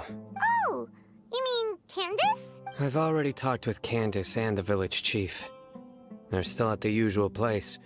You can go there if you'd like to see them. But you know one of the people I'm meeting as well. Oh, come on. By King Deshret's blessing, my friend suddenly appears in the desert. Jo, tamta, modrovláska. Tell me you've run into trouble and need us to help now. Raman! And... Setaria! Setaria? Oh, you know me? Oh, well, you're pretty famous in the academia. Don't worry, these are our friends. No need to be so guarded. I see. How have you been doing lately? I'm doing well. Many good things have happened recently. Same here. Really, I feel that my whole life has started to shine after suddenly finding a new direction. Oh, tell us everything. Yeah, you go ahead. Alright, well, I suppose I should start by saying I've decided to leave the academia. What? Oh, you're not going to be a scholar anymore? It's not that I've given up on being a scholar. Instead, you could say I've found a new identity. I will no longer pursue research like a typical scholar, but I have not completely given up on my relationship to knowledge either. I can see what you're saying now. What do you mean? I plan to leave the academia and return to teach here in the desert. Wow, so you want to become a teacher? Sataria will Aw. return to support education here and teach people from the desert. She can't teach everyone on her own, but there are many of us Eremites all over Sumeru. She came to discuss a collaboration with me and hoped that I could bring her ideas to the Eremites. Yes, it's my hope that the Eremites can help me select a group of smart people with the best aptitude for teaching. I'll teach them, and after they've finished learning from me, they can go educate more people. That is the true meaning of education and the spreading of knowledge. The people of King Deshret suffer from sandstorms, exile, and ignorance. Miss Sataria is more than welcome to come teach here. Her arrival is like a star shining in the desert night. The stars have always guided caravans, thieves, soldiers, and travelers who get lost in the night. They lead those in the dark out of trouble and back to safety. That's what their name means. Oh, please, where's all of this coming from? I'm starting to feel a little embarrassed. You deserve these compliments. Mercenaries are accustomed to danger and don't fear death, which is why we recognize extraordinary actions that common people would easily overlook. Sataria's idea will bring much good to many people. At first, I feared it was destined to fail. Everyone knows that the academia doesn't allow scholars to teach in the desert without permission. As you know, all knowledge is under their surveillance and control, and very few desert dwellers are as lucky as me. But what I heard at that time has been haunting my heart, as if there were lightning bolts constantly bombarding my soul. Sataria, you tread a treacherous path, Yep. and the longer you ignore it, the tighter the academia's grasp on you will become. Sataria, why haven't you gone home? Never forget that the desert that belongs to you lies elsewhere. Miss. These words sparked something in me, and I knew that I had to bring something back to my people after going home. I gathered up the courage to approach the Grand Sage, only to find that he was no longer at the academia. Lord Sino told me that Azar didn't belong there anymore. Azar Damn. has received much needed punishment. Though, if you ask me, it may have been too light. You probably have already heard. Yeah, we heard. Lord Sino helped me obtain permission to leave the academia for the desert, and accompanied me here to discuss collaboration with members of the Eremites. My plan was able to go smoothly thanks to him and Rahman. You're all doing so much for the desert. Aside from that, I also have some other business to discuss with Sino. Lesser Lord Kusanali has allocated many resources to support and develop the desert. I've done some business for her, and part of it required the assistance of the Eremites. I applied for a few batches of educational materials from the academia, and sent them to several groups in the desert, as instructed by Lesser Lord Kusanali. I believe the people will make good use of them. That's exactly what the people here need. Physical books and other related items. If it weren't for Sino and Lesser Lord Kusanali, I'm afraid we'd never be able to get our hands on them. Apart from this, the academia is also recruiting scholars that are willing to teach in the desert. I'll let you and Sataria know as soon as I have any more news.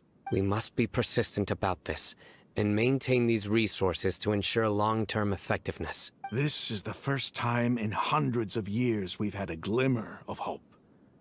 I think this may be the turning point for the desert. Remember these words. Here lies our faithful priest, Kasala. His wisdom is a miracle among the people, deserving of high praise and admiration. I hope people with wisdom like that priest will rise again among the desert dwellers. Then we'll once again see the wisdom and glory that once shook the world. Enough about us. Are you here to discuss some business too? No, not at at all. We're actually here on behalf of Nilou. Nilou wanted to write to everyone, but she wasn't sure where the letters should be sent, so she asked us to come find everyone personally. A celebration feast will be held in 2 days at the Grand Bazaar. She hopes that all of you will be able to attend. At the feast, we'll also be celebrating Sino's reinstatement as General Mahamatra. Although, judging from your appearance, it seems you've already been reinstated. Paimon thought you would only start working for the Academia after the feast. Celebration? Feast? So, you really didn't know? It's the first I've heard of it. Tighnari was right. He really didn't know. This feast is for you, Sino. Sounds to me like you'll have to be there. It's rare to see that kind of expression from Lord Sino. You must not like feasts very much. No, not really. But I'll go. You two are free to come as well. Well, I still have a lot to handle here. Besides, I need to look after Miss Sataria in the desert, so I'll have to pass. I'm afraid I won't be able to join you. Although, if you'd be so kind, please give a message to Miss Nilou for me. The message is, I'm sorry for how I treated you before, but now I understand the beauty of your dance. It's like a light shining in the sky. You and the art you symbolize are not only beautiful, but also lively and powerful. So much so that it was prohibited. Please keep dancing, and someday, I'll be able to appreciate your art in person. Okay, we've got all that down. I should be given the message. Our job here is complete as well. Oh, Sino, remember, party's in 2 days. Make sure you're there. Got it. Everybody's already here. Looks like we're the last ones to arrive. You're here. Ah, there you are. Good evening. Well, look who finally decided to show up. You look like you came here immediately after finishing up some work. I'm very happy to see you here. But we're not late, are we? It's just that everyone else arrived ahead of time. I propose that the last one who arrived be put in charge of today's speeches. There won't be any speeches today. Oh, really? Well, even better. Come join us over here. Let's share some great food and drinks, and chat about all sorts of fun things. Everything looks quite good. Wow, Paimon can't wait! Traveler, just look at all the delicious food here. Feast and celebration of the John Mahamatra in the Grand Bazaar goes as planned. Drinks are flowing, the food is delicious, and the venue is beautifully arranged. Everybody eats and drinks before enjoying performance prepared by Nilou and everyone in the Grand Bazaar. Time passes gradually in the wonderful atmosphere, and the beautiful evening feels almost like a dream. It's so delicious! Oh, this grilled meat tastes amazing! The food was specially prepared for you by everyone in the Grand Bazaar. And we have gifts that were sent by the residents of Sumeru City when they heard we were holding a feast. Everyone that came said that you saved Sumeru, and wanted me to thank you all on their behalf. Ah, feels kinda nice to be seen as a hero. I could get used to this. Being a bodyguard is also a hero's job. You've always been amazing, Dia. My lady sure has a way with words. Thanks. I'm glad to hear it. And I'm happy to meet everyone that participated in the great plan. Don't mention it. Come to think of it, we've really done something impressive together. It's unbelievable. We owe it to our abilities.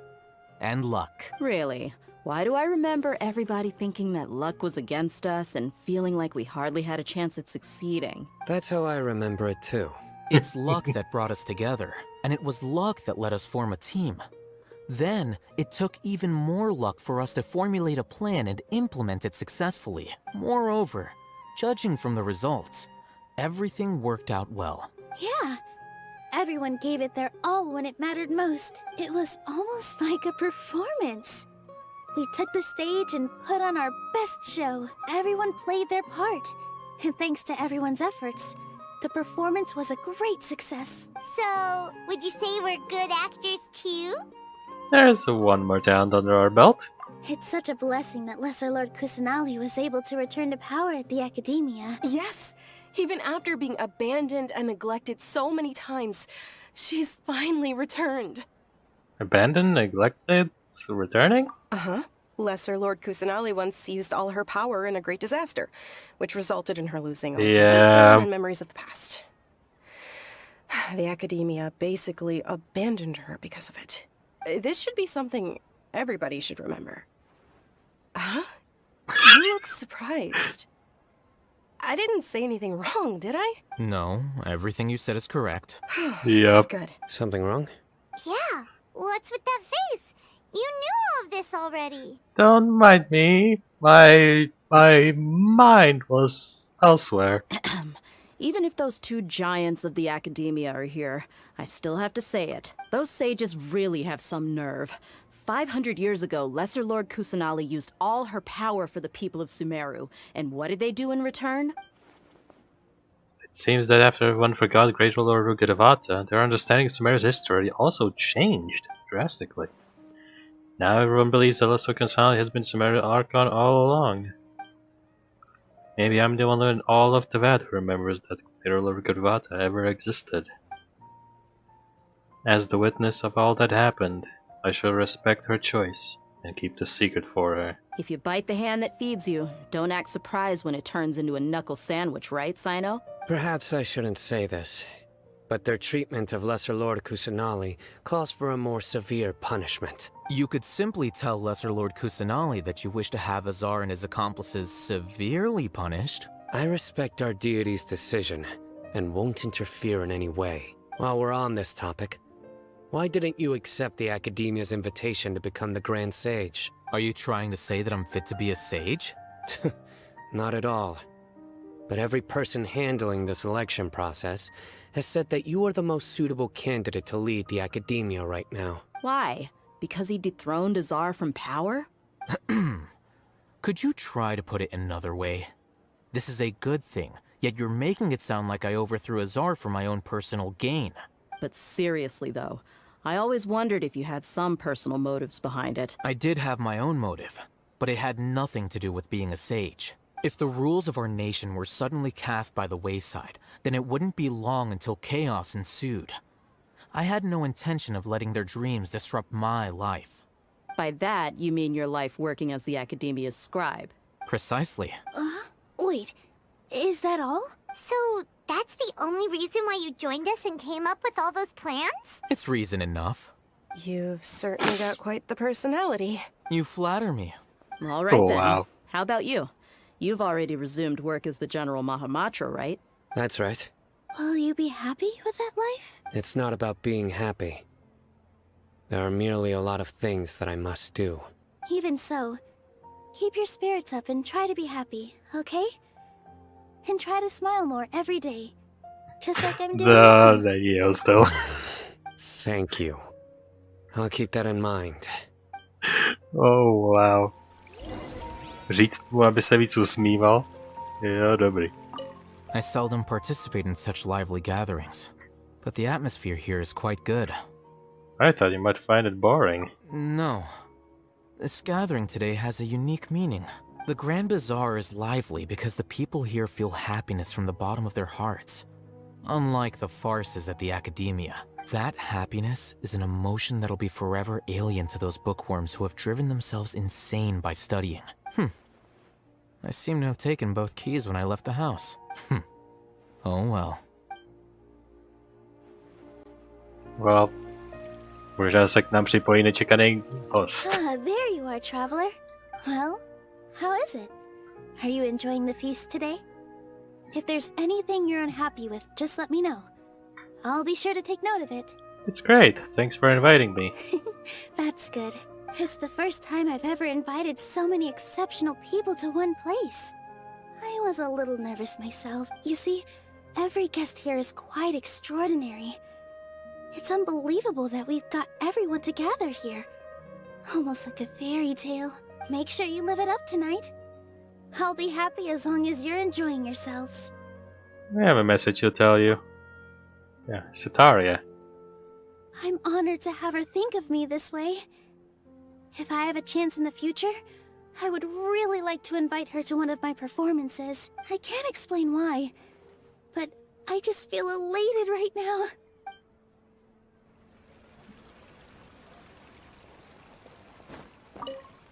The atmosphere here is good, and everything is delicious.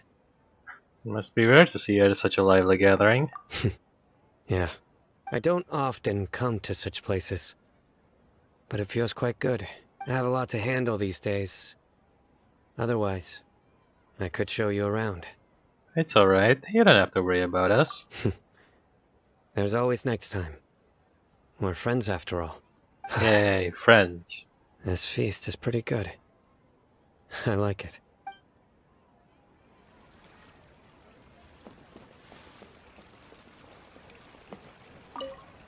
My lady, the grilled meat over there is delicious. Have you tried it? Yes, I also tried some fruit just now. Oh, they're very sweet. What an amazing place to relax. No wonder everybody likes to rest at the Grand Bazaar. You said it. Oh, look who else is here. Hello. Oh, I'm so happy Nilou invited everybody. Oh, now I have the chance to meet all the heroes. Yeah, the heroes of Sumeru. My pleasure. I'm glad we could come. Hey, less of that polite chit-chat and more eating and drinking. The feast is about having fun, not stuffy formalities. Ding.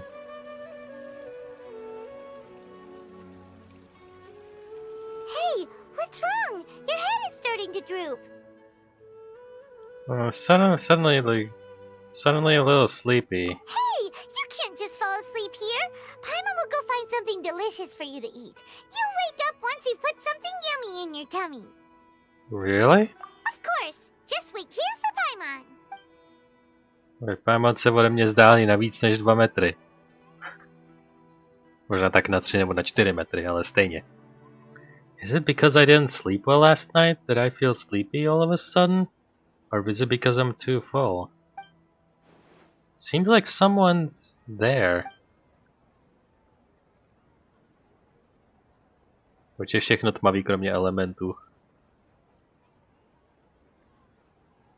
Uh-oh. It's me. Oh, cool. Nahida, it looks like my consciousness connected to yours again. You may blame me for being a bit too self-indulgent. I was thinking about talking with you, and the next thing I knew, I had made a connection with you. The connection between us is amazing. It's like flora and the fence it grows upon. Is there anything you need from me? I heard there's an amazing celebration feast today at the Grand Bazaar. I wanted to have a look for myself, so I snuck in. Lately, I've been so busy dealing with all the fallout from recent events, so I really haven't had any free time. Although you've already helped me with a lot, there's still one more thing I hope you can help me with. What is it? Please say thank you to everyone for me. So that's what this is about? It would be better and way more lovely, honestly, if you could do that yourself. Oh, is it not convenient for you to do that for me? Some things in this world must be done by yourself. But if I just show up all of a sudden, people will become all quiet and stiff, won't they? What if I end up scaring them and ruining this wonderful feast? That'd be the last thing I want. It'll be fine. Don't worry about it too much. Let me think about it. Okay. Have you made up your mind? Yes, I have. Pořád tě donutím to říct. Wait, huh? You said I should go thank everyone as myself, right? So... Takže si prostě půjčí moje tělo a prostě si prohodíme mysl kompletně. I've decided to borrow your body for the time being. Please don't blame me. The flora also climbs up to the fence to get closer to the sky. You gotta be kidding me. Then at least promise me you won't say anything weird when you're in my body.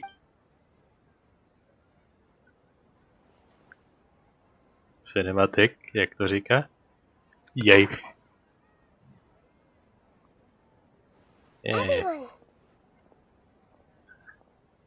Počítal jsem si lavinu. Are you awake now? Paimon was just about to bring you the food. It's me. Huh? That voice. Nahida? Hold up, what's going on? I didn't expect to have a conversation with the consciousness of Lesser Lord Kusanali in the Grand Bazaar. Interesting. Is this also a part of the feast? No, of course not. Are you... Lesser Lord Kusanali? Hello, Nilou. You know who I am? Yes. I already know every one of you. Nilou, Alhaitham, Sino, Dia, Paimon, and Dunyarzad. Lesser Lord Kusanali? I took the liberty of occupying the traveler's body so that I could thank all of you in person. Thank you so much for rescuing me, even if that meant placing your own safety in peril and taking the risk of becoming enemies with the Academia, the sages, the doctor, the balladeer, and even the entirety of Sumeru. Without you, without any of you, I would have been in a much more difficult situation. Had you not helped me to resolve the crisis, not only I, but Sumeru and even the entirety of Tevat would have suffered great misfortune. People refer to you as the heroes who managed to rescue a god.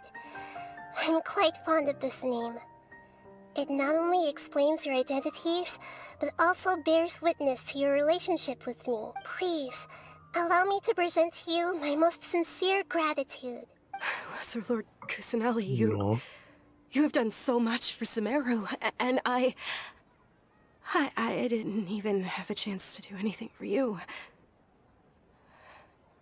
You don't have to do this. Dunyarzad, the suffering you endured during your illness is also proof of you being with me and praying for me.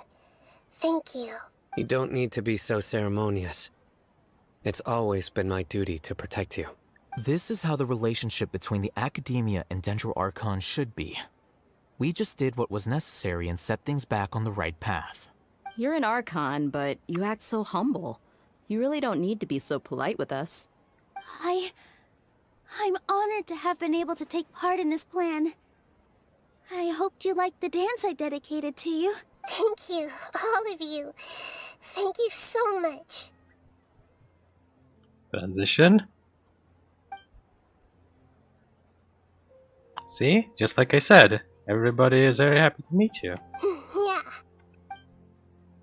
Nada shows up for a surprise visit and brings a feast to its climax, since her joy fills the hearts of everyone present. The warm atmosphere of talking and laughing carries on late into the night. And the feast ends on a perfect note. Což byla telekonverzace.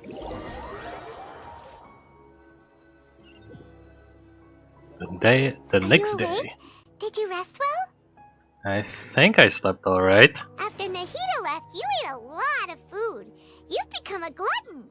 Still nothing compared to Paimon. That just means you still have a lot to learn from Master Paimon, the Sage of Gluttony. Alright, since you're awake now, should we go and have a chat with Nahida? She should be in the Academia right about now. If you have any questions, now's your chance to ask. Nahida! Hello, Traveler and Paimon. What a fantastic night. I'm still immersed in all the happiness and joy, like a candle floating on water. So are we, and that's why we're here to talk with you. Is there anything you want to know? Všechno. Jak je tradicí, masivní ask s Archonem na konci příběhu. About the Akasha, about what happened after I fell asleep, about the Balladeer, about Fontaine, the next stop on my journey. So about the Akasha. After recent events, the Akasha can no longer function as it used to. I've given it some thought, and have decided to shut it down permanently. But this is definitely not a bad thing. Even from the beginning, I've been planning to shut it down. The Akasha's centralized administration of knowledge has always restrained people's curiosity and curtailed the number of paths available to them. I don't think this is good for Sumeru. Although people may initially feel a little uncomfortable with the loss of the Akasha, they will soon understand that this life is more suitable for them. And as for the future of Sumeru, I'm preparing to regain control of the Academia. The former sages have received their punishment, but the new sages have yet to be selected. I will oversee the process personally. I hope that the new 6 great sages will be more focused on academics. Sumeru needs such leaders more than ever. The other big issue is the people of King Deshret. All the residents of the desert, in fact. They have been mistreated for far too long. I've already taken some measures to address this. It will take some time to rebuild everything, but no matter if it's culture, friendship, or trust, we will rebuild it. Alright. What happened around the time I fell asleep? There's more to that. You mean, what happened after the doctor put you to sleep? Did he take the notices? You guessed correctly. The top-ranked Fatui Harbingers, up to number 3, possess power comparable to that of gods. I was no match for him in that kind of situation. Okay. However, in spite of the bad situation, I still managed to make a fair deal with the doctor. I'm sure you remember the entity that changed your fate, the Heavenly Principles. Yes. The Heavenly Principles. In fact, the Heavenly Principles has been quiet since the Conria disaster 500 years ago. I used this point as leverage against the doctor. I told him that the Heavenly Principles may be awakened if I destroy the Gnosis. Although it's just a bluff, he still fell for it. I assumed that the Heavenly Principles wouldn't just stand by and let such extensive damage to its laws take place. And as for what I exchanged for the Gnosis, the exchange served as both punishment for the doctor as well as a boon of new knowledge that I couldn't refuse as the God of Wisdom. Yep. Což nám neřekne, ale my víme část toho. Punishment for the Doctor, a.k.a. těch jeho desítek náhradních těl byly zničeny a teď je jenom jeden jediný doktor, a ne tucet doktorů. A knowledge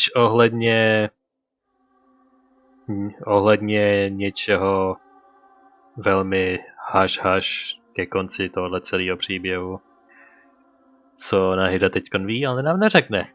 Takže fuck you. What happened to the Balladeer at the end of all this? We defeated him, but what next? He's still in a coma. I've hidden him like how one would hide a feather. I know you have many misgivings about him, but as someone who had become a god, he has retained a number of very useful features. Don't worry, I'll keep an eye on him and make sure he doesn't do any evil. In addition, there are still some mysteries left in him. Some things may be very clear from my perspective, but he is still yet to understand them himself. His future will be determined by fate. So still nothing, huh? Well, there's only one more thing left to ask. About Fontaine, the next stop on my journey. Is that where you're headed next? Fontaine, the nation of justice? As far as I know, that nation operates in a judicial system. Does their Archon personally judge people? No, there's a Chief Justice in Fontaine. Yep. Generally speaking, the Hydra Archon, Focalor, won't preside over individual trials. However, even then, Focalor will still make herself present at just about every trial. It seems that she just likes to immerse herself in that sort of atmosphere. As Archon, she still reserves the right to influence the final verdict. Anyway, let's just say she's got, a very unique personality. Jestli je to určitá postava, kterou myslím, tak I cannot wait. To bude hodně. Celá ta Miss Focalor bude hodně. Rozhodně se těším. I got nothing else. Are you sure? Isn't there something else you haven't asked about yet? Huh? You mean about your brother? While you were resting at Gandharvaville, I took some time to perform an Irminsul search for information on your brother. There shouldn't be any information on Irminsul. We both came from beyond the Sea of Stars. Yeah! Isn't Irminsul a repository for all the information and memories of Tevat? So there shouldn't be anything on her or her brother. This is true in your case. Irminsul indeed does not have any information on you. However, there must be something different about your brother. Because, as it turns out, the world has recorded information on him after all. What? Ooh. There's only one possible explanation. He belongs to this world. A nebo byl donucen, aby byl tady ukamenován. Nebo jakože zakořeněn. Protože to, co nám ta Heavenly Principles Lady v intru udělala, byly dvě odlišné věci. Takže je možný, že se tam něco stalo hlubšího. How is it possible? We journeyed to the Sea of Stars all our lives until we came here. How could we possibly hail from Teyvat? Things don't add up. Is there something wrong with my memories? Or is it this world has done something to him? Nothing about this makes any sense. Wasn't this your first trip to Teyvat? Yeah, do you have any further intel? What he has been through?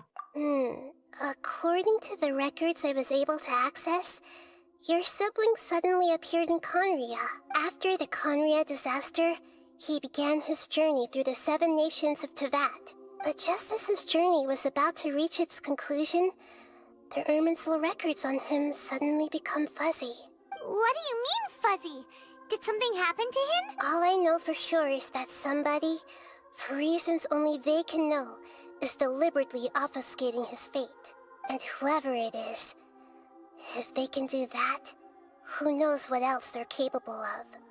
Could it be related to the Abyss? But even that wouldn't explain how he somehow comes from this world. Something else I noticed was that according to these records, the Fatui have not classified your sibling as one of the Descenders. Descenders? What's a Descender? Paimon's never heard of it. Look, I'm sure you must be curious about the information I received from the Fatui in return for my gnosis, right? A very important part of the intel was about this world's Descenders. External beings, ones that don't belong to this world. Traveler, you are Teyvat's 4th Descender. 4th Descender? Huh? So the Fatui count 3 other Descenders before the Traveler, and her brother isn't even one of them? That's right. My current hypothesis is that the first Descender was likely what we now call the Heavenly Principles. Oh. Tak to je hodně zajímavý. As for the other Descenders, I still need to verify their existence. It could take me some time. Paimon's head's about to burst from all this crazy new information. Not at all. And yet, even knowing all this, I'm sure you must still have a lot of unanswered questions. I must say, I truly regret that I can't help you more as the God of Wisdom. There are many questions in my heart as well.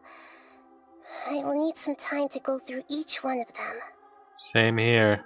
I'll need some time to reflect on what you've said. And soon, you'll also begin your journey anew and depart from Sumeru. I'm very interested in your future. It's a journey that can't be observed or recorded by this world. If fate is the ultimate knowledge, then your future will be the ultimate fate. Paimon's sure glad we got to meet you, Nahida. The pleasure is all mine. I can't thank you enough. Alright, that's enough talk for today. If you ever miss me, just close your eyes, and maybe I'll appear in your dreams.